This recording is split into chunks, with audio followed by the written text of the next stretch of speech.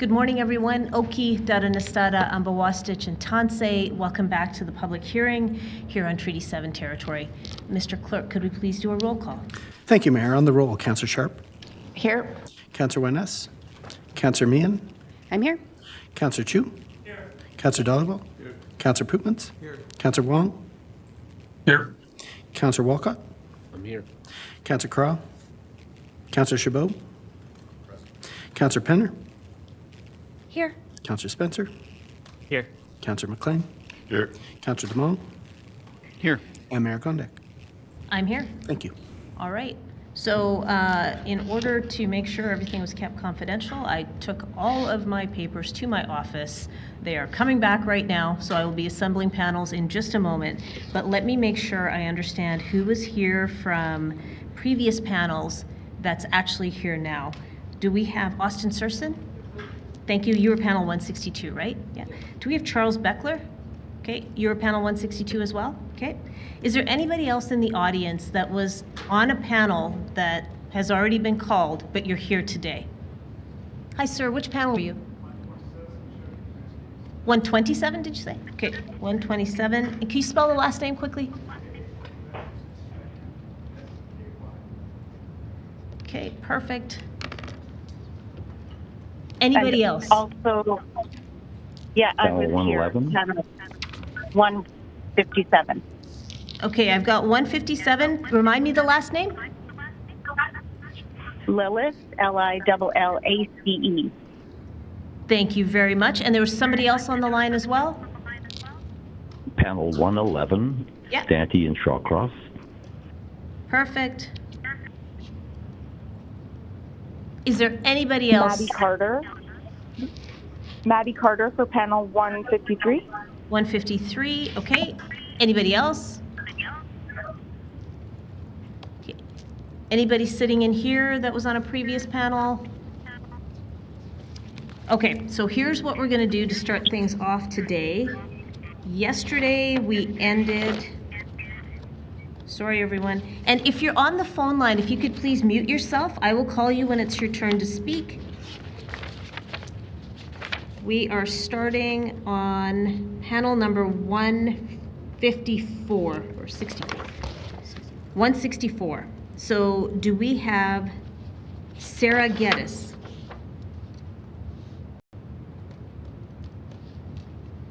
Do we have Matthew McIntyre? Thank you. You can grab a seat at the front. Thank you. What about Doris Yaskew?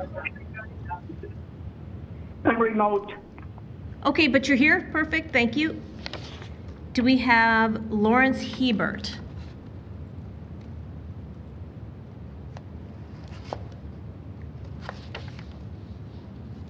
Okay, then what I'm going to do, because we've got 2 people from that panel, I'm going to insert 3 people that are here. So Austin Surson, Charles Beckler, please come on up to the front. And sir, you were on panel 127. You can come on up as well. And then the rest of the folks from 157, 111, and 153, I will get you in on the next panel. So please hang tight. So let's start things off with Matthew McIntyre, please. I have a presentation that I've sent. The clerk's team will just get it up there for you. They'll just open it up for you. The clerk's team is just going to open it up for you. Yeah, I'll just wait.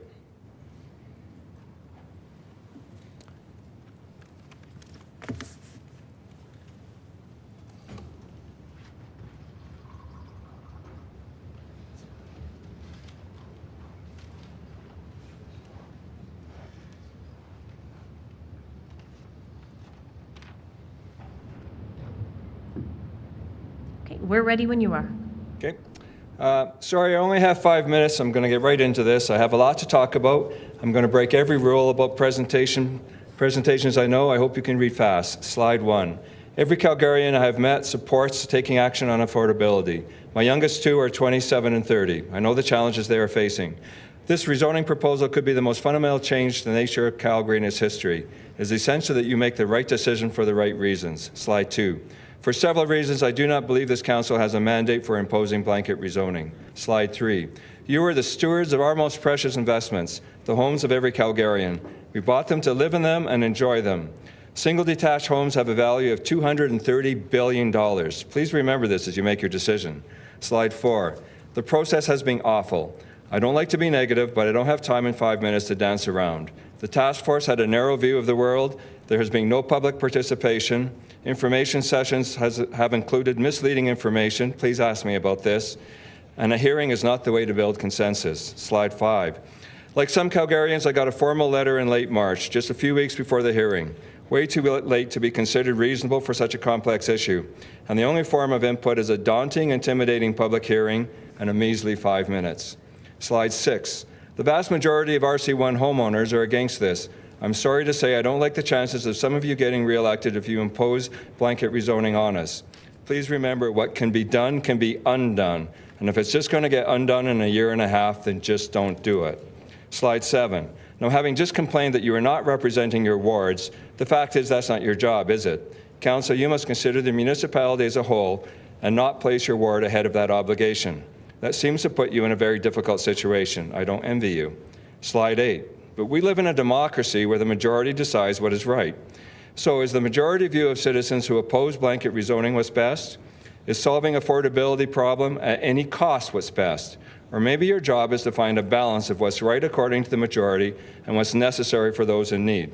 Why has this become an all or nothing discussion? Why are you pitting neighbor against neighbor? Why didn't you seek a balanced solution before going to a hearing? Slide 9. Property owners have rights. To trample all over those rights, you'd better have a very good justification. Do you? And you need to have followed a clear and fair process. Have you? Slide 10. Sorry, I threw in a joke that we have no time for. The real point is, what do the numbers really say? Is the sky really falling? Slide 11. Administration says about 85,000 households are in crisis. That is very disconcerting. But the devil is often in the details. Slide 12. Are we really in crisis, or are we just close? Slide 13. There is an affordability problem, but exactly what is it? Many who face an affordability challenge are young and single. They just need time to get their careers going, and they need to be patient. But they also need help, and I believe that should come in the form of a targeted solution. Slide 14. Seniors are another key group in need, and again, I believe they need a targeted plan. Slide 15. Buying a house is hard. This is not the only generation that has been challenged. Slide 16. But home ownership is still achievable for many, and ownership will be more achievable when interest rates fall. Slide 17. What is the renting situation? Single and low-wage earners who are often young are in an extremely difficult situation. In general, couples and roommates can manage. Single households need a targeted solution. Slide 18. We are at the center of the storm. Please do not panic. Demand will moderate, interest rates will fall. Slide 19. Without doing anything at all, supply is increasing, especially in the missing middle. Slide 20. Is there room for growth in Calgary? You keep telling us there's room for decades. Where is the problem? Slide 21. Downtown office conversions needed to include affordable one-bedroom units too, and commuting in Calgary is relatively good, so growth anywhere is just fine. Slide 22. The bylaw must include what is necessary for electric cars. Electric cars need parking stalls. Whether blanket rezoning goes ahead or not, please address this critical issue. Slide 23. Enable people. Some people don't need a car, good for them. But for most people, it is enabling. Critically, it can help them access better jobs, and that too will solve an affordability challenge. Slide 24. Are you doing enough for those who are truly in need? Slide 25. A possible solution, targeted local area plans. Slide 26, conclusion. I believe there are options. Markets are complex, but I didn't have time to touch on that. I believe you will lose a legal challenge that will surely follow if you approve this. Please ask me why. And please don't create chaos and spend my tax dollars in court for nothing. My name is Matthew McIntyre, and I'm here to say no. Thank you Now, very slide much. 27, just have a quick look at that, if I have a second. I'm not going to talk to it. Thank you very much for your Thank you. presentation. Let's go to Doris Yaskew, please.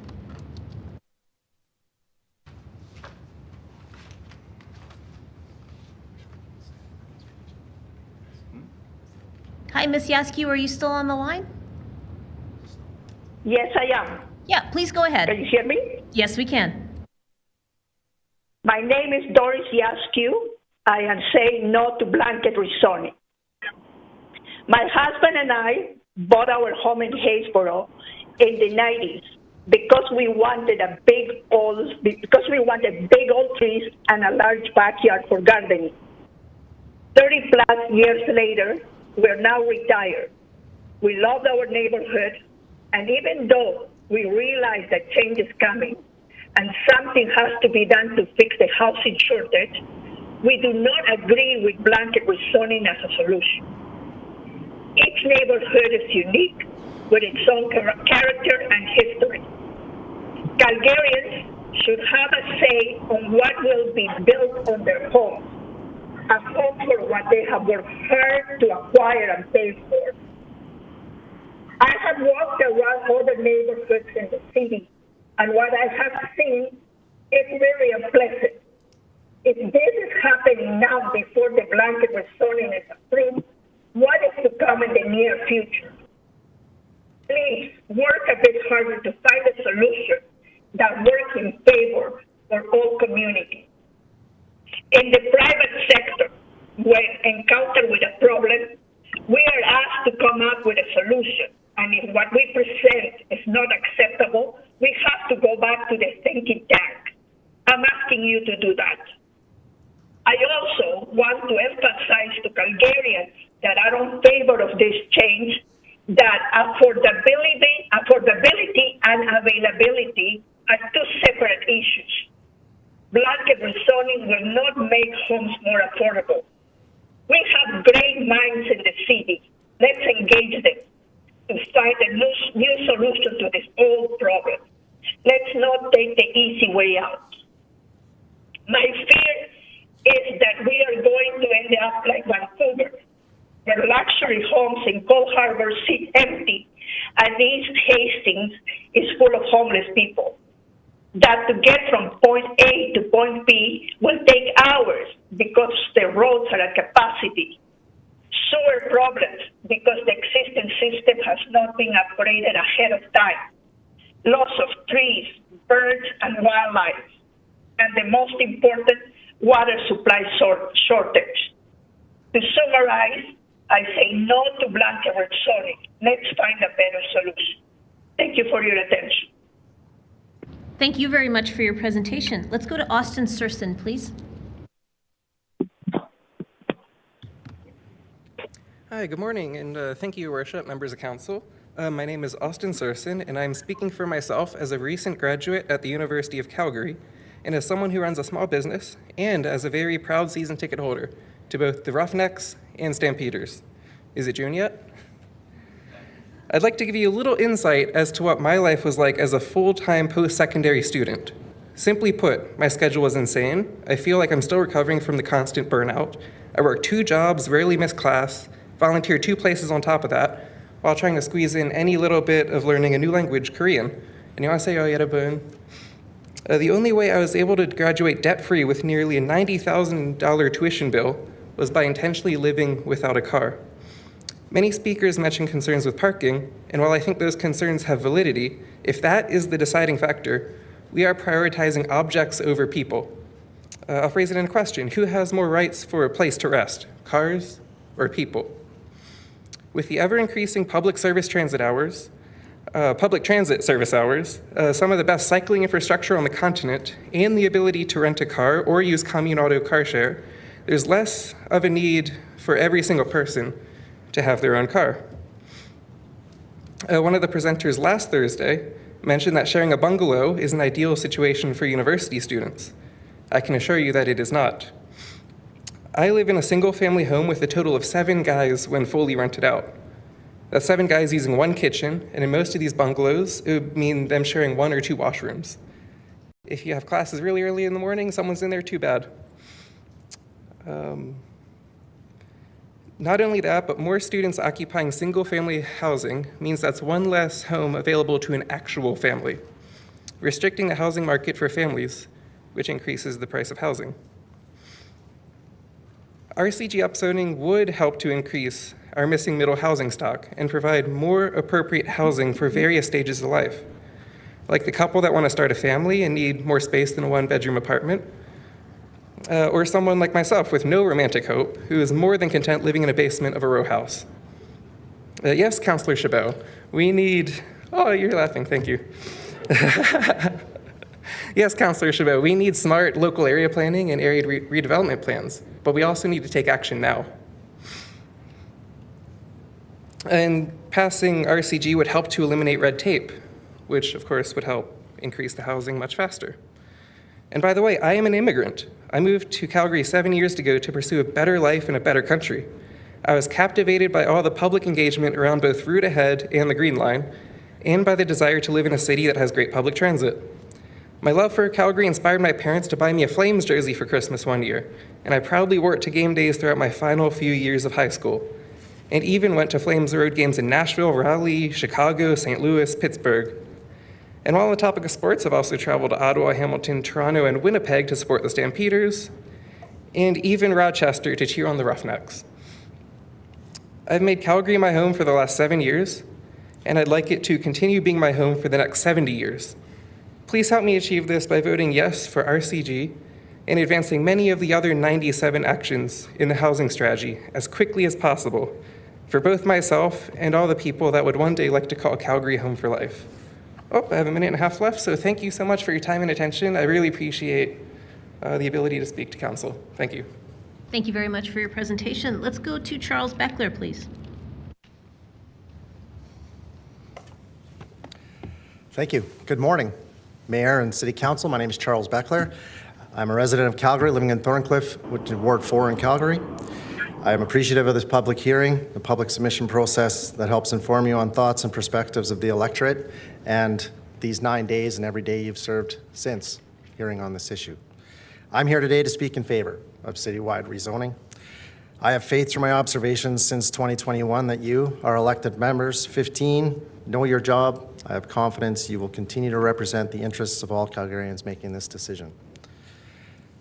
I support a decision by all of you to ensure shelter opportunities for all residents of Calgary. Democracy is not a popularity contest. It is a group who meets, hears all perspectives, becomes informed, and makes a decision, a pragmatic decisions on our behalf. That is the job that I thank you for and I encourage you to do.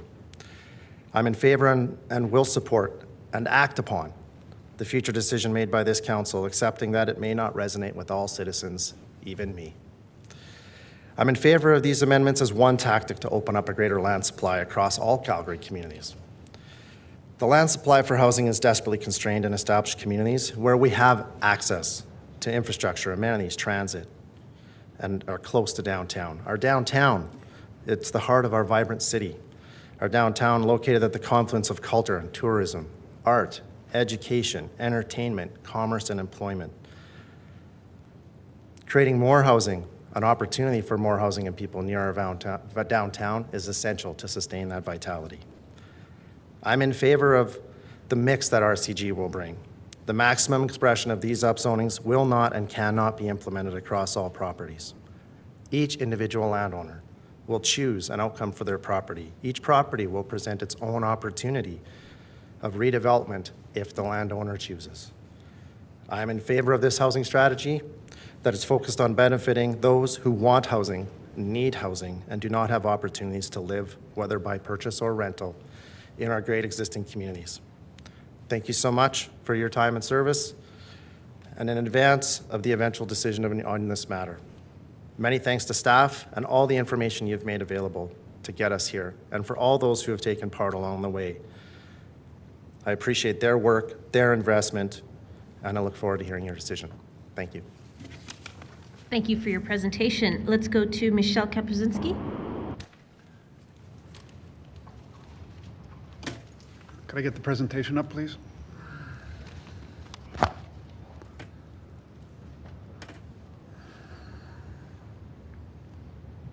Good morning, councillors. Thank you for having me here. Currently, the information provided by the city appears to be misleading, inaccurate, incomplete, biased, or improperly defining the problem. What are you actually trying to solve? So, go to slide 4, please. Where is the support to show the pros and cons for this rezoning? I don't see that anywhere. I only see the pros. Information received and presented by the public over the past 9 days is excellent. We received more data supporting the pros and cons from the public than what was provided by City Council or by the committee that put this together. New information has come to me. Why are there carve-outs? This seems to be unfair. A lot of information has surfaced identifying the disadvantages with very little supporting benefits to building $700,000 houses. Slide 5, please. Each unit must be counted towards a total dwelling units. 3 units in a property should count as a triplex. Anything more than 3 units should be considered multifamily, because you are getting into a different realm of financing when people try to purchase this in the future. I will show you the metrics later on at the end of this that shows that once you're into commercial financing, you need more money down. Then homeowners can't afford this. CMHC only caps things out at $1 million if you're going through CMHC, which is 5% down for the minimum allowable. Slide 6, please. I have had a chance to listen to about 80% of the current submissions, and in my opinion, most of you were unaware to the challenges or disadvantages blanket zoning is going to create. And the decision to rezoning was already made in a back room, and it appears to me that the ask by council to the city planning department was deliberately watered down to not show the disadvantages. Give the city planning department the sufficient time to complete their analysis and to properly do their job. Next slide, please. My biggest concerns. Okay, city services. Water, sewer, lines, all that infrastructure facilities. Some of them were not built in order to accommodate high growth that may be expected in certain areas. Ensure that the existing services can accommodate the density without increasing taxes and adding surcharges to the existing homeowners to support the density that you're requesting on each lot or that they are capable of. If upgrades are required, they need to be passed on to the builders/developers. Slide 9, please. Parking. Each unit that is 4 and below should have its own parking spot. As soon as you get above 5 units on one lot, then you can give them a half parking spot. But for those half parking spots, the tenant's got to be given the option of parking their motorcycle, their scooter, their bike in that spot, not combine the 2 half lots and to give it to someone else on that who's renting the property. Next slide. 10. Trees. Trees older than 40, 50, 30 years. You need to come up with a tree police system. If houses can be considered heritage, let's start identifying some of the trees that need to be saved and maintained on a bunch of lots. That's not hard to do. Next slide. 11. Increased noise. I think the only thing you can do on that side is you're going to have to increase bylaw and get them to be able to enforce the noise that's going to be coming from certain areas. On the noise side, you may need to consider also increasing the building code in Calgary if you're going to have a bunch of units that are side by each. Next slide. Sunlight.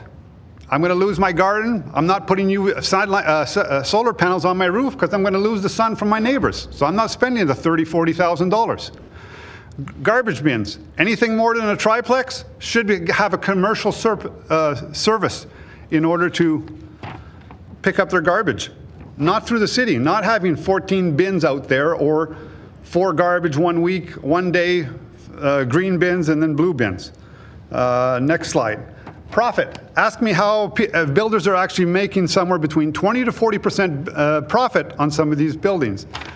One of the key points that do not allow current builders to demolish the existing houses and have until they have received the building approval. Keep the renters in it. Do not allow the builders to evict the tenants in order to actually do renovations at this time.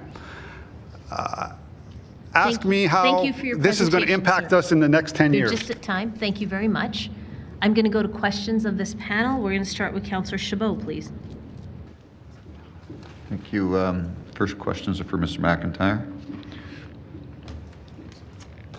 I'll just mention I'm a little hard of hearing, so you're going to have to speak up.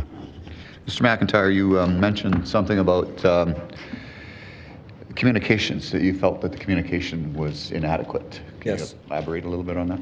Yeah, I have a couple of examples. If you could open up my presentation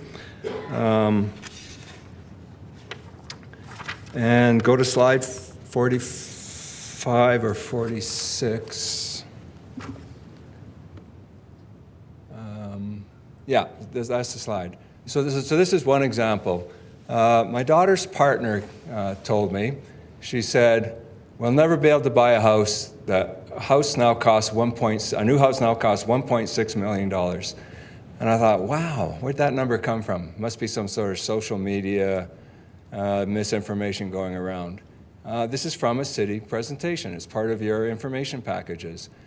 I can guess how that number was created, but it's completely misleading.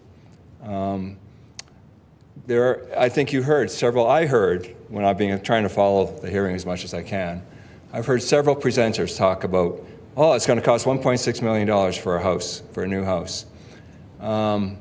Mathematically, that's a difficult number to create. And that's very upsetting. If you go to the next slide, and I can explain just a bit more. I went to one of the big websites. I took the new construction homes that they had listed on it. I've made the graph there. The median cost is nowhere close. So just to explain a bit. Most people don't understand the difference between arithmetic mean or average versus median.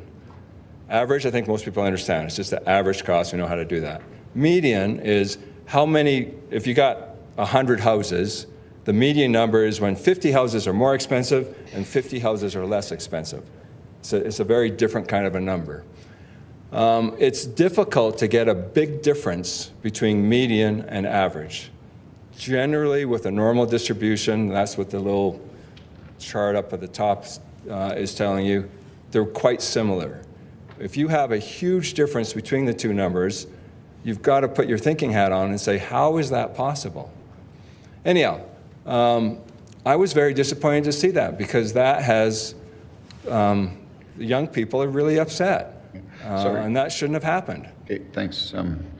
Your assessment was looking at both greenfield and developed area, I assume, your numbers? Yeah, so this is, I just went to the website. They listed the new construction. I'll give you an example. How do you get 1.6 million?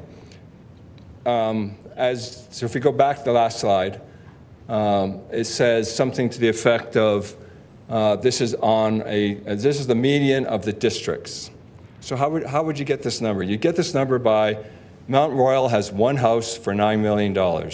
The average is $9 million, the median is $9 million, it's $9 million. Alboya has 3 houses. One house costs $800,000, another house costs $1.6 million, another house costs $3 million. The median is $1.6 million. You've got one above, one below, the median is 1.6. Now you go to one of the new districts with 30 houses. All of the houses are between $700,000 and $900,000. The median turns out to be $820,000. Now you take those 3 numbers, 820, 16, and 9.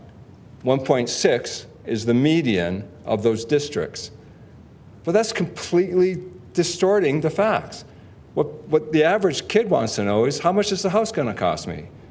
A new house will cost you, generally speaking, $700,000, $800,000, $900,000. I would expect the city to know better. Yeah. That number shouldn't have come out. The other thing I'd like to do just quickly, if we can go to slide 53. 54. So I've seen row houses. There's some in the district. They do look nice. Look at that. That's good. I don't have a problem with that. Go to the next one. Another great picture. These are all from your information sessions. One more. Okay, I screenshot another presenter. This is what it really looks like if you're in the middle of a process of development. Somebody comes in, they build that giant thing beside you. Look at that poor little bungalow beside that. And this is a hit and miss process that you've created, or you're suggesting to create. Some blocks won't get touched. Other blocks are going to get touched heavily. If you go one more slide. If that happens on either side of that house, he's living in an RCG canyon. He's all in the shade. That person is going to be in a really difficult situation. But that's an example that should have been in the process. People need to understand that, well, eventually that might look like nice row houses across the entire block. People will live a miserable life until they move. And then somebody will finally buy that house, now devalued, because who wants that single house? The only person that will buy it now is a developer. Which arguably could be for more money. Pardon me? Which has been argued could potentially be for more money. You just took away half the buyers. Now the developers control who's going to buy that property. Yeah, I don't disagree that it's like, I don't disagree that there would likely be a developer that would be mostly interested in purchasing that property, because most people wouldn't be able, most homeowners wouldn't be able to afford to purchase it and redevelop it themselves, but an investor or a developer potentially could. The vast majority of us buy a house to live in. Yep. It's our home. We're there to enjoy it. We're not here to be developers. We got a lot of other things in our lives. Anyways, thank you for being here. You said something about public hearing being daunting, yet you're here. You don't seem to be intimidated. I'm a former oil and gas executive. I would say I found this hard. I haven't done this for a few years. I'm retired now. I am used to being in big presentations. While I represent myself, in fact, I represent a lot of my friends, some of whom have actually signed up, and in the end they decided they just couldn't come and do this. This isn't easy. I was nervous starting off. I was probably nervous in the whole darn thing. This is hard, and it's confrontational. This isn't public participation. This isn't sitting down and having a fair and open dialogue and having active listening and a two-way conversation. I can't ask you questions. You can't tell me things that might help me to talk this through. Right. No, it's, those are interesting points. You mentioned something about a potential legal challenge. About a potential legal challenge? Yeah, well, I think it was in the paper, there's on the global news, there's a fellow, Lahode, he wants to take an action. I know that if we go to, just trying to think of which slide it was, well, one of my early slides, property, the one that says property rights, property owners have rights. There you go. Under common law and under the Alberta Bill of Rights, property owners have rights. But in the Alberta Bill of Rights, these rights can be changed, but it requires a due process of law. So councils have the authority. You can pass a bylaw and you can change property owner rights, but you need it to follow a due process of law. Twice now I've heard in this council, or in this public hearing process, well, what process are we following? What does the average Calgarian understand about the process you're following? What was the notification? Can you tick off all the boxes in front of a judge and say, we gave full disclosure of all the information, we gave proper notification, Calgarians generally understand what's going on? My guess is I'm not a lawyer, but I've done a lot of contract work. I've had more than one legal vice president tell me I should have been a lawyer, because I have a pretty good understanding of the law. You go in front of a judge and say, it's going to be pretty easy, I think, to say this process was not well done, and the judge would, I think, likely say, I'm going to injunct the decision, go away and do it right. Now, that doesn't mean you can't come back and do it again, but I don't like your chances. Anyways, you have no plans on undertaking such I plan to support Lahode, and a lot of my friends do. And he's proceeding, and I think there's nothing to do until you make a decision. If you decide to do it, I don't think this was fair. Well, no, I appreciate your perspective and for coming here and voicing your opinion. Thank No you. further questions for you, sir. Pardon me? I said no further questions for you, but I do have a question for Mr. Sure. Bochler. Thank you. Mr. Bochler. Sorry, I'm not pronouncing it wrong. Mr. Beckler. Mr. Beckler. My apologies. I should know this. So, Mr. Beckler, you made mention about we should build units where there is capacity. And when we talk to developers that are proposing developments in the greenfield, we look at capacity, infrastructure capacity, water, wastewater, stormwater, et cetera, and we assess the level of development that it can occur in any quadrant or any particular part of the city. And then we typically will impose limits on those developers as to how many units they can develop based on projected capacity. And so when we look at that, we also take into consideration allowing for growth in certain areas. So how do we square that circle as it relates to this when we do a blanket zoning to assess whether or not there is capacity, how much capacity, at what point do we pull the trigger, can we pull the trigger? Like in Greenfield, we can, right from the get-go. But here, once we implement a blanket, if for some strange reason we happen to get a whole bunch of development in one area and there is only so much capacity in that area, how do we finance the upgrades? Through your worship to Councillor Chabot, to clarify, and I think if I may ask a question, your worship, of the councillor, that you're talking about my statement regarding supply is constrained within established communities. No, you were saying we should build units where there's existing capacity. To your worship, Councillor Chabot, I don't believe was something I said. It might have been what someone else said, but I can answer your question about rounding that square out. So I agree completely and have faith completely that an evaluation will take place as applications come in, and where constraints are found, decisions will be made to make investment, either by the party that's put in an application, the city or the community, to increase supply or to increase the infrastructure limit that you've referred to, or that growth won't happen there. Yeah, see, it's kind of different with these single-family units.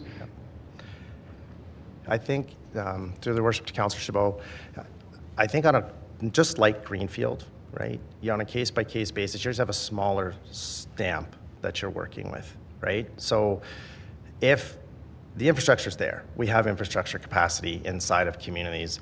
I trust staff to explain which ones have that, and when an application comes in, that is evaluated. If you have many of them coming in, that just increases the amount of things you're comparing that supply to, right? So I completely agree that it's different in the established areas. I think that what you have is tools to evaluate the existing capacity. In my experience, outside of me coming as a resident of Calgary, right, we will be told to go back and look at what the infrastructure requirements are of the development we're proposing, and then we'll have to adjust our development accordingly or invest accordingly to allow for the project to move forward. Okay, Does that help answer your question? Sorry. Kind of. So you think it would be a valuable exercise for us to look at that infrastructure and assess how much capacity there is in a given area? In my observation, through your worship, Councillor Chabot, in my observation, you're doing that. You're doing that constantly. I've seen it. I watch it every time an application comes in and you go online. There are, questions about what is the capacity, the sanitary, the water, the fire coverage are considered in that evaluation. It's in the application process. Typically we'll apply those principles around larger developments. Just as an example, larger multi-unit type facilities, not typically on a one-off basis. So I don't believe that we necessarily go through that extensive a process on a per unit basis. So the cumulative impact is what I'm concerned about. To your worship, Councillor Chabot, I think that's everyone's concern, right? Whether it's a new piece of land on the outskirts of the city, right, that a pipe is being sized to accommodate a plan and policy that is put in place, or it's an existing community with pipes in the ground and roads that has capacity. I believe that evaluation's ongoing. That's my observation. It may not be yours. Yeah. I may have a little more information. So Your Worship, to Councillor Chabot on that statement, if I may. I believe you do, which is why my statement of empowerment. I think you have access to those resources, and you'll be able to find out that those valuations are happening. Anyways, thank you. Thank you very much. Thank you. Let's go to Councillor McLean, please. Thank you, Mayor. My question is for Mr. McIntyre. Thanks for that presentation. Rapid fire. That's a lot of slides too. Sorry, it wasn't my ideal approach, but I had just one question on slide 20, if you could pull that up. sure. Because we whipped by it pretty quick, but I think I caught something I wanted to ask you about. Yeah, the Foothills annexation statement. Right. You didn't really have much to say on that. I didn't know if you wanted to expand on that. Well, really the point of this slide is simply that one of the concerns I hear from the city in terms of why do we have to do blanket rezoning is, well, we don't have enough space. We need more supply. You decide not to continue with annexation. This is a quote right from the press release. The city has adequate land supply for the next 35 to 49 years. And then the next one, I went into one of your documents that talked about what is the supply growth possible. And you've got 100,000 units already approved and serviced. You've got another 150,000 that are approved but need to be serviced. There's lots of room for growth. No, I'm not saying, I have to look at my whole presentation. I realize that it was probably impossible to read a lot of this stuff. I completely believe in densification. It's going to happen. Every city does. But that doesn't mean you have to do it willy-nilly and just do a great experiment with a blanket rezoning. Take the local area plans, give them objectives, a target, and say we need, the Chinook one, or the Alboya, Britannia, I'm familiar with that. Set some goals. You need to increase densification by a certain amount. Where can we do that? We need apartment buildings, we need this, we need that. Work with the community, come up with a solution. If we're in crisis, accelerate it. Yeah, I understand. I think we agree, Robert. We've heard a lot of that where densification in a lot of areas works real good. Also in greenfields. I was just curious if, as far as the foothills, I don't know if you're aware, we had a 500-acre parcel that 5 years of council direction for council to have that developed could provide 5,000 homes. The pipes went right up to it, ready to go, and then we killed it. So I don't know if that's some mixed messaging we're sending to our public where we need to grow. But so I just wanted to kind of go down that line. But we don't have to go to that further because we've talked that one out. I did a crash course in the last 2 weeks on all of this. Because until I got that letter, I knew the community association was involved. I knew they were telling the same messages I wanted to tell. I thought some sense would come into all this and we would go down a different path. I get the formal letter. It looks like I got to get involved. At the same time I got the formal letter, I got a letter from the community association saying the next week there was going to be a meeting. So I thought, okay, I'll go to the meeting, find out what's been going on. And then that left me a couple of weeks to prepare for this. So I don't know the whole story of the Foothills annexation. We don't have to go down that rabbit hole. I just think, again, I think we agree that we just should be doing both. I didn't know why we didn't continue with it. The city's eventually going to need more space, but you guys understand the timing better than me. So yeah, and I think the other question I have is probably on that legal, you're an oil and gas executive, but Councillor Chabot went down that already. Well, we've had some advice from our internal city lawyers, and one way or another, what my concern there, I think most people, is that legal battles cost money, the lawyers get rich, and would be good to avoid it. But that's all I have for you. If you don't mind, I wouldn't mind just giving it, I've got a list of 10 points that I think are all problematic if you go ahead. I don't know if we got for consideration of time. Oh, I'll be really quick. Okay. So, Councillor McLean, you have to ask a question. Yeah, well, okay. Can I please give you the 10 go ahead. points? Could you ask him a question? Like, this is an interesting exchange you're having. Okay. Would you like to... Can I tell you your 10 points? Would you like to tell us your 10 points? I would like to. Thank you. Thank you. So I've heard a couple of times, you're following the same redesignation process that you follow for a single property. Sometimes it's used for a few properties. You're just doing it for 200,000 properties at once. But you're not actually following that process. If you were following that process, you would have made an application. The application would have led to a posting of signs on the properties. Now, I don't expect every property to get a sign, but you also send letters at the same time. And I looked forever, how much notification do you normally give a landowner? Like an adjacent landowner to know whether you want to object or not. Well, the reason you never have set a time is because the normal process takes 3 or 4 months minimum from the development application, a planner review, the planning committee, and then eventually to a hearing. The point is, I got a month maybe. I should have had at least 3 months notice minimum. And you didn't make an application and you didn't post signs. I don't know why there weren't billboards and other signs. Lots of people, when I raised this 2 weeks ago, they didn't really understand what's going on. Just 2 weeks before, and they still don't know what's going on. You're both proponent and judge. That strikes me as a bit fishy. I mentioned the timely notification.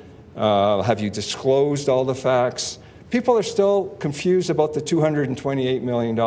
Now, I get you did a deal. You probably didn't want to advertise that the day after you signed the agreement to say, well, actually, this is exactly the opposite of what Minister Fraser said. But at some point, you owed the Calgarians, before this hearing started, what was the fact of the matter. What are the alternatives? You haven't presented any alternatives. You just said that this is the answer.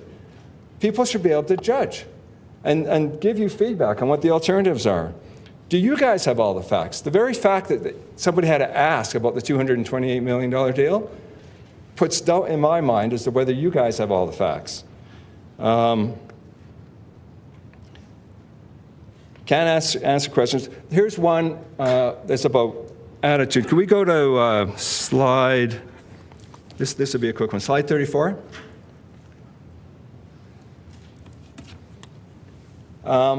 This is on your website. You can read it, but basically you said, we don't think Krebs understands what's going on. They have a senior economist that doesn't seem to understand what's going on. Were we not all impressed with Anne-Marie Lurie when she's here a couple of days ago? She's the senior economist. At least that's what I understand. So you put on the public website that you didn't think she understood. She just didn't agree. She had a different point of view. But where is an openness to really listen to feedback? Go just the next slide. So what did Krebs say? Krebs said engage, over and over again, engaging in a robust community consultation. This could impact individuals, won't necessarily give you the supply and the price range you want. You need condos. Single people need condos or backyard suites, secondary suites. They don't need a row house. I get it, Mr. McIntyre. I think if you've got our 10 points in. Actually, Anne-Marie Lurie was on Eye Opener this morning. I think we all enjoyed her presentation. Thank you. I think thank you for your time. Thank you. Thank you very much. There are no more questions for this panel, so thank you all for taking the time to be with us. We appreciate your presentations. I'm going to announce the next panel, and then I'm going to see who's available for the panel after that. The next panel is going to be a panel of 4 people. It will be Michelle Lelace, it'll be Sano Stante, Stephen Shawcross, and Maddie Carter. Following that, we are going to panel 165. So I'm going to see who's available from 165. Do we have Nicole Chan?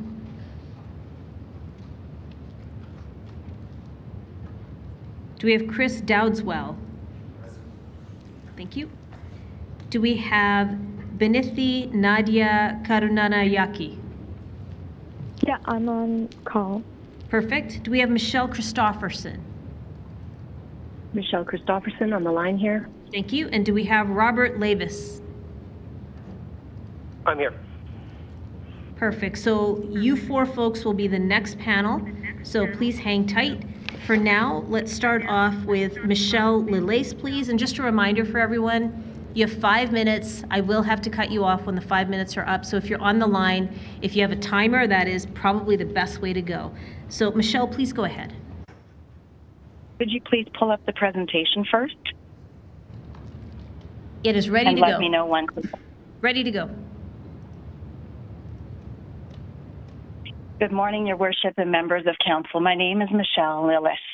I'm a resident of Ward 11, parent and real estate investor.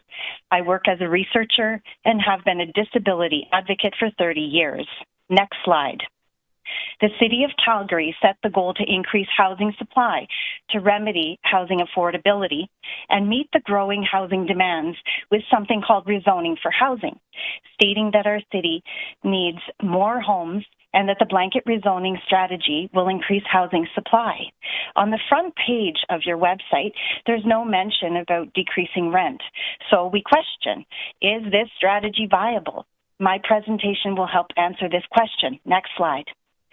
Let's talk about the elephant in the room, the ever-increasing and debt-burdening rental rates on students, persons with disabilities, seniors, singles, and newcomers to Calgary. What is the root cause that is preventing low-income rental options in Calgary? The Alberta law. Unlike Quebec, Ontario, and British Columbia, to name some provinces and territories where rental control policies are implemented, Alberta policy does not limit landlords' yearly rental increases. Next slide. Also, 29 years of age, Jeff Wiggers spoke at this hearing on April 26, and he highlighted several points. In Ward 11 alone, there are multiple vacant land areas that sit untapped. How about implementing strict land tax for unused land?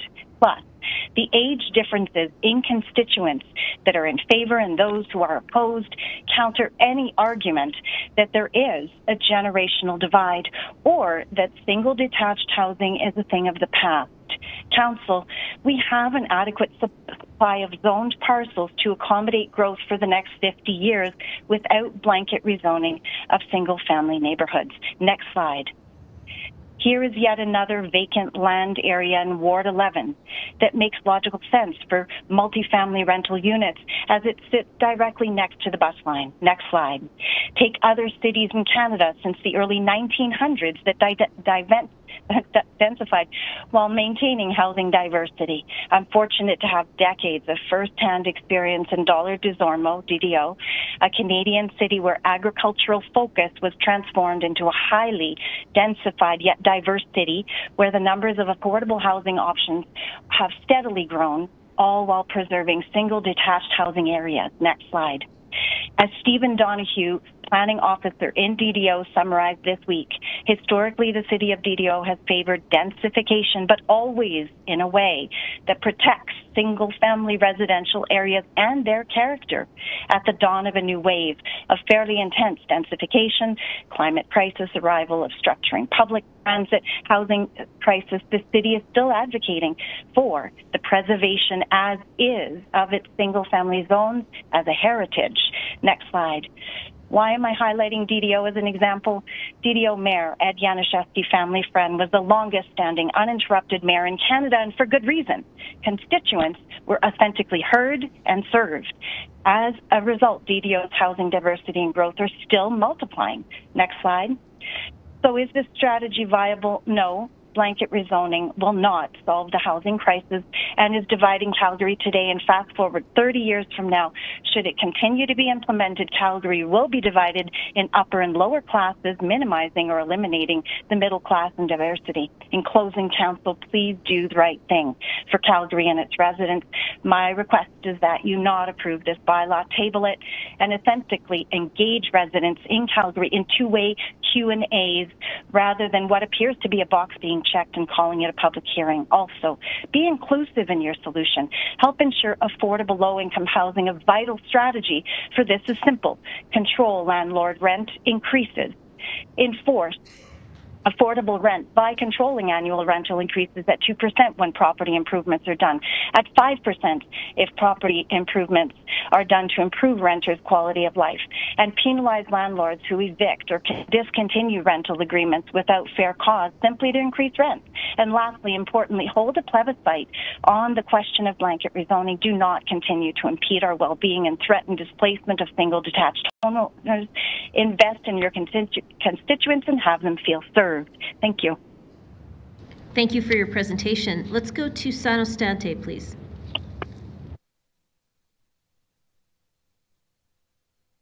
Madam Mayor, our presentation is pre-recorded, and I believe the clerk has Steve Shawcross's, which sequences ahead of mine. So with your pleasure, at your pleasure, if you would present his first. I'll accommodate that because I know you're both away, so we'll go to Mr. Shawcross. Mr. Stante will come to you afterwards. Thank you. Your presentation is on the screen, so we're just going to play it now. Thank you. And please be aware, we have about a 60-second delay from what we see on our screen to what we are speaking to you. Thank you. Thank you.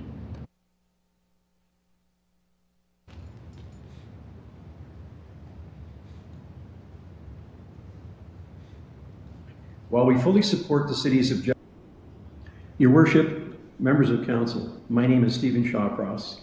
I'm an urban planner practicing in Calgary and internationally for the past 44 years. I am here with Sam Ostanti, a real estate professional, to present a discussion paper entitled The Unassailable Case Against Blanket Rezoning.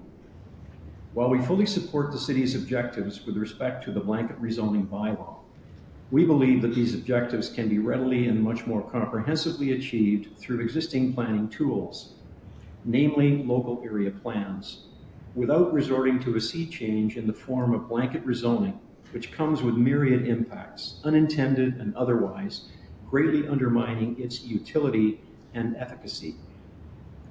In the interest of time, our presentation is focused on the core aspects of affordability and offers a proven alternative to address this issue. The biggest problem with blanket rezoning is its inability to improve affordability. In fact, past experience and recent data from Calgary indicates it has the opposite effect.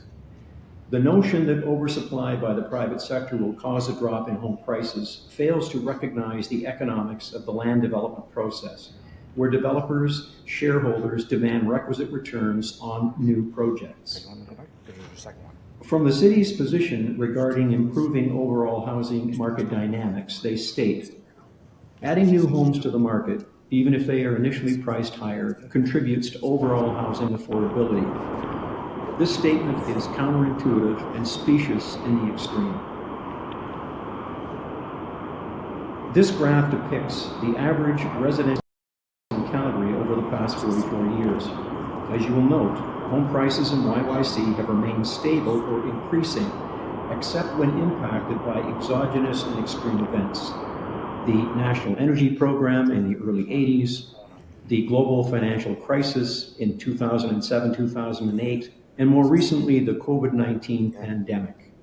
It might be longer, but just 5 minutes. We have never witnessed a price drop due solely to developer-driven oversupply. Why is that? Okay. Land development and home building are for-profit enterprises.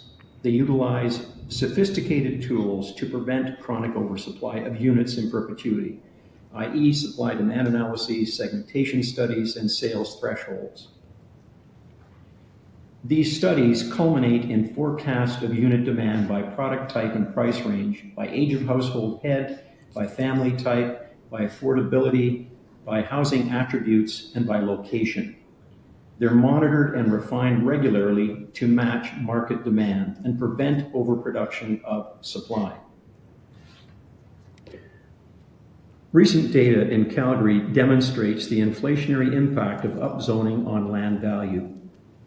In Mount Pleasant, an RC2 typical 1950s bungalow with a 6,000 square foot lot has an average price of approximately $722,000. This increases to $986,000 or 36% after rezoning to RCG.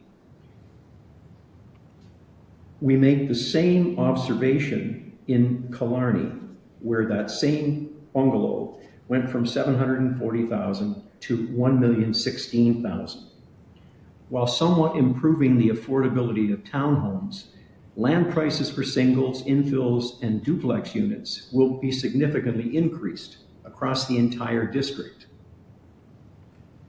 The unintended downside of blanket rezoning is an immediate inflationary impact on land value pegged to the highest and best use. Extrapolated to the current inventory of RC1 and 2, suggests a significant decrease in overall housing affordability as opposed to an increase. Now, the way to prevent that is quite simple. You don't use a blunt instrument like blanket rezoning. You would identify specific locations for row and multiplex via the LAP process and zone accordingly.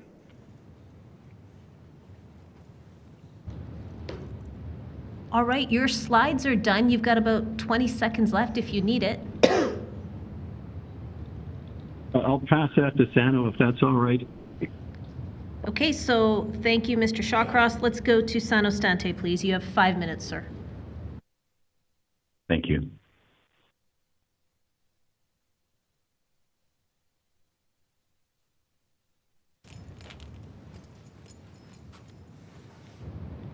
Hi there, are you?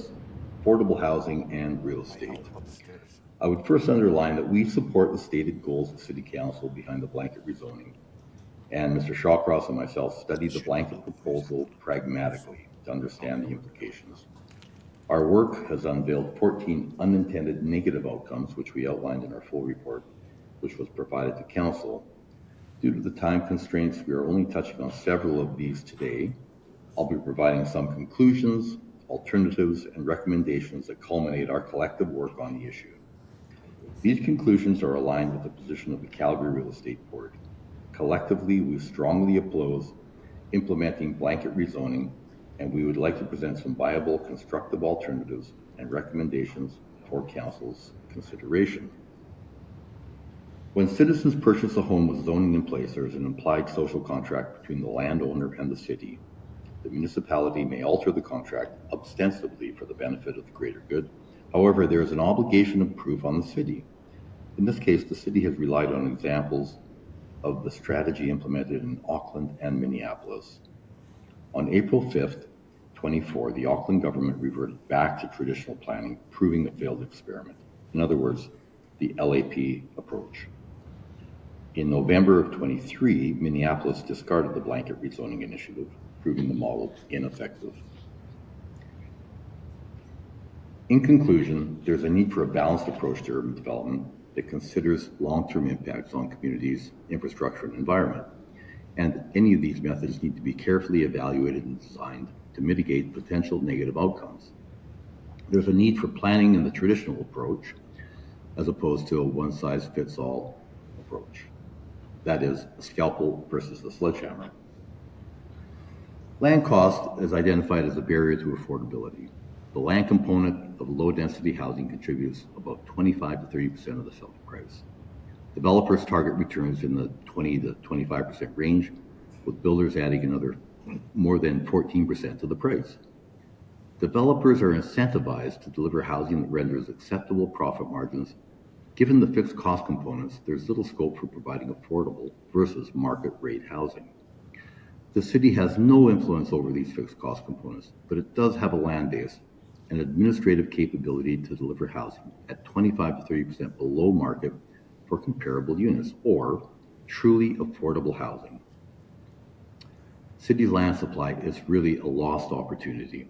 Over the past 20 years, the city has generated development schemes on city-owned parcels adjacent to LRT stations, school sites, and larger parcels. So we'd like to introduce the concept of a community land trust, which is an opportunity to create a perpetually affordable housing supply. It works like this. The city establishes a community land trust to oversee development of affordable housing. The land is held in the land trust, which is leased from the city for a nominal amount, say 99 years, for $1. Durable long-term housing is then developed and sold by the trust, absent of the land cost, so for about 30% less than comparable housing. Purchasers then must meet an income or means test to qualify for purchasing, and the property must then be resold back to the land trust at the base cost plus the cost of living increase over the duration of occupancy. The trust then may resell the property into the market, again at 30% below market, providing a perpetually affordable housing model. Our recommendations: as evidenced, comprehensive neighborhood planning coupled with the creation of a community land trust, are far more effective methods to achieve the city's stated objectives without the attendant impacts associated with blanket rezoning. Accordingly, we respectfully table the following recommendations to City Council for consideration.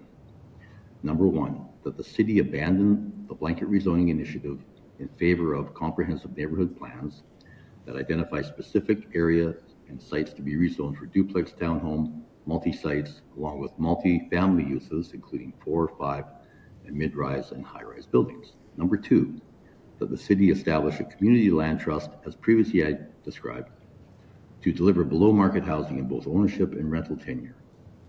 Number 3, that the city identify and make available under a lease structure city-owned parcels to provide land for community land trust initiative. And additionally, number 4, that the city consider allowing secondary suites and laneway housing in all zones, along with a review and modification of existing regulations. Thank you. Thank you for your presentation. If you can hang on the line while you're muted, if there's questions, I will let you know. I'm going to do one more thing. Lawrence Hebert from panel 164 is here. Is that correct? Do you want to grab a seat up front there, sir? We're going to go to Maddie Carter, and then we'll add Mr. Hebert as our 5th member of this panel. Maddie Carter, please go ahead. Great, thank you. Thank you, Mayor Gondek and members of council for the opportunity to speak today. I'm privileged enough to take time away from work to speak on this issue, and I'm honored to be able to follow my peers, friends, and family who have done the same. Today, we stand at a crossroads where the dream of owning a home seems to slip further away for many hardworking individuals and families. The pressing issue of housing affordability demands bold and decisive action. We find ourselves in dire need of solutions that not only address immediate concerns, but also pave the way for a sustainable future. I stand before you to advocate for blanket rezoning. This move is not merely a shift in zoning regulations, it's a beacon of hope for countless individuals striving to secure a place they can call home. By transitioning to RCG zoning, we unlock the potential to create more diverse and affordable housing options. Blanket rezoning streamlines the development process, expediting the construction of multi-unit dwellings, townhomes, and other diversified housing. This in turn increases housing density and optimizes land usage, making urban living more accessible and sustainable. Moreover, blanket rezoning fosters inclusivity and diversity within communities. It promotes mixed income neighborhoods where people from various socioeconomic backgrounds can live side by side, fostering social cohesion and breaking down barriers. The NIMBYism that has come out during this past week has been absolutely staggering, and it makes me want to join the droves of young people who are leaving Calgary for more open-minded, welcoming cities. There is a common misconception among those who are opposed that they will be forced to vacate and redevelop their homes. Rezoning does not mean that you will be forced to knock down your single-family dwelling. Those critics may also argue that such a move compromises the character of existing neighborhoods. However, I urge you to consider the alternative, leaving housing affordability out of reach for many, perpetuating socioeconomic disparities and stifling the growth of vibrant and inclusive communities. In the face of an affordability crisis, we cannot afford to cling to outdated zoning paradigms. We must embrace innovation and adaptability to create a future where everyone has a fair chance at achieving home ownership. Blanket rezoning is not just a policy change, it's a commitment to building a more equitable and prosperous city for generations to come.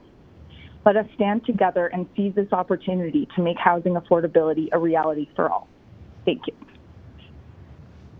Thank you for your presentation. Let's go to Lawrence Hebert, please.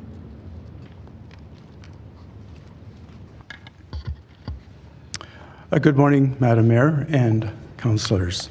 I thank you for the opportunity to speak today. I'm a little nervous. I don't usually speak in front of important people like this, but I'll do my best. I represent myself and my wife. We purchased our house 31 years ago here in the city, and also our 3 adult children, who are all property owners here in Calgary, 2 of which have bought single-family units within the last 9 months, and the other bought a condo just last month. I would like to say that I'm opposed to the blanket rezoning, but open to discussion and new ideas. I want to raise some practical concerns I have of my understanding of this blanket rezoning intensification plan. First, the loss of green space. There will be more concrete, asphalt walls, etc. per square meter. There'll be less space for birds and squirrels, etc. There'll be less space for hedges, lawns, rock gardens, and such. Secondly, I'm concerned about the destruction and reduction of trees. Mature trees will be sacrificed, there will be less space for future trees, and even new trees that might be planted will have reduced space in which to grow to be large enough to absorb carbon dioxide. Thirdly, I'm concerned about jeopardizing gardening and composting. Space will be lost for gardening and flower beds. Will there be space for composting? If yes, where can it be used?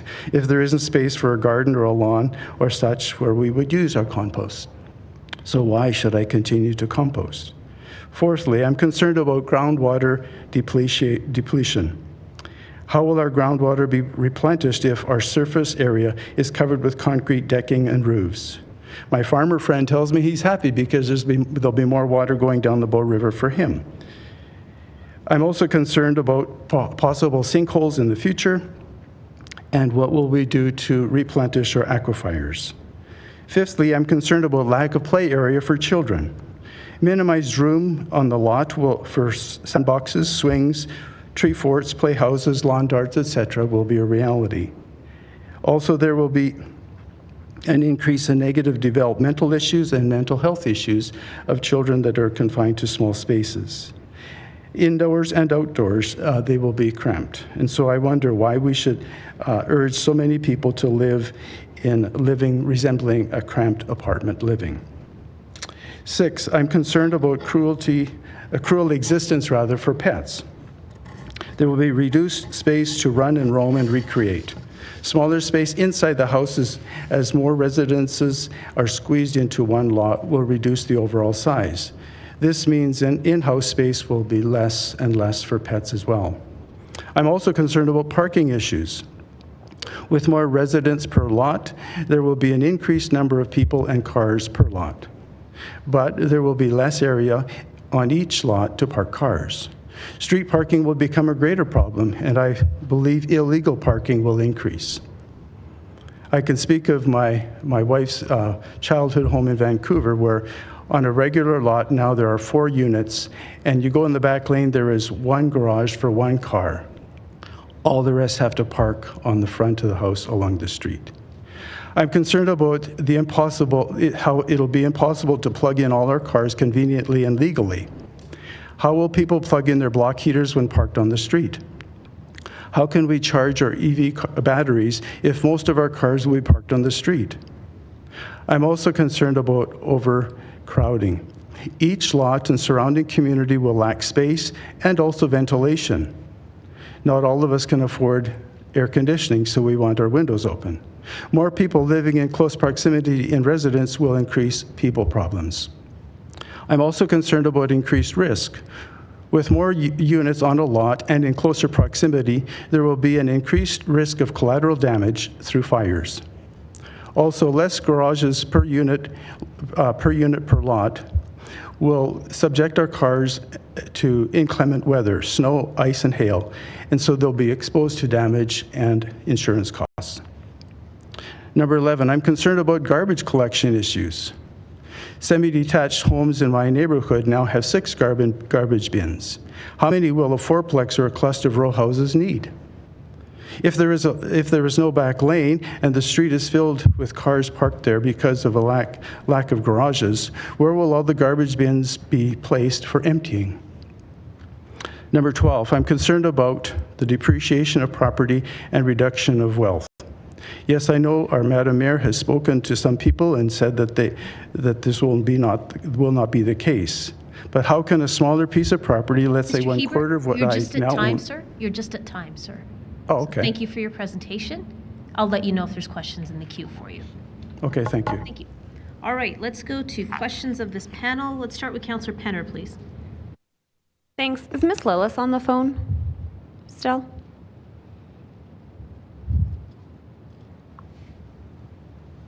Hi, this is Michelle. Hi, Michelle. Thanks for calling in today. I have a couple questions for you on your presentation. So one, you brought up an example from a city in Quebec.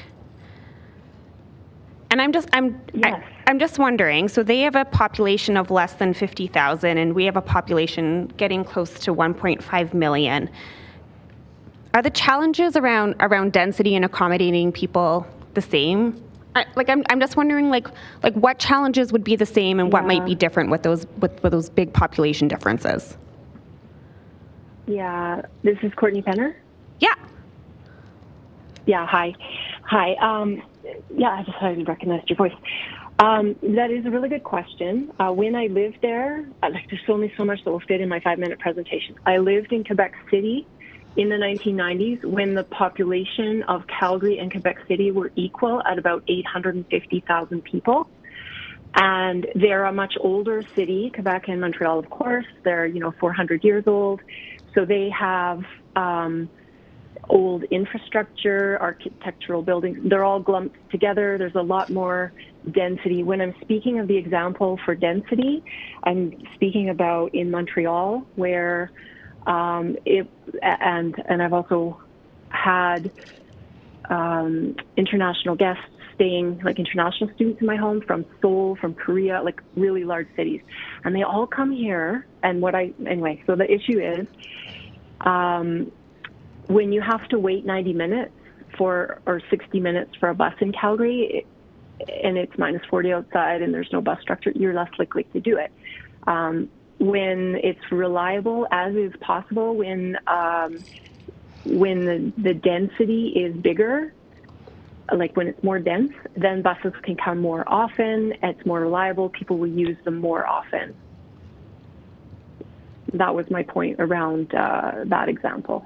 Does that make sense? Or okay, thanks for. Would you say that's irrelevant because it's out of date, or? No. I was just trying to understand what the comparison was, and so thank you for clarifying that. No, super great. Okay. You brought up rent control. So as one of the recommendations in the housing strategy, it was to actually advocate to the provincial government around rent control. What more, if that's one of, knowing that Calgary can't impose rent control, how do we continue to advocate that message to the provincial government around the necessity of that? Oh, it's tough, and I know you're in a tough spot, and I know not all of this is under your control. I know, some housing is under federal jurisdiction. The Alberta government has swooped in and said, yeah, you're getting grants, and we'll have some of that now, thanks. So it's just underlying that we need a variety of things, some of which are in the housing strategy now, and some of which I know you're working on. And, we have to keep pushing for it. I have a lot of friends who are renting, and that has come up in Rainbow Elders. I did a call out on our social media for what are people's concerns, and that was one of the top ones, is housing and housing affordability. And we're talking to people that are living in basement suites or sharing a house with multiple people, and it's the rent. And I understand as a homeowner that when your electricity bill hits $400, $500, $600, you have to pass those costs on. We simply stopped using our electric dryer last year. So yeah, unfortunately, I'm not the right person to ask for a solution to that. But I think,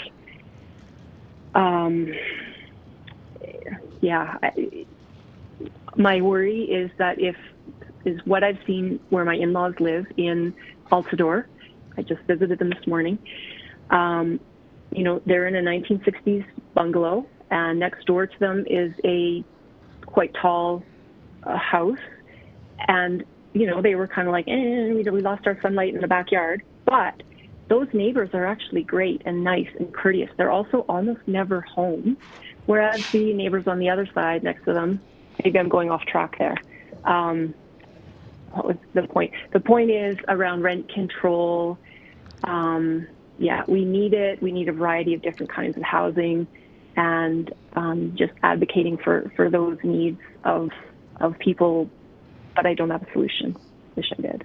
Yeah, no, thanks for that. I appreciate, right, that it's a lot more complex. And then the last, we have to ask it like a question. So would you like to email our office and we can give you more information on some of those vacant parcels that you presented?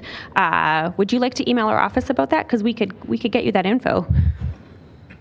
Vacant parcels? Yeah, you talked about the Heritage YMCA, which is actually part of our land strategy that we're releasing to non-market, the Bonsai Waterslide site. I think you showed the co-op. So if you wanted, would you like to email our office and we could get you more information? Would you like to email us? We could do that. I'm wondering, see, there's two Michelles. There's a Michelle in the panel. I'm the Michelle Christopherson in panel 165. Oh, okay. Oh, so I had asked. We've been talking about is me, but the other one I think is the other Michelle. No wonder this conversation is sort of not going where I thought it was going. All is good. Okay. Yeah, I was looking for Michelle. All good. Is Michelle Lillis on the line still? Well, Michelle Christopherson, I appreciated this conversation nonetheless. Okay, likewise. Take care. Talk soon. Okay, everybody, I'm going to clarify something.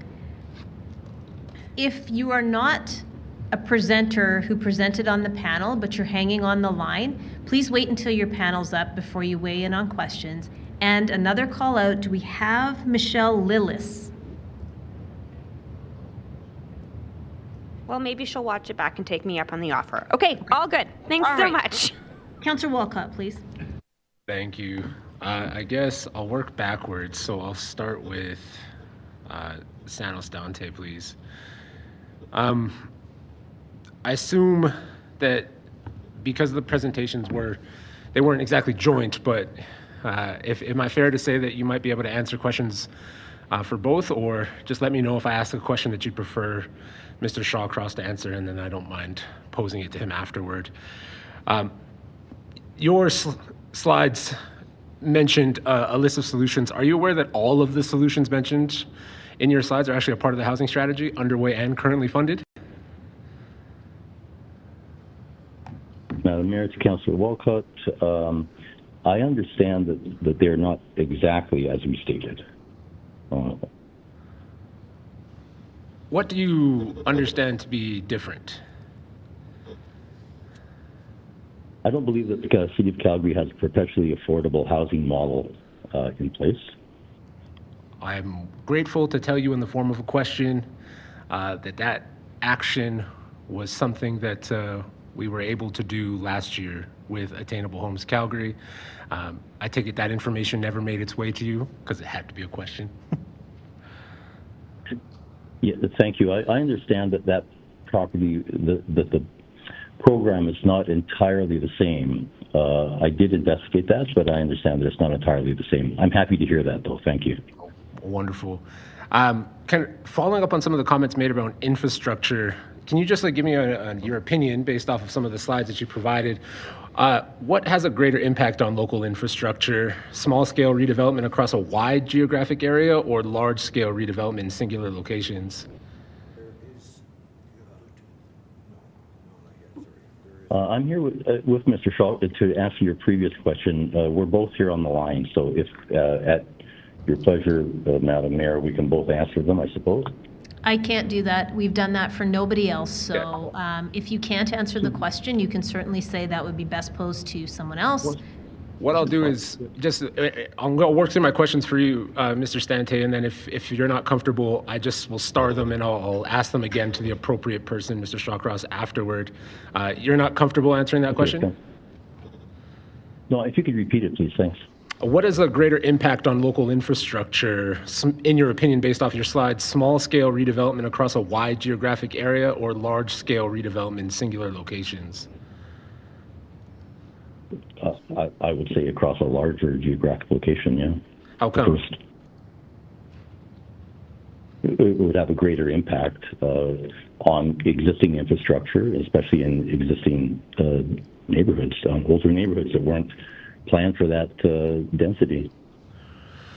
You gave an example of something like Killarney in there, and Killarney's surrounded by several significant BRTs, there's transit, but when you're thinking about the actual pipes in the ground, do you think the pipes in the ground are prepared to handle high density right now?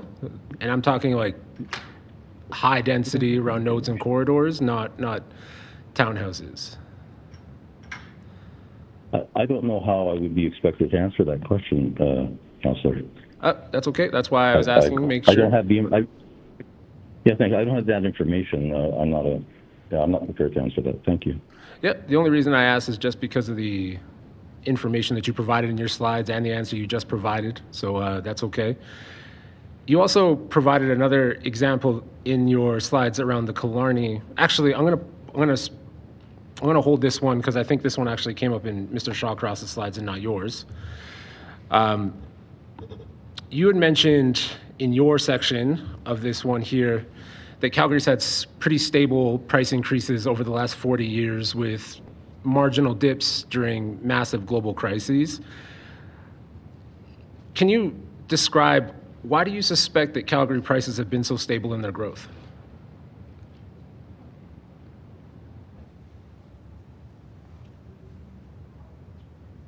Well, I don't know exactly the rationale, but I can tell you that that's been our the observed effect. And so I think that it's for us to pretend that we could affect the average price in Calgary by influencing, the price or by influencing the supply. It's never happened in the past, since the 1970s. And so we're just providing the data to show that would be exogenous and unprecedented. Can you potentially clarify why, if supply doesn't impact pricing in any particular way, why different markets across the nation would have such different degrees of price escalations over the same period of time? I think I'll defer to Mr. Shawcross if you'd like to ask him that question. Yeah. Absolutely. Do you have any experience with selling or building greenfield? Yes, I do. Are greenfield homes built at a below market price? Market rate? They're built at they're built at the market rate. Do you mentioned that there's no new supply would impact the market rates. If you build enough based off of what your analysis is provide for the demand, do you suspect that if there was demand, you'd build more, or?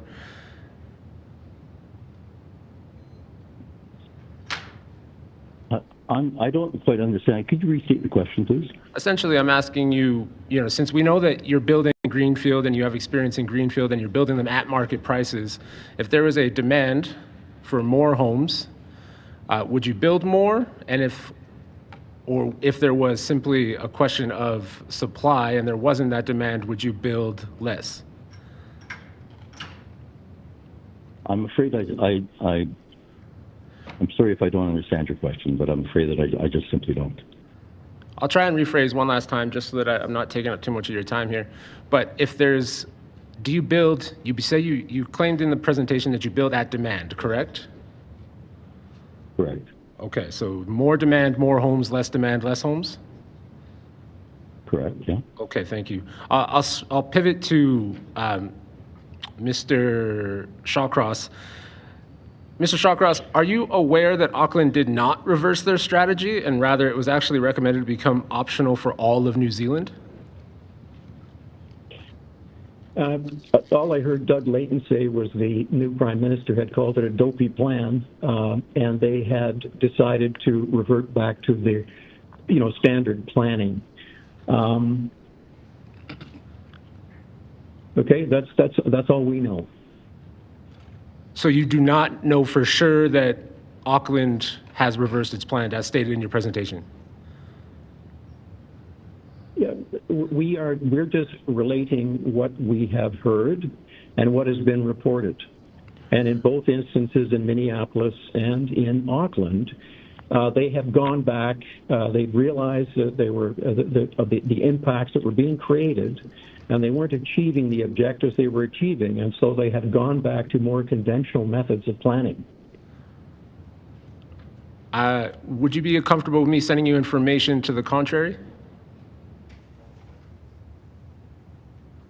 you can certainly do that. Thank you. Your example, Mr. Shawcross, in the Killarney example, do you believe that competition for land has an impact on the value of land zoned for higher density? Of course. And we made a simple statement that, and we know this from, again, 40 plus years of being in this business, that upzoning has an immediate inflationary impact on land value. So, of course, when you go from RC1, RC2 to RCG, what's being demonstrated is roughly 36% increase in land value. Those are recent examples. I agree. Do you believe that example represents a redesignation in a constrained market? It represents what will happen in any market.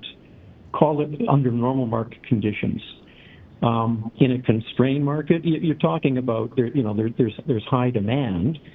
But I want to point out that, as we've indicated, and as Kreb indicated, the highest pressures are coming at the lower end of the market right now.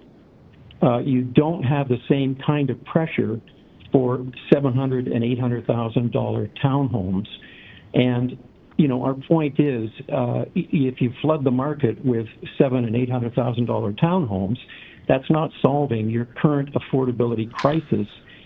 The other aspect of that inflationary impact is that you're now making single family and duplexes that much more expensive to build in those areas. Respectfully, Mr. Shawcross, I just want to circle back to the question. The example represents what's happened in a constrained market. You're suggesting that in an unconstrained market, all land will go up by 37%? It'll go up according to the market at the time, based on highest and best use. We've seen this in, call it, balanced markets. When you upzone, you get an immediate inflationary impact on land value. It's just a fact. To what scale? Again, if you want to, you can go back and look at 50 years of records. Sorry, I had my last question there. I just was to what scale? You're at time. Sorry.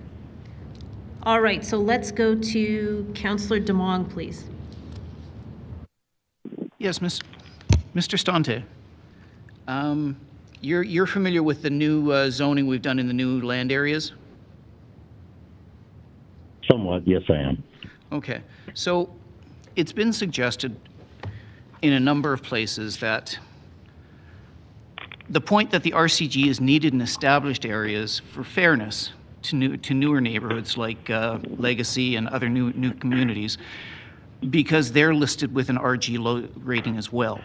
My opinion is that it kind of turns around. It's not really reasonable comparison, because in almost any location where there's an R1 or an R2 building type on an RG in these new communities, none of those footprints would ever allow for an RCG to be built.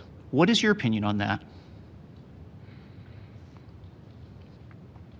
Well, I don't necessarily disagree. I think, what's happened here in Canada, or what we're hoping to achieve, we're using examples from the United States, from blanket rezoning for example, in Minneapolis.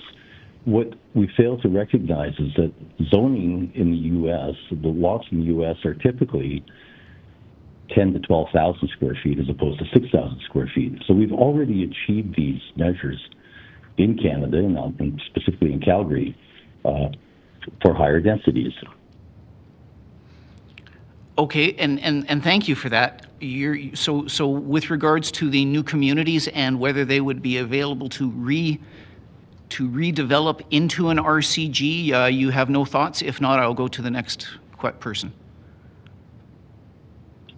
I really can't speak to that. And that's fine. But I think Mr. Shawcross could. He plans many of these. Yeah.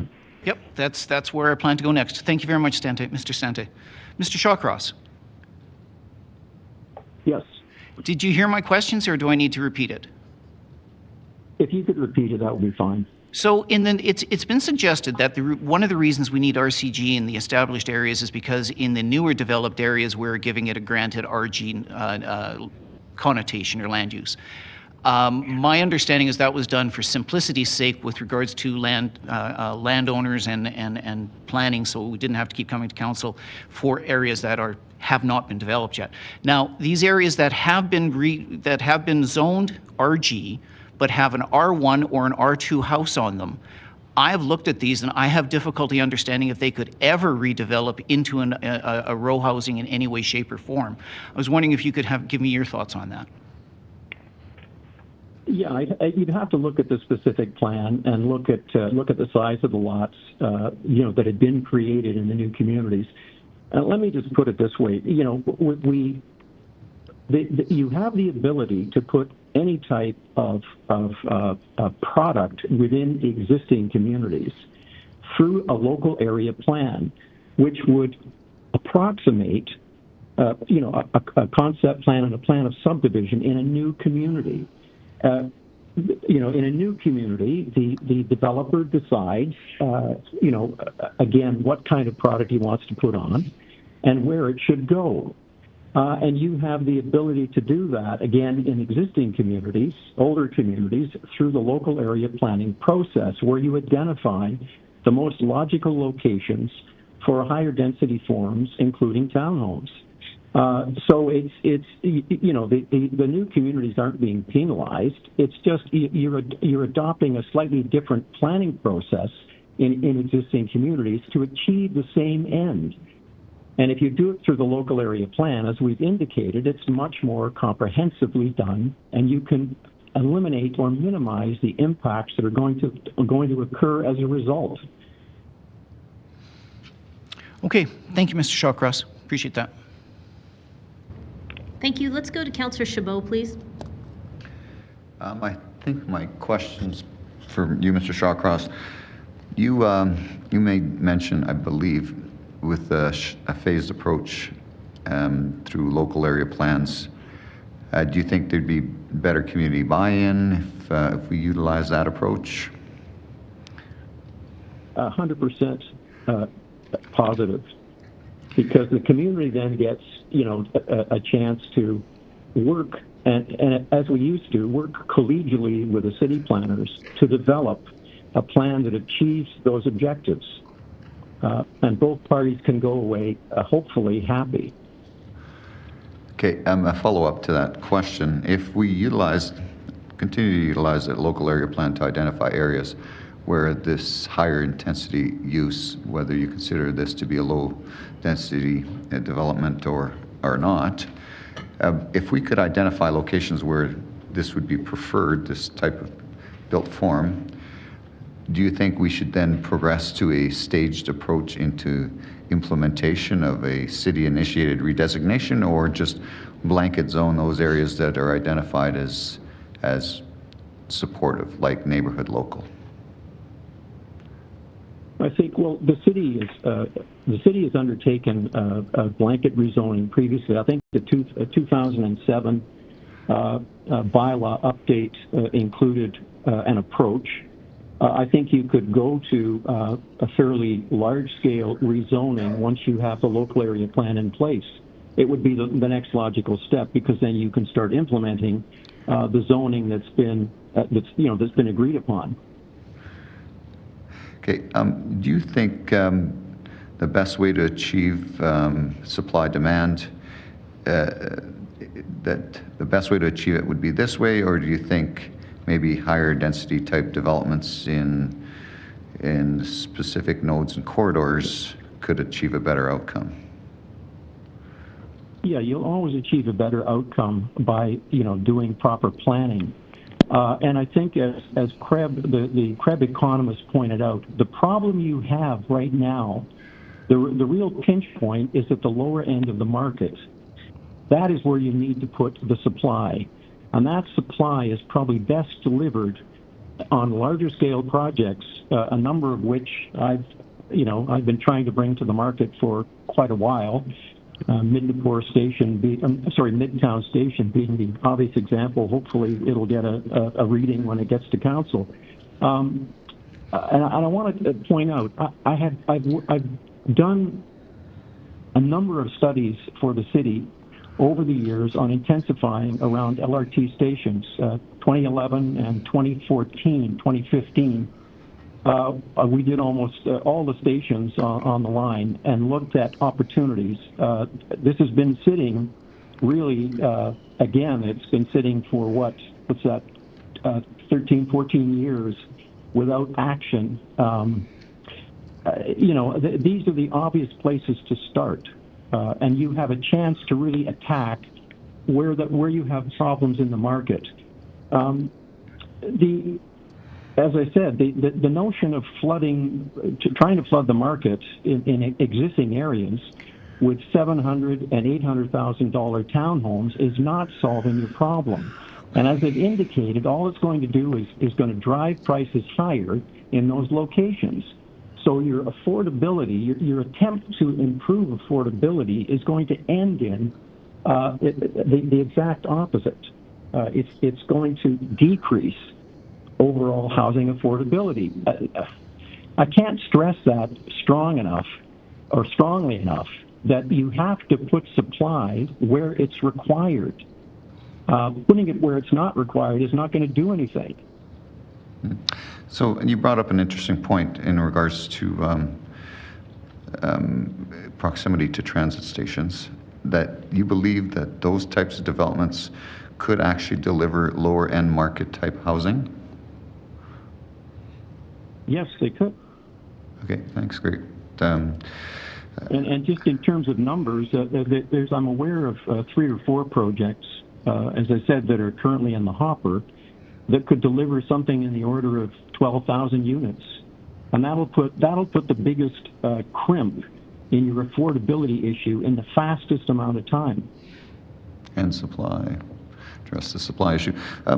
You, I can't remember, I think it was you that talked about old product rezoning and natural increase just from the increase in density. And we've heard a lot of folks talk about how increasing the supply in these older established communities could help with the affordability and a number of other things. But you made a point that city-initiated redesignation could potentially increase the value of those older units. So I guess it begs the question, sorry, let me just finish if I may. Begs the question on, is this going to make some of those older units less affordable that were built under a whole different cost structure, lower priced lands, lower wages, lower priced materials, and replacing it with new based on new costs, new labor costs, new material costs to build brand new units? Do you think that we're actually being counterintuitive through this process by taking away some of that more affordable stock and replacing it with brand new high cost product? Yeah, I think again, it would have an impact on that old stock. I think that the key aspect of the point you're trying to make and the point I'm making is if you blanket rezone those old areas, then all lots, all 6,000 square foot lots currently priced at that lower price are going to increase in value. Holus bolus through the area. If you go the other way and do a local area plan and identify specifically where you're going to put the townhomes and where they're most appropriate, it will not have the same impact on those older homes that again represent some of the better prices within those neighborhoods. Again, it's look, you can achieve the goals without the negative impact through the processes you have in place. And I can't stress, as a planner, I can't stress that enough. And as someone who is an expert in supply demand and has been doing it for the past 50 years, I've been to this movie before. This is not the way you want to go. Okay, I do have a question for Ms. Carter. Yeah, and Michelle Willis is back on the phone, just a heads up. Sorry. Ms. Carter? Okay, thank you very much for letting us know you're back. Ms. Carter, are you on the line? I'm here, yeah. Okay. You talked about increasing the number of units, creating more affordability. Now, we've heard that the inner city lots tend to be a lot more expensive, so input costs are higher, which results in a higher priced end product when we're looking at the inner city. But we are seeing much more competitive prices in other areas, primarily in Greenfield. So are you suggesting we try and increase the affordability or make them less, not increase, reduce the amount of increase in the inner city to provide more inner city units? I'm trying to rationalize the affordability issue here. I think it's really, you need to increase the number of units everywhere in the city, not just in the inner city, but also along transit corridors. I think that diversifying where you have density is the key, because you can't just put all of your eggs in one basket. Does that answer your question? Well, kind of, I guess. It sounds like you're supportive of increasing density in areas where it makes the most sense, like close to primary transit networks, amenities, those kind of things? Yeah, anywhere that would be the first place for densification to go would be along, major routes and along transit corridors, so that those people would have access to different services and things like that. And alternate modes of transportation. Okay. Yeah. Thank you. I have no further questions. Thank you. Let's go to Councillor Putmans, please. Thank you, Mayor. For Mr. Shawcross, please.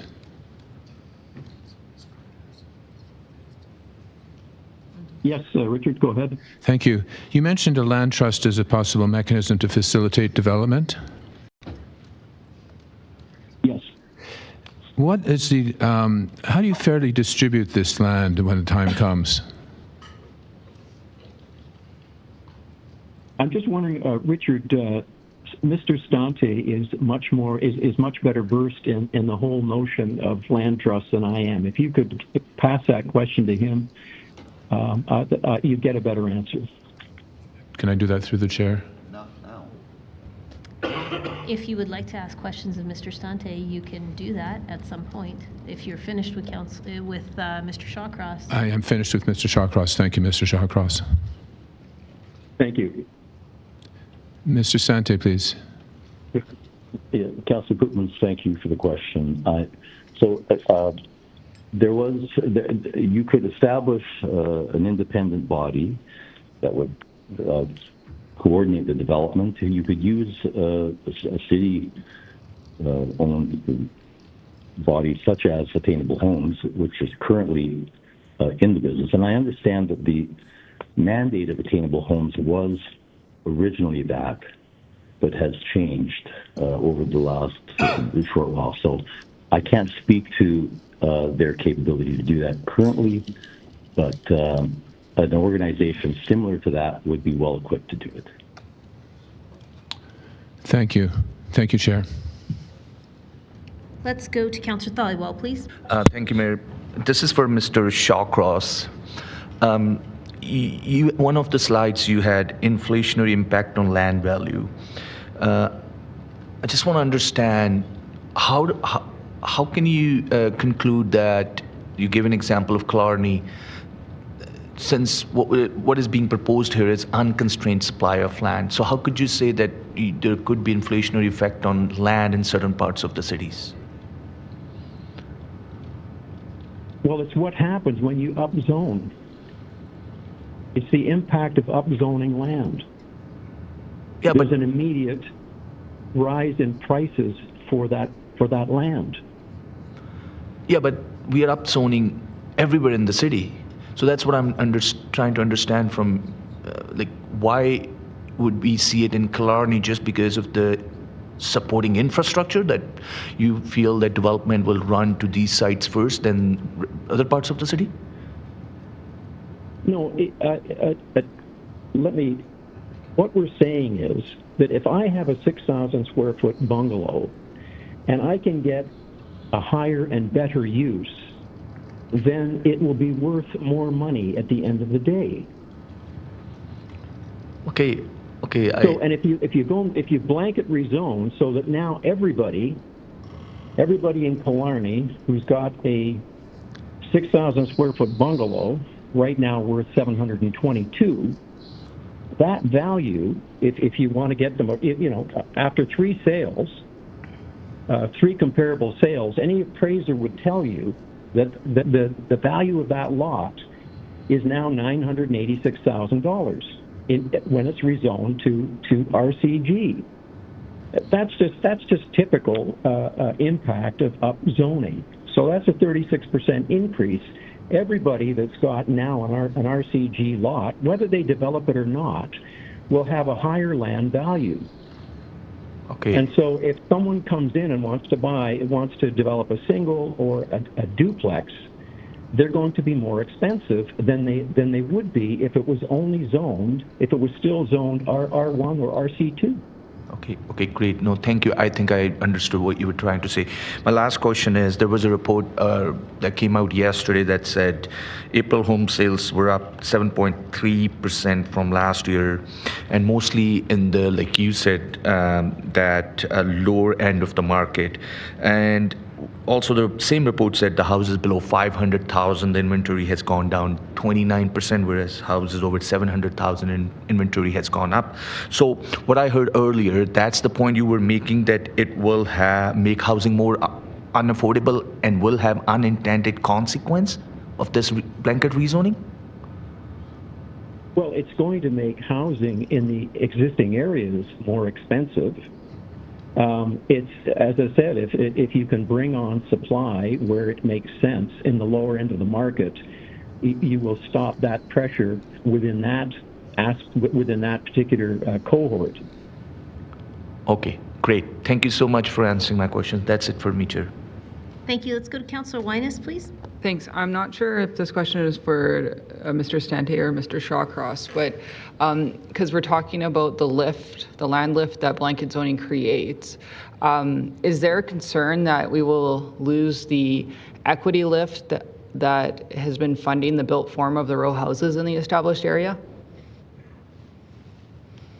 No, I'm not worried about the equity lift. But if you the blanket process will give you that lift across all lots, okay, that were previously zoned RC1, RC2.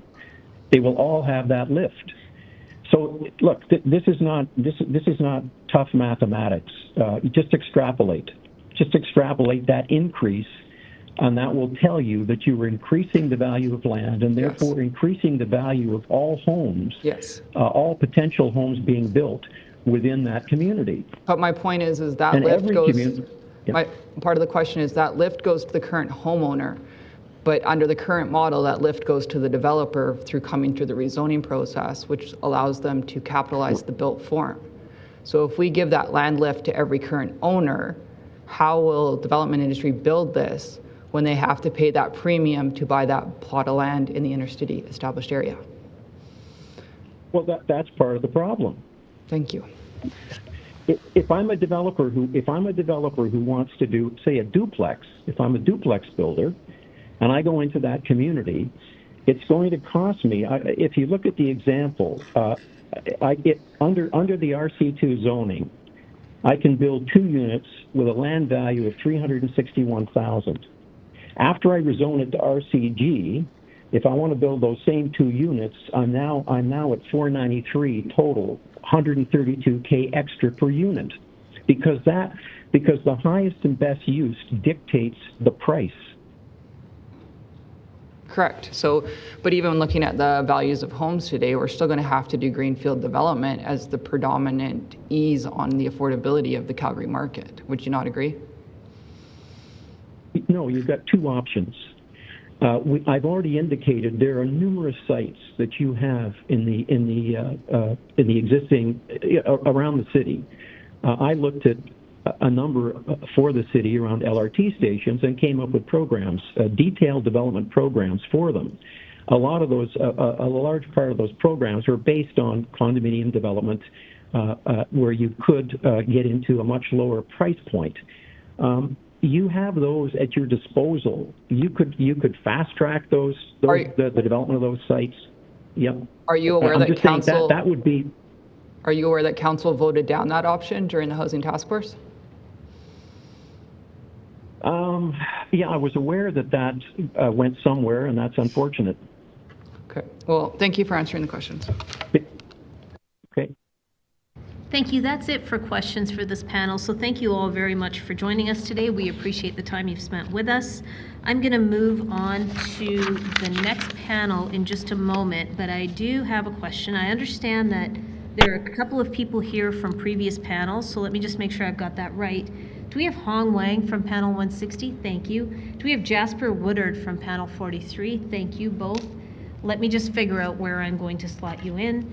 And panel 165, let me confirm. And actually, before I do that, from panel 154, do we have Ejlal Elzadig?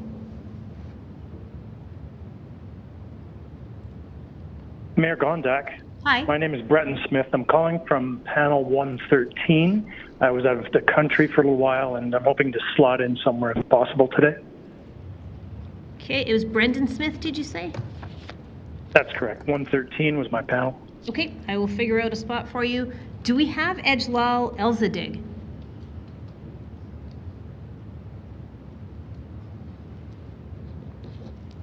Okay, so let's look at panel 165. Chris Dowdswell, are you still here? Okay. If you're in person, if you could take a seat at the front there, that would be great. Do we have Benithi Nadia Karanana Yaki?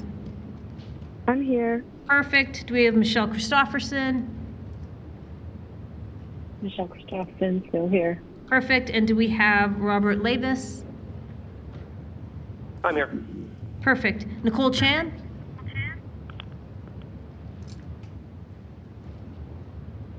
Right then, I'm going to add Hong Wang to this panel, so you can come on up and grab a seat. Let's get things started with Chris Dowdswell, please. Just a question. I did come back online, apparently. There were questions for me from the previous panel. Hi there. Is this Michelle Lillis? Yes, it is. Hi. We're done with that panel, so thanks so much for coming back on, but there's no questions at this time. Thank you. Okay, Chris, go ahead. Madam Mayor, City Councilors, thank you for the opportunity to speak with you today. My name is Chris Dowdswell. I'm an Anglican priest serving at the Cathedral Church of the Redeemer downtown, just a couple blocks from here. I'm also a tax-paying homeowner in Bowness. I'm here today representing myself. Like many residents of this great city, I grew up in Saskatchewan. I grew up on a farm where I learned the value of hard work. In the 90s, I moved to Edmonton, where I ran my own successful painting company, and with the proceeds, I bought my first home. Nowadays, as mentioned, I am a tax-paying homeowner in Bowness. I no longer work in trades, but what I do as a priest is that I spend a lot of time talking to people about their values. And that is what we are doing here in these meetings. We are talking about our values as individuals and our values as a city. You have had many people come to the microphone during these hearings, presuming to speak very broadly for the values of Calgarians. But to be honest with you, many of them have not represented the values of Calgarians like myself. As I said earlier, I'm a tax-paying homeowner in Bowness, and one of the things that attracted me to Calgary, and Bowness in particular, was a deep-rooted appreciation for personal freedom. I need to say that Calgarians, or at least Calgarians like me, who value personal freedom, are thankful that you are considering this zoning change that will give me greater freedom in how I develop my family's property. RCG won't force anyone to develop their property, but it will allow those of us owners who want to develop to do so. Last year, my wife and I added a basement suite. This change will allow us to put in a backyard suite as well, which will add to the affordable housing supply in the city. Something about me that is also not unique is that I'm one of the many Calgarians who would like to pay less taxes. Some of us Calgarians are thankful that you are considering this zoning change because more homeowning units in a community will increase the number of taxpayers. This will increase the aggregate tax base to fund the infrastructure upgrades that our growing population needs now and will need in the future.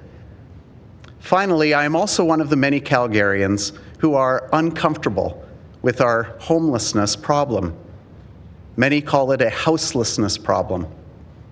If there is one thing that unites all of us Calgarians, this may be it.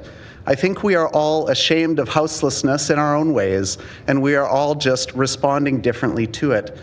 Some want to avoid the problem by not driving through downtown. Others push for high-density housing and social services to be located far away from where they live so that they don't have to be confronted with it. Other Calgarians, such as myself, are glad that you are not avoiding this problem.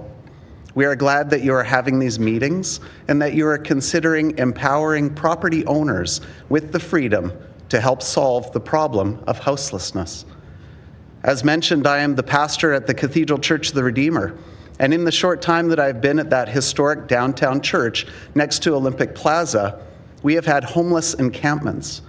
We have had drug overdoses literally on our doorstep. People who are just numbing their pain. And honestly, I don't blame them. It can be a hopeless existence, especially when it feels as though the wider community would simply prefer that they didn't exist. But they do exist, as do the many, many more low-income people who are using up our affordable rental housing supply while trying to save for a down payment. RCG rezoning will give low-income families a greater opportunity to get into the market. It will create more affordable basement and backyard suites for rent, and it will free up existing affordable rental units for those struggling with houselessness. Please, I urge you, do not push this issue down the road any further.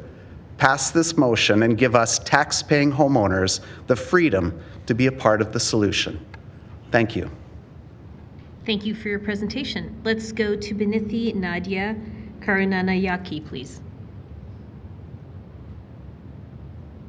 Good morning, Mayor and Council members. My name is Binithi Nadia Karunanayake, and I'm a resident of Ward 2. As a recent graduate from University of Calgary with a degree in urban studies, I'm here today to address the crucial housing crisis affecting our cities, communities, and citizens. The housing crisis is not just a challenge, it is a pressing issue that demands our immediate attention. It's clear that simply adding a few units here and there will not be enough. However, it's crucial to acknowledge that taking a small gradual step is necessary to address this issue. Therefore, I support rezoning initiatives as a solution to the housing crisis. I also wish to underscore the importance of including underrepresented voices of many, including students. Students are a significant part of our community and should be represented in the council discussions. It's important to consider our perspectives and needs when shaping the future of our city. In the past year, students, among many other citizens, have faced numerous adversities due to the lack of representation during this crisis. This is where rezoning comes in. It holds promise in addressing the issue of housing affordability by allowing for increased density. However, it's crucial to note that this isn't just about adding more housing. RCG zoning, for instance, doesn't restrict the number of units, but imposes maximum density. This creates opportunities for diverse housing options that meet the needs of our community. By approving rezoning, we can ensure that students and other city community members have access to affordable housing opportunities. As our city's outskirts expand and try to accommodate population growth, it won't be ideal for demographics such as students, young families, and new immigrant families due to the lack of necessary infrastructure such as transit and other facilities. Moreover, the rapid development of these newer communities are causing damage to our environment, including the destructions of wetland and other natural habitats. Therefore, it's crucial to implement rezoning initiatives in areas that are near transit and other facilities. This approach not only enhances accessibility to amenities for our citizens, but also a positive impact to the environment, aligning with our sustainability goals. When we encourage the development near transit hubs, universities, and social services, we can create opportunities for dedicated student housing, young families, and new immigrant families, which can significantly elevate the pressure on rental market, promoting more balanced housing landscape for everyone. Calgarians deserve more choices, and rezoning initiatives can help meet this demand while promoting inclusivity and affordability. It's important to recognize that market housing alone cannot solve this housing crisis. However, it's one measure among many that can collectively make a difference. To close, I urge council members to consider the necessity of rezoning and increasing the housing supply to address the housing crisis. Thank you for your time. Thank you for your presentation. Let's go to Michelle Christopherson, please. Bonjour et merci, Mayor Gondek and City Councillors. My name is Michelle Christopherson. My pronouns are she, her, and they, them. I'm a middle-aged, white, Gen X, autistic, queer woman born in the 1960s, nearing retirement. I was born and raised in Mohkinstsis on Treaty 7 land, and I'm a great-grandchild of European settlers. I've lived in many different housing configurations in Quebec and wards 1, 4, 9, and 13 in Calgary. I'm currently living in Ward 11 and have been here for the last 15 years. I've taken transit, biked, ran, carpooled to work in the Beltline for the past decade, and my in-laws live in Altadore, so I'm aware of a lot of examples in Calgary. I am in favor of rezoning to make housing options more attainable and meet the needs of minority and marginalized groups. All Calgarians deserve safe, affordable, equitable, and accessible housing. We need to ask ourselves which voices are missing from this conversation. Not everyone has the privilege of the time, energy, knowledge, and other resources to advocate for themselves in this space or ever dream of purchasing a home in Calgary. I ask you to pay particular attention to prioritize affordable, accessible housing and on meeting the specific needs and rights of minority and marginalized groups, including Black, Indigenous, and other people of color. They should get to choose to live anywhere in the city without racism and microaggressions. Newcomers, refugees, international students, 2S LGBTQ+ families in non-traditional family structures, trans people needing safe, supportive spaces, queer seniors in assisted living shouldn't have to go back in the closet due to homophobia and transphobia. Non-stereotypical families with single parents, blended families, multiple generations living together, adult children living at home, or multiple roommates, each needing a bedroom but sharing a kitchen and living room. Physically and intellectually disabled people with accessibility needs and adaptive spaces, people receiving support for their mental health and substance use, neurodivergent people receiving support for their differences in their ways their brains work, and other equity-deserving groups, often overlapping and intersectional. Some work multiple jobs but are one paycheck away from being unhoused. Shelters, sleeping in cars, couch surfing, hospitals, and prisons aren't housing solutions. Density can make it easier to offer more frequent and reliable city services like public transit, but densification doesn't always equal affordability, as we already see in Altadore, where older single-family homes are replaced with single or multi-family housing, and where each unit costs as much or more as what it replaced. We also need missing middle housing, secondary and backyard suites, townhouses and row houses, subsidized housing, non-market housing solutions, landlord licensing, tenant rights, and rent control measures. If you're white, like me, you may not have ever had to consider the privilege you have. I recommend that you Google the Canadian Wheel of Privilege and Power and watch Dr. Kimberly Crenshaw's TED Talk on the urgency of intersectionality to learn more. When you're surrounded by a lack of diversity, you're often less aware of the needs of others and less likely to be open to change that may affect your privilege. This can sound like fear of diversity or change, or what if the neighbors are noisy or messy and I can't park in front of my house? We moved out of our last house because of inconsiderate neighbors. A neighbor parks his work truck in front of our current house. We're fine. Other neighbors have a messy yard. We're fine. There's radon in our basement. It's remediated. We're fine. It can happen anywhere in the city, including in single-family neighborhoods. We are settlers on Treaty 7 land, and as such, there's an obligation to be good treaty partners. I echo and amplify the statements made by Jenny Lowe of Reconciliation Action Group, reminding us of our obligations as treaty partners, and of Rowan Weeb of Alberta Aces and Arrows on the needs of queer, non-traditional family structures, and the City of Calgary's own Gender Equity, Diversity and Inclusion written submission in support of rezoning. And those trees, we need preservation of trees on private property and city property and affordable, equitable, accessible housing. In summary, I ask Council to explore and approve ways of supporting housing solutions for all Calgarians in a timely manner. I support the city's home and peer housing strategy, which includes the proposed citywide rezoning to RCG, RG, or HGO.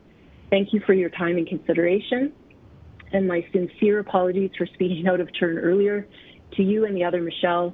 Councillor Penner came on the phone with a question about Quebec and rent control. Thank you. In the chaos of Thank you, my Ms. Christopherson. Thank you very much for joining us. Apology accepted. No worries. There's a lot of moving parts. Let's go to Robert Lavis, please.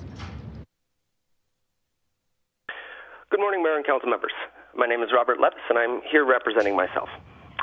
I've been a Calgary resident for 17 years.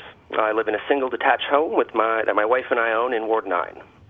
I have 4 children ranging from preschool to teenager. I'm here to talk about baby steps to busy playgrounds. A busy playground is just what it sounds like. It's an active community play area for children and families, but not just at school recess or lunch hour, all the time. A busy playground gives new parents a place to meet other parents. Making relationships as a new parent can be challenging, and this is on top of the rest of the challenges that come with a new baby. A busy playground is ready access for new parents to a peer group. A busy playground is community support when it's needed. Older kids need a busy playground too. They need to have local peers to interact with. At the risk of stating the obvious or suggesting council should do their own research, too much screens bad, more physical activity good. Drop in the bucket. Continuum. No, it's, and I think it's great. Now, you are talking about a basement suite and a backyard suite, which arguably could be done at a reasonable cost and could potentially provide affordable housing. Of course, that's you being altruistic, because that doesn't mean that somebody builds it that it will be affordable. The market could bear higher rents, as I'm sure you're aware. So, is there other opportunities for you? Like, wouldn't you want to maximize on your potential by going to 8 units? And bulldoze my family home you're talking about that I'm currently living in? Possibly. I guess a question I would have is, what does it mean to be affordable? There's different definitions of affordability, and if you're allowing homes to be built that are smaller square footage, more on a lot, then even if the lot price goes up somewhat, if it's divided between multiple units and individuals are able to purchase or rent those homes, it's going to be at a more affordable level than if they had a single family home. Well, if there was no cost in demolition or increased construction costs, that may be true. Input costs suggested that doesn't necessarily generate affordable units, as per Anne Marie from the Calgary Real Estate Board. Now, so sorry, can I just clarify what you just said about affordability? Yes. Can you? You're disagreeing that the smaller spaces divided between larger lots creates, in an aggregate, it creates a larger value of property, but the individual properties would be a smaller amount to purchase. In the Northwest, smaller units, but not necessarily a lower cost. Like in the Northwest, the average or the median single-family dwelling, I believe, is something in the 700s, whereas the town home sales, I think, were somewhat in the 400s. That's just one example of how smaller units are going to be more affordable, relatively speaking. So if you're looking at an aggregate, an average, I don't dispute those numbers 1 second, but all of the units, we asked all the inner city developers that have converted units from single to RCG, if any of those units sold for less than the primary dwelling they originally purchased, and none could say that they were able to sell them for less. And this is the developers that told us this. So that's valuing maybe one metric. So if you also value density of housing, which has kind of a lot of other subsidiary benefits, then I think there's still a very, very strong argument to be made for the more flexible rezoning. Anyways, just based on your personal experience, I know a whole bunch of other people that would be willing to do that kind of thing and still be able to live in their home and provide a backyard suite. Currently, it's either a basement suite or backyard suite, not both. Do you think it would be reasonable for us to consider amending the bylaw to create at least that opportunity on a go-forward basis? Because lots of people were concerned about the blanket zoning of RCG. And I'm looking at potential options, which might be including something like basement and backyard suite as a maybe interim use or a transitional use. Is that something you think that would be a reasonable thing to consider? I think anything that increases the density is going to work towards the solution. I think we're in such a crisis that it's not enough, though. Yeah, no, I don't disagree. There's a whole bunch of other options we need to look at, and many of which have been actually voiced here. Yeah. Anyways, thank you for being here. Thank you. All right, that's it for questions for this panel. So thank you, everybody, for joining us today. We appreciate the time you put into your presentations. So we are going to break in just a few moments, but let me just do a few announcements. Sincere apologies that the live stream was down. The team got on it very quickly. It has been restored. The only thing that you may have missed were questions to a couple of the panelists. Both Councillor Penner and Councillor Chabot asked some questions to Mr. Dowdswell, and that has been missed, but I apologize for that. So let's talk about who's coming back after the noon break. It'll be panel 166.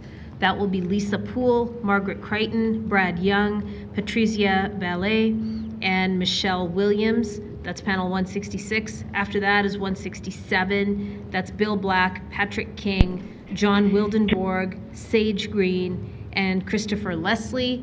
Interspersed with these folks, I understand that we've got some people who were on previous panels. Do we have Ejlal Elzadig? Hi, you'll be on after lunch, so after 1:15, I'll try to slot you into a panel. Uncertain what the timing will be. I understand that Jasper Woodard is here as well. Is that right? My apologies. If you want to call in or come in at a later time, we'll do our best to slot you in. Bretton Smith from 113, we will get you in after the break as well. Thank you. Okay. Is there anybody on the phone line that is from a previous panel who is wanting to speak today? Okay, I'm not hearing anyone, so we will come back at 1:15 and we will start with panel 166. Thanks, everyone.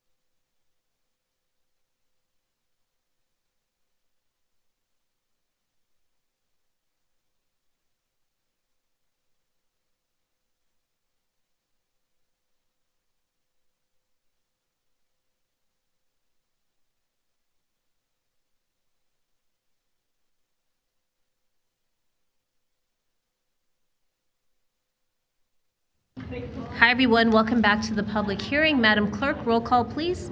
Thank you, Mayor. On the roll, Councillor Dhaliwal. Here. Thank you. Councillor McLean. Councillor Meehan. I'm here.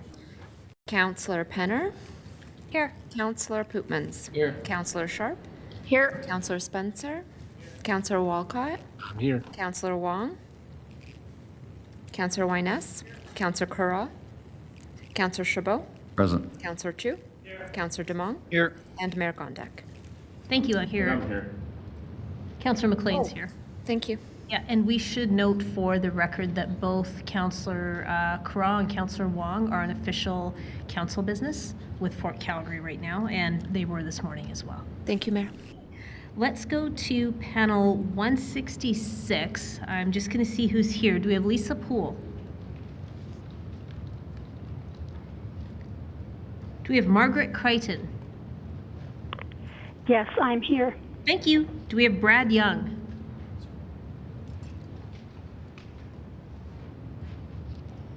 How about Patricia Valet or Val?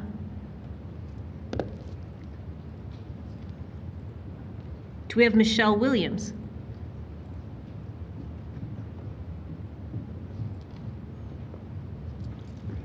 Okay, from panel 167, do we have Bill Black? Great. You can come grab a seat at the front, sir. Do we have Patrick King?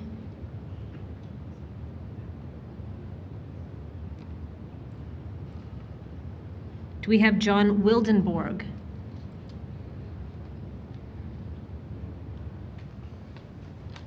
Do we have Sage Green?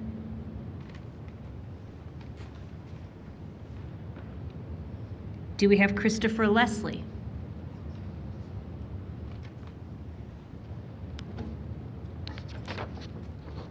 Okay, I'm going to go to people that have showed up today that were unable to make it earlier now that we've gone through 166 and 167. Ejlal Elzadig. She was here earlier. Okay. Do we have Jasper Woodard?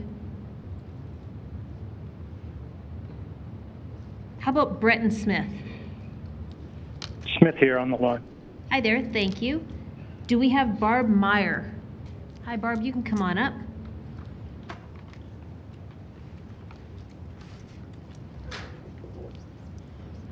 All right. I'll see if I can find one more person. Panel 168. Do we have Gabriel Kosovan? Please come on up.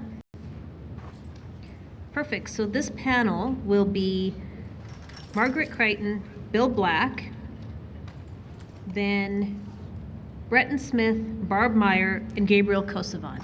So Margaret, please start us off. Mayor Gondek, councillors, my name is Margaret Crichton. This is my 7th version. Take the city's self-guided walk in Capitol Hill to see just a few of the many row houses and townhouses, almost all with black shingles and no room for trees, not planned for heat and drought, and overall quite uninviting, especially the double townhouses, which I learned on Tuesday night are called 4+4s. These were first built as exceptions. Both written submissions and 5-minute speakers mention Capitol Hill as an example of what they don't want to see in their community. Capitol Hill's still great. We were seeing a gradual increase in Capitol Hill's eclectic housing choices as homes aged, mostly infills doubling density, but also some row houses on outside corners, all good. But then, I and many neighbors spoke at City Hall in 2019 when we successfully opposed the land zone application to allow a mid-block MCG monstrosity. At that time, we had an active planning director at the Community Association. The council listened. The property was zoned to RCG at that hearing, which was the expected change under the anticipated LAP.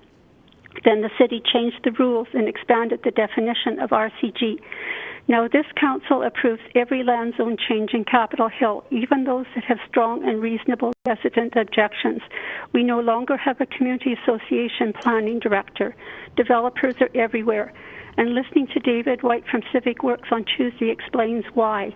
We live in that unlucky 5% ideal community that meets the criteria for maximum RCG house forms. Just going for a walk causes anxiety. If it's a realtor sign saying we buy land, you know the present home and mature trees are toast. There are multiple developer-owned properties just waiting.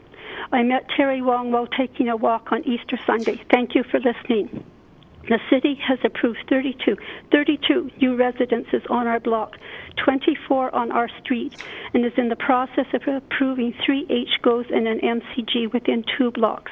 We still have bungalows on the block. Just how much is acceptable to the city? Josh White, this is not gentle densification. My objection is self-preservation. I am a senior with medical problems and will have vastly diminished quality of life with the noise and odors of construction and the overwhelming problems this level of density brings. When we need a single-level home, we will have to leave the community. Developers outbid families, displace renters, tear down bungalows, and are only building multi-story buildings. There are no housing choices for seniors. It is sickening how many trees and habitats are being destroyed. With 8+ homes, why don't you count secondary suites and density calculations? And 60% lot coverage, there is no space for trees and gardens. The trees give protection and life quality, and I want these trees. Replacement trees will be years growing up if they even survive. Most developers are not good neighbors. They don't even bother to shovel the sidewalks in winter. Developers will respond to questions, though they are usually not willing to make design changes. More creative designs could allow increased density without sacrificing so many trees. There has been minimal to no community engagement for these projects.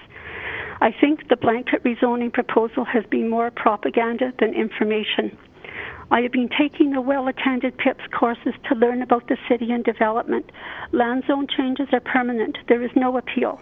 And this is the root of my objection. The democratic process must be preserved. The DP process feels like a black hole with no ability to have an impact or feedback.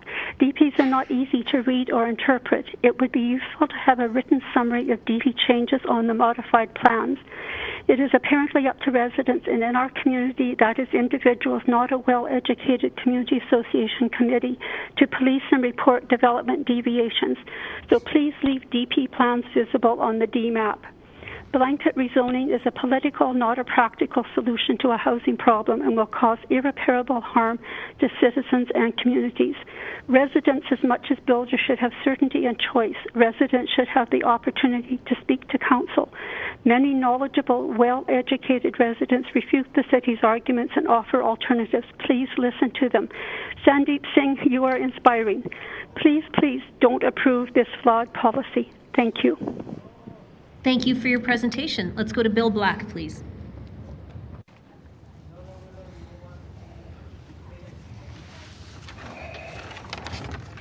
Thank you, Mayor and Council, for allowing us an opportunity to participate in this dialogue. My name is Bill Black. I'm the President and CEO of the Calgary Construction Association, formed in 1944. So this is our 80th anniversary this year. Our membership is largely from the non-residential sector, with some exceptions. I also have the honour of representing the industry on the city's Building Advisory and Climate Advisory committees.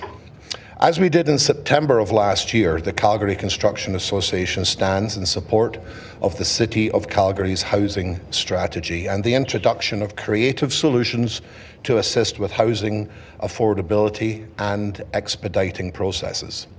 As an association, we believe that if the City of Calgary is to realise its municipal development plan goal of 50% growth in existing communities, rezoning is somewhat inevitable, and as Calgary grows overall, this will also lead to continuing greenfield development. Along with such growth, there is a need for roads, sidewalks, utilities, and then in time as densities evolve, schools, hospitals, retail, and other city building aspects. We do not feel that this is a question of density versus sprawl, when as a city we need to recognise that we need both. And Calgarians deserve choice, and that growth needs to be balanced. Moreover, according to the City of Calgary's own data, 95% of RCG applications receive approval. Therefore, and as our colleagues at Build Calgary alluded to last week, we support methods to remove barriers around the overall application process. However, we also recognise the contention that the rezoning conversation has caused our communities, and we also do not believe that all concerns can be written off as NIMBYism. We have heard of such concerns about parking, height, setbacks, as well as architectural relevance and the preservation of neighbourhoods. Should the rezoning bylaw pass, we call on Calgary City Council to direct city administration to establish clear, standardised, consistent guidelines of public engagement and input required for the various built forms enabled by RCG zoning, in line with its own engage policy. As we stated in September, the rights of individuals to appeal projects on legitimate planning principles should be further bolstered in the development permit process, and the onus is on this body, City Council, to do so if it wishes.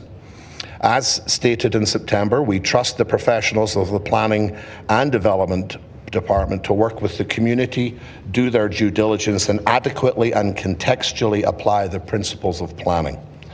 Beyond rezoning itself, however, the Calgary Construction Association fundamentally believes that any new policies and procedures are somewhat moot without further action on the skilled labour gap. The federal government could continue to pour money into housing and we could blanket rezone the entire country, but at the end of the day, the bandwidth of industry will be a fundamental factor. Despite the imaginings of some, trade labour will not materialise without substantial effort. Our job is to inform the public and policymakers regarding the issues affecting our industry. Yes, there remains a labour shortage in our city that exists outside of the regular boom-bust cycle. A shortage in workers is being experienced across Canada and in the US, amongst others.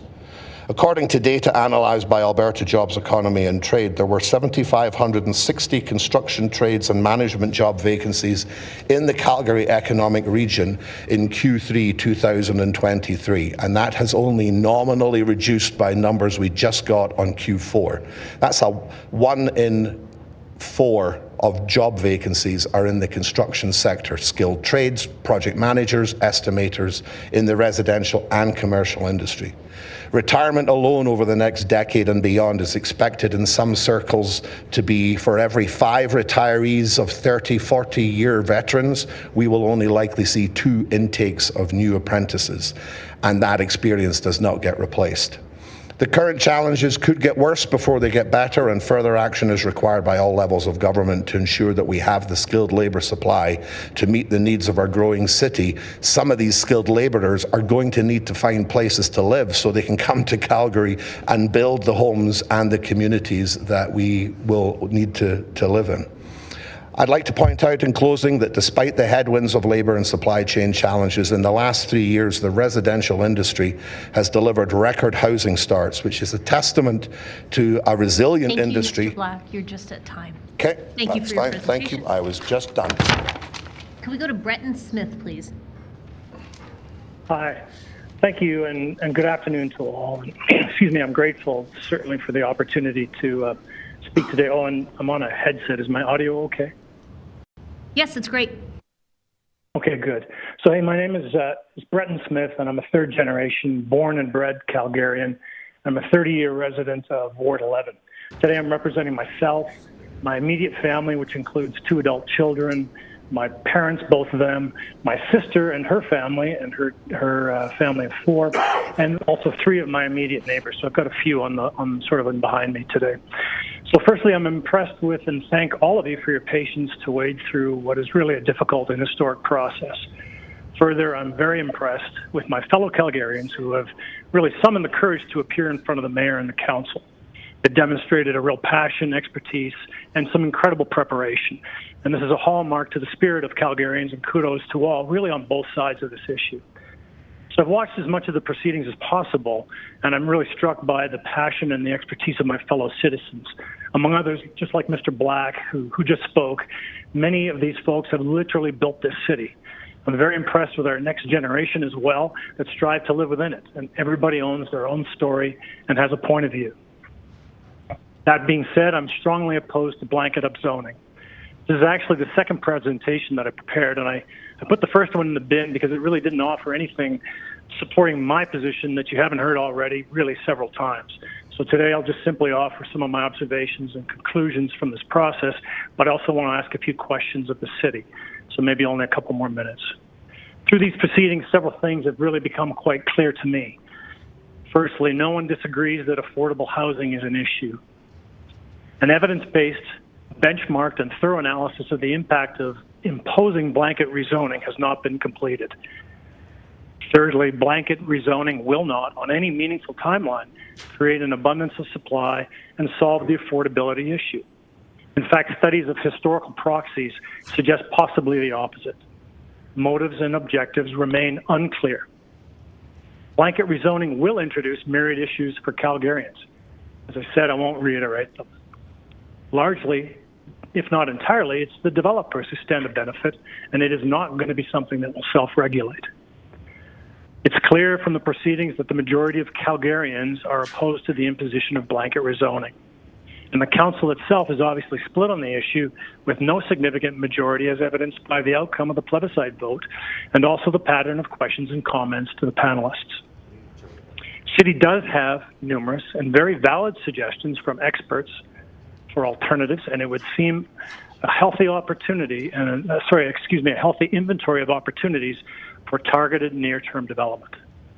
Thus, I would assert that it's been established through these panels that the blanket rezoning offers limited benefit and brings real challenges for many Calgarians. I'm saddened by three things. Firstly, and personally, I'm profoundly saddened that we see this initiative becoming so highly divisive in our community. It pits young people against the older generation, a group of people who hope to gain with a group of people who are protecting against loss. Forgive the generalizations, and I concede that there are some refreshing exceptions on both sides. Secondly, I'm saddened by my observations of certain of council. It's plain to see who's been engaged, and then there are those who haven't. I appreciate those who have listened actively and appreciate the thoughtful questions. And I'm personally offended by the apparent intransigence of others. Thirdly, I'm sad as I hope to witness really democracy in action, but rather this feels to me like brute force politics. This is the largest public hearing in city's history. Blanket upzoning initiative is highly material to all Calgarians. It's not small potatoes. Mayor and council did not campaign on this basis, and they weren't elected to achieve this outcome. Plainly put, you do not have a license. My challenge is to mayor and councillors. What are we trying to do here? Do we really believe that we have privilege and can ram through an ideological platform and that this trumps thoughtful analysis and democratic decision-making? Are you so sure that you are right and that the apparent majority of Calgarians are wrong, that we're not willing to have meaningful conversation with an outcome that balances all input? If they're on that bench, I call them. I ask that you carefully consider all presentations. Breton, can you hang on for just one second? We're going to give you some time back on the clock. Hi, if you're on the line and you're not Breton Smith, I need you to mute, please. Thank you. If you could wind back just a sentence or so, that would be great, Mr. Smith. Thank you for the decorum. Appreciate that, Your Honor, Your Mayor. So are we so sure that the council is right and that an apparent majority of Calgarians are wrong, that we're not willing to have a meaningful conversation with an outcome that balances all input? Finally, I ask that we carefully consider all presentations and acknowledge that this matter cannot be settled without a broader and more thoughtful process of stakeholder engagement, considering beneficial outcomes, all impacts, and valid alternatives. Respectfully, thank you, Mr. please Smith. take this back. We're just at time. Thank you for your presentation. Hang on the line on mute. If there's questions, I'll let you know. Let's go to Barb Meyer, please.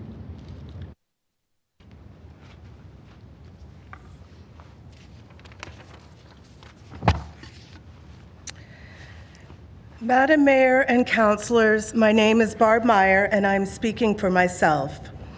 I've lived in various places and neighborhoods in Ward 9 for about 15 years and I'm currently in a townhouse. I have no objection to well-planned densification. Having said that, I am against blanket rezoning as none of the councillors or mayors have ran on this platform. I find it very concerning that you want to silence the voices of Calgarians, including those who have volunteered for years to develop their local area plans and area redevelopment plans, from bringing their concerns about specific redevelopment in their neighborhoods before council. As it is, I can no longer even find the phone number for my counselor on his website. It's been said somewhere between 3 and 5% of residential building applications are rejected. Some people think that's a small number. In 2023, according to the city website, 16,505 applications were accepted, which means somewhere between 510 and 870 applications were rejected. These are not small numbers when they scale up. The whole point of having this process is to weed out the applications which are not appropriate. Taking away these procedures as we're entering a construction boom sounds foolish, and I expect there will be some unintended consequences.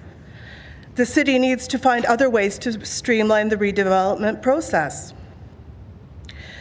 What is happening in Calgary with this housing crisis is also, and more importantly, an affordability crisis.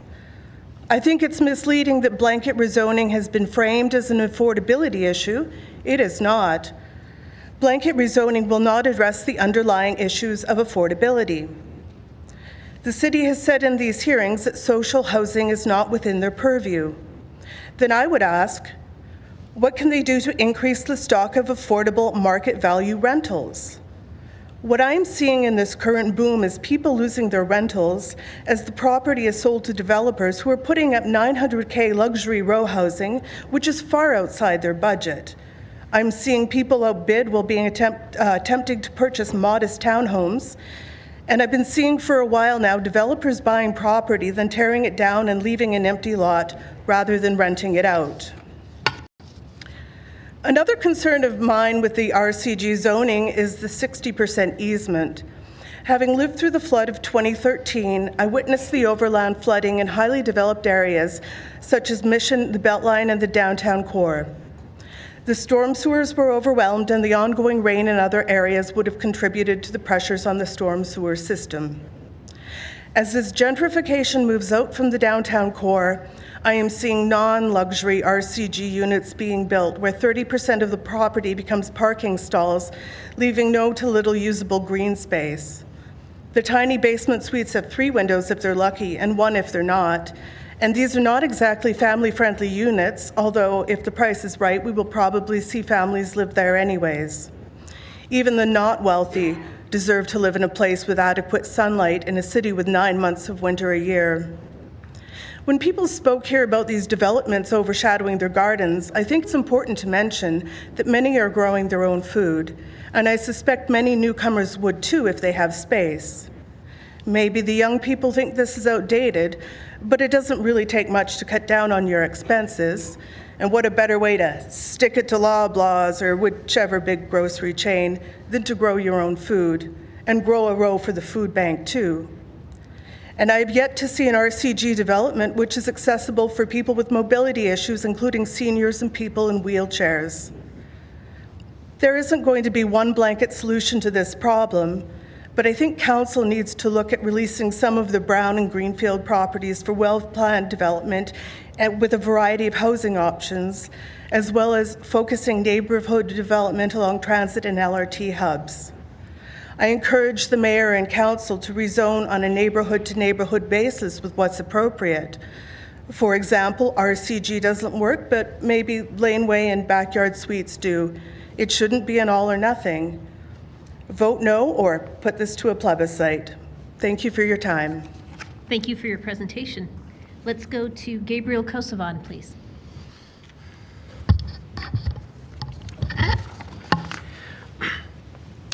Hello, Mayor and Council.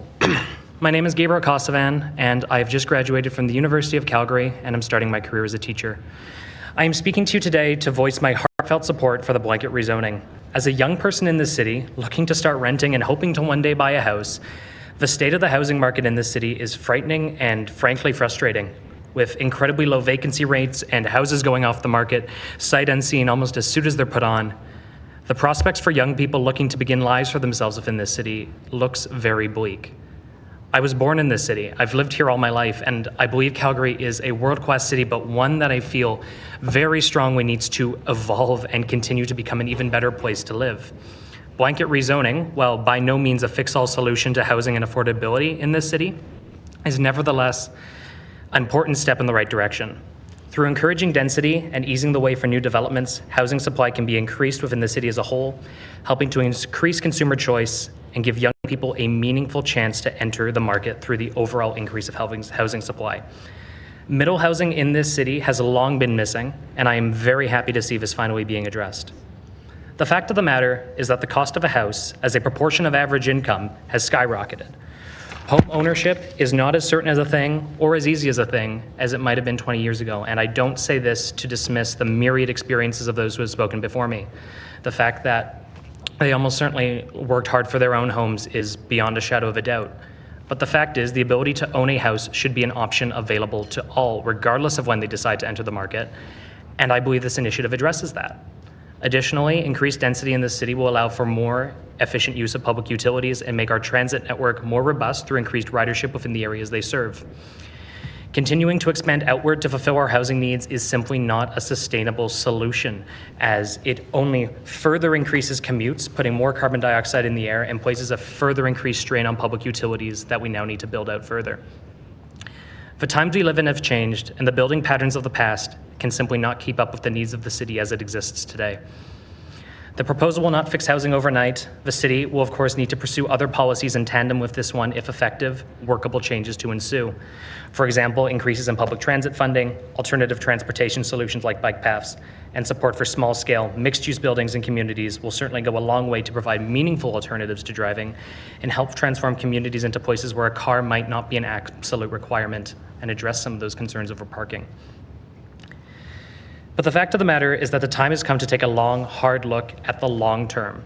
Regardless of where these newly built houses might fall in terms of overall affordability, they will nonetheless increase supply and density, something that I believe is a net good. It may require some sacrifice in the short term, but I believe this is the right way forward for this city and its citizens in the long term. This city is a place I love, and I want to continue to call it home. But living here and enjoying a reasonable standard of living is something that has become more and more tenuous over the last few years, and housing is not the only factor in that equation, but it certainly is one. I believe that the Council's proposal marks a step in the right direction towards addressing this. Thank you for your time. Thank you for your presentation. Let's go to questions of this panel, starting with Councillor Spencer, please. Thank you, Mayor. My first question is for Mr. Black. Thank you for being here, Bill. You talked about the need to have the public voice included in development out the other side of this. Can you give me a sense of what, obviously we have the discretionary that is already baked in. There has been some conversation about adding something to the DP stage to thoughtfully include that. If you were writing it, if you were setting it up, what would it look like to you? Well, I think it needs to be consistent, first of all, and I know there have been concerns that sometimes things aren't consistently applied. I believe a public engagement element of the DP needs to be more robust so that voices aren't silenced, those that have neighbourhoods that they wish to preserve. But I also think that architectural relevance and controls over the actual physical aspects themselves. The example we saw this morning was an example, in my opinion, in a way of the DP process failing, that was allowed to be built in the manner it was, not necessarily just a land use issue. And so I do think that there's a responsibility of the DP process to step up significantly, perhaps over how it currently performs, so that you do not get somebody building a home made of shipping containers next door to something that's architecturally completely different. That process does have to be very secure in how it operates. So I'm making an assumption here, but would your hope be that happens in conversation with the community and not necessarily written into policy around the architectural controls? Like, one of the obviously trade-offs, tensions here is we can't lock a proponent and the community in an endless conversation. How do we meet that balance? Well, I think engagement in proper conversation is important, so that it's not behind a wall. Yeah. And that it is ongoing on an ongoing basis. So there's almost a knowledge base that is collected over time of what does work, what does fit, so that that intelligence can be plugged back into the process. And the conversations need to be meaningful so people see their ability to influence outcomes, and it's not just lip service. That makes sense. Okay. One of my fears of that, obviously, is that's so subjective depending on the community, the street. I mean, when I think about a project in my ward that went in that was not popular, storage, I know I was part of pushing for great architectural on the outside. I asked them to use a sign that didn't have their colors. When you think about getting to the best of the outcomes, who should have the final say? Like, would your advice still be that administration pulls all those inputs together and ultimately makes a ruling at the end? Or would you see a different process that like weighs those trade-offs and like actually solidifies the feedback into some sort of a decision-making process? Well, I know the development you're referring to because I'm in the same neighborhood, and I don't disagree in your concerns. I do think that the development permit process and administration is ultimately accountable to make informed decisions on the basis of clearly defined criteria. Okay. That is transparent. And likely would need to go into like the land use bylaw refresh conversation to some degree? Potentially. Okay. Thank you very much. I think that's it for. I do have a question for Mr. Smith, if Mr. Smith is on the line. I am still, yes. Thank you. Mr. Smith, you outlined some of the heartaches that I have about the way this conversation is unfolding in our community in terms of just the political reality we find ourselves in, the way the wedge has been driven into the middle. We're in this place where we've had years of delays leading us to this point where we have locked the change and stymied the change in our community. How would you like to see this conversation move forward so that we're not inevitably kicking this ball down the road another 5-10 years of endless back and forth conversation? You seem to be very well informed of it. I appreciated your submission. I would really love to know your thoughts in terms of if we were to refresh this conversation, what would it look like for you? Thank you for the question, Councillor Spencer. I'm not sure that I have any particularly strong remedies for this. Obviously, we share some of the same perspective on the issue itself and perhaps the timeliness of it. I don't have a prescription that I can offer, unfortunately, to council to be able to ameliorate these things, other than perhaps making sure that the homework is done and we have evaluated all potential opportunities within the confines of city properties and potentially those areas that are more suitable to development, other than, as Mr. Black sort of pointed out, some of the challenges that would be associated with those neighborhoods, which have, I'll just say, some more architectural context to them, if that answer makes sense. Yeah, that does. I mean, my fear is that we will just loop back to this same position down the road.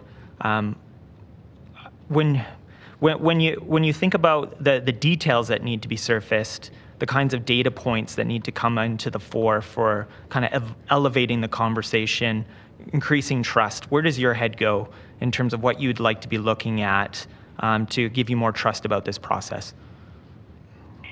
I guess I was really disappointed when the concept of a plebiscite, which would obviously be the truest measure of determining whether we have, I'll say, collective and community buy-in for these initiatives, when the plebiscite was rejected by a fairly close vote, a 6-8, if I'm not mistaken, that was a disappointment to me. And I would hope that I would say, one of my points was, I would love for this to be democracy in action. It doesn't feel that way. It feels like, in some ways, the imposition of politics or policies that are near and dear to certain people on council, but not necessarily everybody.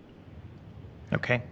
Well, I really appreciated the spirit of which you put in your submission and shared. I do long for a more congenial civil conversation around these issues, but I can see all the pressures that have brought us here to this point. It seems like you do as well. Thank you for being here and for taking the time to contribute to the conversation, Mr. Smith. No further Thank questions. you for the opportunity. Thank you. Let's go to Councillor Chabot, please. Let's start with you, Mr. Smith.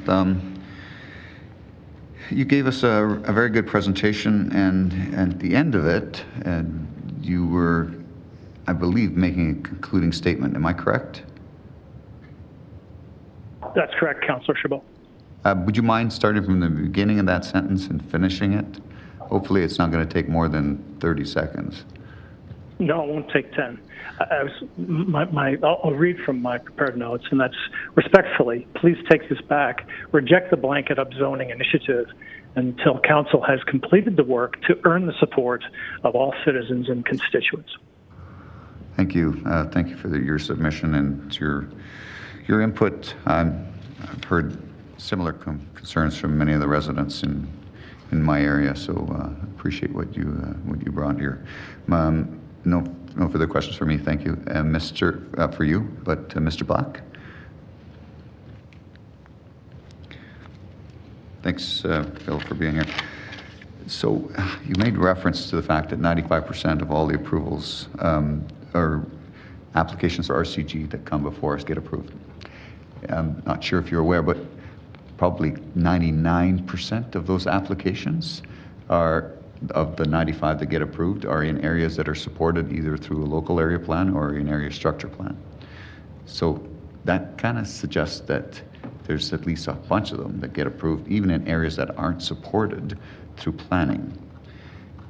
What do you think of the concept of looking at doing LAPs and then phasing in some of this density in areas that are supported through LAPs rather than just a straight paint everybody with the same brush?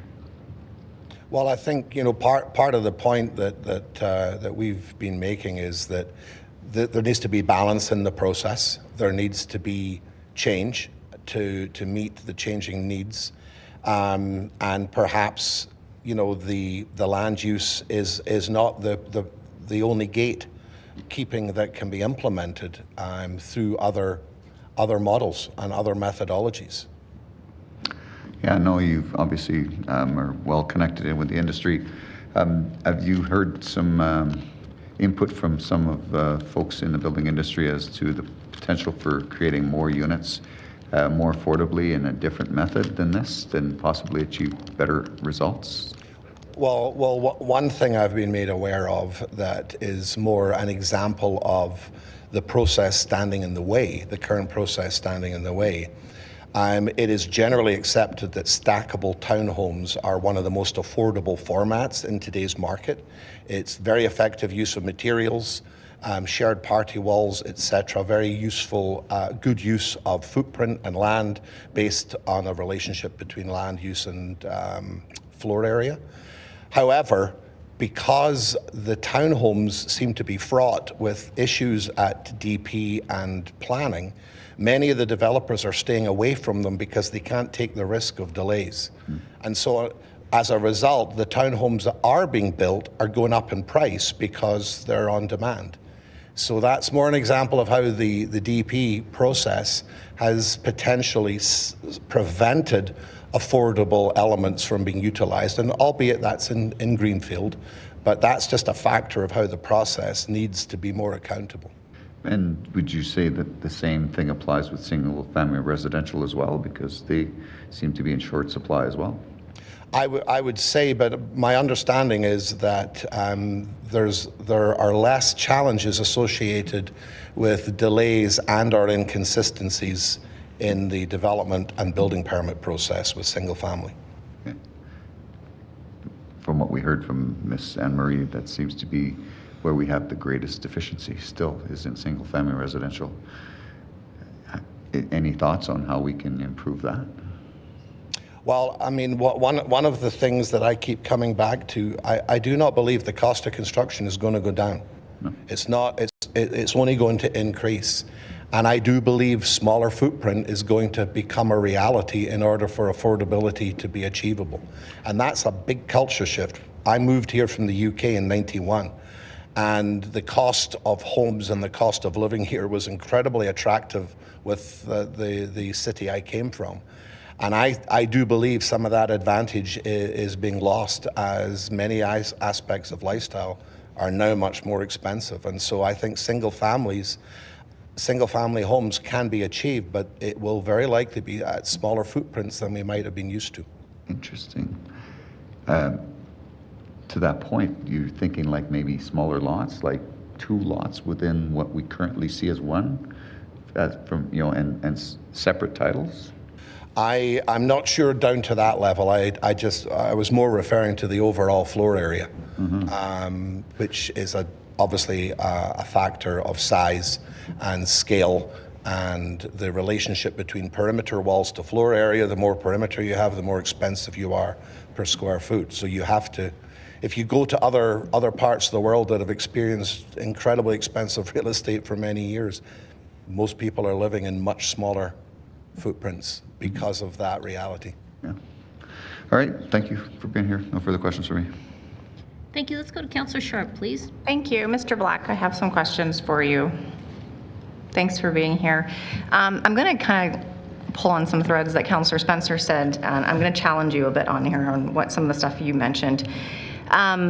So if this gets approved and all parcels that are affected get zoned to RCG or RG, and there needs to be more involvement at the development permit stage on design from the community, don't you think you just kick in the can on the process of timeline issues down the continuum then?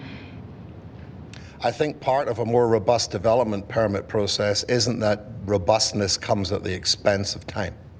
Do you think then members of council should be involved more so on that time, on the development permit stage? And I'll give you an example. What I'm trying to say is we get it circulated to us. Some of us look at them really quickly. Our comments don't hold any more weight than the community. Do you feel that members of council should be more involved? And why I'm saying that is because at land use, citizens come speak to their members of council. Do you think members of council should be more involved in the development permit stage? I'm not sure if I'm ready to talk to overall organizational structure, etc. But I do think being aware of how things proceed after they've left council's input, awareness at a minimum should be implemented. Okay. Do you think that low residential applications, including development permits, should be going to Calgary Planning Commission, or do you think that should be a process removed in order to speed up the timeline? Not enough. I don't have enough knowledge of that process and how it currently would negatively affect, and therefore able to understand how it would have any future positive impact. Okay. You mentioned that stacked townhouses are fraught with problems at development and building stage. Is it a process thing or is it a fire code thing? What are issues coming out of the development or building that you are seeing or hearing from the industry? And how can we, if this doesn't pass, how can we actually mitigate those issues so we can move forward on that? Well, it's my understanding that if a DP is provided for an overall subdivision, duplexes and single-family residences can go straight to building permit process. A townhome development within that overall subdivision needs a brand new DP. And then there have been building permit issues. The Building Advisory Committee is actually working very diligently to identify these and try and remove these obstacles. But and I'm also speaking through direct experience. My own daughter and her husband bought a townhome, signed on the dotted line. It was already under construction. And because of challenges that existed between that developer and the permitting authority, they were at one point at risk of a 4-month delay because there was an argument over placement of water meters. So the consistency is an issue because one inspector actually disagreed with the previous inspector and decided to reopen things. You experience that as a developer and you start staying away from townhomes because you're letting down customers who have maybe sold a home and are waiting to move in and now they're 4 months delayed, and your financing is being extended before you are able to actually do the transaction, which obviously erodes profitability. And you're saying that those are the most, I would say, affordable, profitable for Or is it affordable for folks to live in because the way they're being built? They are one of the most affordable formats, just because, you know, the garage is affordably incorporated within the development. You've got party walls, so there's shared walls, etc. So it's a very effective cost-based solution because of that. So then if this weren't to pass, we still have an issue that we need to mitigate. So what I'm saying is even if this didn't exist, this hearing, we would still have a problem we have to solve that has nothing really to do with blanket rezoning. Yeah, there are, and these are being worked on with the building advisory. There's actually some really good work being done to listen and to act upon with a view to resolving some of these. Okay, thank you for being here. Thank you. Okay, that's it. Thank you. That is it for questions for this panel. So thank you all very much for taking the time to join us. We appreciated your presentations. Now I'm going to assemble the next panel by going to panel number 168, but I need to confirm that we've got a couple of people with us. Do we have Ejlal Elzadig? Hi, you can come on up and grab a seat. What about Jasper Woodard? Right, is there anyone else who's here right now that missed an earlier chance to speak? Yes, this is Patrick King from 167. Hi, hang on one second. I heard Patrick. Is it Patrick King from 167? Yes. Perfect. We will make you number 2 on this panel. And who else was on the line that just spoke? I'm here. Patricia Valle from panel number 166. 166, Patricia Valle. Okay, we'll make you the 3rd person. And is there somebody else as well? Thank you. Yes. Hi, who's this? It's Chelsea Reed from panel 163. Okay, Chelsea, we'll make you the 4th person on this panel. And I am going to see if we can find person number 5 from 168. Do we have Kathy Schultz-Pelser?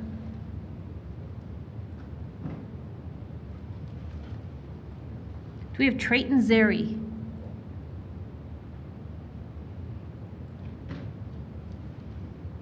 Do we have Jacqueline North Pagan?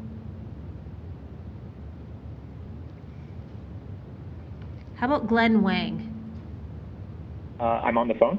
Hi, perfect. So you will be the 5th presenter on this panel. So the order will be Ejlal Elzadig, then we will go to Patrick King, then Patricia Valle, then Chelsea Reed, and then Glenn Wang. So Ejlal, if you could lead us off, please.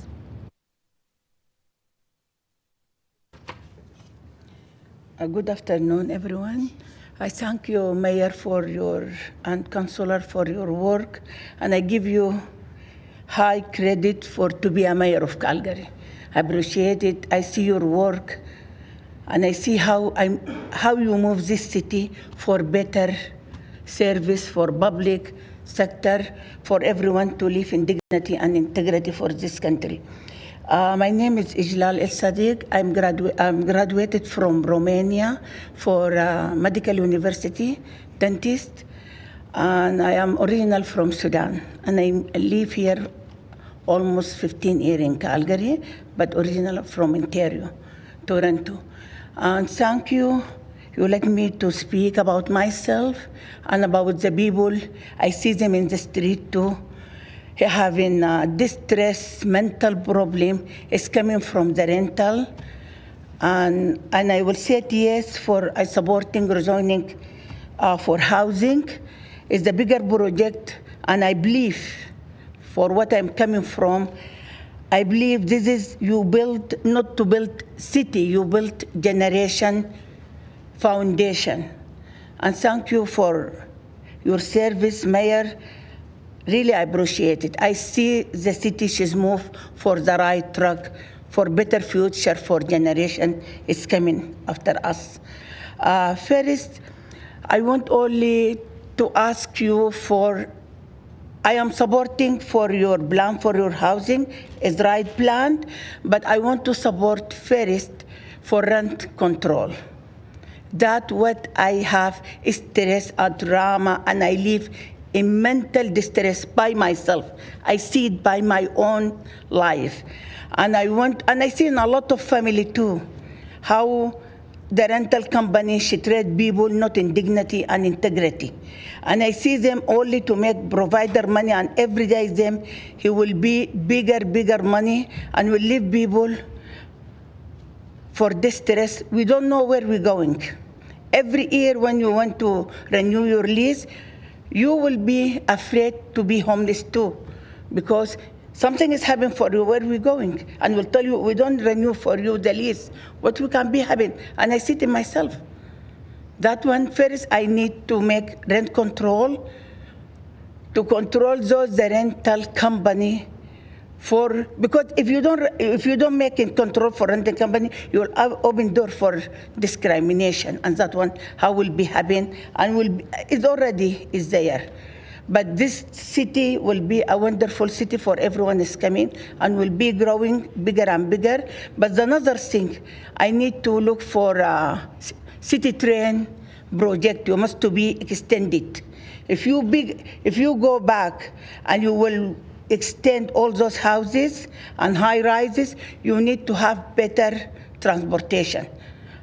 Example like Toronto, you can go at night, 2 o'clock, 3 o'clock, still the C train is not C train, but there is a bus replacement. But in this city, after 1:30, everything is done.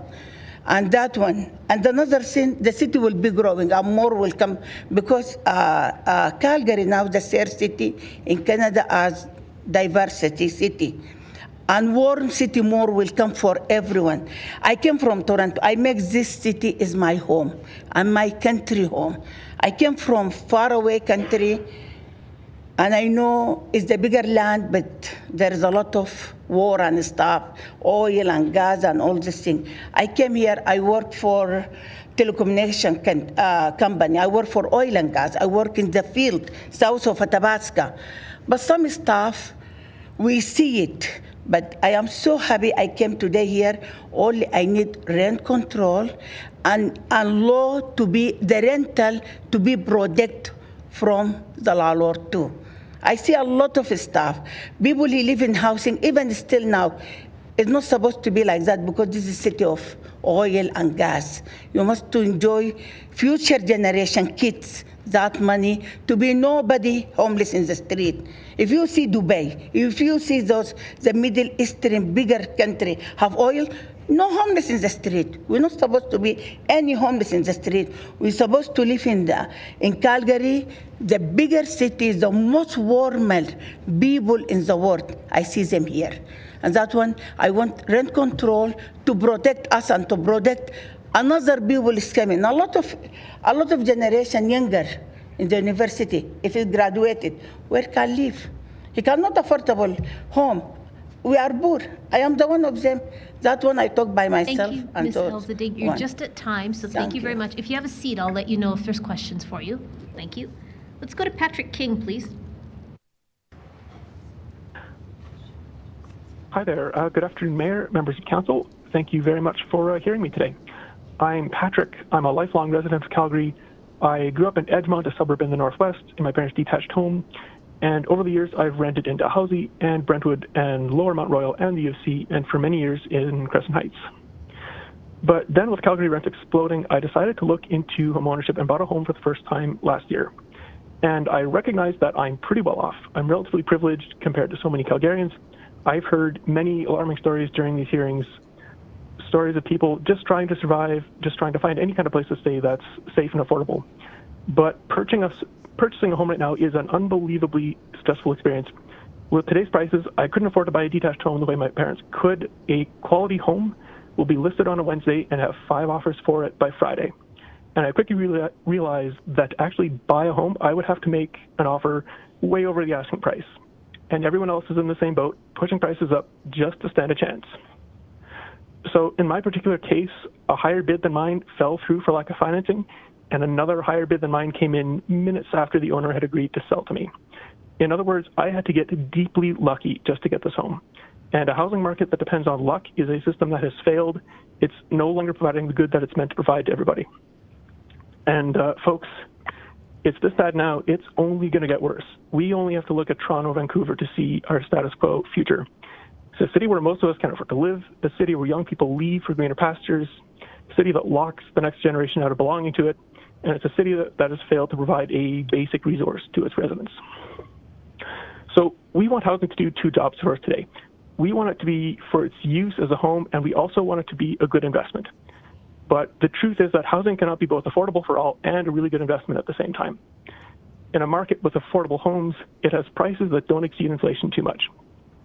Prices change by a few percent per year, but in an affordable housing market, your home keeps its value, but it doesn't grow like a stock investment does. In a market that works for investment, though, we have homes that gain 10 or 15% per year, like Vancouver's and Toronto's and now Calgary's. It stops being accessible for most of us. The prices for homes and rents grow so much faster than income that absolutely everyone gets squeezed trying to pay for housing. And this has huge costs for everyone. We have ordinary working people and families that have to move all the time, searching for a rental rate that isn't going to crush them. We have a whole generation of millennials and Gen Zers who are deferring starting their families, maybe permanently for lack of space. And we have people paying more in rent than I'm paying for my mortgage, which seems completely exploitative to me. So something's got to give. And Council, I'm strongly in favor of going ahead with RCD-based zoning. Housing can be accessible for people, or it can be investment, and we should choose to keep it accessible. You know, I've been listening to other presentations as this hearing process has gone on, and I've been thinking about what other folks have had to say. We heard a lot of worry about the effect of rezoning on housing prices, but I'm really not too worried. The reality is that nothing is going to push housing prices down over the long term. RCG makes housing more affordable by taking a lot and dividing it in 2 or 3, but the overall price for the lot tends to go up, and that tends to lift prices in the neighborhood too. More population also means more local shops and services, which makes the property you own more attractive too. So the prices for my home and yours are probably going to be just fine. We've also heard a lot about these imagined nightmare scenarios where an R1 lot has 4 row houses built on it, and then each row house has a basement suite, and each has a garage suite, and each suite has half a dozen people in it, and suddenly we somehow have hundreds of people living where a single-family home used to be. And I hope people can appreciate that this is fear-mongering, that in the real world, people are going to make normal decisions. Odds are your subdivision will see a couple new basement suites or garage suites each year, and that's about it. So, Council, I'm strongly in favor of going ahead with the RCD-based zoning. RCD will give homeowners more options for what to do with their land and their property. If you own a home, then you might be the one who decides to take advantage of the new zoning rules and redevelop in 5 or 10 years' time. RCD will keep our property taxes under control, too. The city provides services to all new homes, but gradual growth across the city is way cheaper than suburbs, which have huge new outlays of roads, water, sewer, power, transit that all has to be maintained. RCD cuts red tape. City Council will be able to spend much less time dealing with continuous RCD lot-by-lot approvals. And most importantly, RCD will help keep housing affordable in the long term for people from all walks of life and prevent us from turning into a Vancouver or Toronto on the affordability front. Thank you very much for taking the time to listen to me today. Thank you for your presentation. Let's go to Patricia Valet. Your Worship, members of City Council, good afternoon. Thank you for the opportunity to speak today as a Calgarian who is also an inner-city homeowner, a single mother to a wonderful little girl, a legal practitioner, and a local small business owner. I also run a nonprofit exclusively supporting kids, teens, and adults living below the poverty line. I'm speaking for myself, and I'm strongly opposed to City Council's blanket rezoning. It is undoubtedly a growing problem that many Calgarians are without affordable housing. However, it is a myth that upzoning will create the affordable housing the City of Calgary so desperately needs. As we have heard from various experts during the last week and a half, land and construction costs will not go down. Real estate developers will save time and money, but in a free market society, it is naive to believe that they will pass these savings on to renters. Developers are in business to maximize profit. As an example, 2 years ago, 5 row houses with 10 units were built in South Killarney at the intersection of 28th Avenue Southwest and 35th Street Southwest. Each 473 square foot basement suite rented for $1,600 per month.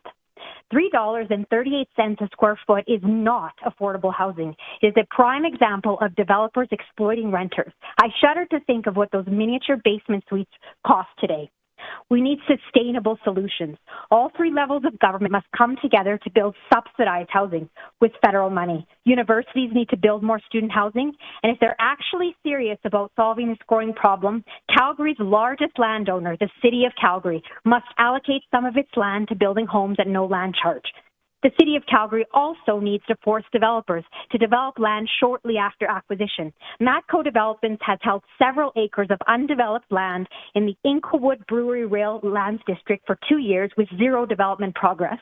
And the former Ernst Manning High School land next to Westbrook LRT Station, which Matco Developments previously owned for a number of years and the City of Calgary recently took over ownership of, also remains barren land. A significant number of affordable housing units could be built if the city prioritized developing such resources and mobilized itself to realize constructive solutions to the current affordable housing crisis. Respectfully, the mayor and city council have skirted the democratic process by failing to hold a plebiscite and instead trying to force through a bylaw that will only benefit developers. 80% of Calgarians are opposed to upzoning to RCG, yet this council insists on forcing through a bylaw that will only serve to enrich developers and leave the majority of residential taxpayers feeling disillusioned by civic representatives. On April 10th, my city councillor held a virtual town hall where in the attendees, the concerned residents of Ward 8 were muted, both literally and figuratively, during the entirety of the meeting. None of the questions that I or my neighbors submitted in advance were answered. Instead, Councillor Walcott answered prefabricated questions that favored the councillor's personal stance on upzoning. During that meeting, my neighbors and I felt that we had no voice, no rights, no vote. I'm proud to live in this great Canadian city, and while I'm grateful for the opportunity to share my voice today, I am not proud of the blatant lack of true democratic process on this issue. There is no doubt our inner city neighborhoods will be most impacted by the upzoning to RCG. When my daughter was younger, she was severely gross motor delayed, unable to stand or walk. Because of the parking challenges in our already densely populated inner city neighborhoods, I routinely carried a heavy child down the street, even in -30 on icy sidewalks, ruining my own physical body to do so. The change to RCG will allow developers to build 8 to 10 units on one parcel. Where are we supposed to park our vehicles in the future? As a single mom of a busy 7-year-old with various health appointments and after-school activities, I don't have the luxury to live without a vehicle. I'm forced to drive long distances where transit could not take me. Will we be soon forced out of the inner city entirely? I urge the mayor and council to continue to improve our world-class, top-rated city and create constructive solutions to our affordable housing crisis by using the significant number of land parcels it owns to create the affordable housing this city desperately requires.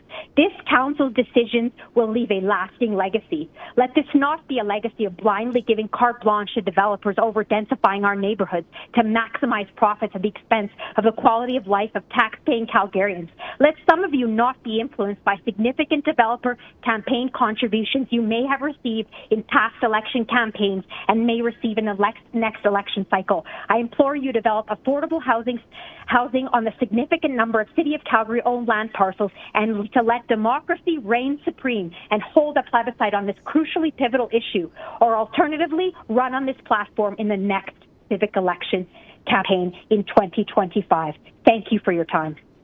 Thank you for your presentation. Let's go to Chelsea Reed, please. Thank you for hearing me. Hi, we can hear you. Except not now.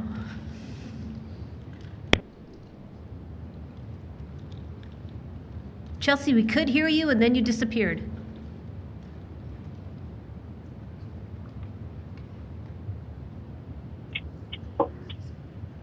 Oh, can you hear me now? We can hear you now. Thanks. Okay. Thank you for your patience. I apologize. Thank you for hearing me. Like others, I have many concerns about the practical effects of blanket upzoning, but given time constraints, I would like to focus on why this proposal will not achieve its stated goals of affordability, inclusivity, and choice. According to the city's website, rezoning improves affordability. This is simply not the case. Dr. Storper, an economics professor at UCLA and the London School of Economics, has studied blanket rezoning extensively. He states, quote, "Blanket upzoning is likely to miss its affordability target. Blanket upzoning is a blunt instrument. What it's not going to do is solve the housing crisis for the middle classes and lower income people." End quote. Similarly, in upzoning Chicago, MIT professor Freemark writes, quote, "Local level impacts of upzoning are higher prices, but no additional housing construction," end quote. In a 2023 article in the journal Urban Studies, Dr. Stacy et al. Performed the first cross-city dataset analysis of the impact of density rezoning on housing supply. The article concludes that relaxed zoning bylaws led to a small 0.8% increase in housing supply 3 to 9 years post-rezoning, but the increase was primarily in high-end units. Quote, "We find no statistically significant evidence that additional lower-cost units became available or moderated in cost in the years following zoning reform," end quote.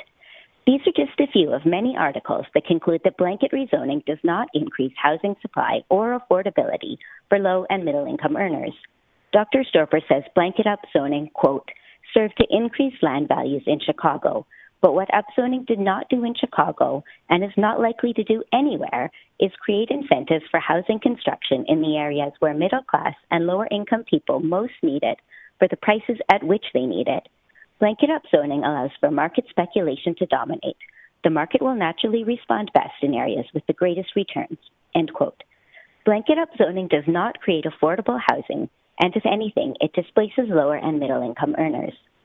Second, the proposal does not achieve the city's stated goal of creating more diverse and inclusive neighborhoods. I live in Varsity, a well-planned and mixed community where only 45% of residences are single-family detached, considerably less than the city average of 55%. We have attainable housing, subsidized housing, semi-detached homes, condos, low and high-rise apartments, and seniors housing. I have neighborhood friends from more than 10 different countries who live in everything from large houses on the golf course to basement suites. Varsity is above city average in the diversity of its population and housing options, but it is included in the proposal.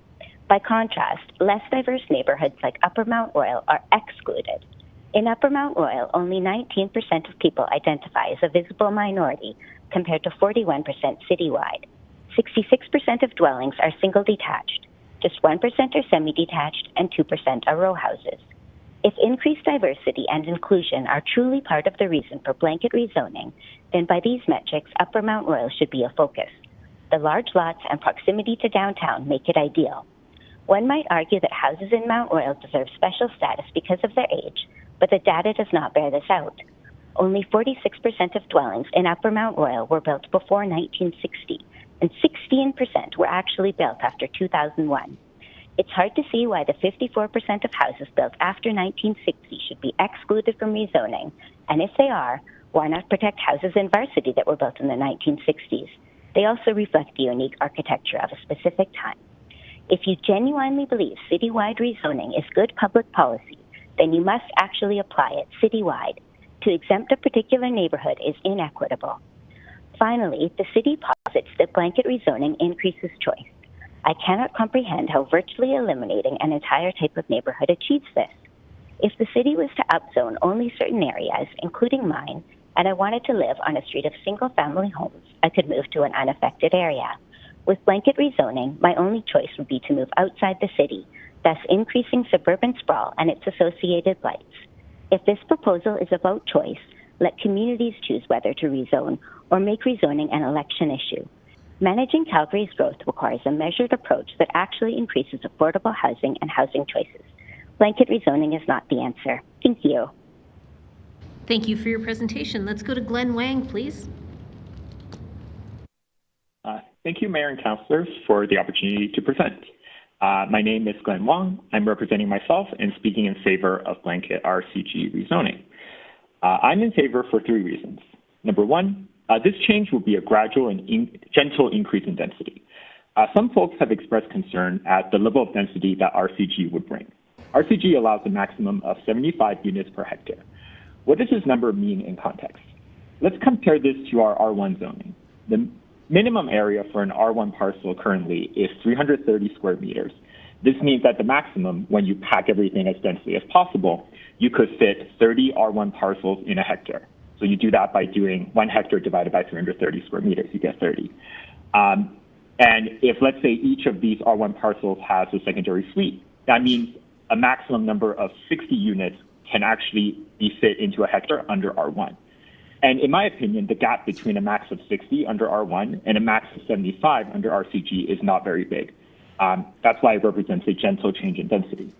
Moreover, because of the maximum density of 75 units per hectare, it wouldn't actually be possible for every single parcel in a neighborhood to be redeveloped into 8 or 12 unit row houses anyway. It won't even be possible for a majority of these parcels to be redeveloped into row houses because you can only go from 2 units, a single family home with a secondary unit, to an 8 to 12 unit row house so many times before you hit the 75 unit per hectare limit. So in our existing neighborhoods, most of the existing single family homes will probably still stay like that, even under this regime. Reason number 2, with RCG rezoning, removing the need to go through the land use amendment process for every single development individually, it will cut down around 6 months of time, meaning shorter times for housing to be built, especially since 95% of land use amendment requests end up being approved anyway. More importantly, even if zoning becomes RCG by default, it does not mean future developments will have no opportunity for community input. Developers still need to go through a development permit process that must be circulated amongst the community for input and feedback. Based on the city's own published community guide for the planning process, the development permit process is when questions around design, context, parcel layout, building maps, privacy, and landscaping all to be determined. These seem to be the concerns that folks actually have around how upzoning and redevelopment might affect their community. And folks will still have the opportunity to provide their valuable input to these important considerations during the development permit process. Number 3, this proposal is just one action item in Calgary's comprehensive 98-point housing strategy. However, it is an important item because when coupled with our ongoing efforts to increase housing supply by building new construction in greenfield communities, our ongoing projects to build dense housing along transit corridors, by also allowing a gradual increase in density over time in our existing neighborhoods, it means existing neighborhoods can also bear their share of the responsibility to accommodate and welcome Calgary's increasing population. In short, I am in support of blanket RCG rezoning because the change represents a gentle and gradual increase in density in our existing neighborhoods. It makes the development process faster while still retaining the opportunity for valuable community input. And it represents an important piece of Calgary's overall comprehensive housing strategy, one that complements our greenfield development and high-density development initiatives and provides more diverse housing options in the middle range of density so individuals and families have more options in the neighborhoods and housing types best suited for them. Thank you for your consideration. Thank you for your presentation. I'm just going to see if there's any questions for this panel. I don't see any questions in the queue for this panel, so thank you all very much for joining us today. We appreciate the time that you took to make presentations to us. I'm going to try to assemble a new panel, and as I do that, let me ask, is there anyone in person or on the phone that was here for a previous panel?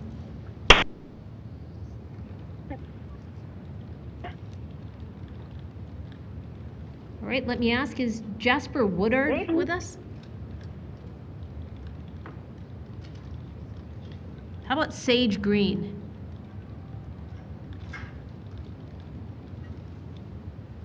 All right, Sage, if you come down and grab a seat, I'll just assemble the rest of the panel. I'm going to look at panel 169. Do we have Justin Paul O'Mahony?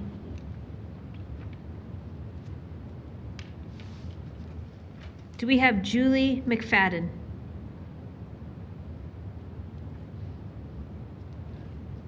Do we have Andrew Sikomas? Do we have Clay Knights? How about Pamela Fortier? Yes. Thank you. Please stay on the line. All right. Panel 170 is one of those empty panels, so I'm going to skip over it. As I explained yesterday, the clerk's team assembled panels as for, against, and neutral, and if there's nobody in those sections, we're moving past that panel. So I'm on to panel 171. Do we have Ruben van der Meulen?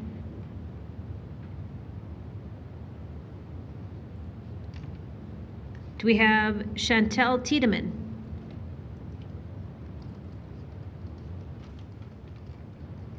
Do we have Aaron Ramos?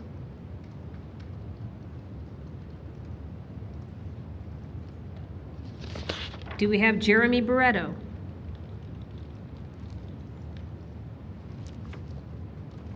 Do we have Dylan Rama? Hi, please come on down.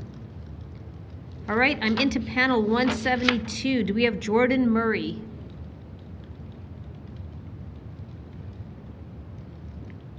Do we have Roger Shinkarak, sorry.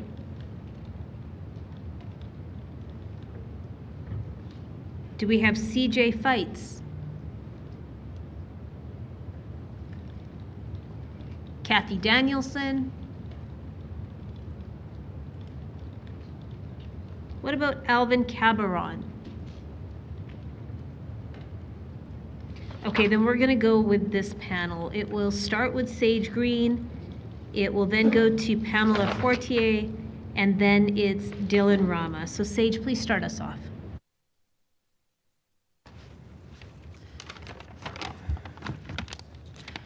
Hello everyone, my name is Sage Green. I'm a resident of Ward 13 and I'm here today to show my support for blanket rezoning. Housing is a human right. Everyone needs and should have access to a safe and comfortable place to call home. But for many Calgarians, that is not the reality. Many are stuck living in abusive situations or are unable to gain the independence they seek. Many are in places that are far too cramped to accommodate them, are riddled with infestations, in disrepair, or are simply isolated in a community that provides nothing for them. Some are living out of their vehicles in overcrowded, underserved shelters, in tents that will be quickly removed, or anywhere they can possibly find to stay warm and out of the elements. I acknowledge that the implementation of this housing strategy will not immediately solve this issue in its entirety, as there are many factors at play here. However, we cannot get to that point without first taking this step. A step that will allow for greater densification and more affordable and diverse housing options. A step to meet people where they're at, instead of expecting them to rise up to impossible requirements. To those who are afraid of your voices being silenced, they will not be. If you've spoken at this hearing, your input isn't being taken out. This is the input. There will still be a development permit process and a chance to speak your mind. It will simply be streamlined and more efficient to save everyone's time and money and ensure that we get more units on the market faster. Not only will this decision make homes themselves more accessible, but also the communities and the city as a whole. When we use our space more effectively to build up rather than just out, to build the much needed middle housing, it allows for more communal amenities and walkable infrastructure to be included. There will be more space and incentive for parks, naturalized areas, community gardens and centers, rec centers, walking and biking paths, schools, shops, restaurants, cute little cafes, and better access to public transportation to enjoy all of these and all of the wonderful things the city already has to offer. Some of these new developments will indeed be more expensive, but those who can afford to will move there and open up their previous dwellings to someone else, and so on and so forth. Upzoning and increasing the amount of units on the market does and will make homes more affordable. What we truly cannot afford is to continue sprawling, not only financially, but also in regards to the fuel, the time, and the space it takes, and the negative effects on our well-being for us to be isolated and dependent on cars to get around the city. Nor can we afford the constant destruction of the ecosystems around us and the subsequent dwindling of flora and fauna native to this land. Currently, there is 5% of original fescue prairie left. Grasslands are not only effective carbon sinks, but also help to prevent drought, a threat that is very real to us. Unfortunately, the beautiful, biodiverse, culturally rich and significant expanse of grassland that used to span 255,000 square kilometers is now reduced to less than 13,000. For reference, the City of Calgary's metropolitan area is about 5,100 square kilometers. I urge you to take a look at a map and process just how much we have lost. This is not even considering the parkland ecoregion, nor is it considering the surrounding ecotones and ecological niches, many of which are quite small in comparison and are at a much greater risk. I believe the health of our city, its people, and our environment rely on blanket rezoning. Please vote in favor. Thank you. Thank you for your presentation. Let's go to Pamela Fortier, please. Hi, Mayor Gondak and City Council, can you hear me? We can. I'm a homeowner in Ward 8 and would like to speak against blanket rezoning. I've rewritten this a couple of times over the last week as I've listened to Calgarians speak. I started again after hearing a young woman speak in anger against what she sees as uncaring homeowners the other day. We are being pitted against each other. So how did we get here? An article in the Globe and Mail in January of this year exposed that the federal government was warned in 2022 by their own advisors that large increases in immigration could affect housing affordability. They ignored their own advisors, continuing with historic levels of immigration. Population grew by more than 430,000 in the third quarter of 23 alone.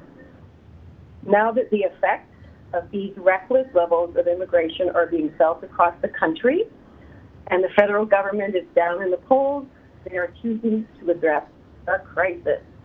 This is a crisis of their own making. Blanket rezoning is causing so much division. Division between income groups and age groups, the haves and the have-nots. It threatens to sever the relationship between the city and its longtime stakeholders, the homeowners. The government's immigration policy created the problem, and now their solution has created more problems. I don't believe it will solve affordability. We don't need more division in our world. We need to come together. Vote no to the heavy-handed approach of blanket rezoning and return to community collaboration and engagement.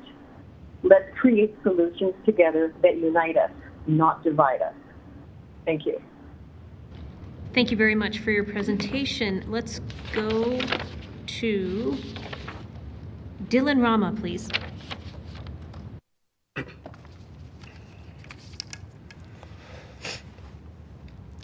Good. Okay. Thank you, Council and Mayor Gondek, for allowing me to speak and for your general public service in facilitating this public hearing. My name is Dylan Rama. I'm a current master's candidate at the School of Public Policy at the U of C, and I'm in favor of rezoning. Forgive the digression, but I would like to give a brief shout out to SPP alumni Councillor Jasmine Meehan. Thank you for showing me and my classmates that what we learn in the program can make a difference in people's lives. Now, I'm a born and raised Calgarian, because apparently that matters, currently residing in Bowness. And not long ago, I was a homeowner of a duplex in Ranchlands. The only reason my partner and I were able to afford to purchase this modest starter home was because of help from our parents. Due to an impending mortgage renewal, interest rate hikes, and my choice to go back to school, we made the difficult decision to sell our home. For reference, we bought at $320 and sold at $380 4 years later. This is double the rate of inflation, more than double the rate of inflation in price growth, and I believe that's indicative of a problem. Now, I'm not here representing the School of Public Policy, only myself, but it's my understanding that the SPP was founded largely on the belief that a lack of economic literacy in the Canadian public service was negatively affecting governance in our country. Existing zoning regulations represent an example of a well-intentioned regulation that has distorted the free market. In other words, red tape. They've artificially restricted the supply of housing and contributed to driving up prices, and therefore the current housing crisis. Now, don't misunderstand me. Rezoning will not single-handedly solve the housing crisis, and many well-informed speakers have used this fact to argue that it won't have an effect on affordability. I find this line of reasoning to be flawed at best and deliberately misleading and obstructionist at worst. Let's talk about housing prices for just a moment. They're growing rapidly. Before prices can come down, we must first slow the rate at which they are rising. So just because a measure does not decrease prices does not mean that it isn't having an effect on them. There is no single policy that can solve a crisis of this magnitude. This means that we do not have the luxury of ignoring an effective tool in our city's toolkit simply because it doesn't fix everything by itself. Rezoning will lead to a higher number of units and help put downward pressure on housing prices. We cannot afford to wait for the perfect solution that has no trade-offs because it does not exist. Perhaps if this change had been considered sooner, we could have afforded to keep our starter home while I went back to school. Now, I've heard about the need to protect property rights, and I actually don't disagree with that at all. To do so, vote yes. Rather than restricting property owners, rezoning will provide them with more choice. Your property rights do not extend to control over what others do with their property, or over what the character of your community looks like forever. If you're not persuaded by economic theory and remained opposed, then I can only assume that you're swayed by the vocal opposition from some constituents, which appear to outnumber those in favor. Those that are opposed believe they would lose something immediately were this to pass. Those that have something to gain would only do so in the future, and by my view, are far less likely to be able to take the time out of their day to engage in this process. Folks who are preoccupied with putting food on the table and making the next rent payment generally don't have the luxury of paying attention to the intricacies of land use bylaws. Lastly, let's talk about change. As much as I'd like to go back and reminisce in the empty lot I used to play in beside my childhood home, it's a gas station now. The community needed one, there was a market for it, and so it got built. I eventually adapted it and appreciated that I could buy candy there when I got older. My point is that Calgary and the world are growing and changing, and none of us are entitled to grow old in the exact same world we grew up in. I understand the urge to resist change. Part of me wanted to, when it came time to sell my home. But change being inevitable is one of a few objective truths of the world, so let's not waste our energy and resources fighting it, but on adapting to it. Council, in conclusion, I'm urging you to vote yes on rezoning. A yes vote reduces red tape, increases the efficiency of the housing market, enhances property rights, and puts downward pressure on housing prices. A yes vote shows that you understand that the methods of the past are not sufficient to secure a prosperous future for our city. Finally, a yes vote shows that you have the strength of character to make a difficult but necessary choice. All orders of government in Canada have demonstrated an abdication of leadership and responsibility by allowing the housing crisis to develop and worsen. I urge this council to be part of the solution rather than part of the problem. Please vote yes. Thank you. Thank you for your presentation. And we do have someone in the audience from panel 159. It's Kim Jock Ruok. Is that correct? You can come on up and present now on this panel because we only had 3 people.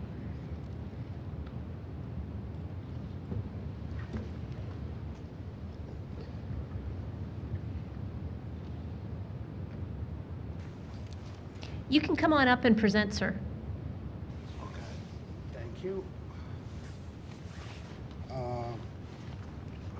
Sorry, I've been running around all day for years, and thank you to Mayor of Calgary for giving me this opportunity. I have some issues that I have question about justice, or they turn it to be injustice. And I have a case with the Calgary police officers that the investigation. Sir, I'm going to ask you a question. Are you here to speak about the public hearing on the bylaw change being proposed? I'm here to speak about my behalf, and I can also share about what I feel about maybe when I was changing from using drug to the portable places. So I think what would be a good idea, so that you're not disclosing any personal information that you shouldn't be, let's make sure that if you're here to talk about the zoning change that we're looking at, the change to the land use district to be RCG, if you would like to speak to that, we'd be happy to hear from you. If you've got other items that you want to speak to, I can certainly find someone to come and speak with you, and we'll get you in touch with someone else. But you need to stick to the land use item today. Okay. Can you help me to find someone? Absolutely. Yes, we can. And I also have a question. Who is supposed to be directing for the trial date to be appointed in the courthouse of Calgary? You know what? We're going to get someone to come and chat with you. Okay. Okay, thank you, sir. All right, I am going to look for questions for this panel. Let's go to Councillor Penner, please. Thanks. I have a question for Mr. Rama, please. In your I respect that, like in 5 minutes, it's hard to get everything. You talked a little bit about the abdication of responsibilities at all orders of government that have led to this crisis. And we've heard a lot about what has contributed to this crisis, whether it is immigration, whether it's a lack of continuous investment into social housing. Have you done any work or research into reading that about sort of what have been the multitude of contribution of factors leading to what's before us today? Yeah, I haven't done a specific research project or anything on those reasons, but in my program I've done pretty extensive reading, and there's like various examples. Like you listed some of them, like immigration. I think like restrictive zoning is one of them. There used to be like a social housing corporation for the federal government that doesn't exist anymore, and there might be good reason for that, but that's like a lack of social housing, non-market housing. That's another reason. I think a lack of the missing middle due to zoning, lack of choice, but I wouldn't claim to be an expert on all of it. When you look at things from a public policy lens and you're looking at essentially systems failure, which is kind of what we have here, is it ever a result of a single thing, or is it often multiple things that are happening kind of in conjunction, tandem, sometimes known and sometimes unknown, that can lead to a crisis state? Yeah, I think that's a like very valuable point, because I don't think you reach a crisis with just a single cause. I definitely would agree that it takes multiple causes and multiple failures. And as a result, it takes multiple things to then try to at least reverse to some degree. Yeah. Okay. Yeah, absolutely. This is not, like I said earlier, like this is not going to be a silver bullet, but we don't have the luxury of, because we're already, an analogy I used earlier with a friend is like, if you have a house fire, you don't worry about the water damage when you're putting it out. You put the fire out first and then deal with the consequences of that later. You don't try to figure out the best way to put out the fire and take more time to do that. You just put it out first. So I think while I don't see as significant of negative downsides with this policy, that's how I like to think of it. Yeah. And I guess maybe like in your estimate, because I think we've heard there's potential consequences on either side of the decision. Mm-hmm. And so I think, am I hearing you correctly? We just need to think about that and choose our consequences wisely? Yeah, definitely. And like I don't know, that's one of the first things they taught us in our program, is that any public policy decision will have trade-offs. You very rarely get a free lunch, or so they say, that just like helps everybody and hurts nobody. And I guess it's just about what kind of city and what kind of Canadians we want to be. If we're a little bit more concerned about parking and shade, or if we're concerned about people being able to afford a basic need. And to me, that choice is very obvious, but yeah, others may disagree. Thanks for coming today. Thank you. Thank you. I don't see any other questions for this panel, so thanks very much for taking the time to share your presentations with us today. We appreciate it. I'm going to try to assemble another panel, but before I do that, we have called everybody up to panel 172, and panel 173 is one of those blank panels. So is there anybody here in the audience that was on a panel, either 172 or before, but you're here to speak to us now? Is there anybody on the phone? Who's this? Yes, this is Chantel Tiedemann for panel 171. 171, okay, great. I'm Ruben Vandermeulen, 171 as well. Thank you. Anybody else?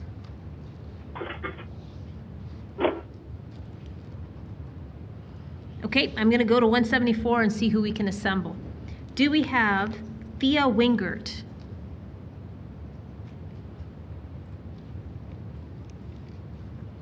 Do we have Mike Atkinson?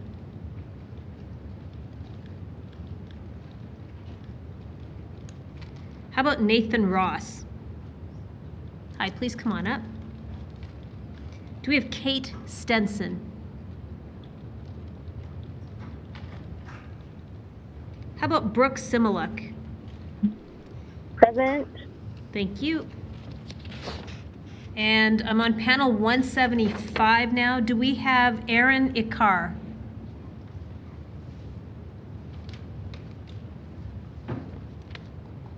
What about Idania Hart?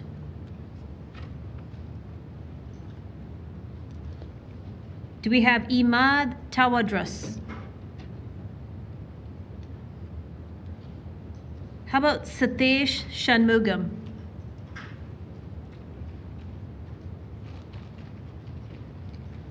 How about Jesh Kamaral Manawis? Okay, then we're going to go with a panel of 4. We will start with Chantal Tiedemann, then we'll go to Ruben Vandermeulen, then we'll go to Nathan Ross, and then Brooke Similak. So Chantal, please start us off. Hello, Mayor Gondek and members of council. My name is Chantal Tiedemann, and I'm a professional geologist and a resident of Ward 8. Today, I am speaking in support of citywide rezoning for housing. First, I would like to thank all of council for the incredible amount of time and commitment you have put into this critical public hearing over the last several days. Having said that, I find it extremely unfortunate that some of you seem more committed to re-election than what is best for our city long term. Many of the people who need housing do not have work-life situations that allow them to speak in a forum such as this.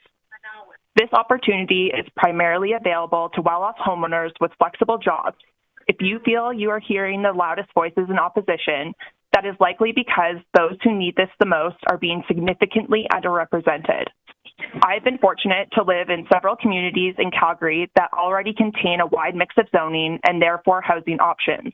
I've lived in a condo in Beltline, a row house in Parkdale, a single-family home in Tuscany, and now a duplex in Clarny.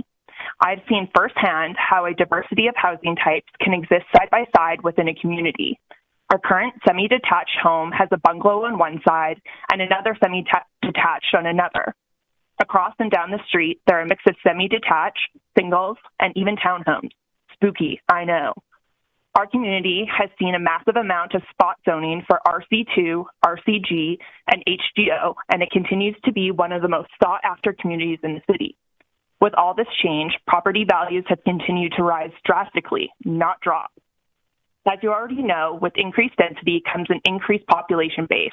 This leads to an increased tax base for the city, the opportunity for better community amenities, and an increased customer base for small local businesses. This increased population base makes existing transportation options more effective and opens the door for additional public transit opportunities.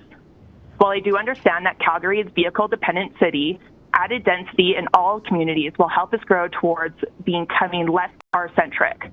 Our vehicle dependence will never go away entirely, just like oil and gas. However, by building a more compact city, it will in turn help ease our reliance on cars as the primary mode of transportation.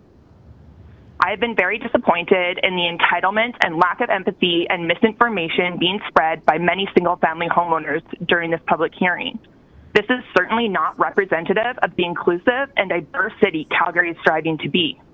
Cities change. That's what they do. Most, if not all of Calgary's communities were at one time farmland. Homeowners who say, my community has been this way for a long time, don't seem to realize that. Why should we choose today as the point in time we stop changing and growing? Had we picked a different point to stop changing, the homes and buildings we have today wouldn't exist.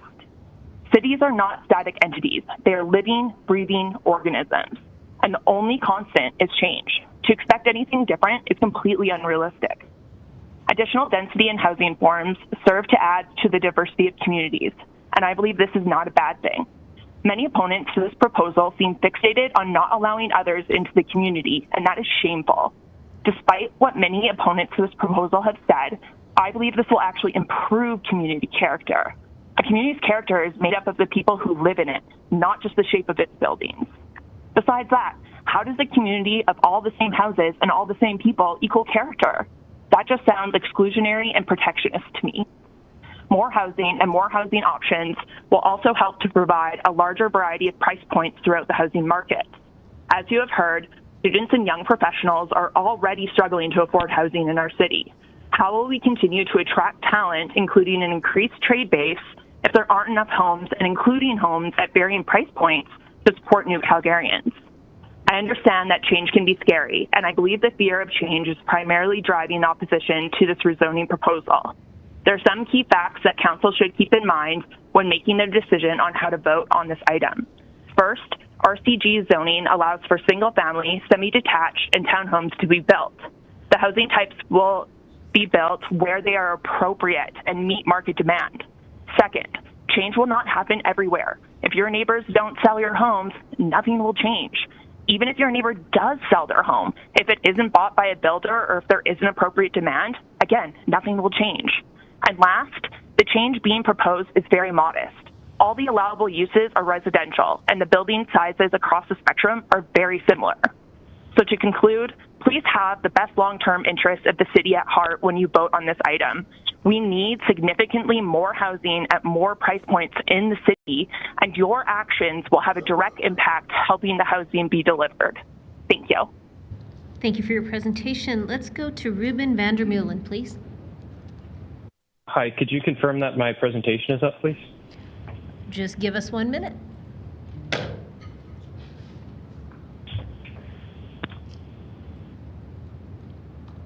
We are good to go. Okay, thank you. Hello, Council. My name is Ruben Vandermeulen. I live in Sunnyside in Ward 7. Sunnyside has a mix of housing types, including many missing middle housing styles. It also has wonderful parks, plenty of trees, transit access, and low crime. Its median household income is 30% lower than the rest of the city. Providing housing for people of diverse economic backgrounds enables a community that someone unaware could easily mistake for an affluent area. I can walk or bike for most of my trips, yes, even in the winter. And 2 of the 4 parking spaces behind the 4-unit building my wife and I live in sit perpetually empty. Next slide. The inflexibility of Calgary zoning prevents property owners from doing what is best for the city, creating buildings and improving existing ones to meet Calgarians' needs. There are a lot of voices in favor of a small-scale approach to intensification that allows higher density where it is needed. Giving property owners the right to decide what housing style is right for them is the smallest-scale approach to incremental change possible. The best areas of the city are places that were built through incremental change. There was no LAP or master plan with strict zoning that brought about Kensington or Inglewood. They are a product of a development pattern that would be impossible to replicate under the city's current zoning structure.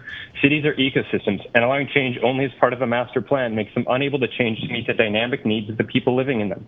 Where we can build, what we can build, and how much parking we need are simple decisions Calgarians can make for themselves without government intervention.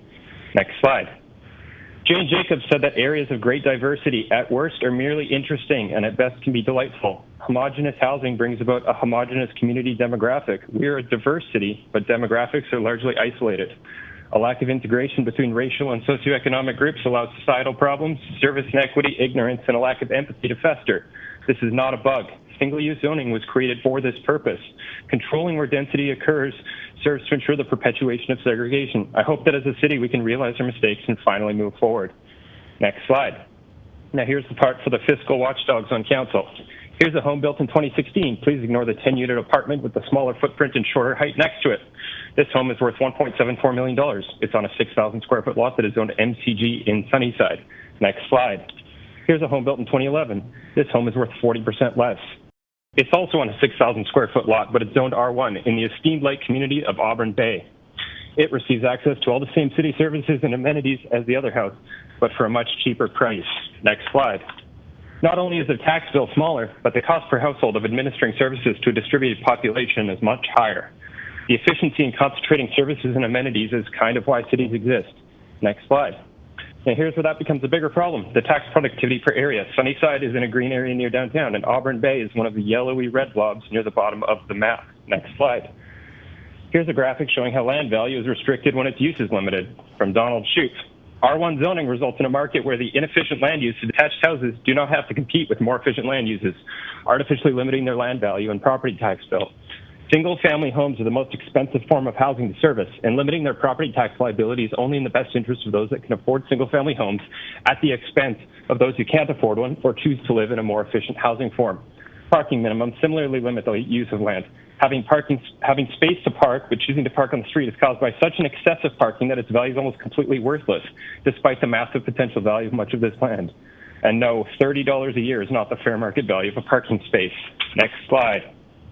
The cost of housing plus transportation can make an otherwise affordable unit on the periphery unaffordable to many families. A holistic view of housing affordability needs to consider this, not just directly following the CMHC definition. Most people do not receive an annual car allowance of $9,400. Next slide.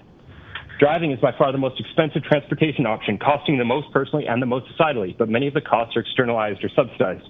Parking minimums mean that $1,500 per person for parking is included in the cost of your annual rent, groceries, and property taxes, raising the cost of housing and food while lowering the cost of car ownership. Pollution and road costs are externalized as well. Those who contribute more to these problems often pay less property tax. Next slide. Electric cars don't fix these fundamental problems. Heat pumps similarly won't change the fact that a 3,000 square foot building exposed on all sides loses a lot of heat, allowing more people to live closer to the places they need to access and permitting housing styles that waste far less energy is an easy decision to make for a city in a climate emergency. The status quo of wasteful consumption cannot be sustained. We need efficient cities that are built upon human-scale development. Next slide. Calgary has been on a path of suburban sprawl, transportation inequity, and socioeconomic segregation for many decades. Correcting our trajectory will not be easy, fast, or often popular. Base RCG zoning is a tiny step in the right direction. It is incredibly important that this is done for Calgary and for Calgarians. Please vote yes. Thank you for your presentation. Let's go to Nathan Ross, please.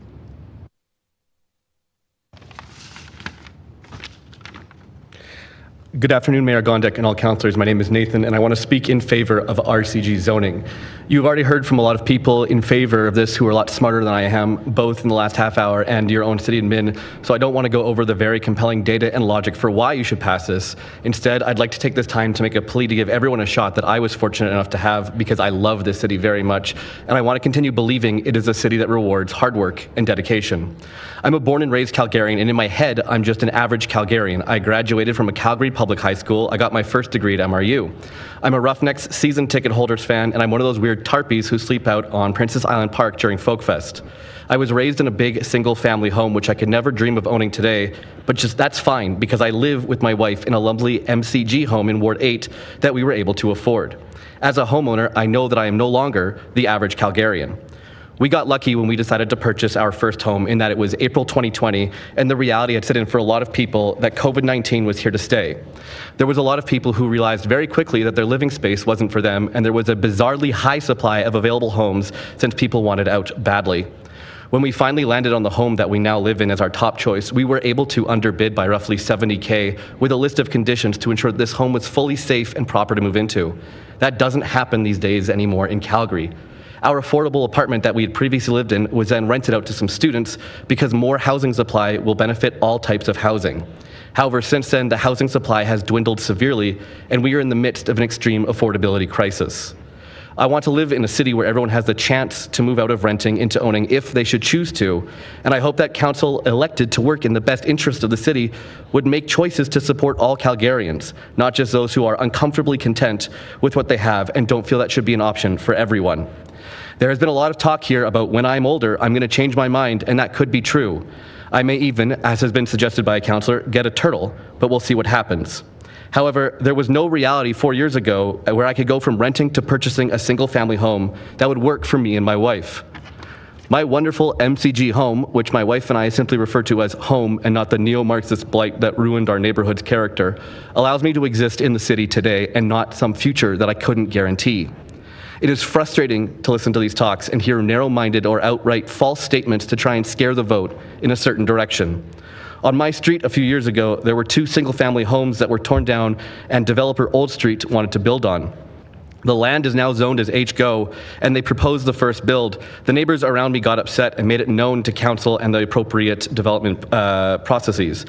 This was issue LOC 2023-0015, and it was brought forward to the city in May of last year after it had been zoned as HGO.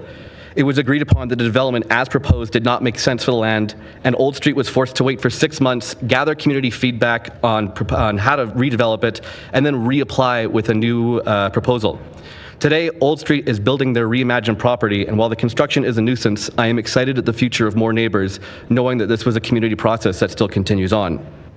To say that there are no more public hearings would be inherently false, and there is a way to move forward for all Calgarians, even extending neighbors a luxury to comment on their neighbor's property, which is specifically a luxury and not a right. There are knee-jerk reactions to change, and then there's making smart, informed decisions to best guide Calgary as it continues to evolve over time, and this vote is one of those choices. Since graduating university for what I hope to be the last time, I have worked at the Calgary Drop-In Centre, Sled Island, and now work with the students at the University of Calgary Student Union because I purposely work in jobs that help improve or shape the Calgary that I want to live in, which is why I felt compelled to speak up today. If my wife and I were going to have children one day and move into a big family home, I feel confident that they would be prouder of us for not slamming the door behind us and ensuring that their generation would not have a fair shot. We want to build community. I highly doubt if they are able to afford a home that they'll lament the character of their neighborhood, because who knows what it's going to be. That's an exciting thing that is constantly evolving. I hope that you listen to the experts and also remember that average Calgarians, like me, are really hoping to continue to build on the excellent work that was voted on last September. Thank you for your time, and also thank you to the clerks and laborers working tirelessly to ensure that everyone has had a chance to speak on this issue, in particular the stenographers who never get thanked and have to keep up with very fast speakers like me. Thank you very much. Thank you for your presentation. Let's go to Brooke Similuk, please. Hi, good morning, Council. I want to begin by thanking you all for your patience over the last week and a half. I know it isn't easy to hear the same arguments over and over again, so really your perseverance is very appreciated. I'm speaking today in support of the proposed rezoning for housing. You hired experts to provide the solutions we need to increase housing availability and stability. And you see this advice is reflected in the rezoning proposal. A failure to approve it would be a huge waste of city resources and, quite frankly, would be really foolish. The experts told you what needed to happen, and while I respect the democratic process, all I've heard from those in opposition is parroted misinformation from community associations and half-baked excuses as to why you should amend this proposal to death. A lot of the solutions that those in opposition are recommending would result in the exact same housing problems that are impacting Toronto and Vancouver. For the sake of our children, we cannot afford to further inflate the housing market in Calgary. We need more density in existing areas, and we need it yesterday. I have a child, and I speak today with his interest in mind. This proposed rezoning is not something that is going to immediately impact us to the degree those in opposition are trying to make out. Instead, it will slowly increase housing availability over the next few decades so that when my child and future grandchildren are looking to leave home and start a family, they aren't forced to leave the city they grew up in. This proposal isn't about us. It's about our children, and those trying to block the implementation of this expert advice are quite literally stealing our kids' ability to afford a home. When younger generations talk about how the older generations have stolen their futures, this is what they're talking about. Society tells them the only way to be successful is to get a well-paying job, buy a house, get married, and have kids. And we present the success in a way that sounds attainable, so long as they pull themselves up by their bootstraps and have a great work ethic. But what people don't grasp is that this ideal is no longer reality. Housing prices continue to rise, wages continue to stagnate, and students end up stuck with crippling debt and degrees not worth the paper they're printed on in today's employment market. Those who cannot afford homes aren't lazy or not working hard enough. In fact, it is quite the opposite, with most having to work multiple jobs and go hungry just to afford rent. They are gaslit into believing their failures when really the doors that were once open to their parents and grandparents have been slammed in their faces. Greed through bad policy has led to the inflation of the housing market at the expense of our children's future housing security, and still there are those who fight to destroy current efforts to rebuild this security. They are, in essence, giving their children and grandchildren the middle finger. As you've probably already guessed, I'm outraged. I'm outraged at the audacity of those in opposition to try and block something that does the bare minimum to address housing inequality. I've heard them whinge and moan about how this zoning will cause their house to lose imaginary future value. I wonder what it is that makes these homeowners believe that council is responsible for protecting their personal investments. In the words they so often spew at their children, how entitled. They seem to think if they invest in real estate that they shouldn't have to take on the risks associated with it. What other investments or stock portfolios do they want the city to manage for them? They claim developers are greedy and just in it for the money, but by their whinging over the last week, it's evident they are also in it for the same thing, money. It is depressing they demand council seriously consider such laughable arguments as justification to kill our kids' housing security through pointless amendments. Approving this upzoning and implementing the rest of the housing strategy in its entirety is a chance for the city to reverse the inequality of the last 4 decades and secure the ability of our children to afford homes in which to start their own families. Make no mistake, denying this upzoning will make you a thief. And if our children one day ask why they are unable to afford a home, I'll be certain to point to your tainted legacy. The experts have made their recommendations, so do the smart thing and improve this upzoning. Thank you for your time. Thank you for your presentation. I'm going to see if there are any questions for this panel. And I don't see any. So thank you very much for joining us today. We appreciate your presentations. With that, Council, I'm going to assemble what the panel will look like after our break. So just bear with me. After we come back from break at about 3:45, I'll be looking to panel 177. So that will be Corbin Oriti, Rob Zhang, Jaden Tran, Clyde Johnson. Following that is panel 178, which will be Owen Kavanaugh, Catherine Blood, Charlene Prickett, Wayne Gamble, and Amy Pahor. So that's who we will call after the break. And as always, I will see if there's anybody from previous panels who's here now. So we will see you at 3:45.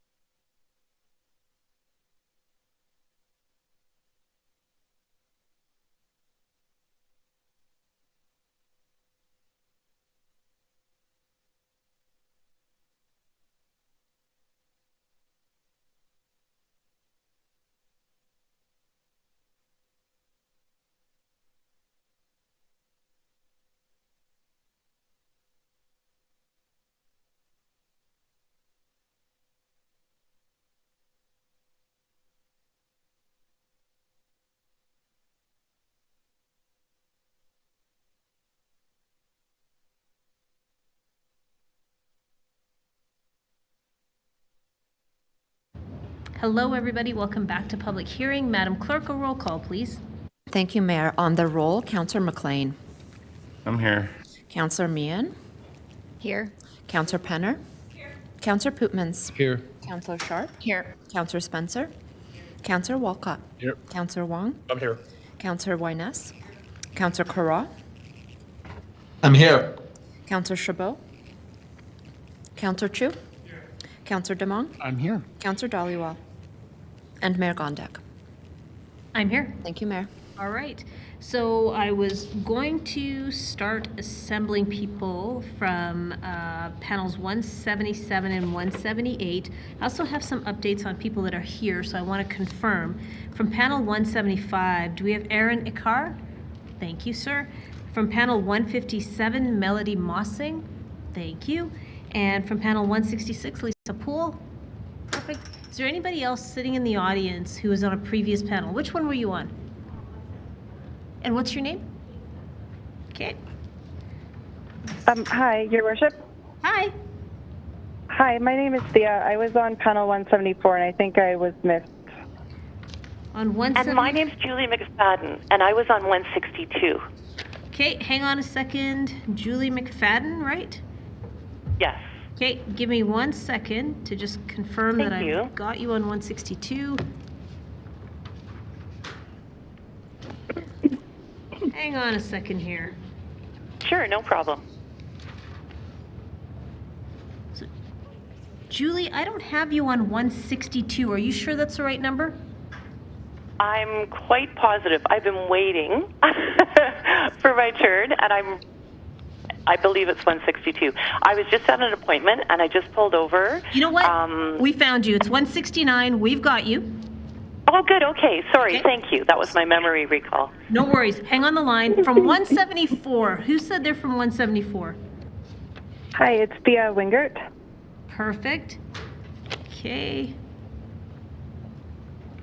Is there anybody else from a previous panel who's on the phone line?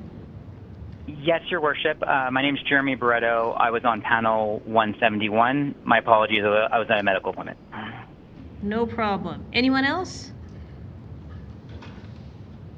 Okay, so everyone that missed their panel, I'm going to get you in. I'm going to intersperse you in with the ones that I'm calling, so just bear with me. Panel 177, sure. Do we have Corbin Ariti? Do we have Rob Zhang? Do we have Jaden Tran? Yes. Thank you. Do we have Clyde Johnson? Hello, sir. You can come on up and grab a seat. Do we have from panel 178, do we have Owen Kavanaugh? Do we have Catherine Blood?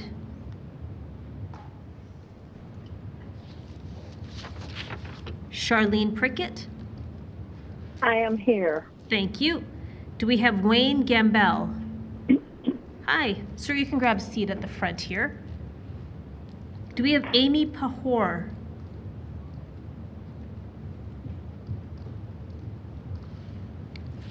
Okay, so we've got 4 people from 177 and 178. So I'm going to add Aaron Ikar from 175 onto this panel.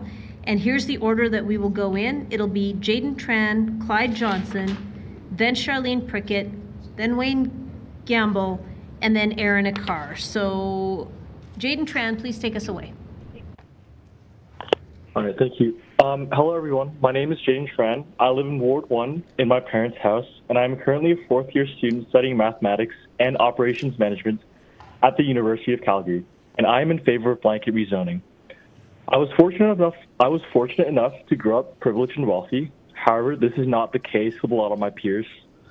It pains me to know just how unfair it is for me to be able to live such a life and for my friends to suffer so terribly in a city that is supposed to be so great. I love Calgary. I've grown up in Calgary, and I've always encouraged my friends from all around the world to move to the city with the promise of affordability, great opportunities, but more importantly, a future. It pains me that my peers are not able to find affordable housing.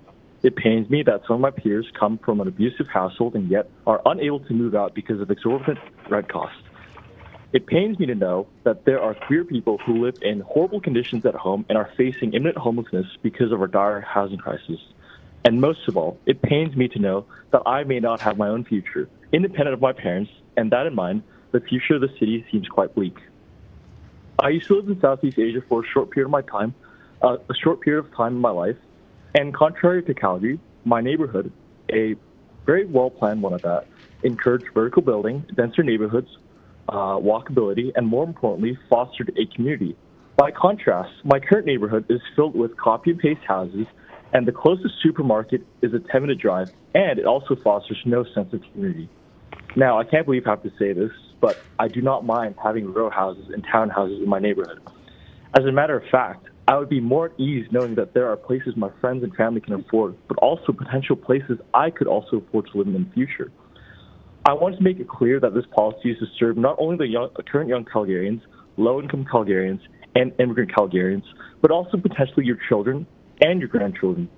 No, also our grandchildren and our grandchildren as well. So while you might think that this is at the detriment of your property value, which is not the case at all since land is scarce, as more and more people move into the city, we will need more and more housing in order for our city to flourish. And while I understand that this may not be a silver bullet, Calgary is in a dire situation this time with an incredibly low vacancy rate of about 2%. Blanket rezoning is the first step to addressing the issues of supply and getting one step closer to housing affordability. It's a policy many Calgarians want, and it is a policy many Calgarians need. Calgarians cannot afford any more inaction. I urge Council to vote in favor of this issue rather than kicking the can down the road. Please, for the sake of me, my peers, and our city. Thank you. Thank you for your presentation. Let's go to Clyde Johnson, please. Already? I wear hearing aids, so if I'm talking too loud, let me know. You're just fine, and we will speak up if we have questions. Well, my name is Clyde Johnson, and I've been a senior for 20 years. That's the same as AA, right? I've been sober for 20 years. I worked 50 years inspecting buildings. I've inspected this building. I've known all the mayors. I know everybody from Don Getty all the way to Donald Trump, but don't tell anybody. I've been around the world. I've seen construction in every country. I've inspected it in almost every country. I've inspected over 75,000 properties. Now that's not an exaggeration. I did 1.5 a day for 50 years, and I took 2 weeks holiday every year too. When I retired, it was very hard because I had no more income. And because I'm a senior, I just had my pensions, okay? But here's the thing that I'm going to tell you right now is that I own 4 properties. They support me, but they don't support me. They support the mortgages, okay? My rent is exactly what the mortgage, the taxes, utilities, everything that goes into that house is what they pay. And I've been doing that now for almost 14 years because I own properties in Calgary, Peru. I had some in New York, but not anymore. What I'm going to tell you that is the renters that I interviewed during COVID. I had students, I had my own sons, my children living in all the properties too when they were going to school. They had to sign a lease, and the lease was, my lawyer put it up for me, it's called a rent-to-own lease. They have to take responsibility for the insurance, everything that goes on in the house. They have to pay all the utilities. So basically, the rent that they have actually pays the mortgage and everything, and it's worked out great. I have 2 Native people living in one of my properties right now. During COVID, I was vacant for 2 years, so I renovated them all. I even renovated my house in Peru. The thing is, when you have 6,000 people trying to get into your unit, you have to be very picky.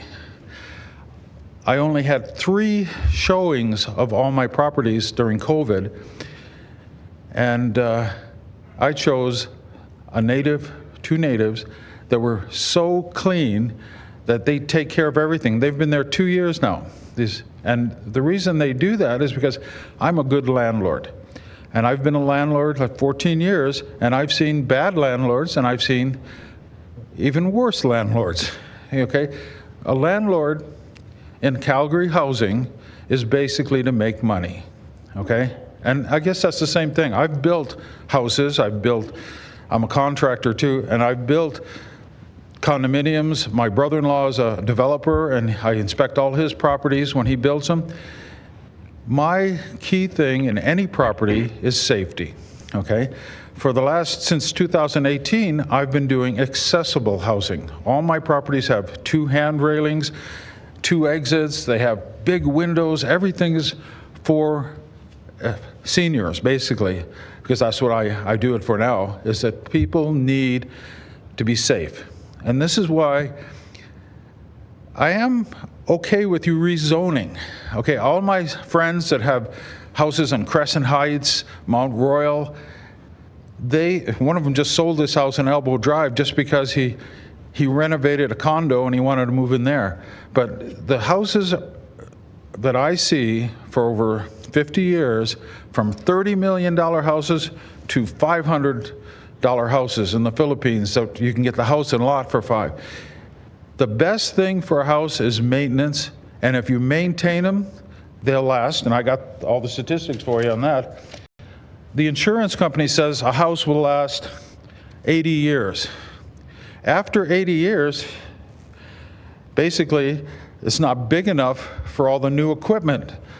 One of my houses I renovated, I couldn't even put a new fridge in because the old little icebox didn't fit. I had to redo the whole kitchen just to get a refrigerator in it. Trailers only last 40 years, and I've done a lot of trailers. What the city did to the trailer park on 16th Avenue was wrong. They kicked all the people out, and 7 people committed suicide there because they had no other place to go. They owned it for 30 years, and now it's getting to this life expectancy, and they have to get out. And they got mad, and they did that. Thank you for your presentation, sir. You're just at time. What? You're just at time. Your 5 minutes Okay, is up. I'm okay. I had 20 pages of notes. The last thing I want to tell you is that's that... it, sir. You're at time. Your time is up. My time is up? Yes. So thank you. Oh, good job. Yeah. If you grab a seat, I'll let you know if there's questions for you, okay? Oh, okay. Okay, thank you. Let's go to Charlene Prickett, please. I am a resident of Mount Royal and have been since 1976. I married into Canada, having fallen in love with a young Canadian in Great Britain, and we came back and took up residence in the Beltline in an apartment. We lived in the Beltline, which is now and has, as far as I have known it, a very dense area of southwest Calgary. We lived there, but we walked and we recreated up the hill in the more spacious Mount Royal, and we hiked in the Rockies. We only used our apartment in the Beltline. Back in the 1900s, an urban planner named Olmsted designed a community format that came to be known as a garden suburb. And Mount Royal in southwest Calgary is one of the best examples of this urban design in North America. Mount Royal, as many of you will know, is characterized by winding streets, not a grid, sided with grass boulevards that are planted with now mature trees. The homes are well set back from the street, and in that setback zone, more trees are planted. So Mount Royal enjoys a huge inventory of trees planted long ago by forward-thinking folks, and that now provides a magnificent tree canopy. So this format takes on a park-like environment. It provides enjoyment not only for me and my fellow residents who live here, but from surrounding denser urban environments. Those folks bike and walk and stroll, walk dogs through Mount Royal. We, as human beings, seek sunshine and space and trees. So I think it's worth asking the question, if you cram more people into a certain space, if you increase density, do you increase life enjoyment? Do you increase longevity? Do you increase happiness? When COVID hit, we were well aware that the most dense cities around the world fared the worst. Because this is an iconic community, I think we should see and talk about where more density is appropriate to be located. It seems thoughtless. It seems disrespectful to destroy some of Calgary's oldest heritage communities, but rather, shouldn't we confer with the community and use smart planning to locate density where it's best suited? I suggest to you, Council, that blanket zoning is not just poor planning, it's no planning. When it's just a free-for-all, who can decide where best to invest a large amount of your life's income? Most of us will see a large percentage of what we earn in our lives put into our home. It might not be the same home throughout our lifetime, but our home is the biggest repository of what we've earned in our lifetimes. When we can't depend on our space being the same sort of space that we invested in, it destroys the economy of our lives. I think it is foolish to make such a rash decision. I think a considered discussion over time with communities is harder for the planning department. It's more tedious, it's more time consuming, but I think it's the better choice. I encourage you to rethink and amend this current blanket upzoning. I appreciate your attention. Thank you so much for your presentation. Let's go to Wayne Gamble, please.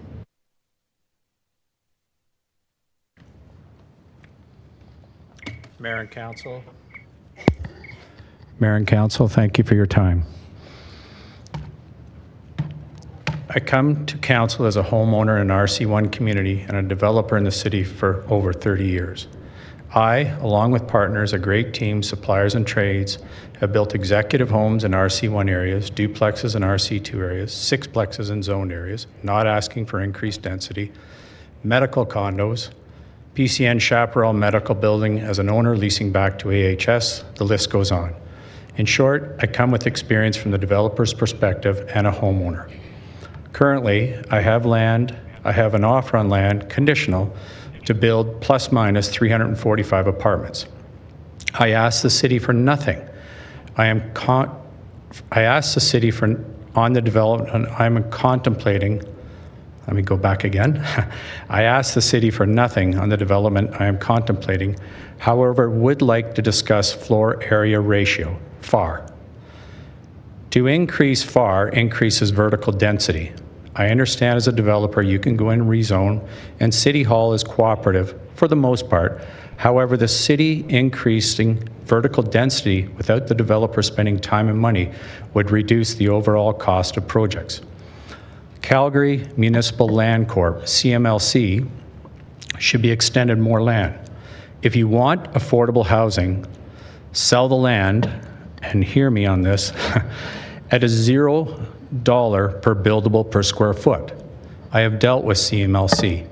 They're $40 a square foot buildable, $30 a square foot buildable, $28 a square foot buildable, pending where the development is.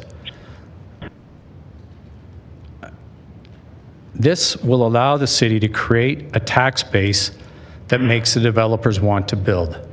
The only variable between affordable housing and market rentals is the land. Further, the cost of material and labor, for the most part, is at current inflation levels and, in certain categories, above inflation. The price of drywall up 8% and glass 6% this year as an example.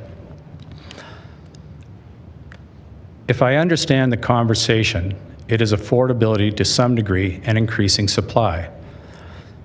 There is a federal initiative, $223 million at stake. What is the plan? Reduce the cost of the land in the city's control. Have a contract with developers with reduced city taxes. Develop the land and ultimately increase the end project versus vacant land paying no taxes. In short, have a contract with the developer. I know the numbers to build and make projects feasible. Land is a major input cost of the overall development. Downtown Calgary, overbuilt commercial, however, no residential. This is a bigger issue. If we have the zoning that allows such. I believe the city is currently working on this. Thank you, City Hall. Our 10 8-plexes on 50-foot lots in all RC1 areas is going to change the issue at hand. We know it will not, and they will be expensive rentals. They have to be. The price of land in RC1 communities dictates the end price of the rental. As mentioned by an earlier panel, the proposed zoning will only escalate land prices and developments will become more expensive, increasing rents. Further, many RC1 areas have restrictive covenants on title that prevent developments the city is looking at. The RC1 owners have successful judgments in a provincial court upholding the RC on title to prevent the blanket zoning. So, the city approves a development under the proposed guidelines. The community takes the development to provincial court, and based on the existing RCs on title, that will prevent such.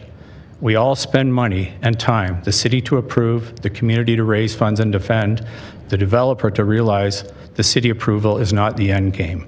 So wasteful. Many have brought up mature trees, infrastructure, schools, busing, kids out of inner city communities because of infrastructure lacked. There are now lotteries for inner city schools, breaking friendships for years and sending kids to another school where they have no association to friendship. The mental stress of our kids should be addressed when increasing density and infrastructure lacking to handle such. These issues are real and current without adding the new zoning. I repeat, schools, kids, community being uprooted because planning and foresight around infrastructure lacked. In closing, well, almost in closing, the plaque... Sir, your time is up, so damn. Okay. Thank you. Thank you, Mayor. Thanks for joining us. I'm going to go to the next person on this panel, and that is Aaron Ikar, please. Good afternoon, Mayor, Councillors. My name is Aaron Ikar, and I present myself. Thank you for taking the time to listen to me. I'm against the blanket rezoning as it is. I moved to Canada 42 years ago. I'm an immigrant. My husband was born in Alberta. When I moved to Canada 42 years ago, my parents, 2 sisters, one of her husbands, and myself living in a 2-bedroom apartment in Winnipeg. About 9 months later, my parents were able to afford a condemned house. That was the only thing we could afford. For the next while, we fixed the house and lived there for 5 years. Then, in 2014, I moved to Calgary. The reason I'm giving these examples is because the housing and rental concerns and issues has been here in Canada and in Calgary for a long time. In 2004, I moved to Calgary. I rented an apartment for $700. The following year, the rent went up to $750. Halfway through that year, all of us got, 5 buildings, got notices of termination of rent because all the apartments were going to be built into condominiums. But a month later, the landlords came back to us saying that the condominium process fell through and they offer us rent for $1,250. $500 more than it was before. This is 2006, 18 years ago. I moved into a basement into one friend's place, and after he met his wife, I moved again to another apartment at a higher cost once again. About a year after that, I met my husband for today. He also was living in an apartment with a roommate. After a few months, we moved together into yet a more expensive apartment as we were not able to afford a house at that time. We were in our late 40s. The cost of renting housing has been a concern for a long time. By living together in this apartment for a while, we were able to save some money, and very excitedly, we were able to buy our first home in 2013. It took us a year to find the house we now call home, and yes, we paid more than we were hoping to spend. It is the first home for both of us. This home, a single detached home in Ward 2, is our nest egg. As a land developer informed this council in a previous panels, if a builder buys a house next to our house and builds 4 to 12 units, which the blanket rezoning will allow, it will decrease the value of our home between 10 and 20%. I'm not opposed to density in the city. I'm opposed to the blanket rezoning, which is not going to fix the most important concerns of affordability housing and housing demands in Calgary. Many presenters have brought up the concerns of infrastructure, water shortage, electricity, schools, capacities, hospitals, doctor shortage. The list goes on, and blanket rezoning does not address these. If I look at some of the reasons why we're in this situation, foreign money that competes against our citizens without needing even to live here. Canada has issued 10 million 10-year multi-entry visas. All these visas don't allow to work here, but they do allow you to rent or buy a place. In 2023, we had over 1 million international students. Canada welcomed 465,000 new permanent residents in 2023, and by 2025, we're expecting 500,000. Canada issued 1.2 million temporary work permits in the first 9 months of 2023. 17,000 5-year super visas, which are on top of the other visas, were issued. These numbers add up, but the needs of all these individuals don't. Everyone in this example needs housing, medical services, electricity, showers. The following example is not a fact, it's just something that I made up. If you build 2,000 homes, you're going to need 4,000. If you need 4,000, you're going to need 8,000, and so on. As the number of people that are moving into our city continues to grow with no limits, our city will not be able to sustain numbers, and we are going to say, and sorry about this, it is, if it's yellow, let it mellow, when we go to do number 1 in our bathrooms. Sorry, you can take only 1 bath a month, or you have to eat dinner at candlelight. Please go back to the drawing board and address all these real issues that are before us, including the house shortage. One of the things that I have learned from this process is how resourceful, creative, and smart Calgarians are. Go to this resource that is here for you to learn from. If steps are not taken to address the real concern, I'm not sure anybody knows what the real consequences will be. Don't put the cart in front of the horse. Very much for your presentation. All right, let's go to questions of this panel. Let's start with Councillor Spencer, please. Thank you, Mayor. My question is for Mr. Gamble. Hello, sir. You outlined some concerns I know are widely held in the community. Certainly, my neck of the woods, we have many schools that are on. It's a lottery system, and we have to send kids to other places. When you think about the city facing these growth challenges, one of the concerns I have is we are conflating the aims of this with just the broader growth challenges. Have you connected this zoning to specifically exacerbating the growth challenges we are faced? I wanted to give you a chance to close. It looked like you were potentially on your way to making a point. I wanted to offer that to you, and I'd love it if you could also connect to that question. Thank you for your question. In the community of Altadore, I'm sure council is aware, but the infrastructure does not handle the families that live there and their kids. Their kids must be bused out of the community. In other communities, to go to Western High School, it is now a lottery to get in, where it used to be that you lived in a certain zone and you were allowed to go to that school. In certain communities, Western High School, if you do not win the lottery, you will be bused up to Rosedale, or your parents will have to take you, or whatever's going to happen. It just seems wrong. Like a child that can walk to school now has to get on a bus and go to a school that they have no affiliation with, no friendships with, and we all talk mental health and stresses and everything else. It seems crazy. It seems dysfunctional. I don't know if that answered your question. No, I mean, if I'm following your train of thought, are you essentially suggesting that, I mean, what we're doing here to attempt to address this supply, you're wanting the city to look at what the lived experience is in each of these neighborhoods and go and try and direct growth to the places that can better handle it? Is that the dots I'm connecting? Is that what you're essentially saying? Thank you for helping me. Yes, that's what I'm saying. And going back to FAR and vertical restrictions or non-restrictions, I think there's many things in the community, in the city's control. And I love what the person said before me, that this is Calgary. We can do this. I see no problems in getting there. It's just the great imagination of council and many to get there, and we can do it. Yeah. Received. I do believe we're attempting on a whole variety of fronts.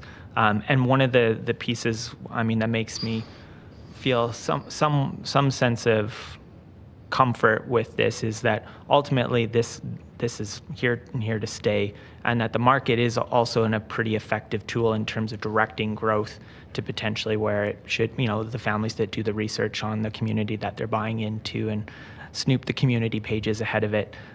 Does that help at all, or are you still, when you think about the market factors to potentially help us navigate some of the pain points, you would still prefer the city versus the market to navigate that? I think the market should navigate many fundamentals, and government involvement, municipal, provincial, federal, will perhaps frustrate. And if I could, you look at rental rates in Ontario or British Columbia, they're $4.40 a square foot. I'm sure City Council is aware. Calgary is $3 a square foot. What does British Columbia and Ontario have? They have government regulations.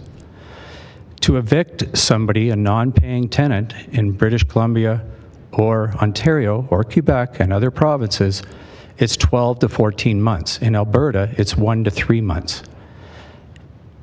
If you asked me, hey, go build an apartment building in BC, the answer would be no. Their issues lie with government intervention. They don't lie with a free economy. How is our rental rate less with no restrictions than other jurisdictions? It's the creative working with City Hall, with members of the development community to get there. We don't need more government restrictions, and this council is wonderful at that. So in answer to your question, and maybe I'm a little long-winded on the answer, let developers do what we're going to do. Let us build. I mentioned I've got land under contract. It is literally under contract with a deposit. We're doing our due diligence. I asked nothing of City Council, zero. Okay, that's super helpful. Okay, thank you. Appreciate it. All right, I don't see any other questions for this panel. So thank you very much for joining us today. We appreciate you taking the time as well as your presentations. I'm going to read out who the next panel is, and then I'm going to alert the people afterwards about their names. So Melody Mossing, are you still with us? All right, please go grab a seat. Lisa Poole, you can grab a seat at the front. Kate Stenson, are you still here? I'll come to you if you just have a seat for a second. Kate Stenson, do we have you? Yeah, okay, great. Julie McFadden. I'm here. Perfect. Do we have Thea Wigert? Yep, I'm here. Perfect. And Jeremy Barretto? Yes, I'm here. Great. So I made that a panel of 6 because these are all folks from panels that we missed. Hang on one second and I'll get to everybody that's in the audience that was on a previous panel. Just alerting everyone on panels 180, 181, and 184 that I'll be calling you shortly. There is no panel 182 or 183. As I mentioned, those were held for people that were speaking in certain categories, but no one filled those categories. So the folks that I will be calling on after this panel, just a heads up for you, it'll be 180, Juan Gomez. From 181, it'll be Sandra Lavoie, Bob Schmall, Sarah Popowich, Tom Spenceley, Brennan Howie, and from panel 184, it'll be Brendan David, Wesley Brindle, Trang Pham, Frank Anderson, and Robert Zubkowski. You don't need to respond right now, but just hang on because you'll be up soon. Now, who's in the audience that was on a previous panel? Hi, what's your name? All right, 172, and I'm sorry, I missed your name. CJ, okay. And hi, in the front? 75, Hart, okay. Anybody else on a yeah, go ahead. Yeah, Gregory Scott Finney, 159. 59. All right, is there anybody on the phone line that's from a panel earlier than one, what do we do? Yes, oh, right ma'am. I was on 91, panel 91. And what's your last name? Fox. Okay, and sir, what's your name? My name's Owen. I believe I was on 178. 178, Owen. Okay, I will look for all of you and assemble something for you. Hi, who's this? Hi, sorry, this is Julie, and I'm on 169, but I think we've captured that already, probably. Julie, you're number 4 on the panel that's about to go. Great, thank you very much. You're very welcome. Is there anyone else on the phone that's on a previous panel who's here with us now? Brad Young. Okay, and what panel were you? 166. Okay, great. Hang tight and I'll find a spot for all of you. Hi, who's this? Hi, Rob Dang, 177. Sorry, say that again, the number? 177. 177, and the last name is Zhang, right? Yes. Okay, perfect. Anyone else? All right, so let's get started with this panel. Melody Mossing, please kick us off. Hello, I have a slide. I'm not ready for it. That's okay, you can put it up now if you want. I'd like to start by saying how much appreciation I have for those who came before me and built this city. Over these last many days, I heard again and again from men and women who dedicated their lives to creating our communities, so thank you. My interest in home building started in the 80s when I was building forts with my pals in our yards and tucked away throughout my small hometown. The house I grew up in had no insulation or HVAC in the upper floor where my room was, so in the winter, I'd sometimes take my next day clothes under the covers with me so I could get dressed where it was warm. I only say this to let you know that I didn't come to the city with money. Thankfully, when I moved here, MCC and SAIT had a program that paid me to go to trade school. I took pre-employment carpentry and I got to work in the trades. We need more support for our future trades. More grant money for students, more financial support for those just getting started, and incentives to stay in the trades for those of us already established, and good parking for our work trucks. It's not like I can take my tools on the transit, regardless of what some people are encouraging. Slide 1, okay, it's there. By the late 90s, I was self-employed and working mostly in new builds, mostly on the outskirts of the city. I've done many different jobs in construction, the vast majority being finished carpentry, but also framing and renovations, etc. But working with alternative materials like hempcrete and restoring old houses are my passions. I've also been a regular volunteer my whole life, much of that time being dedicated to food and housing. I've been a single mom of 3 for the last 10 years. My 18-year-old just moved out right after finishing grade 12 last year. He's been a full-time framer since then, literally building his nest egg.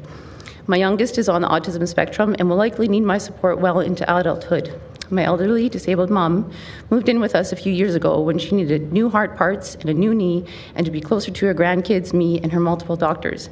Thank goodness we are in a bungalow with a big enough yard that I could build her a ramp.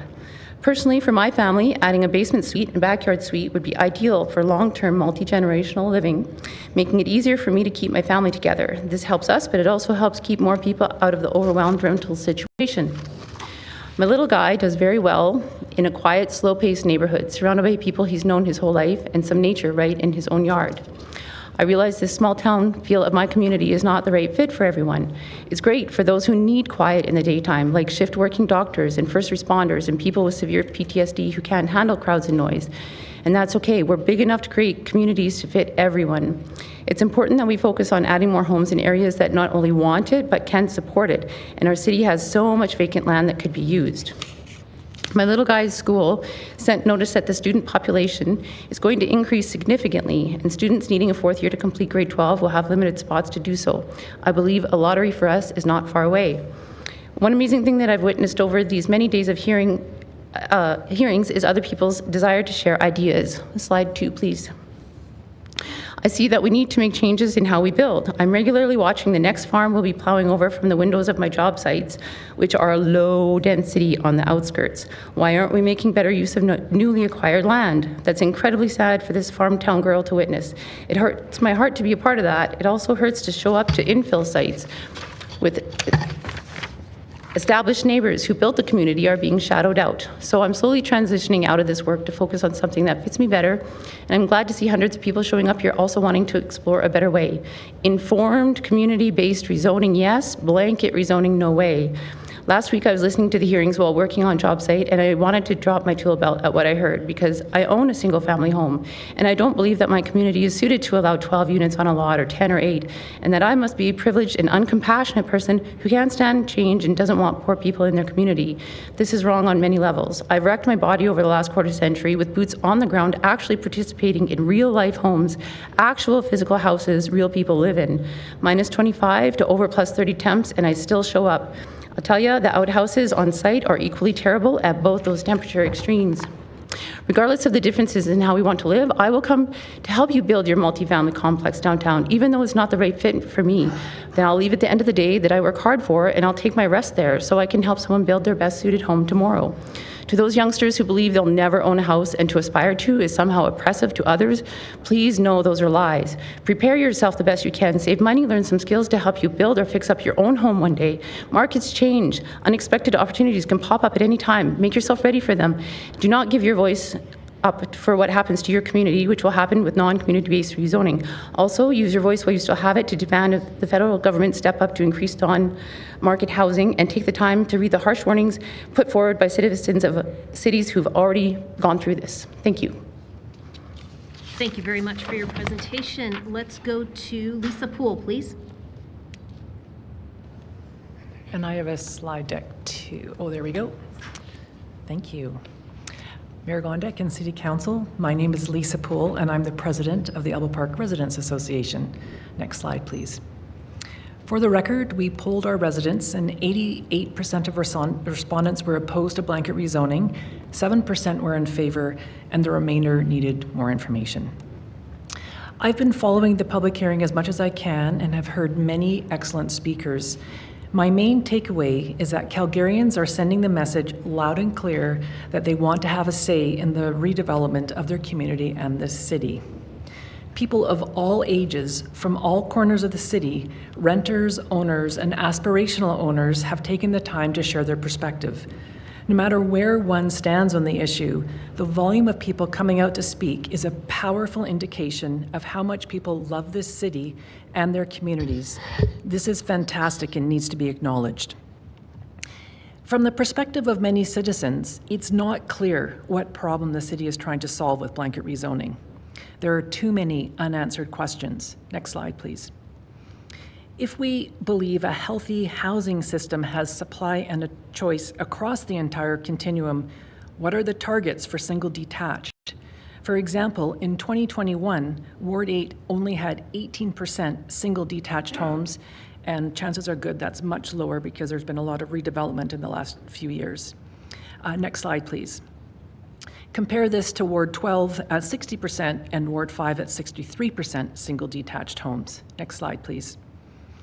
Why do we need to blanket rezone the entire city when we have 440,000 units of available capacity? Next slide, please.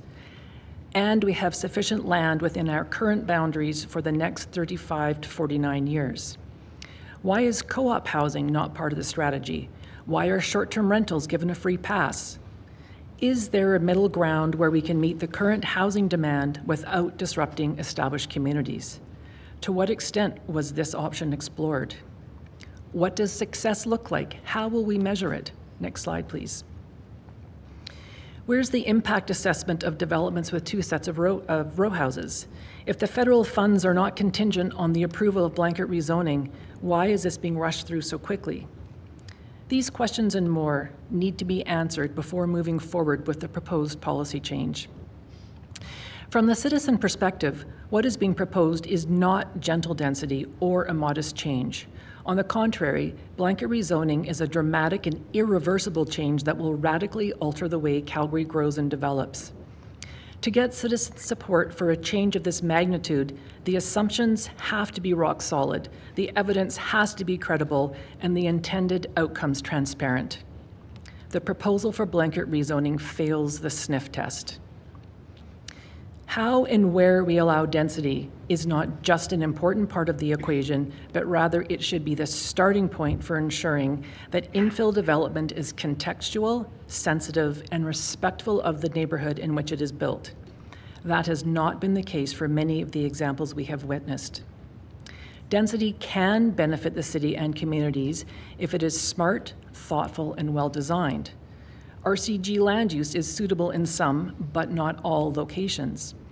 As we have heard, density without regard for community context can have a significant negative impact on the adjacent neighbors. Allowing the market to make mistakes and fail on the backs of existing communities is not an acceptable strategy. The city needs to move at the speed of trust, and by rushing this process, you have lost the trust of Calgarians. I was part of the group of community representatives that met with Mayor Gondek. Thank you for making the time for that. The meeting was an excellent step towards building trust. We felt heard and hope that our request for you to vote against blanket rezoning will be honored when the time comes to vote on this matter. We don't want to see a flurry of Band-Aid amendments trying to address the severe flaws in this proposed planning policy. We urge you to press pause and work with citizens to take the time to get it right. Calgarians have a long history of rolling up their sleeves and working together when needed. We are problem solvers and have a strong spirit of volunteerism. Let's harness the energy of all the speakers in this long public hearing and work together to find solutions to the challenges facing this city. Next slide, please. And I have a short list of suggestions that are by no means exhaustive.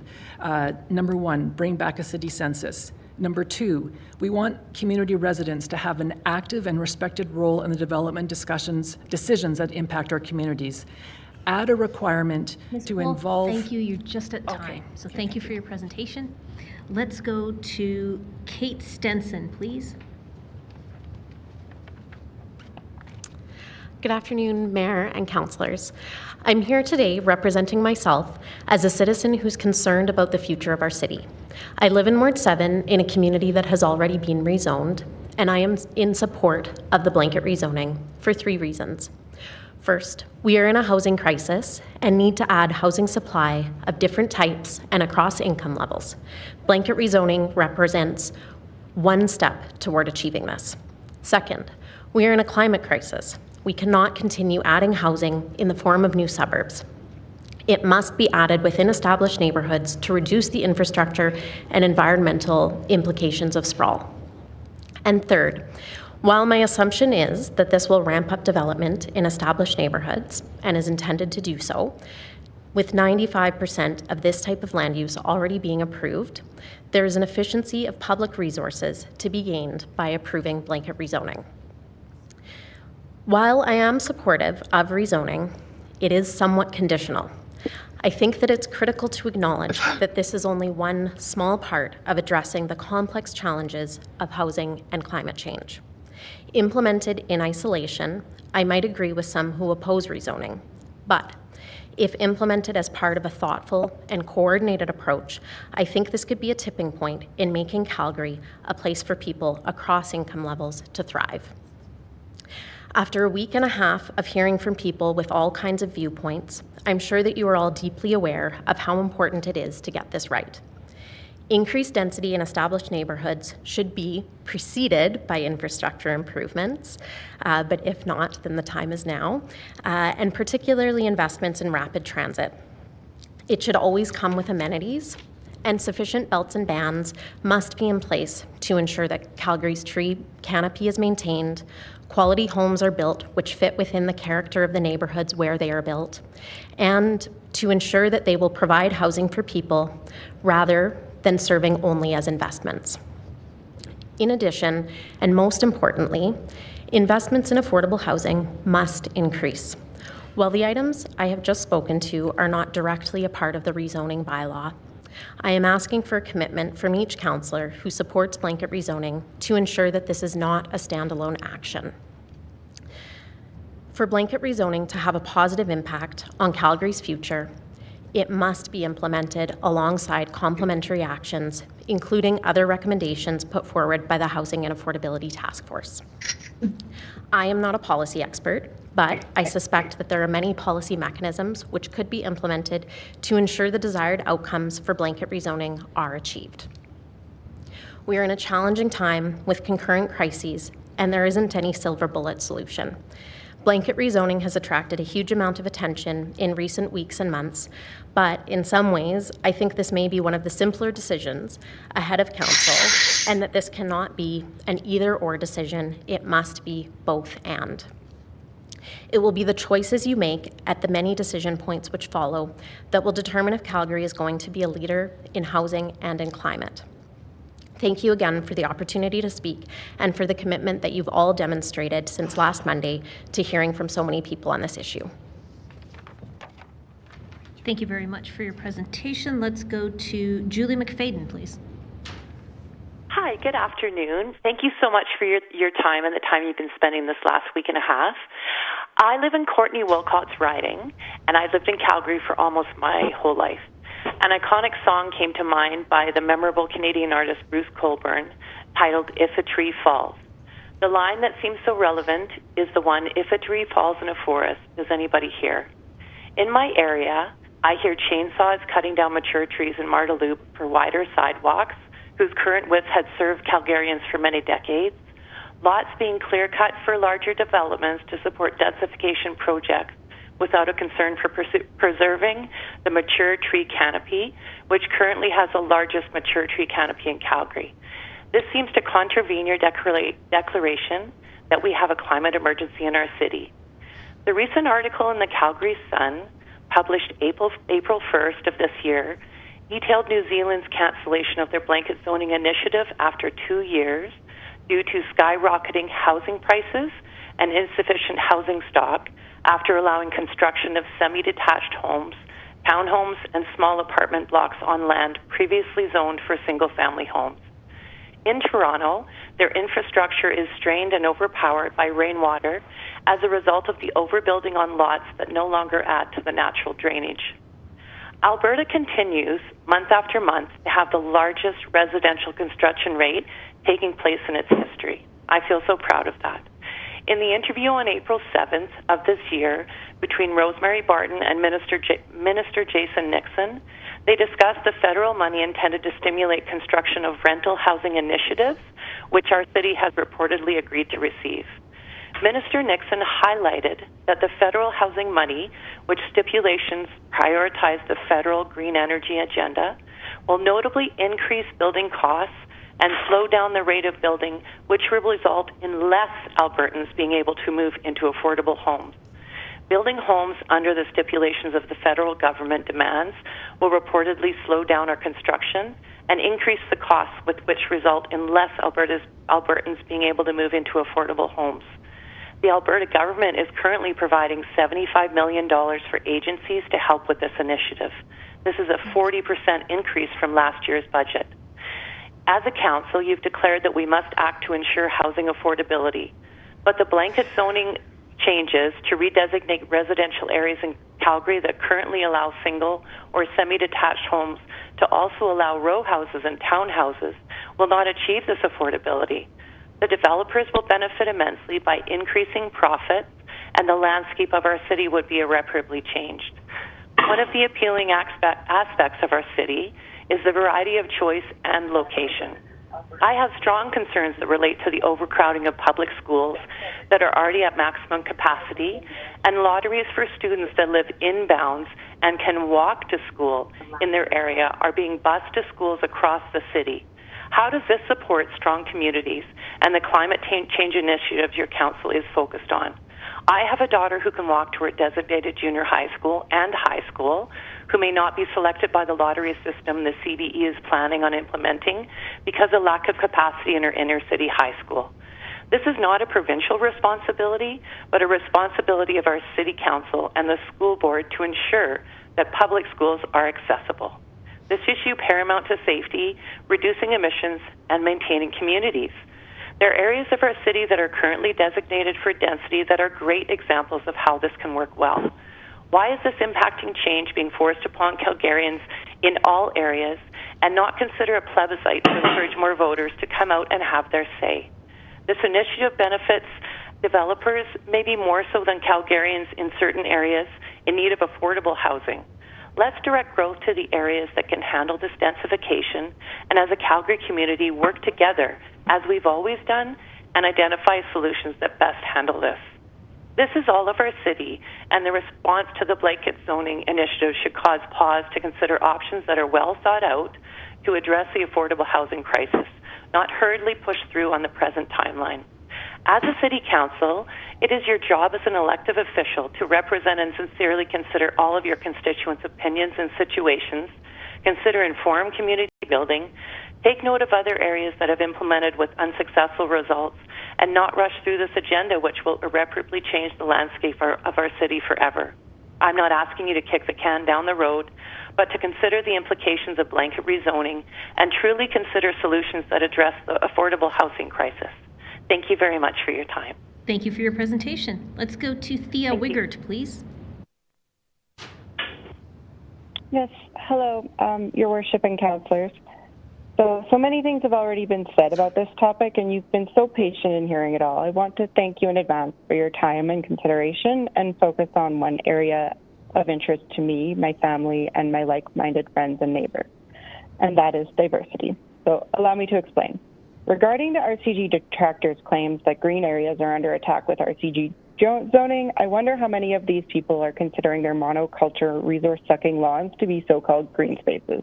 I also wonder how they can be okay with destroying our amazingly biodiverse, carbon-sinking native grasslands to expand the city's footprint rather than building within the city's existing boundaries. In short, there is nothing green about greenfield construction and green grass masquerading as so-called green spaces. Grass is essentially North America's largest cultivated crop, and its maintenance causes more greenhouse gas emissions than it absorbs. And no, despite what others have tried to argue, a man-made pond filled with treated city tap water in the middle of a new subdivision doesn't stop biodiversity loss. What nature needs to flourish is contiguous tracts of undisturbed natural habitats, not tiny islands of habitat in the middle of a suburb. As the Climate Hub speaker already said, if people in Calgary want to plant more trees, let's all get together and plant some trees. I'm ready.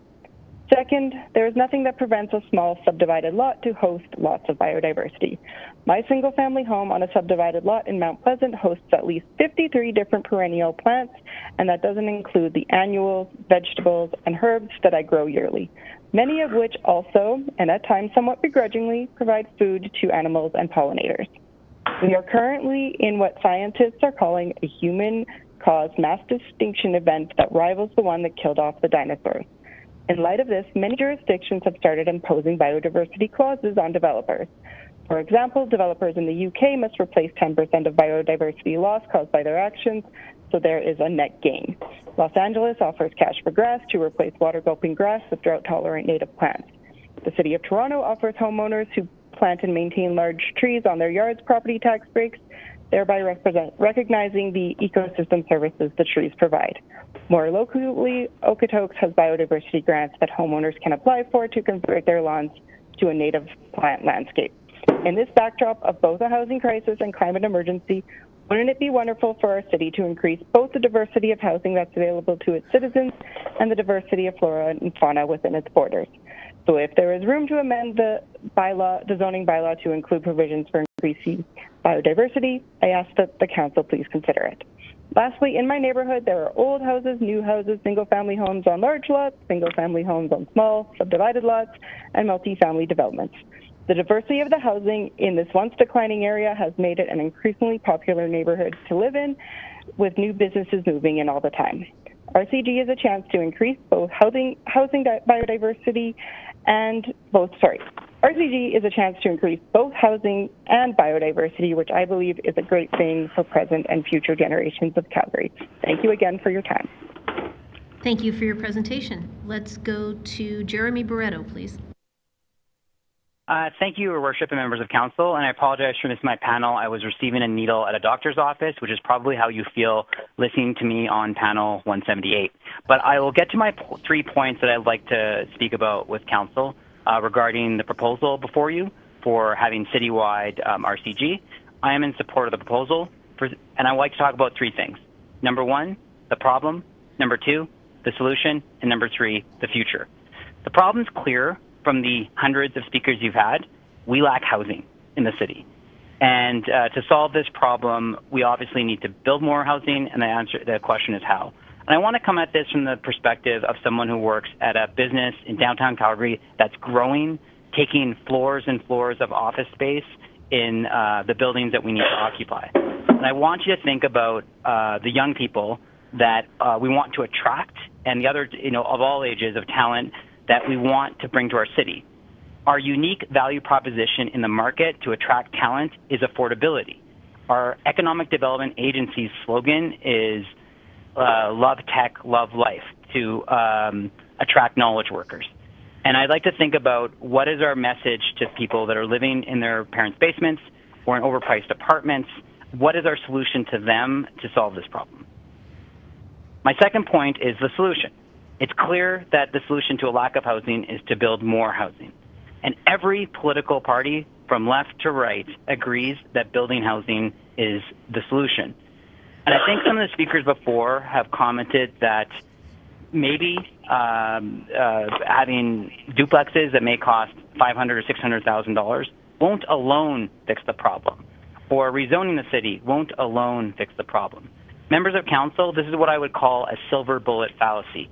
We don't have the luxury of finding a single solution that will solve the crisis we're in, both in terms of housing and accommodating workers to grow our economy. We need every single tool in the toolbox. And let me illustrate with an example. I grew up in an R1 community in South Calgary, and I currently live in the equivalent of an RCG community. If we take an existing home that has empty nesters and make it a duplex, that could create a home for a young family and the senior couple. That young family may be moved out of a condo that then a young professional could move into. That young professional may have moved out of a rental apartment that students could move into. And those students may have moved out of their parents' basement, which then could be redeveloped as a duplex. It's a virtuous cycle where everyone in this cycle benefits. And this is not a theoretical example. This is my lived experience in my RCG neighborhood, which is in Councillor Wong's area. And I'm very hopeful that Councillor Wong validates the great neighbors that he has in his ward by voting for this proposal. The opponents that I've heard before have basically fallen into a few buckets in terms of the solutions they proposed. Either first, they propose no solution, or second, they propose a solution like transit-oriented development or affordable housing or other measures that usually don't affect their neighborhoods. And I think an equitable solution must be available citywide. My final point is the future. I want council to think with me, it's 2029.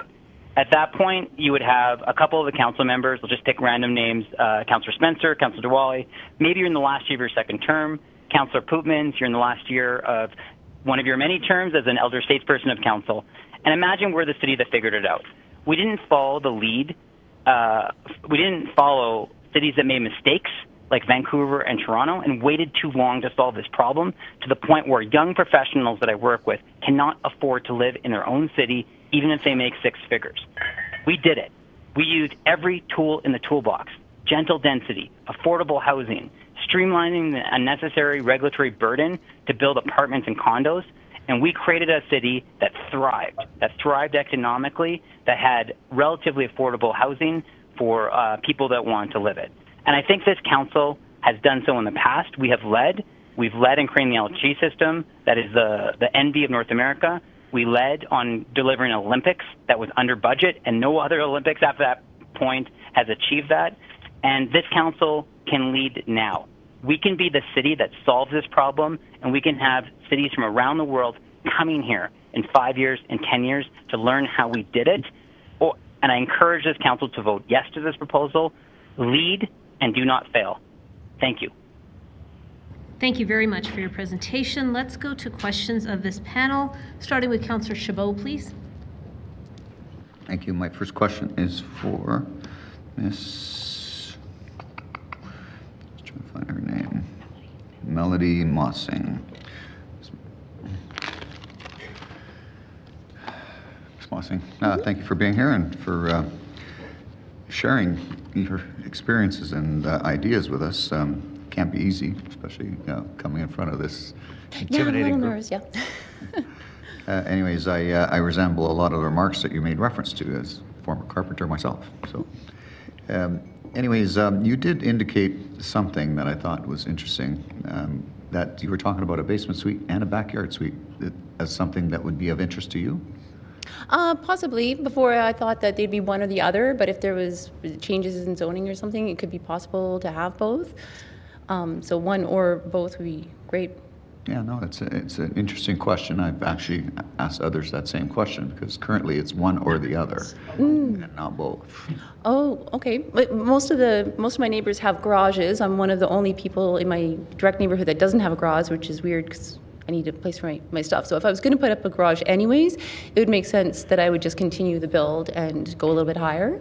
And since my basement's only half developed anyways, it's something that I'd be doing for the future as well. But if I could do both, that would be even more beneficial. Yeah. And would you consider that to be contextually sensitive to the rest of the neighborhood if that were allowed, not just on your property, but neighboring properties as well? I think so, because the other garages, they're really decent sizes, and I don't have an alley actually, so my driveway would have to continue along my house, which it pretty much already does. So I'd be putting a garage in the same place where the neighbors have all of their garages, and I have a walking path in the back. There's no alley, and there's space and there's trees in between myself and the neighbors that are behind me as well too. So if I didn't go crazy and take up the whole backyard, I just want like a basic one-car garage with a small suite on top. Yeah. As you indicated, you said that your community may not be the best place to do this kind of thing, but do you think that there's some places within your community that could support an RCG type land use?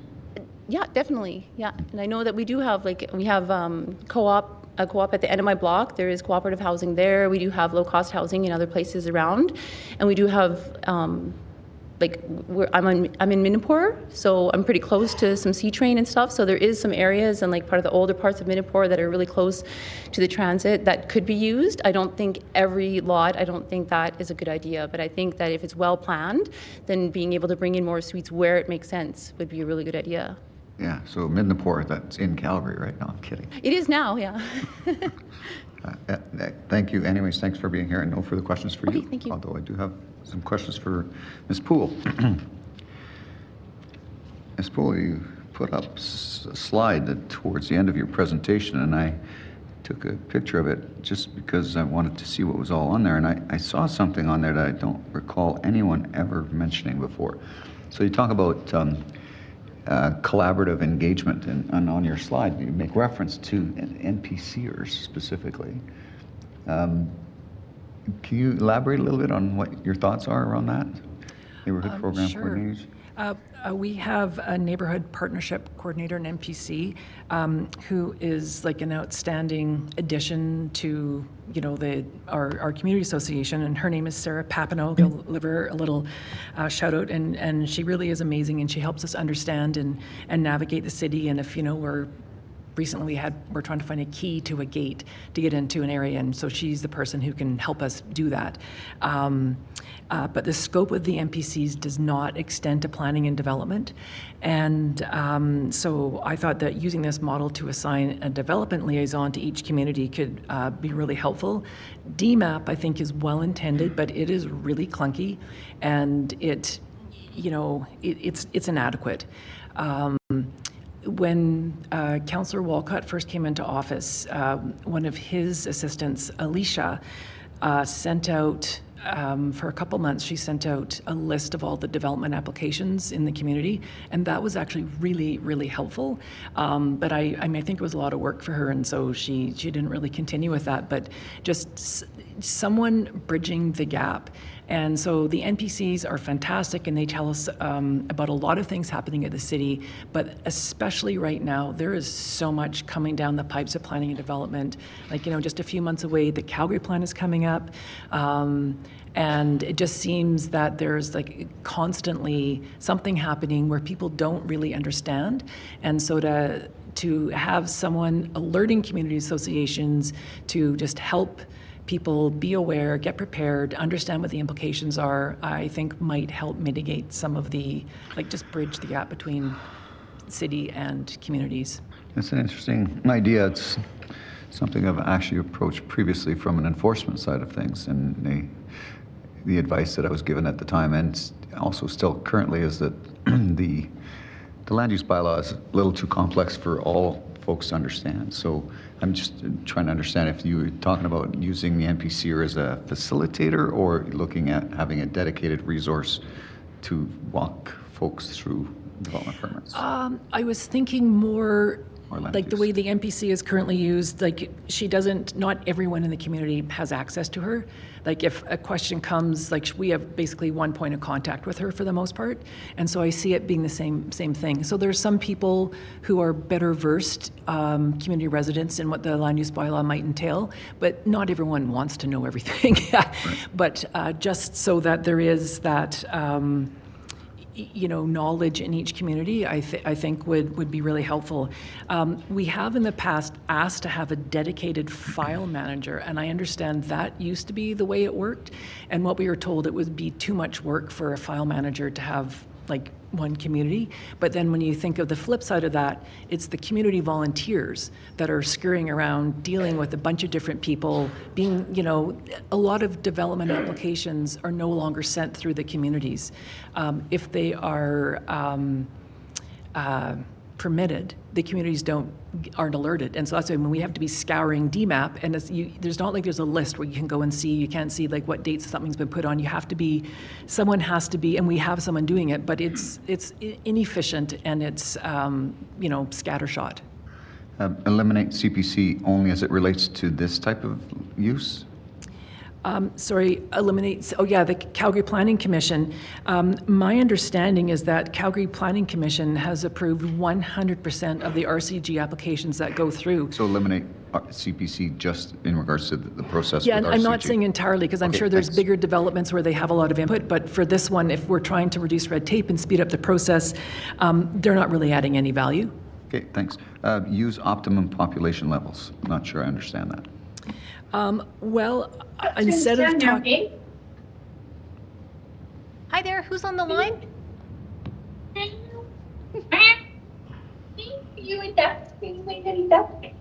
Hi there. Hi, there's someone on the line. Your kids are adorable, but if you could mute, that'd be fantastic. That's good. Thank you. It. Okay. What I was talking about there is there's a lot of chat about peak population. And what does that really mean? I know in my community, there were families with 8 or 12 people living in a 3-bedroom house with 1 bathroom. I mean, times are different, but people aren't going to live that way anymore. And so if that is the metric that we're holding up as the gold standard, it's I'd rather understand what is the optimum population. I'll also use the example of Marda Loop. Marda Loop has vastly exceeded their peak population. And so if that is the measuring stick, why is Marda Loop even receiving any more development? It just feels like that is trotted out as a stick sometimes, and it doesn't really actually seem to mean anything. Right. But I think what's been identified through all of the discussions here is that it's created other challenges, i.e. other deficiencies in infrastructure. One I've heard numerous times is schools and lotteries. But do you think it would be valuable to maybe not limit the population, but look at how we can increase amenities in those communities to meet that need? Again, it's the Well, I think it depends upon what your definition of amenities is. It also depends upon what kind of lifestyle people are looking for. And so I think there's a lot of variables. And, you know, I remember a couple of years ago, I think it was during the guidebook conversations, one of the city planners talked about saying schools are what we should be using to talk about a community's health. And I think at that time it was referring to a community that was having a declining population, and it was used to justify increasing density. But it's like, okay, well, that has to apply. You said it then, it should apply now. And if our schools are bursting at the seams, and let's not forget, public schools are not the only option. There are a whole pile of, you know, charter schools, private schools, all kinds of alternative schools that people attend. And so, you know, one of the assumptions being made in the established communities is that neighborhoods go through a decline after a couple of years, like people age out, and then that the whole community, like I think I've heard it said that young families can't afford to buy into developed communities. And I can tell you that is absolutely false. Sometimes I wonder how young families can afford to buy in the communities, but in my block, I literally have 5 babies within a 10-house radius of me. And so that's why I also suggested we need to do a new census, because I think our census data is really out of date, and that if we don't know who we have living in our community, that, you know, we're like, how do you know what amenities to offer? Right. I think that particular issue may be dealt with in a proposed amendment by our provincial government. But. Great. Okay, no further questions for me. Thank you. Okay, thank you. Thank you. Let's go to Councillor Wong, please. Thank you. Ms. Poole, since you're standing, you made one comment at the very beginning about options. One option was co-op housing, doing more co-op housing. And like everything else, some people would like co-op housing in their communities, other people would not like co-op housing in the community. Are you suggesting we put co-op housing in everywhere across the city? Well, I'm not suggesting that you don't. I think co-op housing is actually an excellent option that allows people, I mean, there's different models, but if there's like where the type of co-op housing where people are allowed to buy in, and you know, it's low-income housing and or lower income. What I think, whether it is a multiplex or co-op housing or any form of housing, low-income housing, it needs to fit into the community. And I think that's one of the things that's been missing from this conversation, that there are, in some older communities, tiny bungalows that are very affordable, that they are, yes, they're a single detached home, but not every single detached home is a luxury mansion. And so with the co-op housing, I think there's ways to do it sensitively. You look at a community like Garrison Woods, and how there's a delineation between the multiplex housing, the row housing, the single detached housing, there's green belts, there's trees, it's done beautifully, it's done respectfully, so no one housing form is imposing on another. And so if there's co-op housing and it's done with enough green space around it, I think that could fit into any community. Garrison. It's just like you don't want to force these things on areas where they don't really belong. Okay, I guess what I'm getting at is Garrison and some of the Greenfield communities are master plan type communities. Established communities, West Hillhurst, for example, is a community where we could probably take co-op housing. I'm sure there's others in, other wards as well. And so if you don't mind me interrupting, Sure. what I would suggest for co-op housing is some of the co-op housing that I've seen has multiple units. But you could also have a co-op housing model where it's the same kind of financial model, but maybe it is a single detached home in a community of single detached homes. And so it doesn't look any different. And so, but it blends in, that offers people that opportunity. Okay. The one question I had there when Councillor Chabot referred to optimum population levels, there's a number of different things that we often look at. It's not just the housing density per square foot, but also population. But we also take a look at other sorts of measures that can achieve an ideal, ideal sort of optimized community is probably the best way to put it. So in other words, we've got certain infrastructure in place now. It may have capacity. We can add more to the equation. Is that what you're getting at here? Not just optimize population levels, but optimize other types of characteristics in the community? Well, I definitely think that should be considered, but in this one, I was particularly taking exception with the use of peak population to use as an argument, because I really don't think that's relevant. Okay, thank you. Thanks. Ms. Denson. Okay. Hi, thank you for being here. You made reference to supporting blanket zoning in conjunction with others. Now, I presume you're referring to, affordable, below market housing, transition housing, a whole bunch of others.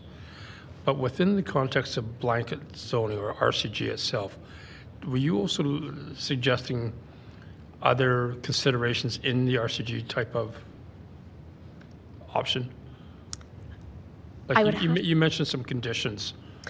Yeah. So I would have to say that my understanding of land use bylaws is relatively limited, and so what I think the most important point that I want to convey is that the Housing and Affordability Task Force put forward a set of recommendations, and my understanding is that those recommendations are to be implemented together, and that they weren't meant to be cherry-picked.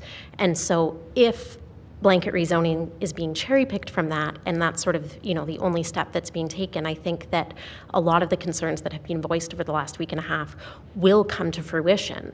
But I think that blanket rezoning is an essential step in establishing housing types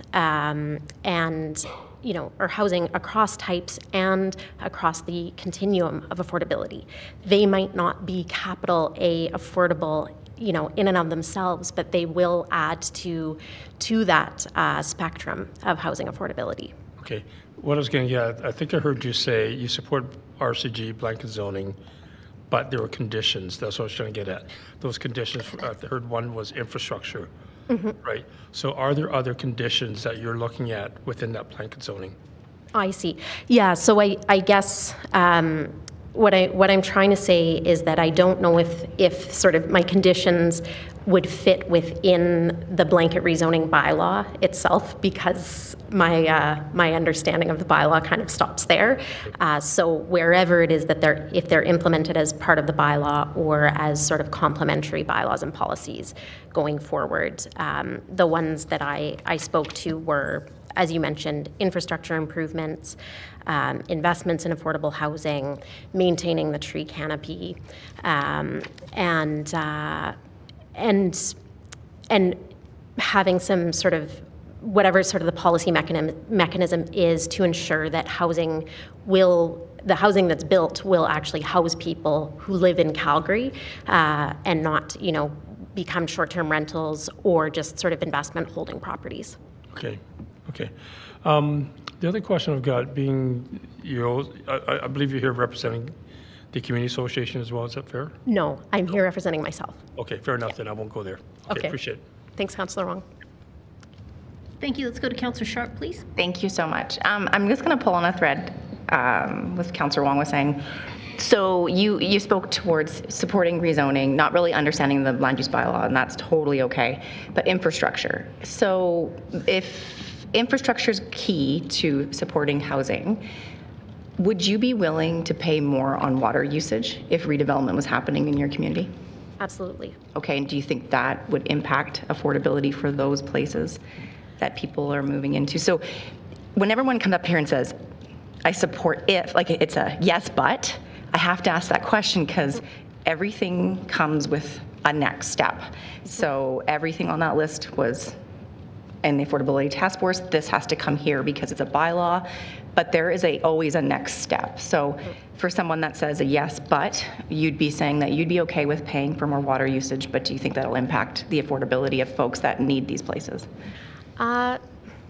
So I think what's actually a lot more costly, and again, I mean, I don't have the statistics to back this, but I would suspect that what is more costly is having an increasing number of people in the city who are unhoused or on the verge of being unhoused, and so I think that taking a step in the direction of increasing housing supply, yes, you know, if a fourplex with with basement suites and garage suites go in next door to me, which is what I suspect will happen with or without this, because as I said, I live in a community that's already zoned for this.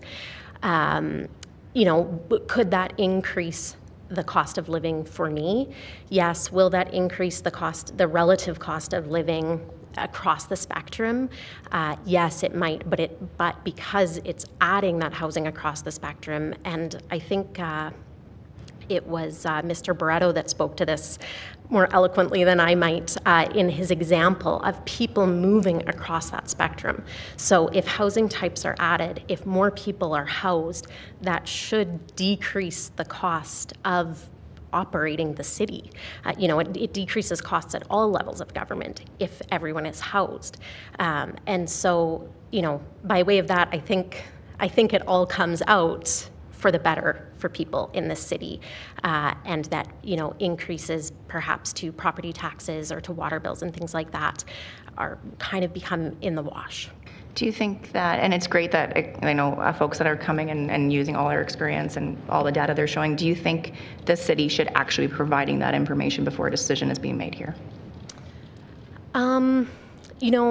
I've listened to a lot of people speak, and I think that the level of engagement has been a concern. It's been a theme amongst a number of people. For me personally, I was okay with sort of the informed level of engagement. As Councillor Wong was asking, I do work for a community association, so I may have more knowledge. It's limited. My day-to-day role is not in planning, but I still may have more knowledge than the majority of Calgarians.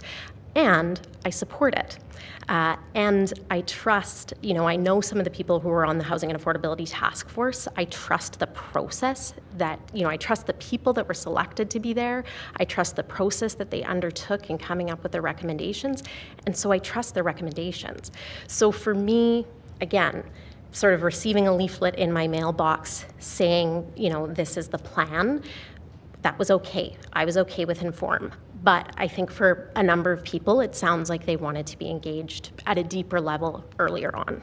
Okay. I hope that answers your question. It does. I think what it is that you come with a little bit more knowledge than maybe the average person, but understanding the cost, everything comes at a cost. So I think we need to balance that out and the information. Thank you very much for being here. Appreciate it. Ms. Poole, you got me thinking about engagement and what Councillor Walcott's office did. Were you aware that Planning and Development have like a newsletter that people can sign up for? Yes, I believe I receive it. Do you think that would be beneficial if Planning and Development maybe put some sort of a link to what's coming, and then you could take that information and send it through the community? I think there could be some value in that, but what's missing is the dialogue. Okay. And that's what I really value about Sarah, our NPC, is like she attends our meetings. Mm-hmm. She understands us. We understand her. We've developed a relationship. We trust each other. And so it is she is value added for our community. So there's no question. information communication is important, but I think it is actually someone who it's like a two-way communication tool that we need. Okay, perfect. I just was wondering what your opinion was on, but that's it. Thank you. Thank you. Let's go to Councillor Thalliwal, please. Thank you, Mayor. Ms. Poole, I saw the survey. It said 870 people, approximately. I think our survey was 507 people, but I think what you're maybe thinking about is I think I said 88% responded in favor. Okay, I looked at your community, and there's about 3,500 people. So that this means 25% people responded to it. So what are other 75% people saying about what is being proposed?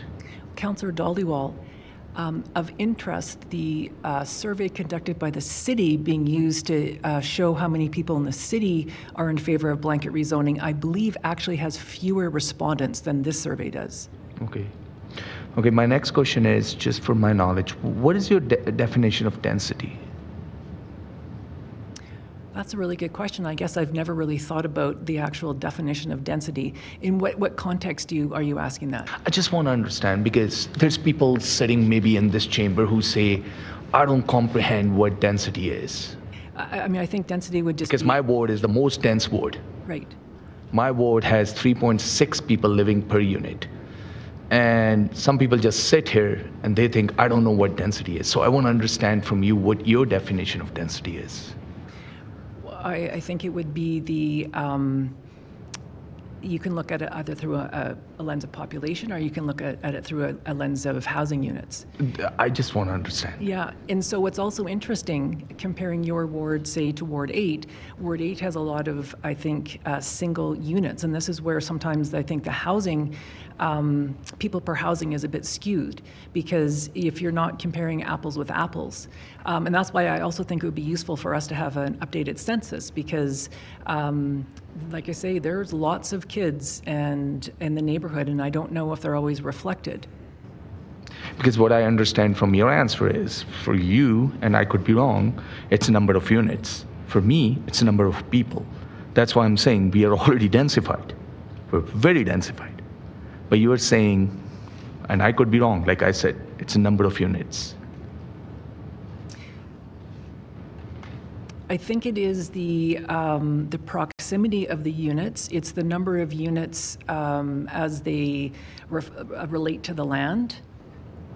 Okay. So I think it's a combination of people and units. Yeah, and I like what you said. We need census, city census. But you also said, based on the census, we would know who is living in our community. For me, the census is more important. How many people are living in the community? Why do you want to say that who is living in the community? Why is that important? I think I was looking at that through the perspective of for school projections and things like that. So we actually know the ages of who lives in the community, and we have an idea of what their needs might be. Obviously, if you have more kids, you need soccer programs, you need parks, you need schools.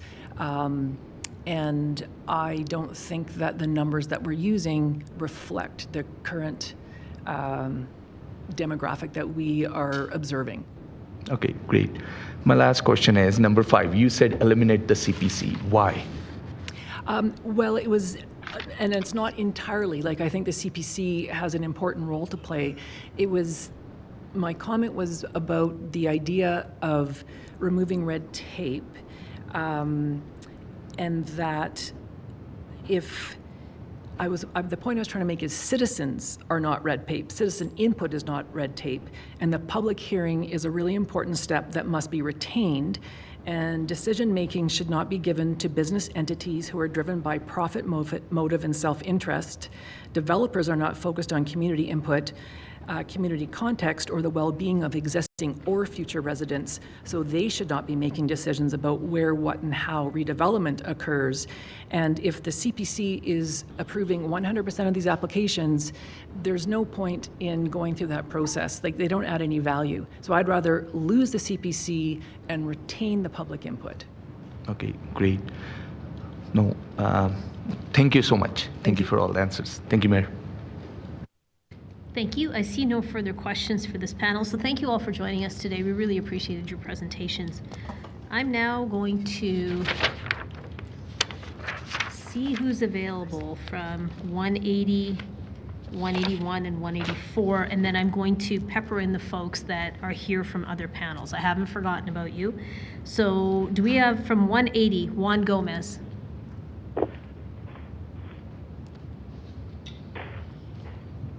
Okay, so from panel 181, do we have Sandra Lavoie? Hi, you can come on up and have a seat. Do we have Bob Schmall?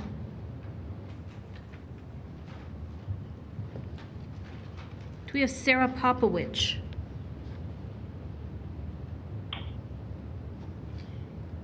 How about Tom Spenceley? I'm here. Hi, thank you. Do we have Brennan Howie? Hi, please come on up and have a seat. Okay, and then we will also have from panel 91, Susan Fox. Susan, are you on the line?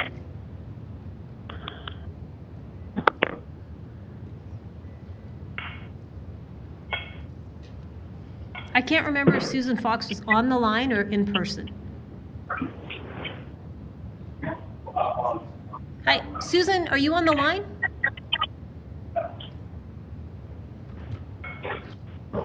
Okay, what about Gregory Scott Finney? Hi, please come on up and have a seat. And Brad Young. Yes, I'm here. Okay, so this is the order that will go in. It'll be Sandra Lavoie, Tom Spenceley, Brendan Howie, then Gregory Scott Finney, and then Brad Young. For the other folks, that was Susan Fox, CJ Feets, Edania Hart, Rob Zhang, and Owen Kavanaugh. You'll be first up after the dinner break. So anybody who's on the line right now, could you please mute yourself? And when I call you, you can go off of mute. Okay, so let's start off with Sorry, what time does the dinner break end? Dinner, well, it depends on when it starts. More than likely, it'll be either 7 or 7:15. I will let you know once this panel goes. Okay, thank you. Okay, you're welcome. Okay, so let's go with Sandra Lavoie, please.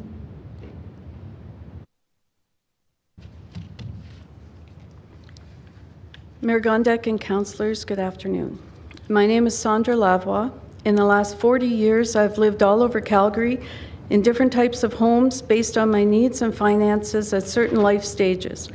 I'm here to defend the home and city I love, despite being tired of constantly needing to fight for my rights due to encroaching neo-Marxism in Canada. For the record, I am not against increased home building, but I am opposed to blanket rezoning, which destroys the fabric of community, doesn't deliver the stated promises, and gives free rein to developers and globalists. And I'm disappointed. I'm disappointed that homeowners like me are accused by previous presenters of being selfish, out-of-touch phobes, and no one on council has called out the use of pejorative labels such as NIMBYist. I am not saying not in my backyard. I am saying not in Calgary's backyard for everyone's sake.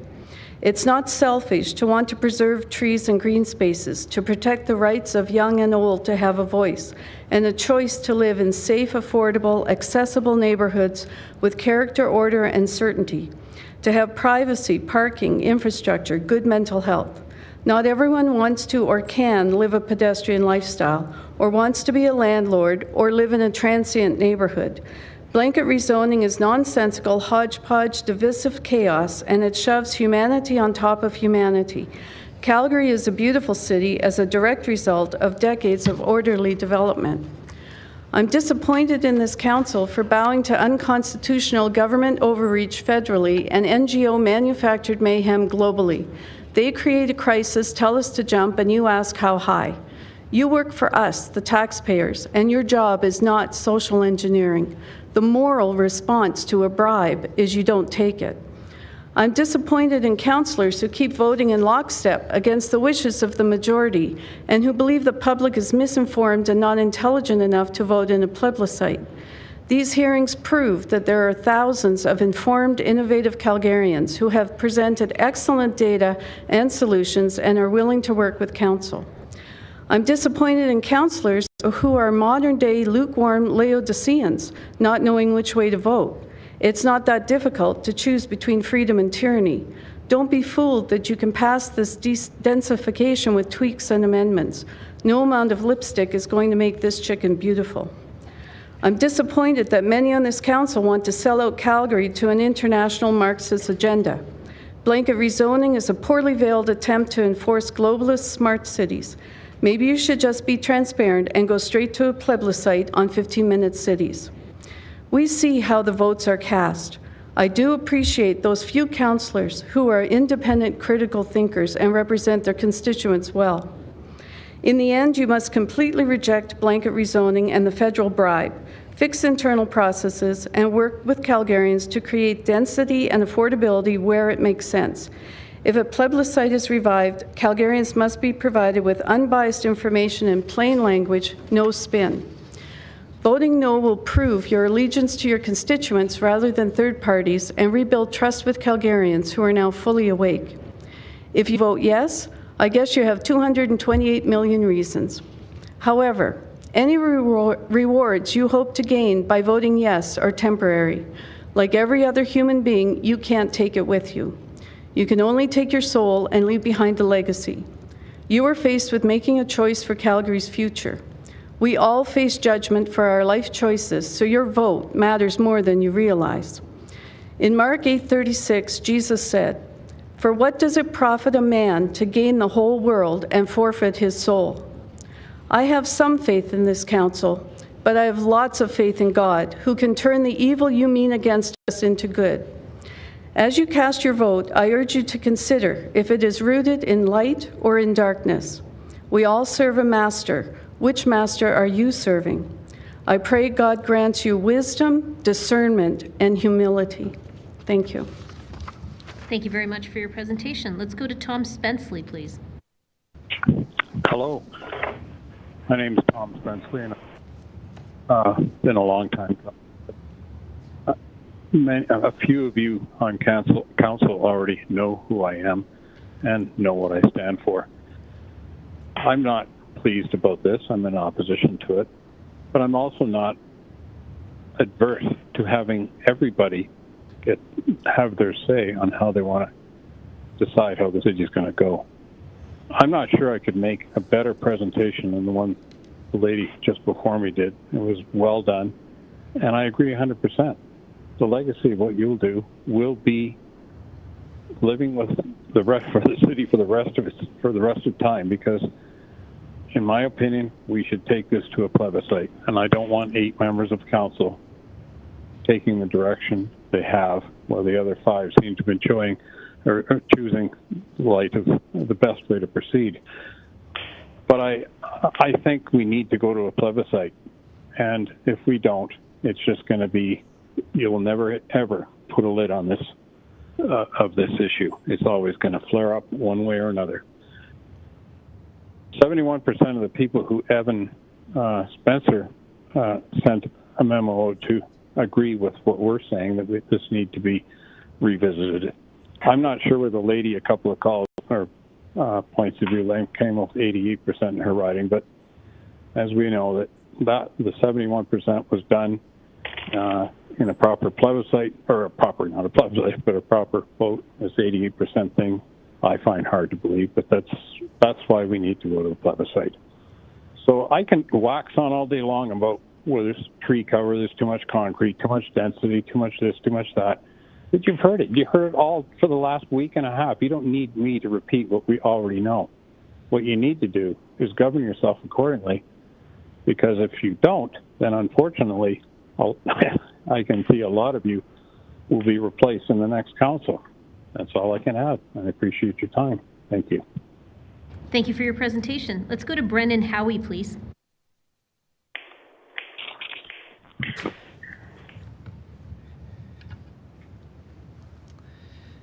Hey, good evening, City Council. I'd just like to start off with land acknowledgement here, Treaty 7 territory. Take a moment of silence for that. Haven't heard that enough. During these talks, I'd also like to acknowledge Treaty 4, 6, 8, and 10. I come from Saskatoon, Saskatchewan. My name is Brendan Howie. Like I said, I'm a mechanical engineer by trade. I have a certificate in technology innovation from the University of Saskatchewan. My mother was the director of lab services for the SHA. She's just retired. In 2020, I worked on a project that made emergency use ventilators for the province of Saskatchewan. I'm speaking today on behalf of millennials, Generation Y. Why are we doing this? I vote nay to blanket rezoning. Why? Generation Y. A blanket is a Band-Aid solution. How long have you guys been sitting on this data? 10 years?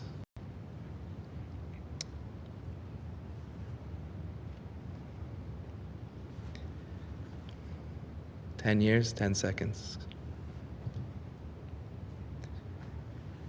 You build properties on site-specific data. You don't build properties based on blankets.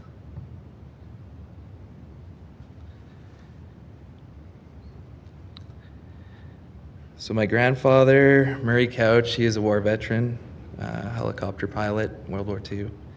I grew up in Montgomery, Saskatoon, Saskatchewan, veteran community. It's very ingrained to me how structure is important and it's fundamentals to society. Just speaking from the heart, you know, like I couldn't prepare for this meeting. Obviously, I'm on huge capital projects right now, based out of the Calgary office. Lots of them confidential. Yeah, just looking forward to Toronto losing against Boston tonight. Density equals mass over volume. That's a metric. If you have any questions, I'm here. Thank you. Thank you for your presentation. Let's go to Gregory Scott Finney, please.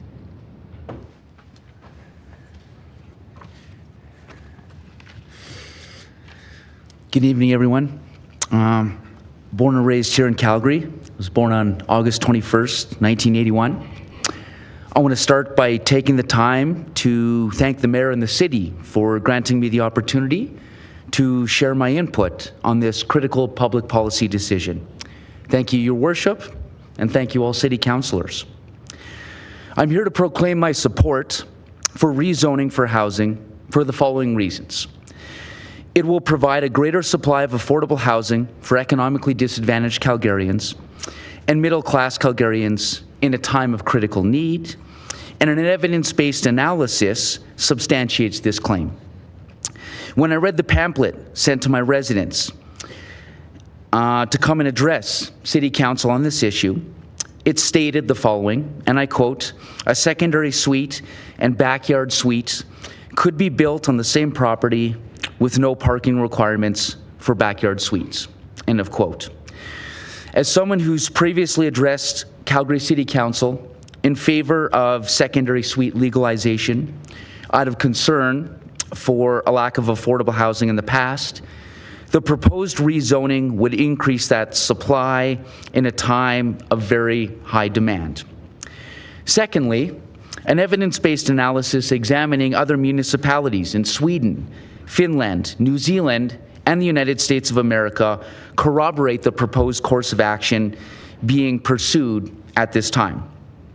As the 2021 article from the VAT Institute of Economic Research titled "Citywide Effects of New Housing Supply, Evidence for Moving the Chains" states on page 3, and I quote, "New housing built in expensive areas of the city does indeed primarily house the better off.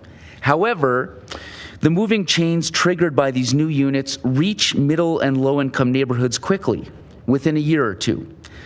Our registered data also allows us to show that low-income individuals are part of the moving chains.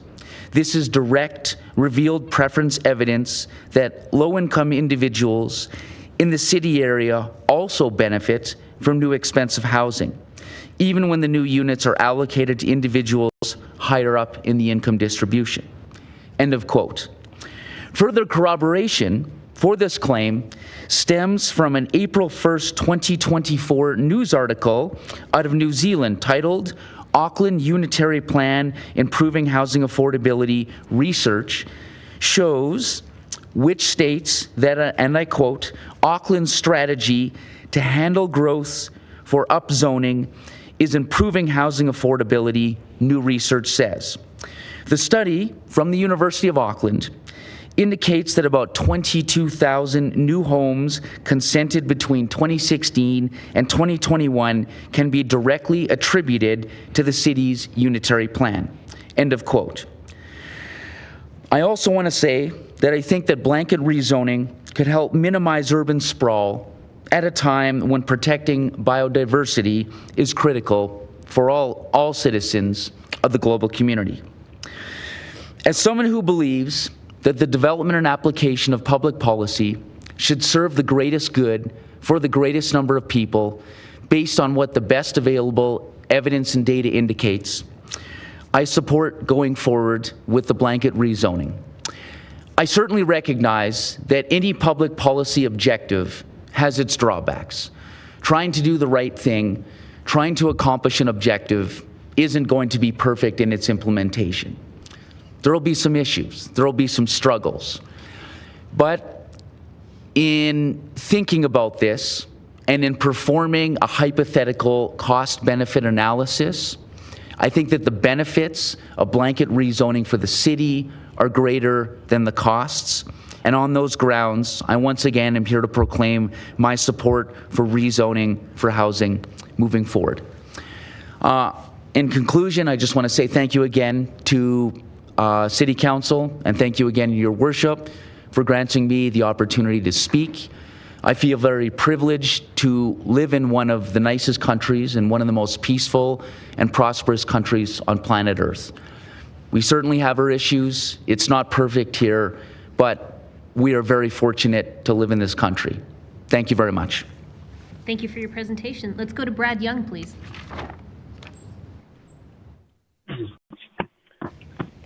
Hi, my name is Brad Young.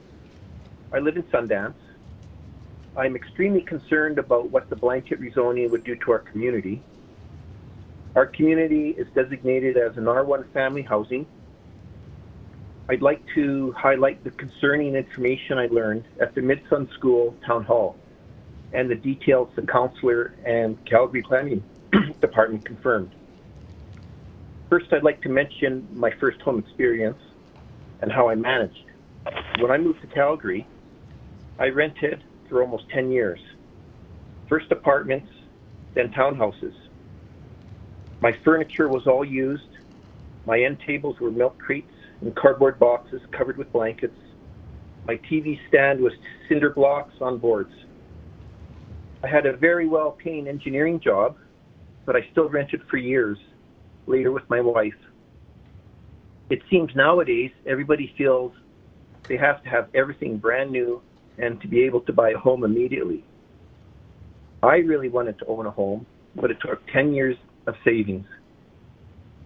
After I saved a 25% down payment, I bought an R1 single-family home. I did not want to buy or live near a condo, townhouse, duplex, or anything resembling a multifamily home. I could have went to a community zone for these types of homes, which were much cheaper. I didn't want to deal with the traffic issues, parking issues, privacy issues, lack of green space, and sadly the crime and attitude of those living in multifamily areas that I lived in. I lived in and saw these issues. However, I didn't want to live in these conditions again. When I went to the Mid-Sun School Town Hall a few weeks ago, several of the people lived in areas that have multifamily housing.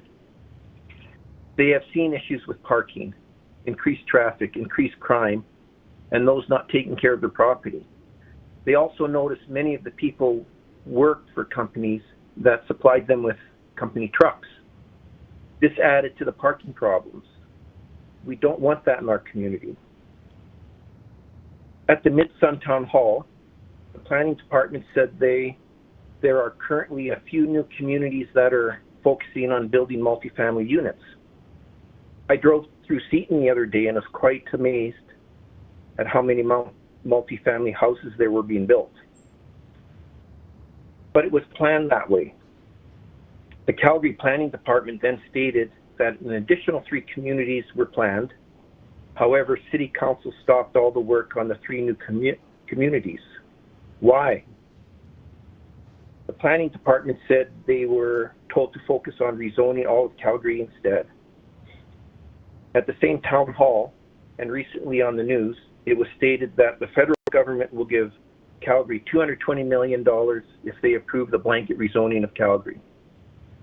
Maybe federal bribe money stopped planning for the 3 new communities?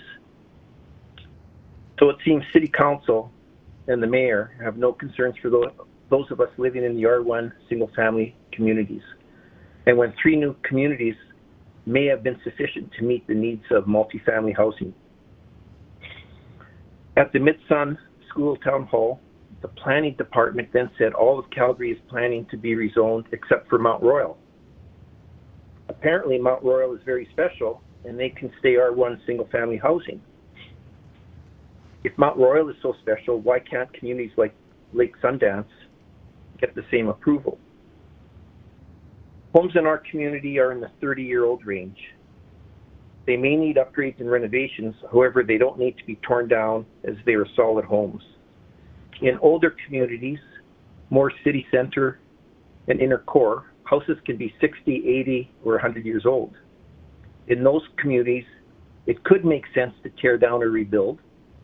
However, listening to many panel speeches, I've learned many people in those areas don't want blanket rezoning in their communities either. For those older communities already have that multifamily zoning, so this is happening now. My community will have 60, 80, or 100-year homes, but not anytime soon. Thank you very much. Thank you for your presentation. Let's go to questions for this panel, starting with Councillor Chabot, please. For Ms. Lavoie. First of all, I want to say great job, great presentation. You didn't look nervous at all. Thanks. Still shaking. You did a great job. Anyways, I thought I heard you say that you don't think, and maybe I mistook what you said. If we tried to amend it, do you think that's something we should consider? That's what I thought I heard you say. There's so much wrong with it. Like the very premise, the basis of it. Like you're putting lipstick on the chicken. Okay, so you think we should just scrap it for now? Mm-hmm. Do you think we should look at other options, like maybe looking at local area plans, Yes. looking at things more Yeah, I think that 2 things. One, people are conflating densification with blanket rezoning. They're not the same thing.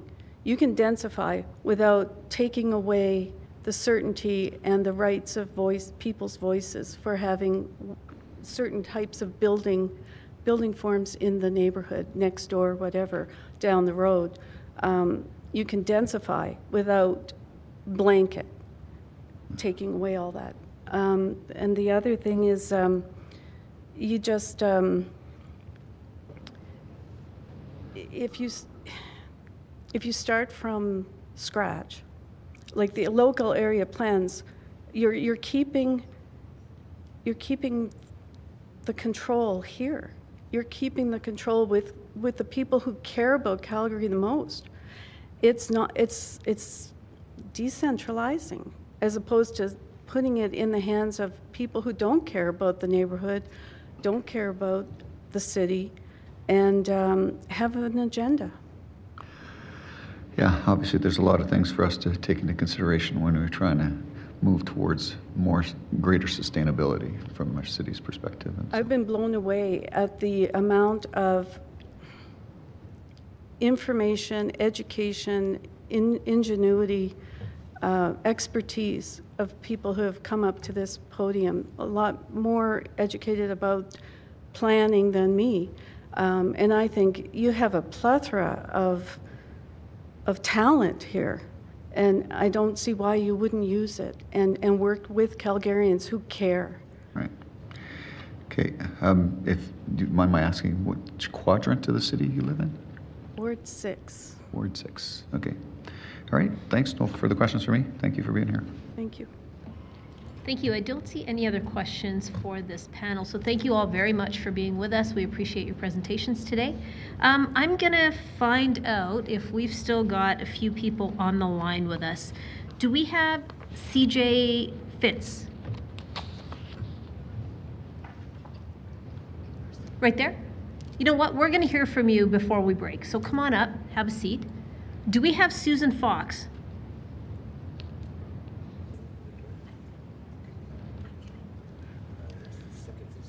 All right, what about Idanya Hart? You're here. Why don't you come on up too? We'll hear from you before we break. Okay, so we're going to have these two presenters before we break. Rob Zhang, are you still on the line?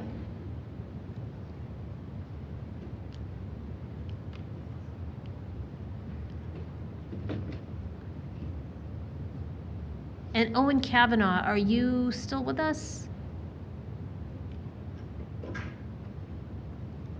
Okay, let's go to these two speakers, and when we return, we'll look for those folks, and we will also go into panel 184. So for now, let's hear from CJ Fitz, please.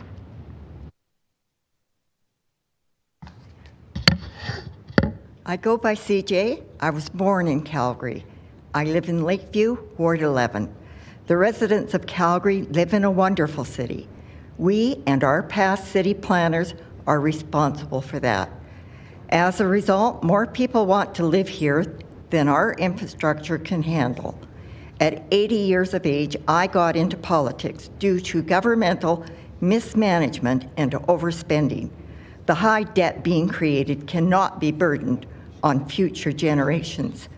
The housing crisis we are facing was fostered by government printing money, overspending, creating inflation, allowing massive amounts of immigrants, refugees, overseas students, and guest workers without giving effective consideration as to whether the country's infrastructure could address their needs. Agenda 21 and Agenda 2030 are driving a lot of other organizations like the UN, ICLEI, and others who pretend to be helping the world by creating the idea that all wealthy nations need to sacrifice so others can improve. The opposite is true. The more we do, the more we produce, the more we can help others. Municipal plans drafted by Partners for Climate Protection are brought forward by unelected city staff and emphasize UN directives. Consultation is needed with people whose regions tried this, as it has been a disaster for them. No level of government has the authority to implement foreign mandates, policies, treaties, or any agreements that violate the Canadian Constitution, Charter of Rights and Freedoms, Bill of Rights, or Coronation Oath. You could be held personally responsible. Official plans based on sustainable development restrict private property rights and severances, target mobility, drive future population growth to selected settlement areas, and reduce tax revenue and services to smaller municipalities. Results seen are that towns have turned into villages, hamlets, and ghost towns. Once in families for generations, rural homes have been sold off to foreign investors. The land is left unoccupied, and cities are overwhelmed with healthcare, homelessness, housing, and mental health crises. Madam Mayor, as you are part of the United Nations Covenant of Mayors, the World Economic Forum, and in agreement with Trudeau, whose agenda are you serving? Is your allegiance elsewhere? We need a mayor and councillors that have the citizens of Calgary and surrounding areas' best interest in mind. Anyone whose commitment is elsewhere, you need to step down. I live on a street comprised mainly of duplexes. We have a parking problem. Increasing the occupancy of properties will create greater parking and other problems, causing a negative effect. Blanket rezoning takes away Calgary homeowners' rights and does not deal with causes. Therefore, problems will continue, so this blanket rezoning should be scrapped and more appropriate solutions taken.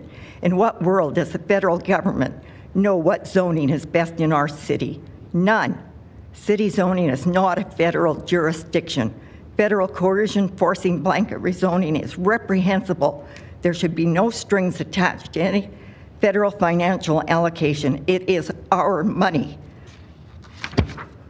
This council is spending our money disrespectfully. You have committed $87 billion, or over a $65,000 debt to every person in Calgary for a bogus climate emergency, not the city's jurisdiction.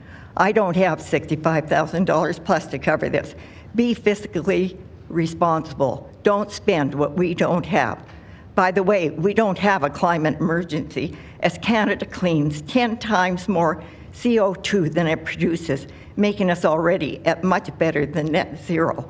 CO2 is necessary for plant and food growth. I am a low-income senior on a fixed income. After this council's approval tax hike, my monthly tax payment increased $59 a month, or over 27% greater.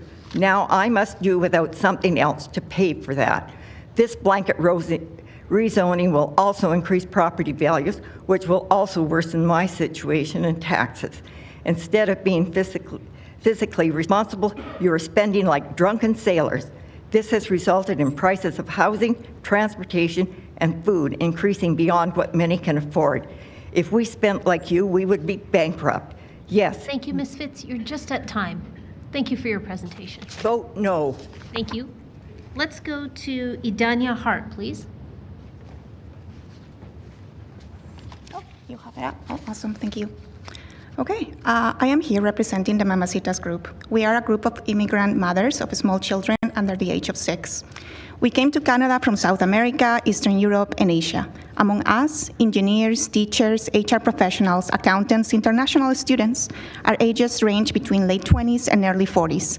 Most of us still wanting to be referred as young moms. Some of our members own houses in lake communities. Others have been renting for years. Myself, I own a home in a community that is being rezoned and a rental in a community that is already RCG zoned. When the rezoning subject came up this year, we were told that this is one of the recommended strategies to address housing affordability. We did our research and we do not agree. Today, I want to present factual evidence of how upzoning has been attempted in other cities and what it has achieved. Short answer, no. Not all research demonstrates that upzoning increases affordability. Next slide, please. We have Auckland. We have heard many people quote Auckland as the star story of upzoning. A huge success, and to a certain extent it was. However, even the study that demonstrated its impact was quick to point out that not all jurisdictions should expect the same outcome. For example, Minneapolis. They abolished the single-family only zoning in 2020. In 2022, there were only 60 units built annually. The city of Calgary wants to add 1,000 a year in contrast. In 2023, actually, the Supreme Court declared the housing plan was in violation of environmental law, and it's no longer enforceable. Washington. Upzoning was implemented with exceptions for homeowners, associations, and interest communities. Calgary instead has a blanket rezoning. California. Upzoning legislation was strongly rejected and failed after even 3 attempts. Atlanta. In 2021, rezoning proposal by former mayor and city planning commissioner Tim Keane, who was recently hired by the city of Calgary. There's actually a Bloomberg article that called it the housing proposal that is quietly tearing apart Atlanta. The issuance of the plan in a non-transparent and confusing fashion fed even more controversy. Some residents of northern Atlanta even lobbied to form a new city if rezoning was approved. The city adjusted based on feedback. They approved a reduced version, promised more public input, and the mayor and team left. Chicago, there's a study by Freemark that analyzed rezoning effects from 2010 to 2018. The conclusion was there is no effect from zoning changes on housing supply. Housing prices rose in the areas that were upzoned. Short-term local level impact of upzoning are higher property prices and taxes, but no additional construction. Next slide, please. There was an article by Wendell Cox in 2021 that looked at 53 major U.S. housing markets. It determined that higher urban densities are associated with worse housing affordability. Upzoning in high-demand economical areas will not have any effect because migration will still continue. Supply will never keep up.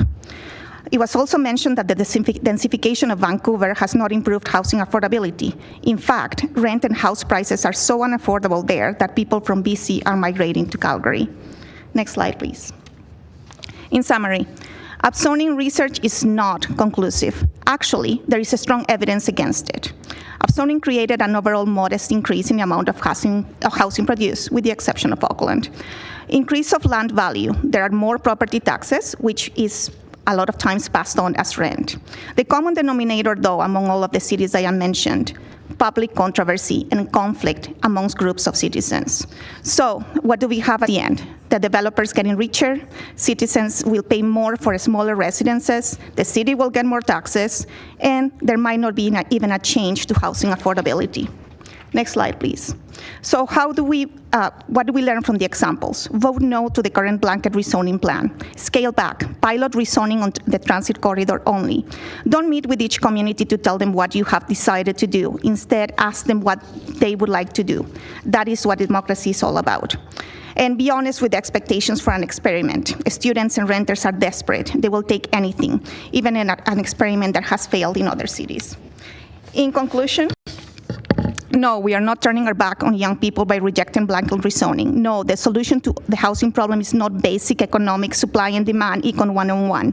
If that was the case, all cities where rezoning was implemented would have the data to back its success. What we're actually saying is upzoning is an experiment. The data behind it is not conclusive. By selling it to your citizens as a tool to end the housing crisis, you are giving them false hope. This so-called solution has no guarantees to work, and it will likely make things worse. Thank you. Thank you very much for your presentation.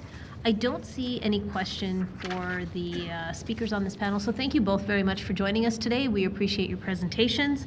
We're going to take a break in just a minute, but I'll let you know who we will be seeking when we come back. We'll be looking for Susan Fox, Rob Zhang, Owen Kavanaugh, and on panel 184, we'll be looking for Brendan David, Wesley Brindle, Trang Pham, Frank Anderson, and Robert Zubkowski. So we will be, let me ask council, do you need until 7:15 or can we come back at 7? Okay, we need till 7:15. We will be back here at 7:15, everyone. Thank you.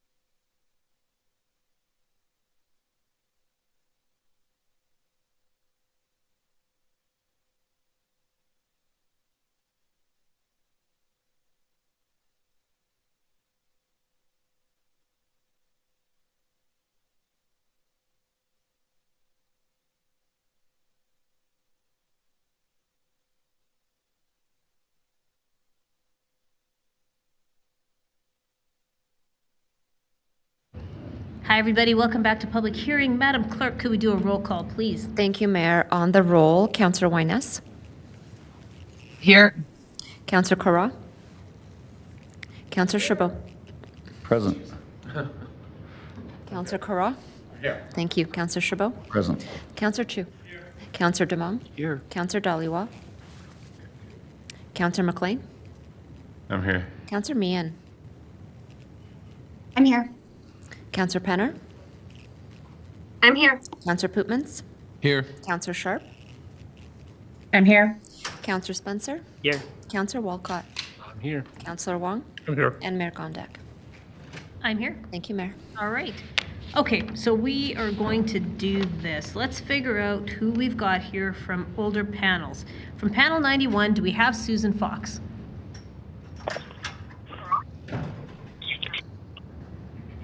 Okay, from panel 177, do we have Rob Zhang? Here. Thank you. From 178, do we have Owen Kavanaugh? Perfect. From 78, do we have Olga Knight? Yes, we do. From 18, Douglas Ferguson. Perfect. From 181, Sarah Popowich. Perfect. So that is 5 people. We are going to turn you into a panel, folks, in just 1 minute. I'm going to see who we've got from panel 184. Do we have Brendan David? Yeah, okay, perfect. Do we have Wesley Brindle? I'm here. Perfect. Do we have Trang Pham? Do we have Frank Anderson? Do we have Robert Zabkowski?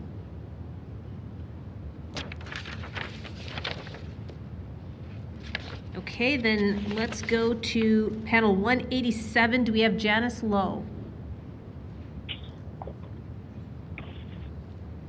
Do we have Tammy Evans? Hi. There's someone else on the line. Hi, sorry, say that again? There's someone else on the line. I missed your last name. It's Bob Schmal from panel 181. Bob Schmal from 181. Okay, gotcha. Do we have Ekaterina Petrovich?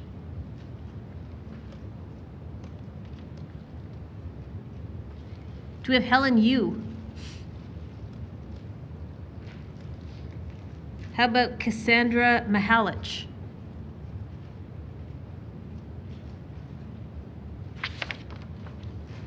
Okay, then here's what we're gonna do. For the first panel that we're calling up, we're gonna go with Rob Zhang, Owen Kavanaugh, Olga Knight, Douglas Ferguson, and Sarah Popowich. If you are in the audience, you can take seats up at the front there near the presenters table.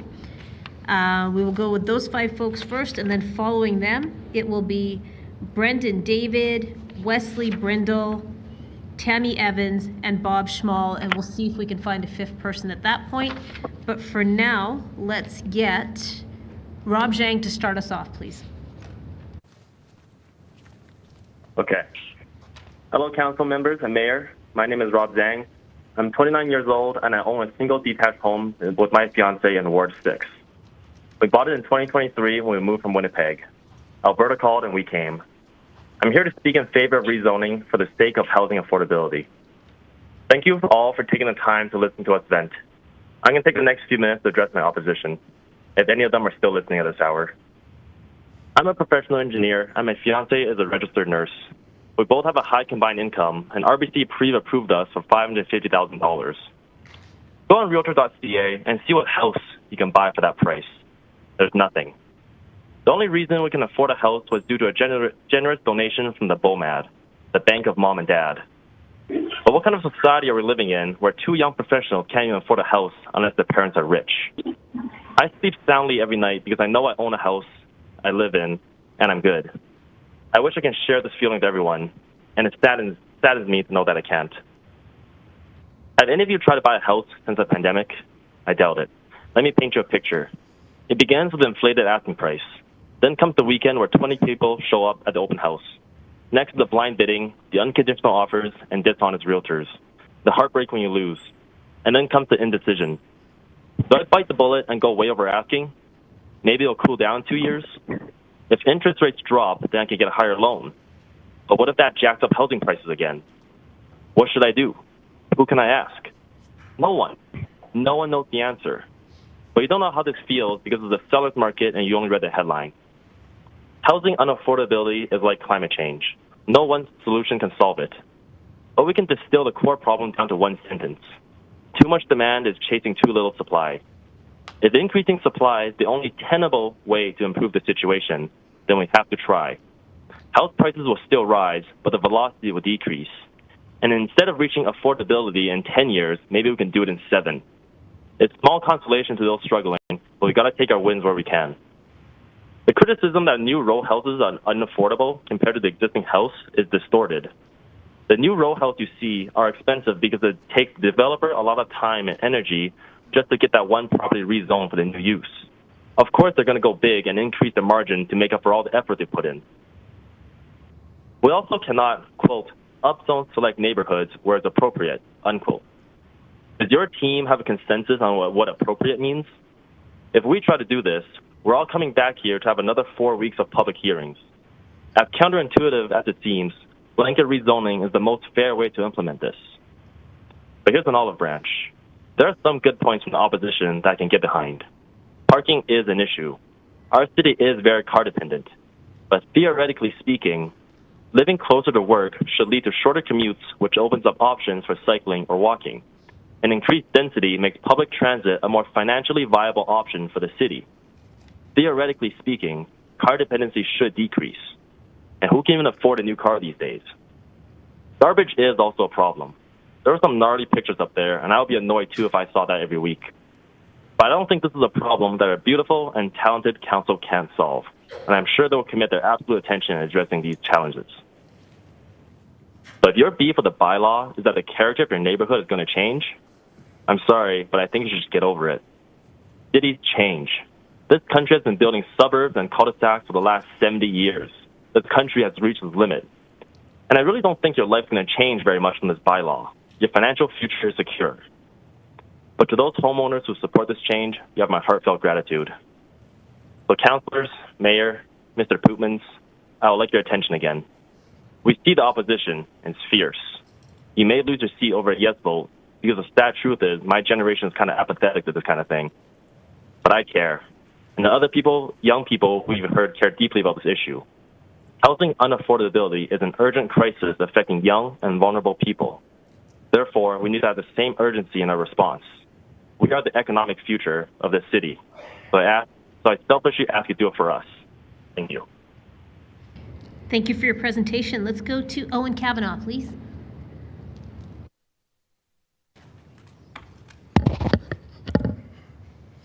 Hello, everyone. I'm 21 years old, born and raised in Calgary. During this hearing, I've had the privilege to hear many thoughtful, nuanced contentions from Calgarians in opposition of this measure, and I appreciate that very much. Some have cited confusing development guidelines, lack of transparency, very technical language beyond my vocabulary. But at its heart, I worry I hear a cynicism that troubles me. Things like, Calgary is a city for cars. Calgary is a city in which we drive. Calgary is spread out, and that's just the way it is. We were built after the automobile, of course. Calgary is a city with a suburban character. That last one's very interesting, the character of Calgary. There's a lot of talk about this character, about defending and preserving it, but who is it really? Does this character own a home upon Mackenzie Lake, or do they occupy a rental unit above 17th Avenue? Does this character share a block with their fellow homeowners, or do they share a bathroom with their fellow students? Does this character worship at a church, a gurdwara, a synagogue, a mosque? Do they worship at all? And out of the now over 150 languages spoken here in Calgary, which does this character call their mother tongue? The answer is that our character possesses but one coherent trait, and it's been here since the beginning, since before the beginning. It saw Brookfield Place overtake the Bow to become our tallest skyscraper. It saw the first operation of the sea trains. It saw the streetcars and the trolley buses running the Marda Loop built and dismantled in favor of automobile centricity. It saw a great fire take out a large portion of downtown, prompting Calgarians to adapt by rewriting their character, building out of sandstone rather than timber. From the first sawmill upon the Bow River to the first million residents, from the trials, the triumphs, the pain, the betrayals, all those who've made their lives and all our community members who've fallen and the wounds yet to heal, this character presided over it all. I believe that our motto of onward is more than a fancy platitude slapped onto our C-train cars. Before I leave, I'd like to read an excerpt from this Livewire article, stacking up the submissions for Calgary's citywide rezoning public hearing, published April 21st, 2024. It's an analysis of the written public submissions up to that point from 5,515 Calgarians, 4,300 when you remove the serial submitters, as the article puts it. And I quote, "It's critical to note that data collated cannot be relied upon to be a representative sample of Calgarians' opinions on the topic. It's merely a tally of those who felt compelled to submit in advance of the public hearing. It's also a collection of unique submissions, not necessarily always citizens, but includes organizations that may represent tens, hundreds, or thousands of Calgarians who may or may not have made individual submissions. To Council and to my fellow Calgarians, I urge you in this hour of crisis, upon meeting our character, upon looking it in the eye and shaking its hand, and coming to recognize it as a familiar face, heed caution. For like the rivers that shaped this city, you're gazing upon a body that changes, ebbs, and flows from the past to the present, and what we see before us may merely be our own reflection, staring back from its waters." Thank you. Thank you for your presentation. Let's go to Olga Knight, please.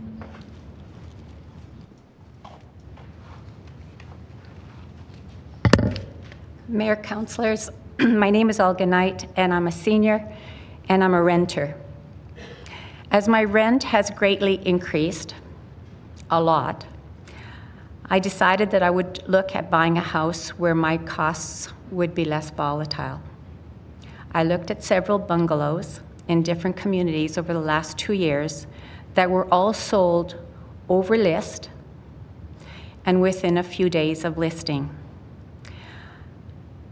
I finally found 2 bungalows that had lots of trees, a lot of perennials, lovely garden, and one that needed a little bit of TLC.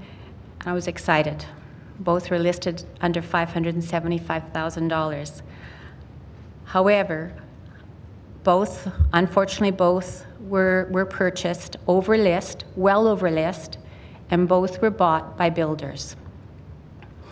The builders took no time to board the houses up and then proceed to tear them down and remove every single tree and perennial from the property. On one lot, the builder put 4 townhouses, all priced over $600,000, way more than the asking price for the bungalow that I looked at. On the other lot, the builder is putting up 8 townhomes, absolutely no yards, no green space, and the cheapest unit in that development is $700,000.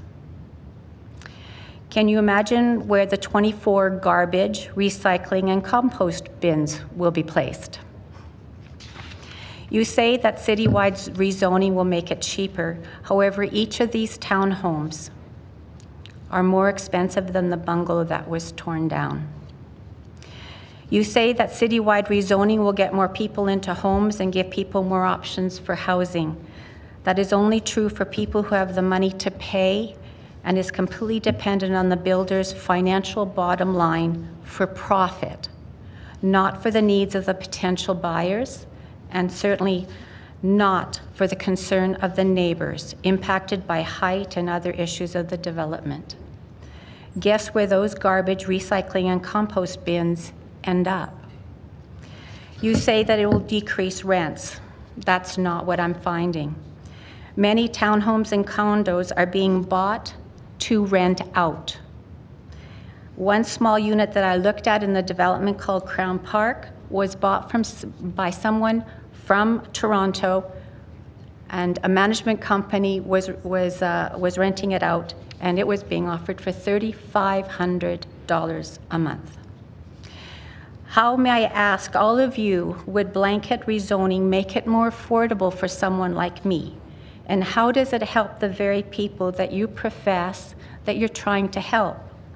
I am one of hundreds of people who are priced out of the market, actually because of the rezoning. Bungalows are a target market or target property for builders, as they can quickly maximize their returns. So your blanket rezoning is doing the opposite of what you intend. Those bungalows are the very thing that first-time home buyers and seniors like me can afford. So you are placing us in direct competition with builders with deep pockets, and we don't stand a chance to own a home. That is honestly what I'm finding, and that's what's happening. Something for you to consider. Thank you. Thank you for your presentation. Let's go to Douglas Ferguson, please.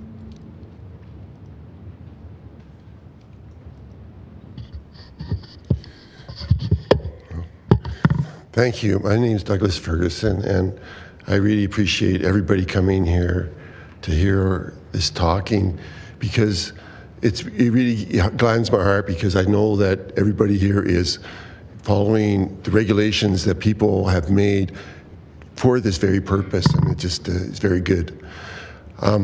Also, I know that you guys have a lot of concerns. This is a big city, and there's a lot of things happening, and there's a lot of external pressures on you. You know, you have to bring in all these people, and you've got to figure out how to get all these people in this area. And I just want to say, you have a power to say, no, we don't have to take in as many people as you want. We're not ready. Because it's very important to take people in that you can actually help, not to just warehouse them into houses and to make a high density. You can say no to the powers outside. Like, I know that Trudeau says we have to have so many people. You have power to say no. I just want to make sure you guys know that. You have power to say, I want my city. You have to have a vision for your city. And what is our vision? I know that every one of you guys want to leave a legacy of something beautiful, not something that's a mess. And I know that. Why else would you be here? And I think it's very important to really consider the vision of what we have for the city. What makes a city? It really is community. I was just over in the library, you know, because I came earlier, and there's a recess. And I talked to a woman, I hope I get her name right, Kamheksha. Anyway, she had all these badges on her outfit, and I asked her, and she was saying, yeah, it's my family. She works in the library there, and she's so proud of her family, and that's what really makes community, is family and having community. Now, if we have high density housing, it's just apartments, and it's not family. And if you don't have family, what do you have? You don't have, people are disconnected, and people are not having a community. And so I think it's really important that we really consider not destroying the single house for a family in our communities, because it's what makes our communities special. And that's one of the big things. And I know that if you guys just said no to all these people that are basically being dumped on Calgary and dumped in the province, you know, because if you just have people just coming in, I've looked in, if you go to the warehouses areas, there's the biggest contractors there are for lease and for sale. That's what you see all the time. And we really have to wait till we have some real jobs coming in, not just jobs making infrastructure. We need jobs besides that. And we can say no. I just want you to realize that you can say no. Also, you know, I think we really have to consider, like sometimes I was talking, we have civil engineers, but you know, in the council here, and people that are well educated, but I was just watching a show about Dubai, and the tallest building in the world doesn't have plumbing. They have to have truckloads to ship out the shit. And it was made by engineers that knew how to make the tallest building in the world. So I'm just saying, make sure you know what you're doing before you start pumping in a lot of people into communities, because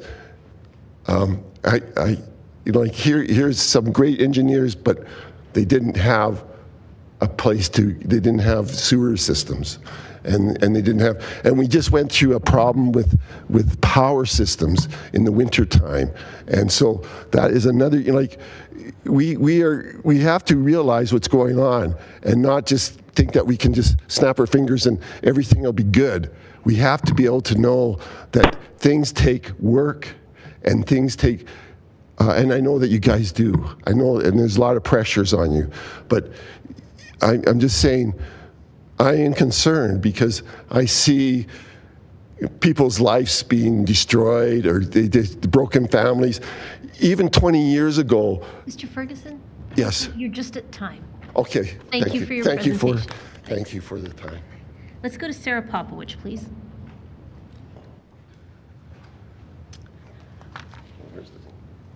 You can just click through it slowly. I'm not reading off of it, so if that's okay. If you could let us know next slide when you would like us to advance, that would be helpful. Okay. Thank you. Hello, Mayor and Council. My name is Sarah Popowich, and I am a constituent and taxpayer in Ward 1. I am an impacted body of your trial for RCG zoning. Next slide. I currently live on Bow Crescent in Northwest, in the house I purchased in 2006, shortly after my marriage. I'm raising my 2 children in this home, and I have lovingly renovated this home. I'm an avid gardener, and my husband and I bought this house in some respects for the house, number of bedrooms, number of bathrooms. But the real reason we bought this house was that it had a large south-facing lot on a beautiful street with mature trees. A lovely place close to downtown where we could raise a family, walk our dogs, and be part of a community. Knowing that we were buying next to a corner lot, we researched what the zoning was so we would be prepared for what would eventually be built there. Next slide. Over the years, we have been good friends with our neighbors that lived in the cute little house next door with the tenants in the basement. Having multiple neighbors was not a problem, and the idea that a cute fourplex would one day be built there didn't bother us in the least. At that time, you could build on, I believe, 45% of the lot, and there were many others in our neighborhood that are both tasteful and functional. Next slide, please. We thought maybe they would build executive duplexes, as they were a fad for a while. They ended up too expensive. To be honest, we were very excited about the prospects of the rejuvenation and beautification of our beloved Bowness. We used to walk down our streets and imagine all the lovely changes that would take place in our close-knit, friendly community as young families started moving in. Bowness has transformed quite a bit in the last 17 years, and not always for the best. Over 17 years, we've had quite a few neighbors next door. Next slide, please. Who owned it, some who rented. We were good friends with most of them. Our last neighbor, a single mom of 2, tells me she needs to move as she is being rent-evicted. Our daughters used to play together, and we were sad to see her leave. The house was being torn down. I called the owner, who had been my neighbor for years prior to renting the house out, and asked what was the scoop on the house. She told me she was building 4 townhouses, that she went that route as it was an automatic approval and so it would be so much faster. She didn't want any nosy neighbors butting in, making the process take longer. So she asked for 0 exceptions, and she was thrilled to tell me how much I was going to love it. Next slide, please. To say the process of having the monstrosity built, as our neighborhood has dubbed it, has been a nightmare. The excavators have damaged our property, dropped a tree in my yard, a very large one. They've raised the noise volume to intolerable levels, the parking mess as the builders all park in front of my home, and the dust. I am aware that these are all temporary challenges, but over the last year, as that the monstrosity has been built, this has made me think, where are all these people going to live? Where are they going to park? They each only have one very small garage. It is a 3.5-story, next slide please. It is a 3.5-story tall building that towers over every house on the block. It has huge windows and huge doors. It's flat-topped roof that pours water into the very tiny gap between our properties. All that water so far is aimed at my house. Their bedroom, bathroom, kitchen, and dining windows all look over my house and into my yard. Their 4 air conditioners are located right above my patio. They have no yards, and their back door is raised above the fence line. I cannot legally build a fence high enough to even have the illusion of privacy. I can hear the workmen all day from inside the unit, and every time they open or close the door, next slide, please. When the builders were working on the second story last summer, one of the workers would watch me planting and harvesting in the yard, and he shouted down to me, "Your garden is beautiful. These people are going to be so lucky to have such a great view." I know I can't live like this. I didn't sign on to this level of invasiveness. I've also lost all my morning light on half my yard, but more importantly, in my home. Next slide, please. In the winter, it's even worse. I get seasonal depression, and the lack of light for almost 6 months of the year is hard to bear. When my house was built, they didn't put windows on the side of your house facing other people's homes. So my windows are in the front and the back. And now that the monstrosity blocks my light until 2 p.m., I'm struggling. My garden is now half in shade and has become very difficult to grow what I used to. This may seem silly and inane to some, but to me, it's the very reason I bought this house. Next slide, please. Now I have to sell my house. I have put $200,000 in renos into this house, and from talking to my realtor, these new townhouses, which are starting at $750,000, are worth more than my 2-story, single detached home with a yard and an oversized garage. No one wants to live next to that. Next slide, please. My house that I've so lovingly tended will probably be bought by a developer, and then Cheryl, my lovely neighbor on the other side, will have to go through this too. If you approve the blanket rezoning, I will not be buying in Calgary for my next home. I will not go through this again. Thank you for your presentation. You're just in time. Thank you. Thank you. We're going to go to questions of this panel. We'll start with Councillor Spencer, please. Thank you, Mayor. First question is for Mr. Kavanagh. First of all, Mr. Kavanagh, I just want to say I have a deep appreciation for the wordsmithing and the attention to detail you gave your submission, so thank you for that. If you had a crusty, your parents, let's just say, I don't know where they would fit on this, and you're going to speak to the heart of the reason for our city to need to evolve and change, can you give, using your deep well of words, how would you speak to them about a situation like the one we just heard from Ms. Popovich?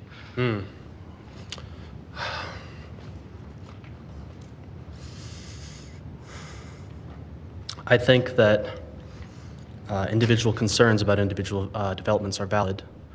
However, I believe that the cost of not moving forward, sort of as I mentioned in my presentation, I believe that that is going to, just wreak havoc on many more than just, individuals affected by these developments. I don't believe that there's an easy way around it. However, I don't believe that anybody has an easy alternative, right?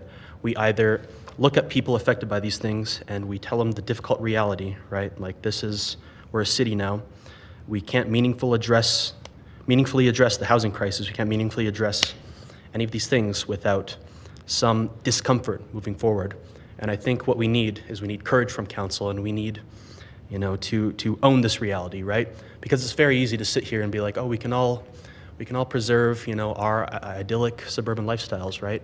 But at the end of the day, I mean, we have to move forward, and I think that we ought to address that rather than run from that fact. Thank you, Mr. Wawrich. No further questions from you. Ms. Popovich, if I may have you. So we've seen your situation earlier in this, and it does, I think it's burnt an indelible mark on more than just myself around this horseshoe in terms of the worst case possible scenario. So first of all, sorry that you're in the situation that you're in.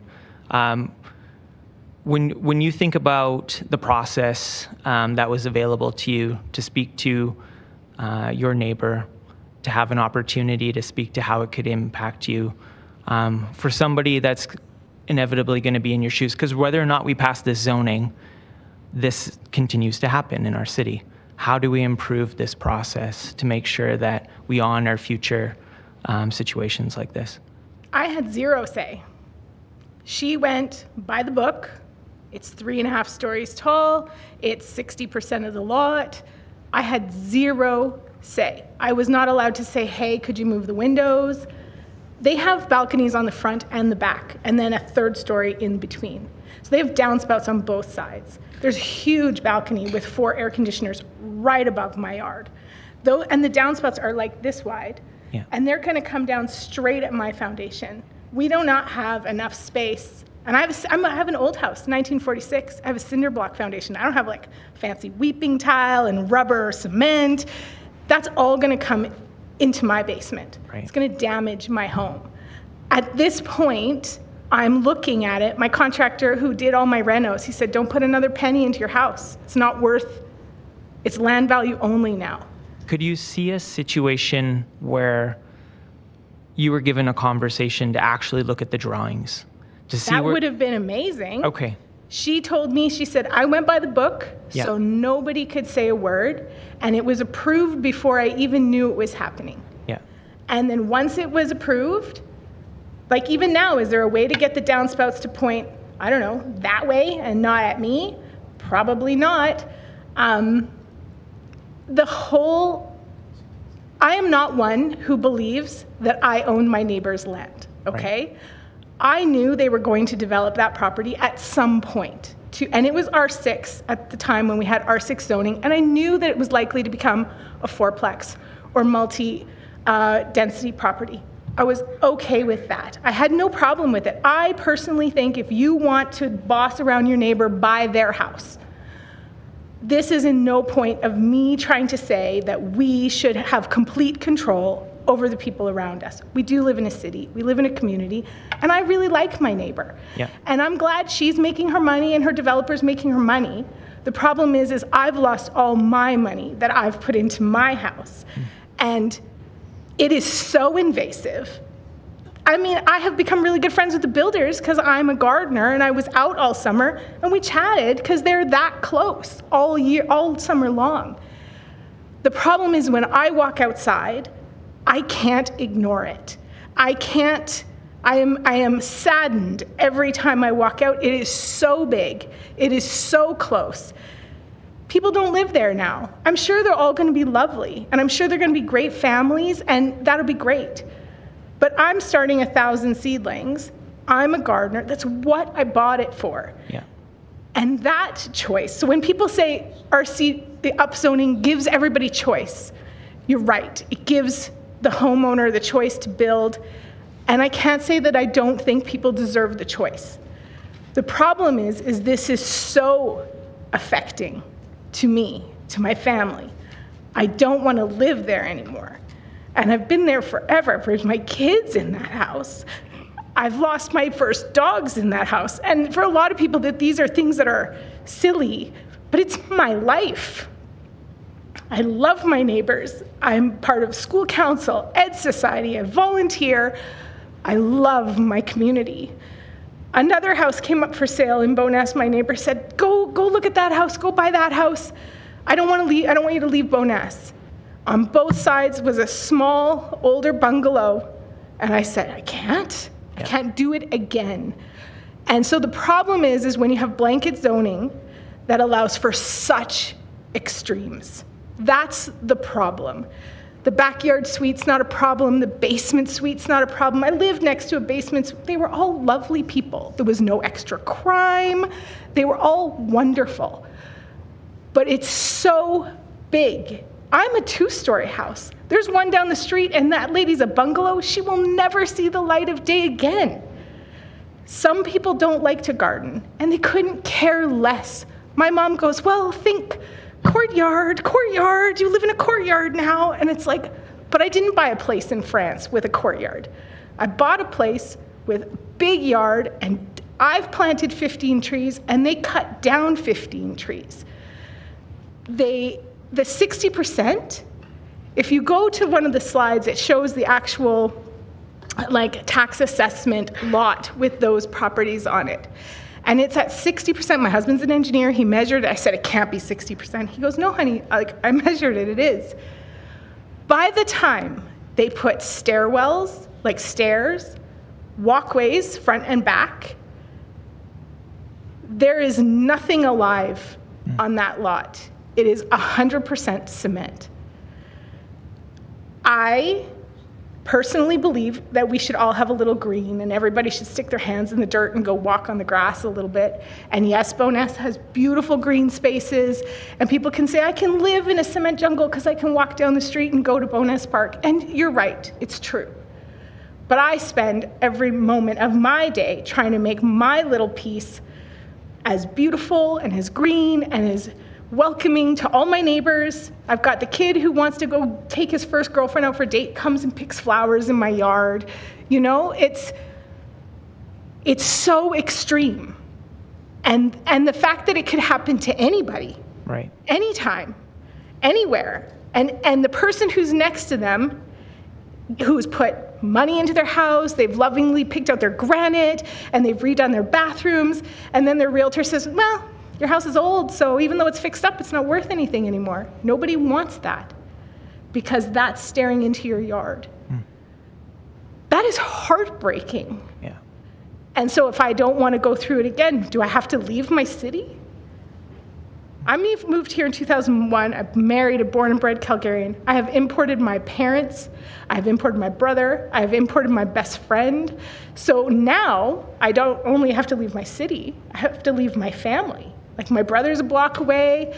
I don't want to leave Bowness. I don't want to buy another house, plant out my trees, grow my bushes and my raspberry bushes and my strawberries, and have it happen again. And again, I understand people who don't garden think it's silly. My wife gardens, so you're talking to somebody. Yeah, continue. But for me, that's where my heart and soul lies. Yeah. And so the fact that someone can take it away and they just go, you're gonna love it, and you get no say in it, and it's going up, and every day I'd go outside with tears falling down my cheeks. And again, I don't think you should control the people next door, but I think the guidelines shouldn't destroy you. They shouldn't say, you need to go live not in this city, because this can happen to you anywhere. And thank you for sharing that. I mean, you've lived a death, and then no doubt you've just lived it again in front of council and Calgarians. I want you to know that your story has impact, and I think it really does reinforce that what we're talking about through this is people's lives, livelihoods, for me it is. Livability. Yeah. But I feel bad for the people who can't afford houses too. But those are all starting at $750,000.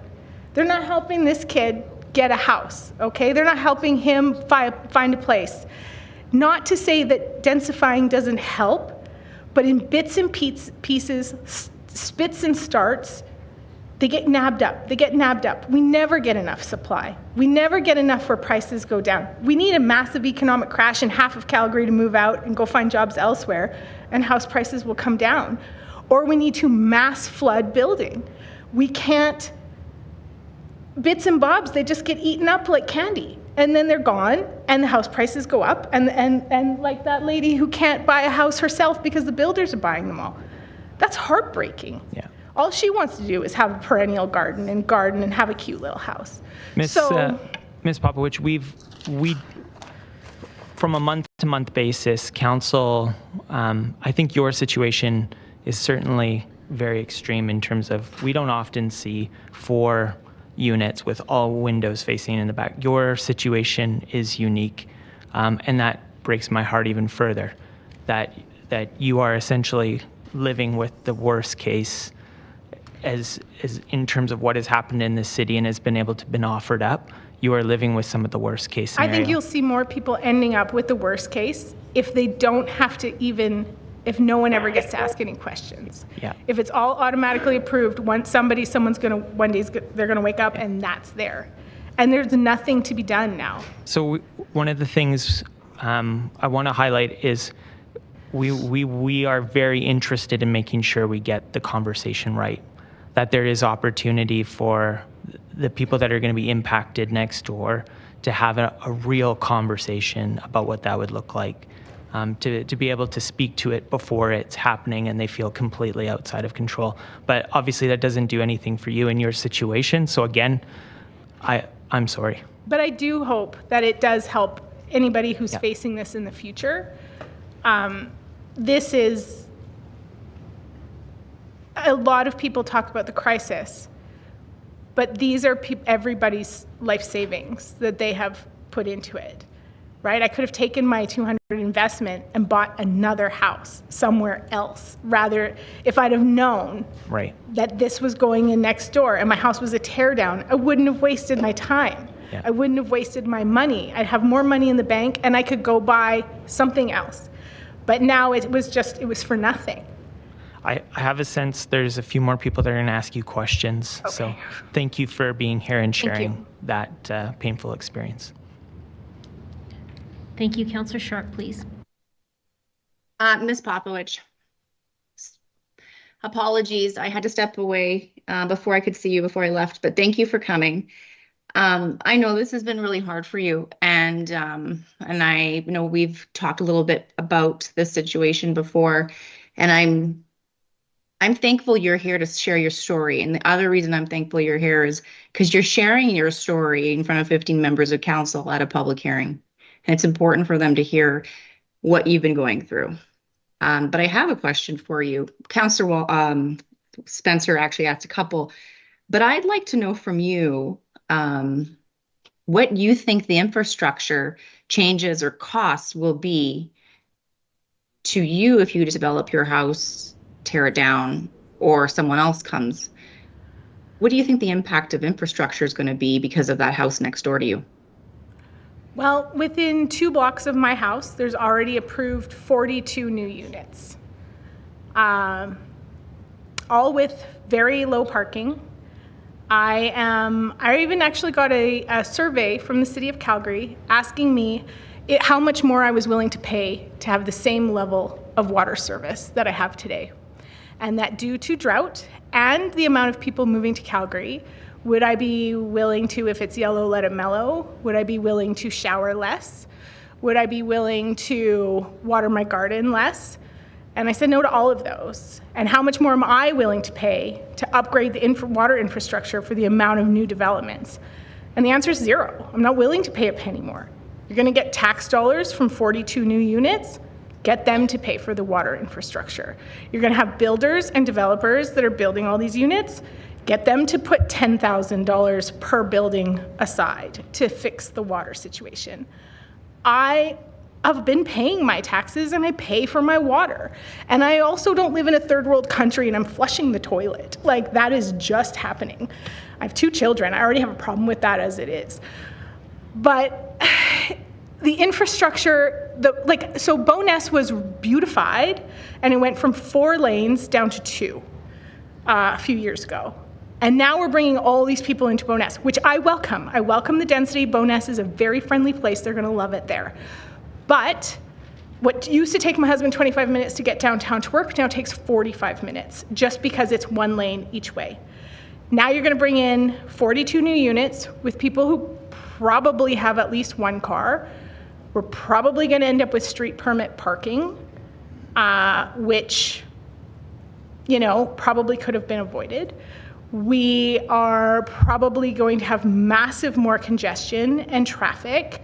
So we live 15 minutes from downtown. It takes 45 minutes to get to the outskirts of downtown today. You bring in more people, that makes it an hour. At this point, what difference is it if we move to Cochrane? It takes an hour to get to downtown. The whole point of why we live here is we are close, we have lots of trees, and we have a beautiful space. And now it's congested, it's full of traffic. Water systems, we have water main breaks all the time in Bowness. It's insane. What other infrastructure? I'm not an engineer. I don't even know what other infrastructure there is. But when you put that many people pounding on any given surface, it will start to crack. And then people have to fix it.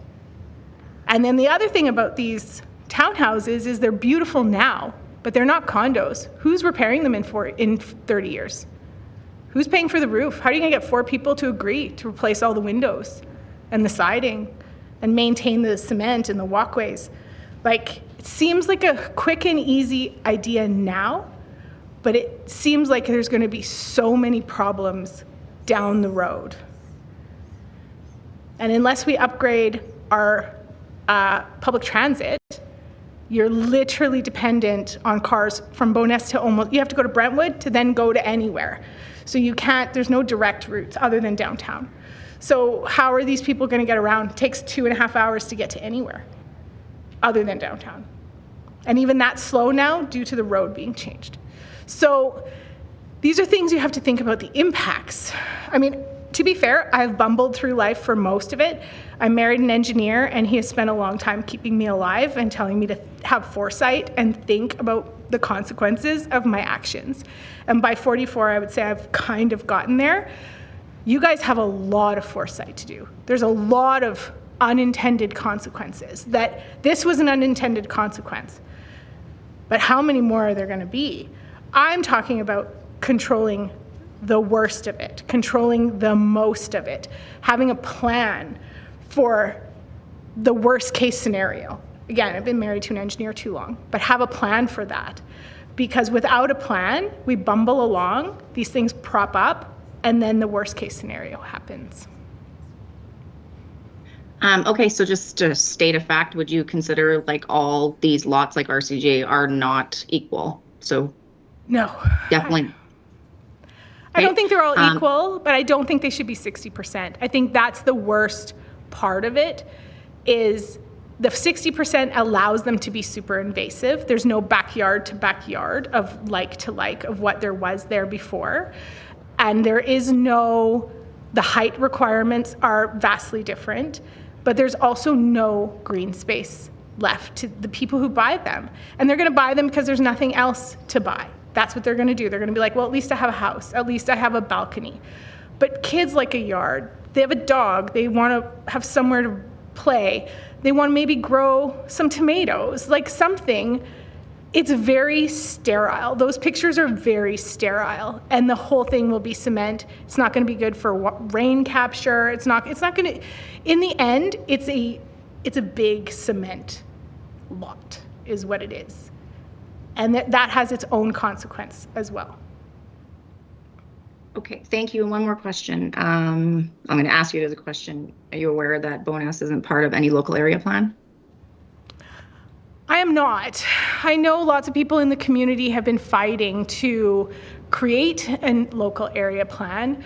I know the Bowness they had their own little group that was approving and kind of going through things. It sounds like it's been a mess for a long time, and that we really need the community to come together and kind of figure out who they are.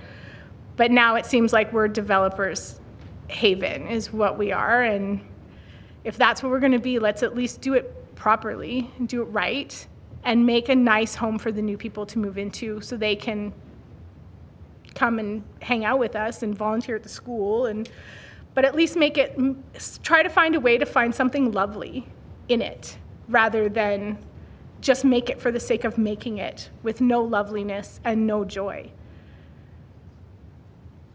Thank you for being here. You're doing a great job. I know there's some other counselors that might have some questions for you. Again, thanks for sharing your story. And I think it is really important. Thank you. And that's all I have to say. Thanks. Thank you. Let's go to Councillor Demong, please. Thank you. And yes, Ms. Popowich, I also am horrified by what you've gone through, and I'm so sorry that this has come through to you. Just following up what Councillor Sharp was talking about with the LAP process, are you familiar with what an LAP process might do?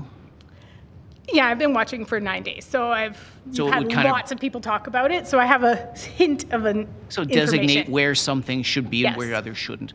So if an LAP process had gone through, and I'm sure as an active participant you probably would have gotten involved in it and seen and been involved, if it had still identified your next door neighbor as a location for an RCG, what do you think your next movement might have been? I would have asked the builder if he would buy my lot out. I'm actually saying before this guy even sold, if you had gone through the LAP process 5 years ago. I would have sold. That's what I would have done. Now, at the time when my neighbor was building, I thought it was just going to be a older style fourplex or executive duplexes, both of which I didn't have an issue with. Mm-hmm. And I never did get to see the plans. Yeah. Now, if I had been told an RCG was going to be lovely and it was going to be non-impactful and non-invasive, I probably would have been fine with it. I would say 5 years ago, I would have sold knowing what I know now, okay? Because 5 years ago, I was very into my community and very happy where I was. And again, I do think that people should develop their properties and their investments. So, but only knowing what I know now, would I have run? Okay. I would have sold my house and run, but I wouldn't have been able to see the future. Okay. The other line that really got my attention was the amount of sunlight that was taken away from your location. And that concerns me on a number of different veins, and I'm not really sure how to ask a question to you, but the idea that you can lose sunlight and have to basically take a loss on what you've put into your backyard strikes me in similarity to someone that may have actually had solar on their roof and would have lost half or so, whatever that energy might be. I'm not sure how to ask a question to you other than to say, what if you had had solar as well? What would your reaction have been? Solar would have just been the icing on the cake at this point for me, okay? A $35,000 investment that is subsidized over 15 to 25 years that you don't actually see a return on for a very long time. Like, I considered solar a few years ago, and I'm really glad I didn't spend the money. But how much is it worth all the planters I've built and all the soil I have made and purchased, all the compost, all the tomatoes I can no longer grow, all of these things? Now, nobody's living there yet. So I don't even know. I'm not here to complain for the sake of complaining. Maybe it won't be as bad as I think it will. I am worried about 4 giant air conditioners that are half a foot above my patio and my fire pit. That I have a feeling it's going to be loud. If we have a hot summer and they're all going at once, what does that sound like? In my mind, it sounds like a jet plane. Do I know what it's going to sound like in reality? I don't. But I worry, again, married to an engineer for too long, I worry about what it's going to be like. And lots of people have said, the sky is not falling with this up blanket rezoning. It'll be fine. Everybody, calm down. It's going to be okay. For me, what's here right now, before the air conditioners turn on, it's not okay. For me, so my house has windows on the front and the back. All my sun used to come in from the south. I have big patio doors there, and I used to get sunlight from 8 in the morning until dusk. Now it's 2 p.m. before I get any sunlight in my house. Well, when winter happens and the sun goes down at 4, that's not a lot of time. And I'm a stay-at-home mom. I'm home a lot. I find it very draining and very exhausting on myself. And some people will say, well, maybe other people don't have any windows and they don't have a house to live in. We don't feel sympathy for you. And that's fair. Being homeless sounds terrible. And when I first moved to Calgary, I lived with 12 roommates, okay? That's how I could afford to live when I made $5.90 an hour and go to U of C, right? So it's more expensive now, but I feel the struggle. I lived it too. I understand. Understood. But I bought that window of sunlight, right? Yep. I replaced that patio door to get more sunlight. And now I have no sunlight. And so the garden, for people who don't garden, is not a big deal. The mental health and the anxiety and the, winter depression, that's a real thing. It affects a lot of people. It does affect me. Understood. Ms. Popowich, thank you so much for coming here and telling us your stories. It really does matter. I just want you to know that. Thank you. Thank you. Let's go to Councillor Wong, please. Thank you, Mayor. Ms. Popowich, you're obviously not leaving there. You mentioned, Councillor Demong asked a question, if you knew there was an LAP process there, would you stay or not? And you said you would leave, right? No, if I knew there was an LAP process that I could get involved in, I would have. Yeah, sorry. Oh, if I knew there was an RCG. Exactly. I probably would have assumed that it wasn't going to be this bad, right? 60% of a lot doesn't sound really bad. When you look at it, you're like, that's terrible. But that doesn't look like 60%. The idea of it and the reality of it are two very different things. Okay. Knowing what I know now, I would have sold my house and I would have run screaming into the dark. Like, I would not have stayed. I'm very sad that I didn't sell my house. Okay. But what I was trying to get to is, you said over the last 9 days you've heard about LAP processes, you've heard about RCGs, right? In that learning, at what point did you learn that an RCG had a maximum of 60% site coverage and 11-meter height? I found out about that after this got built, and I kind of started looking into it.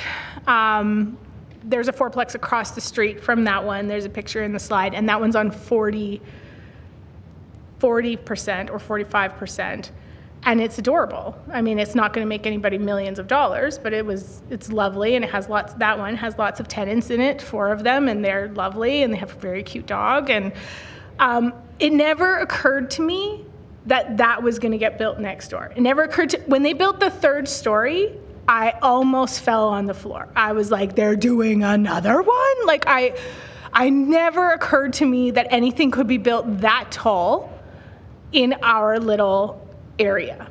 Okay, so the process, I always assume that things will work out the way they're supposed to work out. So in the beginning, not knowing what the reality was, I would assumed it was fine. Now, I would fight that tooth and nail. Anywhere it's going, I would say, don't let it happen. Beg, cry, steal, do whatever you have to do, because that is a monstrosity. So where I was getting to is that in the LAP process, we talk about different urban form categories. The urban form categories: neighborhood, local, low density residential, which could be RC1s, RC2s, RCGs, right? I guess if you're participating, I'm just speculating, if you participate in the LAP process and somebody told you RC1s, RC2s, RCGs could be 60% site coverage, could be 11 meters height, would that have triggered you at that time? Yes. Okay. So you made reference to, Councillor Sharp, that if it was 50% site coverage, if we told you in the LAP process, RCGs are 50% site coverage, it's still 11 meters high. No. No what? No, too tall. Still too tall. Yeah. Okay. That's a raised basement and 3 stories. That's insane. And I have mine's a 2-story. If you put that next to some little lady's bungalow, she'll never see the sun. Okay. Recognizing that RC1s today, you can go up to 10 meters, despite the fact that most houses are bungalows or 2 stories that are under 10 meters. But then they should have to buy the lot next door and build something next door of equal height. Yeah. This is the thing. I'm left holding the cost, okay? My house is now a tear down for developers. Nobody wants to live in the shadow of that. Yeah. Now, whatever they build, they could build 2 duplexes or 1 giant house of the same height. Maybe that will make it feel less terrible. The way it is now, it's not good. You should if you're going to build that, you're going to approve it. You tell the people next to them and say, we're going to build this. Sell your house if you can't live next to it. Give them the chance to run, because it's not fair to make them live with it. Thank you. So where I'm trying to get to is that we have a land use process. With blanket, we can get, we'll overcome that land use, no public hearing. We have a development permit process to which affected parties, yourself, would be circulated, should be notified that's a development permit. You should have access to the permits, right? That's, I guess what I'm trying to get to is that, do you feel when your neighbor built this, that the city could have done a better job, even though your neighbor didn't, the city could have done a better job to notify you of the development permit, provided you the information about the plans, the concept of what it's going to build height? Do you think the city should be doing more to tell you what's going on? To be fair, I wasn't horrified sooner by the city not notifying me. If you're going to notify me and I have no say in the situation, then for me the nightmare just starts that much earlier. Right. I was pretty happy while they were building, thinking it was going to be great, until it wasn't. If you're going to notify someone, give them the chance to speak. Give them the chance to say something. Give them the chance to look at the plans and go, okay, I have 97 objections. What can I object about? Can I object about the drainage pipes that are going to flood my house, or right? Do I have a chance to say, could your windows be frosted so that you're not looking in my bedroom? Like, there's no point in notifying somebody if they have no say. So a lot of things we talk about are development permit sort of questions. And, again, you have the right to look at the plans, you have the right to comment on the plans, but you're saying by that time, it's a little too late.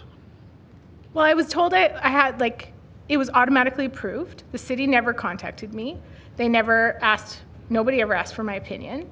And by the time I realized I was upset, it was built. Yeah, okay. So, there is a notification process. Okay, thank you for that. Mr. Kavanaugh, please. Thank you.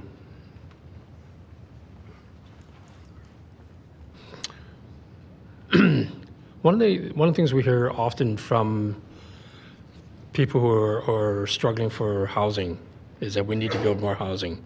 We need to make housing available. We need housing location. We need housing that's affordable, right? And there's no doubt that people that need housing want housing and are looking for the city to create opportunities for housing. My question to you is, where's the balance between the need, the want for housing versus those that have housing, those that have property investments? Where's that balance there where we can satisfy both ends of that stick? I know, and I'm sorry. I think that's a very difficult question. I don't think anybody has a clear answer to that. Would you? I mean, yeah, you'd have to look at the impacts of a lack of housing on the population, and you'd have to look at the impacts of, or the benefits, I should say, of homeownership, right? Yep. I appreciate your question, and it's a very interesting one, but it's also a little bit abstract, and I don't think it's one that anybody has a clear answer to. So yeah, because one of the things that we're focusing on is one particular housing form, row house, townhouse. Sorry, say that. Oh, row house, townhouse, you said? Yeah, we're focusing on this bylaw, row house, townhouse. But there are other housing forms that could be there.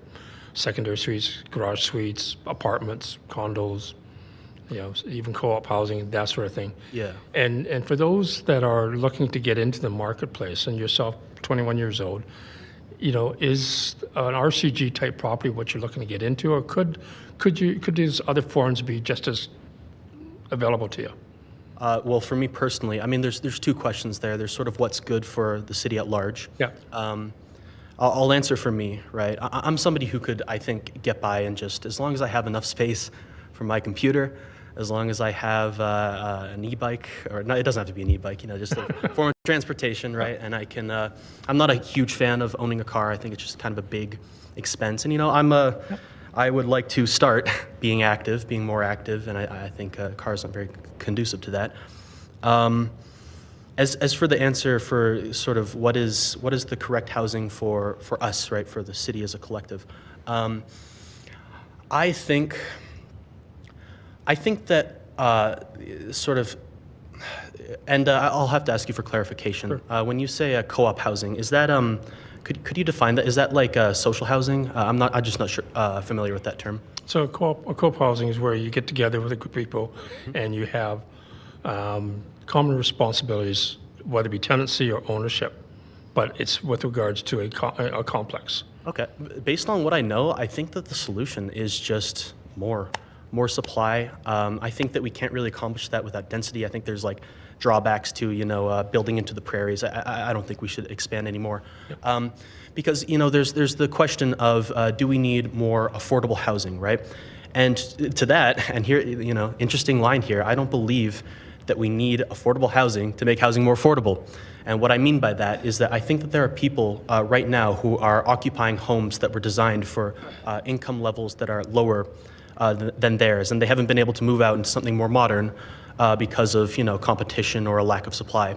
So I think as long as we get more units on the market, just more, the market movement and sort of those forces will naturally sort of open up.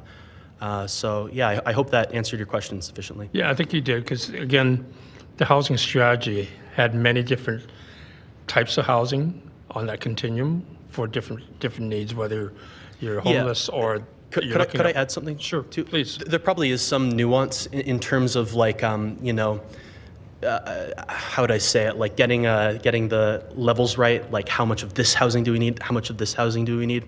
But I think right now in our crisis, it's just more. So just to clarify that. But No, yeah, that's appreciate. That's good because again, that's the, if I can say, that's the lever that we need to pull on the RCG type housing, you know, the apartment type housing, and so on and so forth. Right? Where do we pull the appropriate levers to find the right supply balance to be able to therefore provide supply, location, choice, and ultimately affordability? Right. Thank you. Yeah, thank you. All right, let's go to Councillor Chu, please. Thank you, Worship. Mrs. Popovich, please. So to start with, thank you for being here. And I got a couple of 3 questions for you. I'm sure that you might not know, and I'm just shooting in the dark. And I will tell you why I asked these questions. Is that, do you know, are those buildings beside you going to be condos?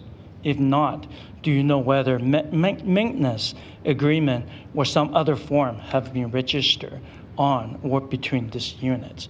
Let me tell you the reason why I asked you that. Because I believe these buildings may not be condos. If they're not condos, they might have no legal standing to address future repair and maintenance. So, do you know that because you've been talking to the builders? They're not condos. They're not, eh? No. So I'm just curious. I'm genuinely curious. What happens to 4 people that live together if it's not a condo and they're not putting money away for maintenance? What happens in 20 years? Yeah. So my husband and I can barely agree to redo the roof when, you know, so how do you agree with your neighbors? But I thought you were the boss at home. But I'm going to step in for just a minute. And it's not that I want to interrupt the conversation you're having, but we're talking about a very specific address, and we're talking about a very specific tenure of housing. And that's not what's before us. So I appreciate the question you're posing, Councillor Chu, but I would recommend perhaps booking a time with Ms. Popovich to have a wider conversation if you want to. It's not before us at this hearing. What I believe it is one of the reason is that very important, the legal standing. And I simply asked Mrs. Popovich if she knows, and she said no, but she wanted to further answer that question. And I think it's her right to answer the question the way she wanted. Councillor Chu, I'm not questioning how Ms. Popovich answered the question. And I let have her no answer issue that. with that. Please. I'm asking you to consider that the question you're posing is not appropriately put for this hearing.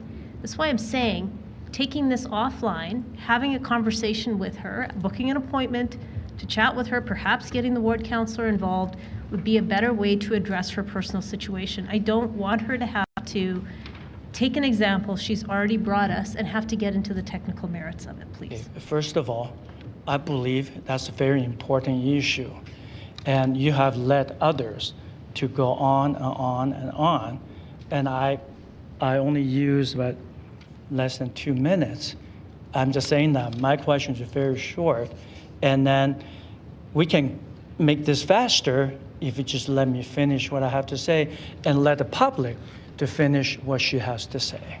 Please, Mayor. As the chair, in concert with legal, I'm advising you that the question is not appropriate for this hearing. It has nothing to do with me not giving you the same amount of time as other people. I'll give you your time back on the clock. I'm asking you to please move to the next question. I already finished my asking. You're asking me to stop something I already stopped. I'm just waiting for her answer. If you don't mind, Mayor, can you please let the lady finish what she needs to say, please? Councillor Chu, I will tell you what. I have ruled on this as the chair, and I'll invite you to move on to the next question, please. You're asking a very specific question about a particular piece of property that is not part of the hearing right now. So please, carry on with your next questions. I'll give you your 2 minutes back. That's okay. Thank you, Worship. I already said, I finished my questioning. Okay. And just waiting for her answer. She wanted to elaborate a little bit, and I think I'm fine. It's personally, I think it's fine. Let the lady just say what she needs to say. It's fine. You okay? I'm okay. It's good. Okay. Thank you. Thank you. Thank you. Let's move on to Councillor Walcott, please. Sorry, Ms. Popowich, I'm calling you back up. It's less complex. Councillor Wong got most of the way there, and I wanted to just kind of put a bow on it for you. Is your description of the situation is a really significant one, because the difference between a permitted use and a discretionary use. So just your neighbor, when you had that conversation, they told you that, like, we're staying within the rules, we're making it easy, right? And then we're just building what's within the rules. Yep. By chance, did you know we changed the rules for this hearing so that doesn't happen anymore? I did not know that. I just know that I just had no say. And then one day it was there, and I was crying in the shadow is what was happening. Absolutely. So yeah. I'm glad you changed the rules, because that's a terrible, it's a terrible surprise. It was definitely one of the most important pieces of feedback, and as you can tell, your story caught a lot of people's attention. It was one of the changes to the process that came forward here that, and I have to form this as a question. Would you have been more comfortable with what you described as the ability to comment, knowing your very, very intimate, like, local knowledge of how that property interacts with yours, and actually have had a say in some of those very specific things about windows, frosting, drainage, and so on? I think if the property took up that much of the lot, and that all the trees were cut down, and that was that little green space, if it was as tall, would I have been happy for the wind to manipulate some small things to offer myself or whoever's going to live there, or whatever, some privacy? I would have taken whatever I could have gotten. But I think that more, for me to have been like, it's fine and I'm going to live here, I would have had to have a little bit more input, and or the set automatic approval rules need to be less invasive. That's my personal opinion. It is the opinion of our administration as well now. Right? Like, it's a huge change from a bungalow to a 3.5-story house, from a house over here to a house over here. Up here, windows, doors, everything. And you can hear everything that goes on in those units in my yard. When their doors open and I'm in my living room, it sounds like they're talking in my backyard. My dog's always running out to see who's in the backyard, and it's people next door. There's a lot of things I would have loved to have input on. The reality of how much input you have on your neighbor's yard is limited, and I'm aware of that. I would have taken any win that I could get to at least protect my property from damage. Absolutely, and thank you so much. Yeah, Councillor Wong was going there, and I just wanted to make sure that you were aware of that change as well. So that's a good change. Thank you. That's all for me. Thank you very much. There are no further questions for this panel, so thank you, all of you, for being here today. We really appreciate you sharing your presentations with us.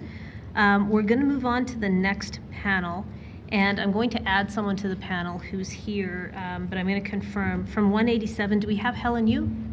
Okay, great. So this next panel is going to be Brendan David, Wesley Brindle, Tammy Evans, Bob Schmall, Mike Atkinson, and Helen Yu. It will be 6 people on this panel, but we've been able to accommodate that before. So as those folks are coming up to take their seats at the front or getting ready on the phone, I'm just going to prepare us for the panel after this.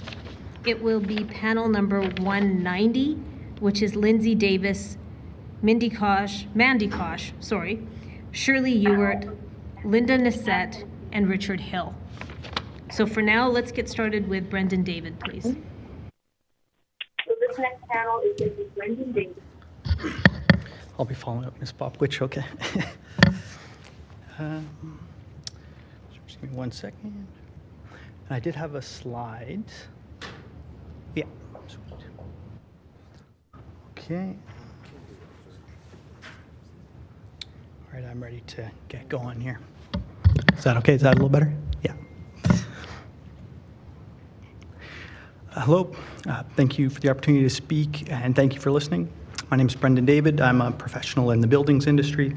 I work across Western Canada. My wife's a teacher. We have a 1-year-old. We resided in Tuxedo Park, although temporarily relocated to Ward 4. So I'm here today to ask Council to please support citywide missing middle zoning. But there's an asterisk there, and I hope to speak on that. I'm hoping today to be a bridge, and actually it might be the perfect chance to follow up Ms. Popowich.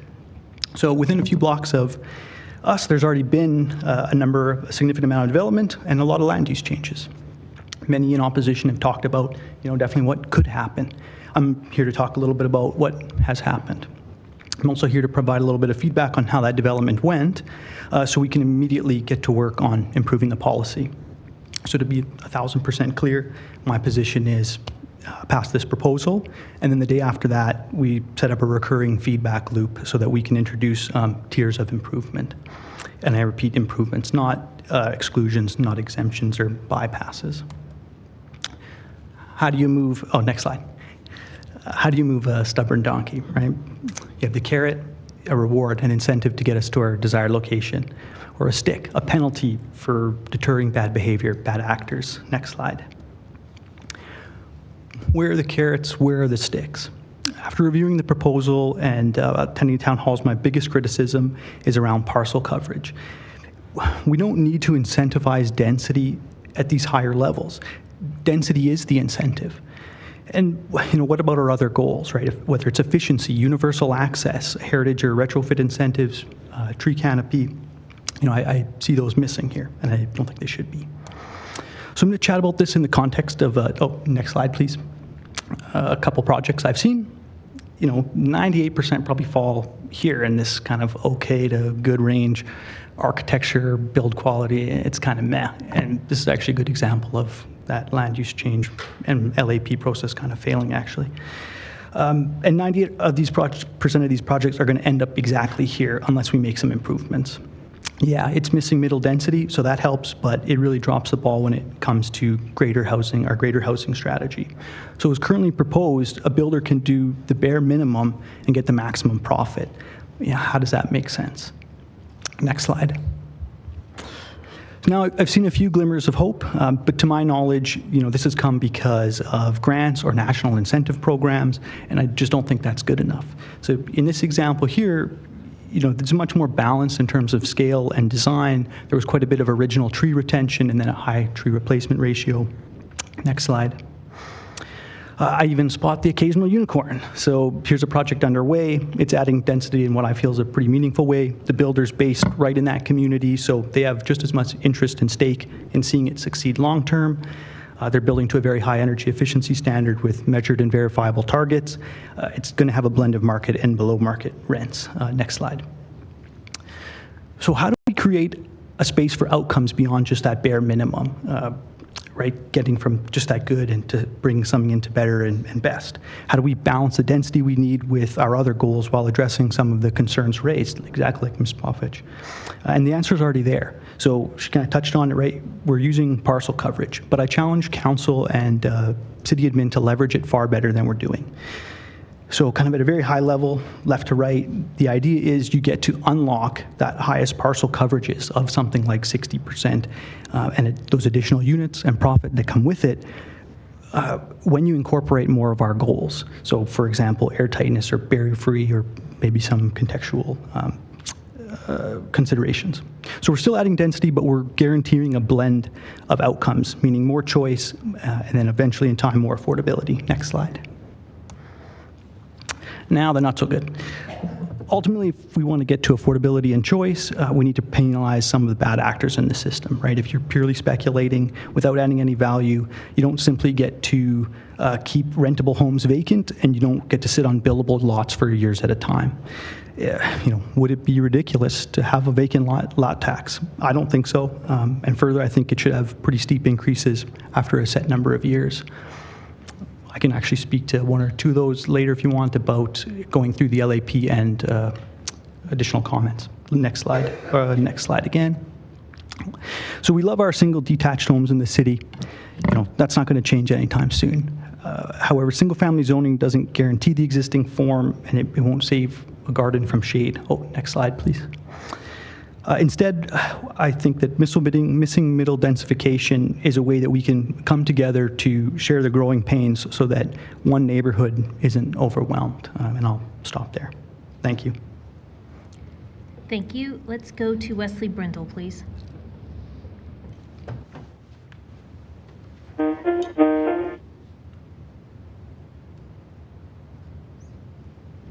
Hi, is this Wesley Brindle?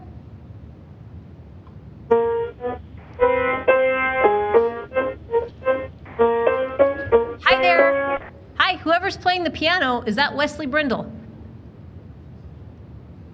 Or is he nearby? Okay, tell you what, you know what? We're going to come back to Wesley. Let's go to Tammy Evans, please.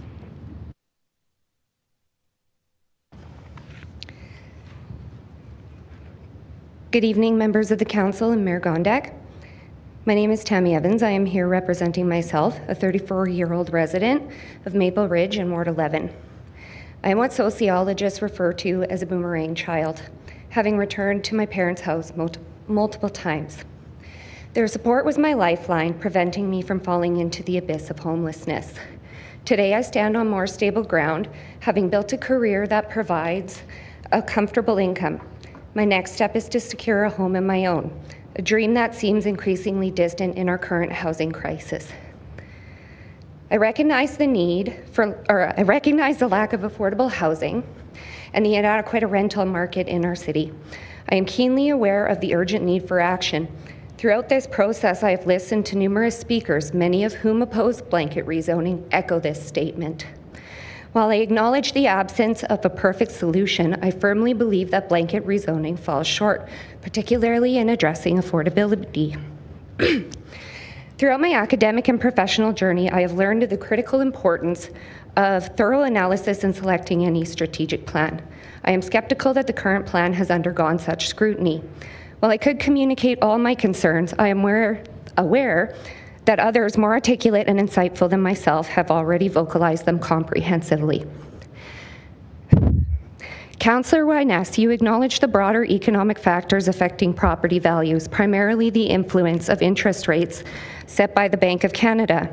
Indeed, these rates not only devalue property, but have a direct impact on rental rates as landlords seek returns on their investments. This discussion has underscored the significance of interest rates. While the Bank of Canada raises rates to curb spending and combat inflation, our city is moving in the opposite direction, enticing developers and others in our city to spend. Transitioning from historically low interest rates to higher ones may indeed present challenges, but it is a necessary step to addressing inflationary pressures. My parents' experience echoes the challenges posed by high interest rates. They navigated through times of 21% mortgage rates, making significant sacrifices to build a home and a better future. To dismiss their concerns as entitlement or fear of change is not only offensive, but fails to recognize Maslow's hierarchy of needs. The fact that most generations have moved on from addressing basic needs such as housing to other non-survival needs reflects a journey of resilience and perseverance, not privilege or ignorance. While I fully support the idea of diversity and density in Calgary's neighborhoods, including Maple Ridge, I remain cautious about the efficacy of blanket rezoning as a solution to our city's affordable housing crisis. The notion that such rezoning would magically achieve socioeconomic diversity in every community during my lifetime feels akin to selling snake oil, and I am not buying it. I'm running out of time, sorry.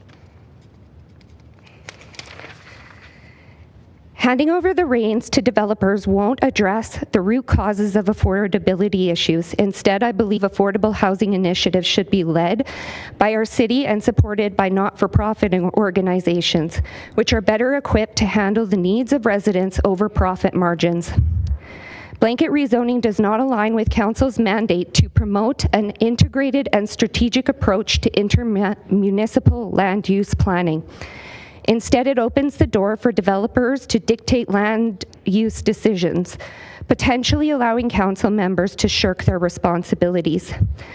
Justifying such actions under the guise of cutting red tape is misguided and risks undermining effective governance. Therefore, I urge Council to vote against the blanket rezoning proposal in its current form. Instead, let's engage with communities to develop solutions that are both effective and respectful of local concerns.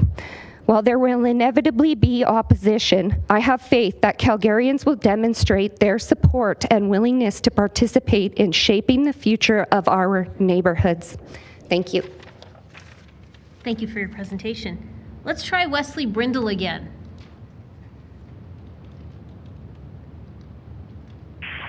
Good evening, Madam Mayor. My name is Janice Lowe, and I'm also on panel 187. I just wanted to let you know that I am here. Okay, thank you for that. Do we have Wesley Brindle? Okay, let's go with Bob Schmall, please. Okay, thank you. Good evening. My name is Bob Schmall, and I live in Ward 6. I am against rezoning because it will not benefit the residents. The city says that their objective is to provide more affordable housing by replacing single-family homes with multifamily homes. The city believes that higher density will result in more affordable housing for the average person. The city's objective is to reduce urban sprawl and increase the city's density. They want to build up and not out. The city has been pushing density for a long time. It starts with secondary suites and ends with slowly eroding our quality of life. Rezoning will increase the city's tax revenue and decrease their operating and capital costs. But what about the residents? The city says that we have a housing crisis and we need more affordable homes. Well, then, build more affordable homes. Residents have been loud and clear. Build more affordable housing. Sorry, my screen went off. Build more affordable housing in new communities and where it makes sense in existing communities. We've also heard from the younger generation. They cannot find an affordable place to live.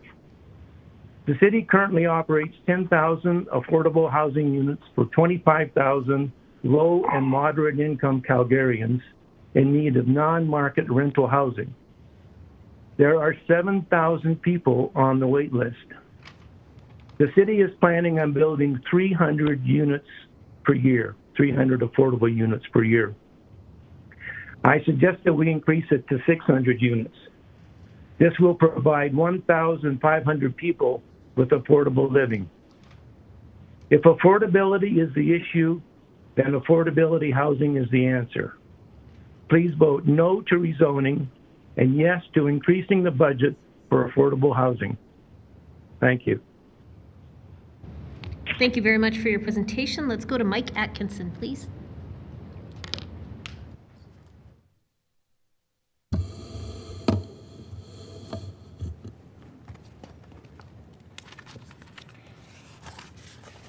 Great. Is that working there?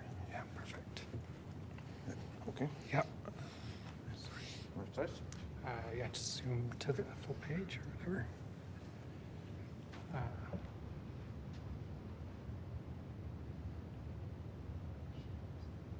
Great. Hello, Council. Thank you for having me. My name is Mike Atkinson, and I am a homeowner in Banff Trail here in Calgary. And I want to start my presentation today talking about the idea of like stopping people moving to Calgary. I'm born and raised here, and one of the things you get to know being born and raised in Calgary is that people move to Calgary. But that's a great thing. people choosing to live in this city, people choosing to come here and make a life that brings in a lot of vibrancy, a lot of new ideas. We get to learn from all cultures all over the world. We get the best restaurants. We get all kinds of benefits when those folks come here. And maybe you could do something about immigrants coming from outside of Canada. I don't know. But you sure can't stop all the people coming from across Canada. They're Canadians, they can live wherever they want. There's nothing you can do about that. And if you did that, if you did stop that, then you would stop people like my wife who moved here from Ontario, right? You would be stopping this migration that comes into this city from other cities. And I think it's really important to also look at this little chart here. This is our population over time, but I think look at this change annually in our population. It's really not that bad. The problem is that we haven't been dealing with this issue for years and years and years. And now you're in a position, unfortunately, where we have to do some drastic changes to actually be able to accommodate and deal with the problem that's on us right now. The other side of this is I want to speak about my mom. My mom is actually going to be celebrating 50 years in Canada as of this October. She moved here from Malta 50 years ago. That's her on the one side there. That's her 12 grandchildren that she's got here in Calgary.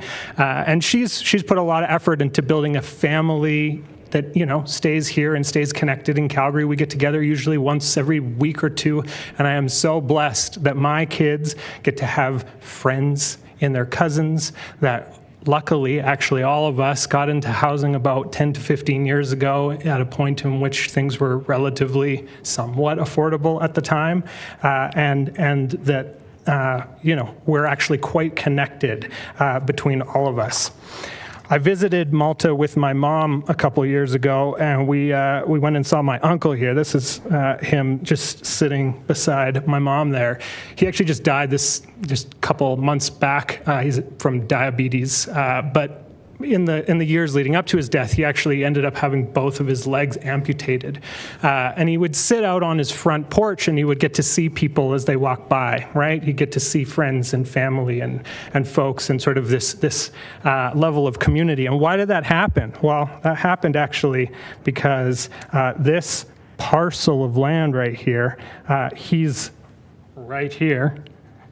Well, that entire block there was actually owned by my grandfather, and they split it up and they turned it into housing, and it actually houses almost, you know, a good majority of my 7 uncles and aunts, my almost 24 cousins on this little plot. So it was amazing because, you know, my uncle didn't have a lot of mobility, but every day his daughter who lived around the corner would get to walk by the house, check in on her dad and keep on going. That's how we build a community. That's how we do it. And luckily they also had this benefit of the ability to sort of bring your generation, the next generation forward, and to sort of continue on the lot. And so with that, I just want to sort of move into my asks of council here in this final minute. So first, encourage non-market housing. Very, very important. This is one of the proven ways to actually start combating affordability, is to start breaking out of being this corporate bid back and forth and whatever. You have to encourage, and I'm not talking about affordable housing, I'm talking about non-market housing like co-ops, different models for building housing that gets out of sort of the make as much money as you can. We need to evolve the engagement process. In Banff Trail, I was on the development committee over the last little bit for a little while, wasn't on it after a while, was on the board, wasn't on it after a while. You guys know many of the things that happen in Banff Trail, and we need to change the engagement process so that it starts looking at how we make our houses more green, how we can start bringing in different demographics into the building, how we get people to make their front yards something that is more conducive to a community. Thank you for your presentation. Yes. It's just at time. Yes. Thank you very much. Okay, let's go to Helen Yu, please. First, you're going to need this. Sorry. Yes. Okay. Yeah, I'll just give it to you. Yeah. Gotcha. Okay, sorry. Helen, you can come on up.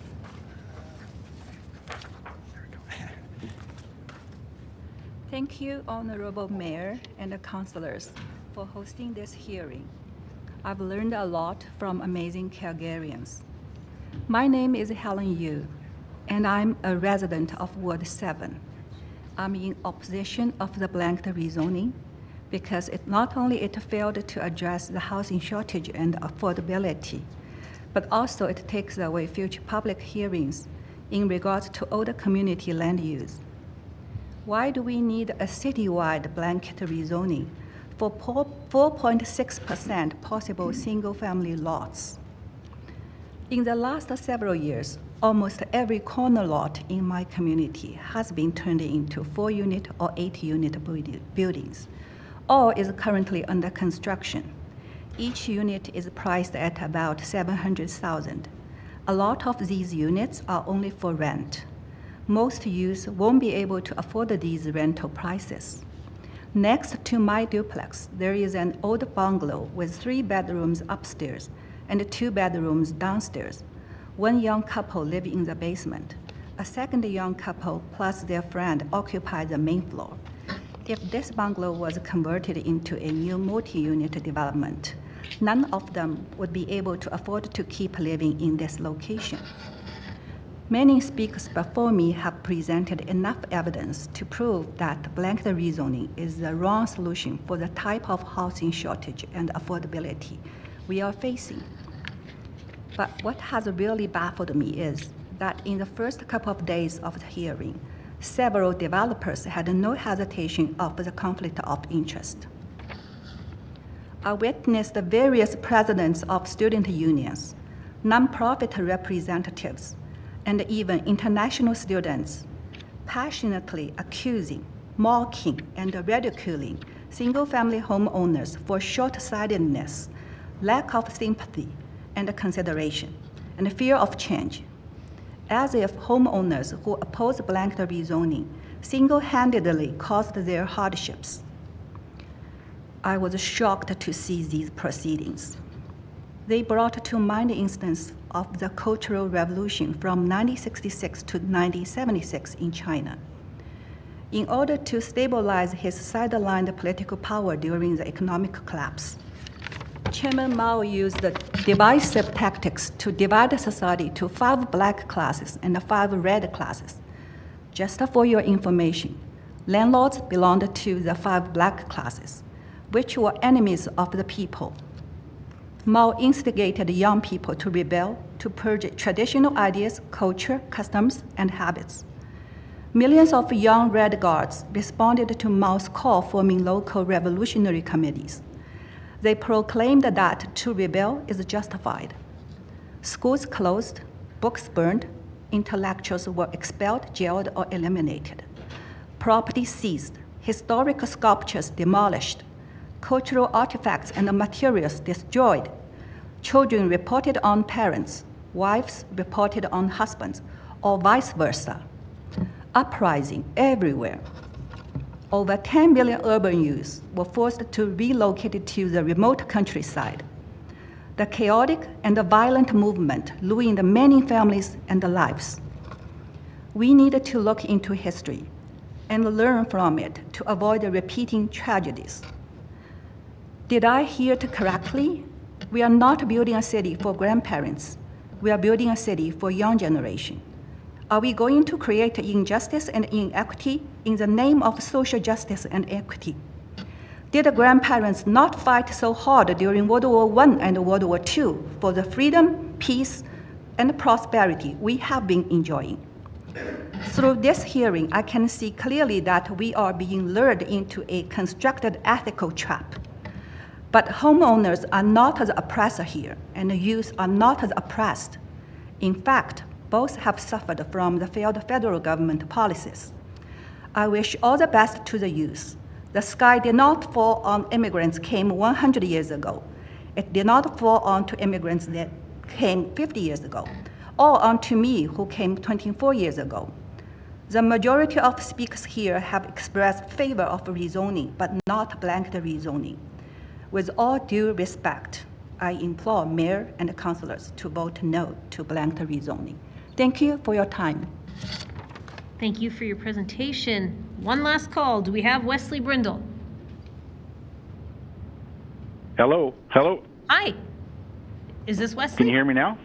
Yes. We sure can. We heard a lot of piano playing before, but now we've got you. Oh, I wish I was that good on the piano, but I'm not. I don't know who that. I don't know what that was, but I'm on my landline now, so sorry about that. My cell phone must have went bad. That's okay. Please go ahead. Okay. Thanks for the chance to speak. As we follow these proceedings, it has slowly become obvious that the council is very short-sighted and has no idea what to do after painting themselves into a corner. You want to slowly destroy all of the established neighborhoods to raise taxes. We were around 40 years old when we got together with me and my wife, and she was finishing her schooling to become a psychologist. Me, with a high school education, started a transportation and safety company with my existing vehicle, with the things I had. We scrimped and saved a few years, and without much time off, and saved up for a down payment in a house. We now have a nice, comfortable 1,600 square foot home in Pine Ridge that we wanted to live out our lives here, because at 67 years, we had it all set up. Now this is all up in the air, and we may need to relocate due to rezoning. If you check out YouTube, you'll see Councillor Walcott explaining how we in Pine Ridge here in 1,600 square feet now live in a mansion. Anyway, there is plenty of land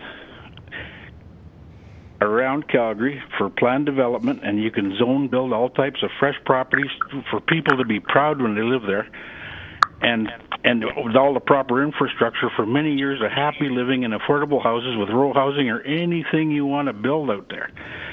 You know, it just doesn't seem to really make any sense for me. Stony Trail seems to be the borderline for inner city now. Well, Stony Trail was put there because a lot of industry and everything is on the outside of Stony Trail, so people can commute to work in the Foothills Industrial Park from the east side of Calgary and stuff like that, and then it's not a big deal. The entitled youth that thinks everything should be handed to them at the expense of our retirement dream being destroyed should look inward for some answers they seek. There are already a few illegal suites nearby, and the city won't even look into these things because they're afraid of hurting somebody's feelings. Why should we believe that the proper oversight of rezoning would be handled by the city now, and it's understood why nothing was being done because of this rezoning? Let's have a plebiscite or wait till the election to decide for the decision to be made. We don't want council's legacy to be the destruction of Calgary.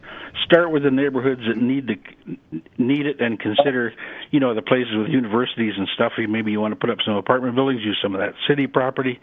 Anyway, the disruptions that come with the construction, if the property next to me are purchased and developed, and the need to fight for RC rezoning, don't take that away from my output, or don't take that output away from me. Sorry. Anyway, I keep hearing how people moved here to get away from density and now emergency on our part, or sorry, what we have worked with for many years. Poor planning on their part does not constitute an emergency on my part. Anyway, it's Justin Trudeau is our George W. Bush trying to save his father after we kicked him out after that national energy policy in the early 80s, which probably nobody remembers. But it was always good to have a conservative government that could keep them back. Allowing outside real estate investment to drive up prices is a big part of what is happening. If you don't live here, you can't own here as well. And I'm well aware of the Ontario area codes on the rental signs when something comes available in my neighborhood. I look forward to the next municipal election when I can show you my appreciation for your decisions. Thank you very much for your time. Thank you for your presentation. Let's go to questions for this panel. We'll start with Councillor Spencer, please. Thank you, Mayor. My question is for Mr. David. Mr. David, I just wanted to introduce you to this gentleman with the green tie and the great hair right here. This is General Manager Keane. I appreciated your conversation, your presentation. Can you just give us a sense of, you've obviously done a lot of research on this. Do you have a jurisdiction that you would look to that's getting that great balance between the carrots and sticks? I really liked your idea that you presented today. It's a bit loaded, that question, Councillor Spencer, just because, you know, you're one level of government, but you work hand in hand with other levels of government. So in some jurisdictions, you know, there is a provincial code, let's say, that is a bit more progressive. And so you might not be as heavy-handed at the local level because you have that to backstop you. What I would say that I've seen work well is tiered codes. Yeah, that works very well for both builders and, people to know what is coming down the line, and to stick to those tiers. And interestingly enough, if we look at British Columbia, for instance, at least with energy, because that's kind of more my forte, there's been jurisdictions that have been able to, municipalities that have jumped forward, that said, oh, we've already been able to hit this base level, we'll just move forward because we're already doing it. So I think that gives industry the bit more confidence to know what's coming down the line. Otherwise, they'll also come up here and then change tune and say, if you do this, it's going to drive up the cost. So I think tiered codes are certainly one way to implement things effectively. In the context of the conversation, obviously, the panel just before you, and you mentioned it, we want good outcomes. Yeah. But as you look at the proposal that's before us, you're identifying an opportunity with what we've presented to get better outcomes. I'm curious in terms of how confident you think that would operationalize if we were to make such a change. At the execution level? Yes. So one of the things I can talk to a little bit would have been about the LAP process and kind of submitting some changes during the process. Honestly, I didn't feel like that was a super effective. So that's kind of why I'm up here now saying if I'd rather just have a better set of rules. So if the rules were better, then I think the outcomes could be better. Okay. So regardless of whatever direction this goes, the city is involved in a land use bylaw refresh. So if you haven't already opened that portal and given some feedback, they could use voices like yours. So thank you very much for being here today, sir. Thanks. You bet. Thanks. Let's go to Councillor Walcott, please. And you can pretty much rescind mine. I had exactly the same questions for Mr. David as Mr. Spencer did, so please feel free to move on. Okay, let's go to Councillor Putmans, please. Thank you, Mayor. Mr. Small, please.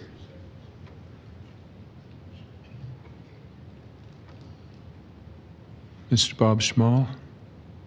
Yes, I'm here. Hi, it's Richard Putmans. I wonder if I may ask you one or two questions. Thank you for your support of more affordable housing. I think everyone in the room agrees 110% with you on that. But what I'd like to do is drill down a bit with you to discuss in the neighborhoods the development of infill housing and how you feel about that. Well, I think, a lot of the discussion centers around this so-called missing middle. The people that think that that if you increase the density, then you'll increase more affordable housing. And I think that the market determines the prices of houses. It's not the city building or not building houses. But, when I look around the city, I've been here for a while. When I look around the city, I see a lot of infills, and they fit in with the community. And these communities are, I'd say, the older communities. They're probably 50, 60, 70 years old. So I think it's appropriate when, someone has a house that needs a lot of repair, and the most effective thing to do is to rebuild the house. I think it makes a lot of sense. And the quality of life in Calgary is absolutely fantastic. We've heard so many people talk about how great the quality of life is. When the city first designed this place, they designed it right.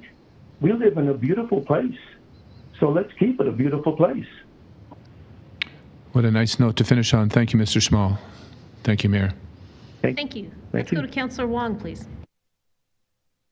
Thank you, Mayor. Mr. Atkinson, please.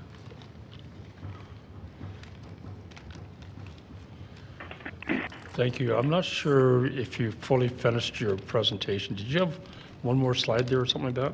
It was just basically to accept, approve the citywide rezoning.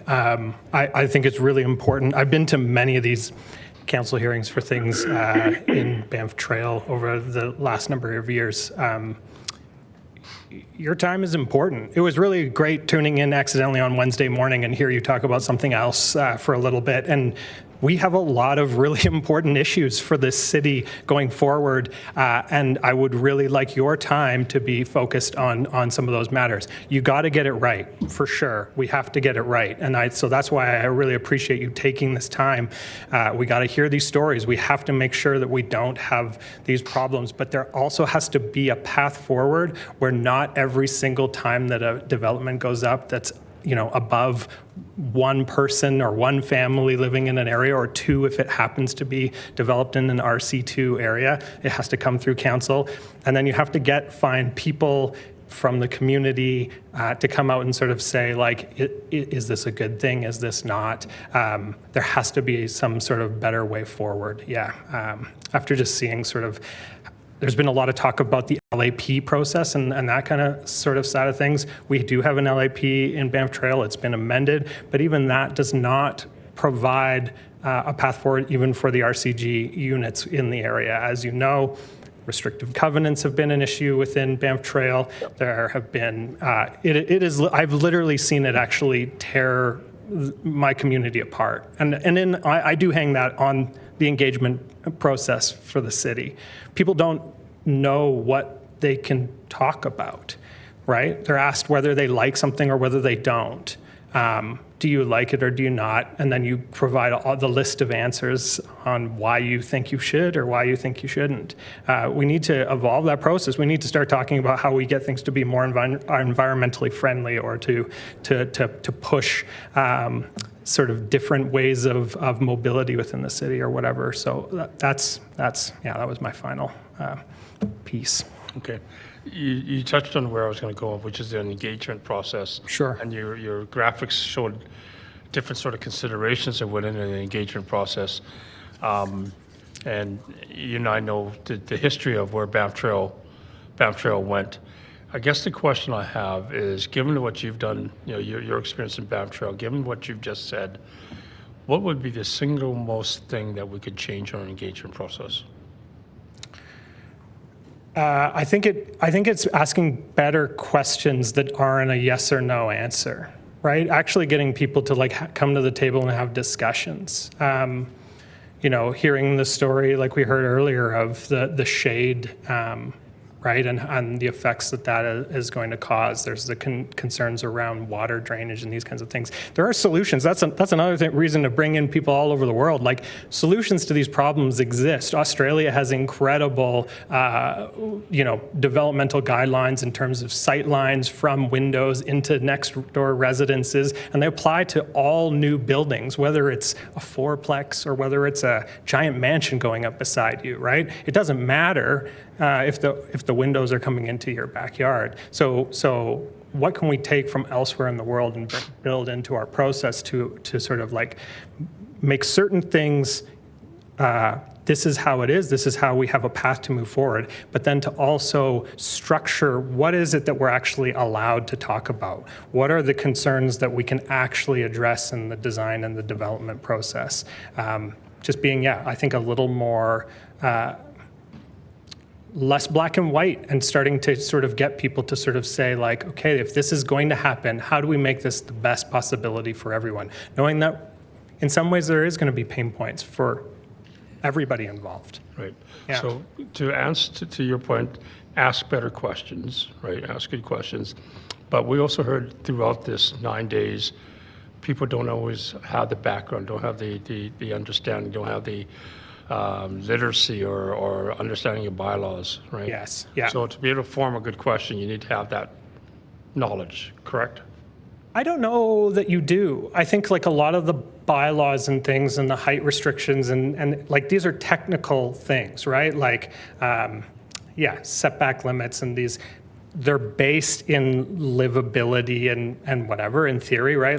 We've set these numbers in terms of livability, but I think you can have conversations about what it's like to live in a neighborhood that don't necessarily have to be you have to be totally informed. But when you run into the sort of the bureaucracy of okay, I'm having to come to council. There's something going up next to me, next door. I don't know what it is. I haven't even seen the drawings. The first time people sometimes see the drawings is even, right, like coming to council. They don't necessarily know how to access the portals, all these kinds of things, right? Those complications add to the stress. And then then if you start to open up like RCG bylaws, like they're not written for even someone like myself that has been involved. I'm not a planner by trade. I have no background in this. It was just through being involved with my community association and putting in time on the development committee that I sort of gained a bit of knowledge on these things and dove in a bit more. But I think those questions about livability, how sight lines, how we're doing water catchment on site, these kinds of things, like you don't need to know the bylaws to make a suggestion that, like, can we do something about the water catchment that not only doesn't dump it and ruin this person's foundation, but actually captures it and maybe even makes it available to her to water. Like there are ways in which this neighborliness can occur but you have to tell people what it is is it at play? Because when it's all at play, when it's at play from it can be built in the exact way that is being put forward and it can just get put through as the developer put it, or it can get denied on the other side, well then that huge spectrum doesn't actually allow for a fruitful conversation to take place. Yeah, okay. My final question is just simply this. The previous panel, we heard a lot of what you just recited from Ms. Popovich and Mr. Calvin, I believe it was. Yeah. I guess my concern is if we approve the blanket rezoning without improving the engagement, without improving the awareness, the risk that we run into is, I guess, the greatest question. Do you believe there's a risk in Banff Trail if we don't inform, educate before we implement this?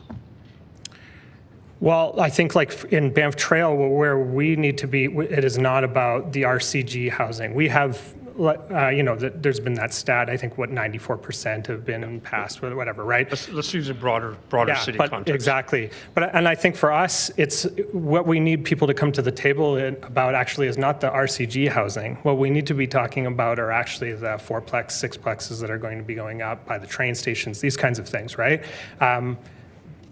But it needs to be conversations around like what's on the ground floor. Are we talking about only housing one kind of unit? Is there commercial? Do I get an ice cream store? Is there a daycare? Like, right, when you start to bring in the possibilities, that's how people start to imagine, oh, my neighborhood actually could be growing and getting better because now we're actually starting to have a conversation around those kinds of things. So I think the stability on some things might be able to then refocus that energy into the areas that we really need it, right? These larger developed in terms of Banff Trail, because we already have been seeing that development. And I think we're just at a point with the MDP and these kinds of things that like that has left the building, right? Like RCGs are getting approved at 94%. Yes, small changes are made and these kinds of things. I think that can be done through a smart and engaged planning process that doesn't necessarily have to come to this table. And then let's refocus those LAP efforts on this extra density. How does it work? Where does commercial come in to create more livable communities? Bringing in commercial. How are we trying to make it so that people can age in place? Where are the starter homes? Like those are the questions, right? When you look at how are we getting people to sit on their front porch and meet their neighbors? Where are the places that people are walking their dogs? How do we encourage places that allow renters to bring pets into those kinds of questions that are more about humans living in the space? That's where we need to refocus our attention and efforts. Thank you, because you just hit exactly what I was going to get to. That engagement is not just about, approving a land use, and for that matter, it's not even just about approving a DP. It's about building communities, building neighborhoods. Thank you. Yeah, great. Thank you. I think we've got Councillor Chabot now. Thank you, Ms. Evans. I want to start out by saying I was actually surprised to hear your presentation. I liked your presentation. It was good. Well done. I'm just trying to understand, do you think there's a path forward based on our current proposal, i.e. through amendments, or do you think we need to start over? I like the idea of amendments. I don't like middle of the block infills, stuff like that. I support basement suites, carriage houses. My mom and I actually joked that if they were to build a carriage house, they'd never get rid of me. So I support those ideas. My reluctance in just passing this with amendments echoes something else I heard somebody say, in that the trust is kind of eroded in not informing the people accurately and comprehensively about what was going on. So I think you're going to have difficulties even passing it with amendments that are fair. Right. We're an intimidating bunch, aren't we? I do much better on one-on-one when I can kind of talk to somebody. No, I think you've done a great job. I guess the other question is the engagement idea that's been discussed. Do you think there was one presenter, Miss Lisa Poole? She was talking about using our NPCers as at least that method, the neighborhood program or partnership coordinator, program coordinator, whatever they are. Anyways, the way they engage with communities, at least maybe as an intermediary between a planning department, especially when it comes to things like local area plans to help, I guess, bring the community on side. Do you think that's a good process to go forward with as far as looking at more comprehensive sort of strategic planned intensification? Yes, I do. And I actually believe with this process that's been going on, you'll get a lot more engagement than you may have prior. I recognize one of the things I said was a little bit contradictory in that I don't see socioeconomic diversity in all the communities in Calgary during my lifetime. And one can argue, well, shouldn't we leave the future better for everyone? And I believe absolutely. And I think when I do buy a home, that I'm definitely going to work on getting into those, getting more active in those communities. Just one last question is, when your parents ever asked you to take your stuff with you when you go? So it's been about 5 times I've stopped taking my stuff with me when I go. Sorry, that's a terrible question. Thank you. No further questions. Thank you. Thank you. Thank you. And that's it for the questions for this panel. So thank you all for being here with us today. We appreciate all of your presentations. We've got a little bit of time left. I know Janice Lowe, are you still on the line? Yes, I am. Okay, please stay there. I'm going to put you onto this next panel. I think we've got time for a couple of people. So is there anyone on the line that was on a panel prior to 190? Yes, I am. It's number 90. Panel 91, it's Susan Fox. Oh, okay, you're back, Susan. Okay. Thank you. And hi, I was on 179. Hi, sorry, which one were you on? 129. Yeah. And your name? David Coot. Okay, thank you. And did I hear somebody else on the line as well? Yeah, this is Corbin Aridi for 177. Okay, do we have anybody else? All right, Council, I'm going to ask for general consent to extend past 9:30. Does anyone have a concern with that? Seeing and hearing none, we will hear from these 4 speakers. Janice Lowe, why don't you start us off? Good evening. My name is Janice Lowe. As someone who has worked with the homeless, people with developmental disabilities, and people in correctional institutions, I firmly support building affordable housing for those in poverty and making housing more affordable for the public by building new, easily accessible communities connected to our public transit system. However, I strongly oppose the current rezoning plan for 4 reasons. Rezoning would quadruple the population density of well-established communities, increase the amount of crime and safety issues in these communities, hurt housing affordability by increasing the cost of all property, and reduce the property values of detached homes which have fourplexes and row houses built beside them. This does not only affect those who are wealthy. Reduced property values also affects low-income retired couples, including one I care about who immigrated to Calgary over 40 years ago from Asia. Both individuals worked. The mother worked in 3 different jobs to cover their costs. They lost everything twice while living in Calgary and continue to use furniture that is falling apart and wear clothes with holes in them because they prefer to provide food for other people rather than spend money on themselves. Rezoning will negatively affect them since their only major asset is their home, which they purchased when they first moved here and is now located in a beautiful, well-established community. I sympathize with students. I was a university student for 8 years. I lived in basement suites and rented, and my husband lived with his parents until we bought our first home when we were in our 30s. Nevertheless, I question why so many students seem to think that they should be able to buy a home right out of university or when they were in their 20s. I don't think most people ever could. We certainly couldn't. However, if it is a problem of not being able to afford rent, one could better address this through building affordable homes en masse in newer communities where land costs less. I am deeply disappointed that City Council opposed a plebiscite on such an important issue and denied Calgarians the ability to consent to or reject this proposal. I hope that you correct this after these hearings by holding a plebiscite which allows each community to support or reject rezoning in their own neighborhood. As a mother with young children and a Calgary homeowner, living in a safe community is extremely important to me.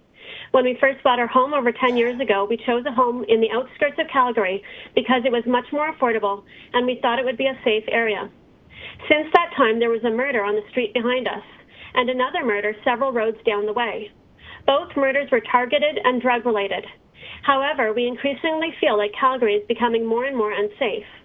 Crime is not the only thing increasing in Calgary. We are also facing a serious issue of uncleanliness. Over the past few years, there has been a rampant increase in the number of people leaving dog poo on people's front lawns and on public paths. Furthermore, ever since alcohol was legalized in parks, there has been a radical increase in the number of broken bottles found in and around playgrounds and on public paths. Broken glass is extremely dangerous for children playing in playgrounds and a serious concern for bicyclists and people walking their dogs. I also question how increased density will affect our power grid. A few months ago, we were asked to shut off our lights and ovens on one of the coldest nights of the year due to power grid shortages. Increasing the population density of existing residential communities will only exacerbate these issues. Lastly, citywide rezoning should be rejected since it will not increase the supply of affordable housing. We heard from many people that reduced supply in one type of housing increases the cost of that type of housing and the cost of every other type of housing. Citywide rezoning would actually increase the amount of unaffordable housing by reducing the supply of detached homes. This is evident in Toronto and Vancouver, where even the smallest homes cost exorbitant rates simply because these cities are so overpopulated. Since 60% of the homes that are bought are detached homes, the supply of all types of homes needs to be increased proportionally, including detached houses. We could easily do this through expanding on the other side of the ring road and connecting new communities to our C-train system. If you want to make life more affordable, I would recommend reversing your decision to increase property taxes by 8%. Please vote against this highly divisive blanket rezoning of Calgary and choose a more conciliatory approach by building affordable homes en masse in new communities. Please take the advice of the many well-educated people who have offered excellent alternatives to address housing affordability. Thank you very much. Thank you for your presentation. Let's go to Susan Fox, please. Yeah, thank you for taking my call. I do not support blanket zoning. I live in Beddington community, a settled community, and I feel this blanket zoning will eventually evolve into a 15-minute smart cities, government control. The cost of operating this kind of community will fall on the taxpayers, not the transient community. I don't believe there was a shortage of housing. I think the real problem is the huge influx of illegal immigrants into Canada and the big cities, which we are not prepared to house or handle. The answer, we feel, is do a mass deportation, follow the immigration guideline and according to the Constitution of Canada, bring down the property tax to normality so housing and rental will be affordable. And last but not least, I feel you should consult with the Premier before making rash decisions, not Justin Trudeau. The Premier has the ultimate authority over financial distribution in regards to the municipalities and cities. Accepting a bribe from Justin Trudeau is a slap on our democracy. Thank you. Thank you for your presentation. Let's go to David Coots, please. Hi, can you hear me? We can. Okay, I'm opposed to blanket rezoning in the city of Calgary and surrounding areas. I live in Ward 11, overlooking the LRT, so my property is definitely at risk for this sort of thing. We purchased the house here after considering all the factors of the location. The neighborhood consists of many detached homes. One of the great advantages is to have more space for everyone and better privacy. Since there are less people on the street, it is easier to have community feeling. This is often lost in higher density settings. In communities like the resident turnover is lower. In communities like this, the resident turnover is lower and it is easier to identify outsiders. This way, all residents can feel safer. Existing communities were planned and built with initially approved density in mind. Mindlessly increasing the amount of residents in these neighborhoods will create unnecessary challenges to the residents of these areas. Increasing problems will devalue the properties in these communities, making them less desirable. As it can be seen in areas where changes have already started, new buildings are not planned with consideration to fit nicely into the existing landscape. Mixing styles like this diminishes curb appeal of the whole area. Should council wish to increase density in certain neighborhoods, these should be identified and infrastructure upgrades performed before increasing residency. There are very costly upgrades to existing roads, parkings, amenities, and even utilities. Preparation should be done before changes are started, instead of an afterthought. Calgary Council should be more efficient with our tax dollars. If you want higher density, make it a goal in new properly planned areas. Do not blindly mess with the rest of the city. Now let's turn to climate emergency. This council approved at the beginning of this term. If this is a main roadmap we are following now, blanket rezoning of the city and surrounding areas will work against goals established. How? Let's start with temperature. It is a well-known fact that temperature in cities is higher than in surrounding areas due to lack of green spaces which are absorbing heat instead of reflecting it. Older communities have large lots attached to them. In most of them, people have nice lawns, trees, gardens. All these areas help the city maintain lower temperature, absorb water, and provide environments for diverse flora and fauna. How much of the animal diversity will be lost when green areas diminish? How much overall temperature will rise when grass is replaced with concrete and buildings, reflecting sun and warming the air around it? We are told that the air is already too hot. Many people use air conditioning in the summer now. How many more will need to resort to cooling their homes when you increase temperatures in the areas and the city overall? What effect will that have on the electrical grid? We are already starting to see blackouts. Do you really need to have it monthly, weekly, or maybe a daily occurrence, especially during summer? Do not forget, concrete and roofs accumulate heat during the day. They return this heat during the night by heating the air around them. Our nightly breaks from the heat will become non-existent in neighborhoods as neighborhoods are densified. We're told to prepare for summer with water shortages. And this issue will likely repeat in following years. Have you considered the effect of decreasing green spaces, increasing runoff? How will plants then be watered if they cannot suck enough water from the green areas around and need more water due to higher temperatures? Are we to expect to lose many of our beloved plants, including trees, just because our city council decided to put more concrete around them and lower our survival chances? Now let's talk about communication. You want to put way more people into the areas without improving roads and parking. Yes, we know your climate plan implies that we will ditch our cars and use public transit. But let's be realistic. Our transit is not a good option. Why would someone travel for 2 hours when they can take a car that takes 20 minutes?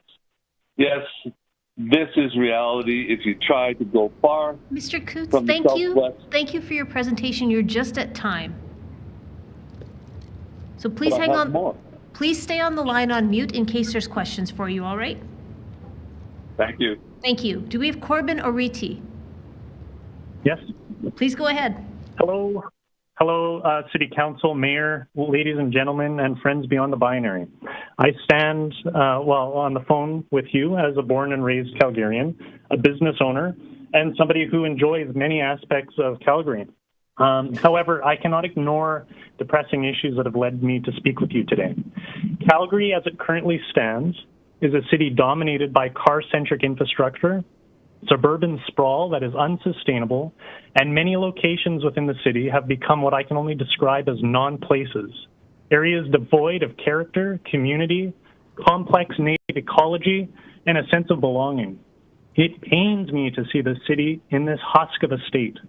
While this hearing and this vote for blanket zoning to RCG is a step in the right direction, it is unfortunately a very, very small one. What Calgary truly needs is a more comprehensive approach, such as a blanket adoption of HGO and a focus on pedestrianization, active forms of transportation, and public transit. That's actually high frequency and high quality, while encouraging the development of residential businesses in all neighborhoods and mixed-use areas. These are very important things as we face this climatological crisis.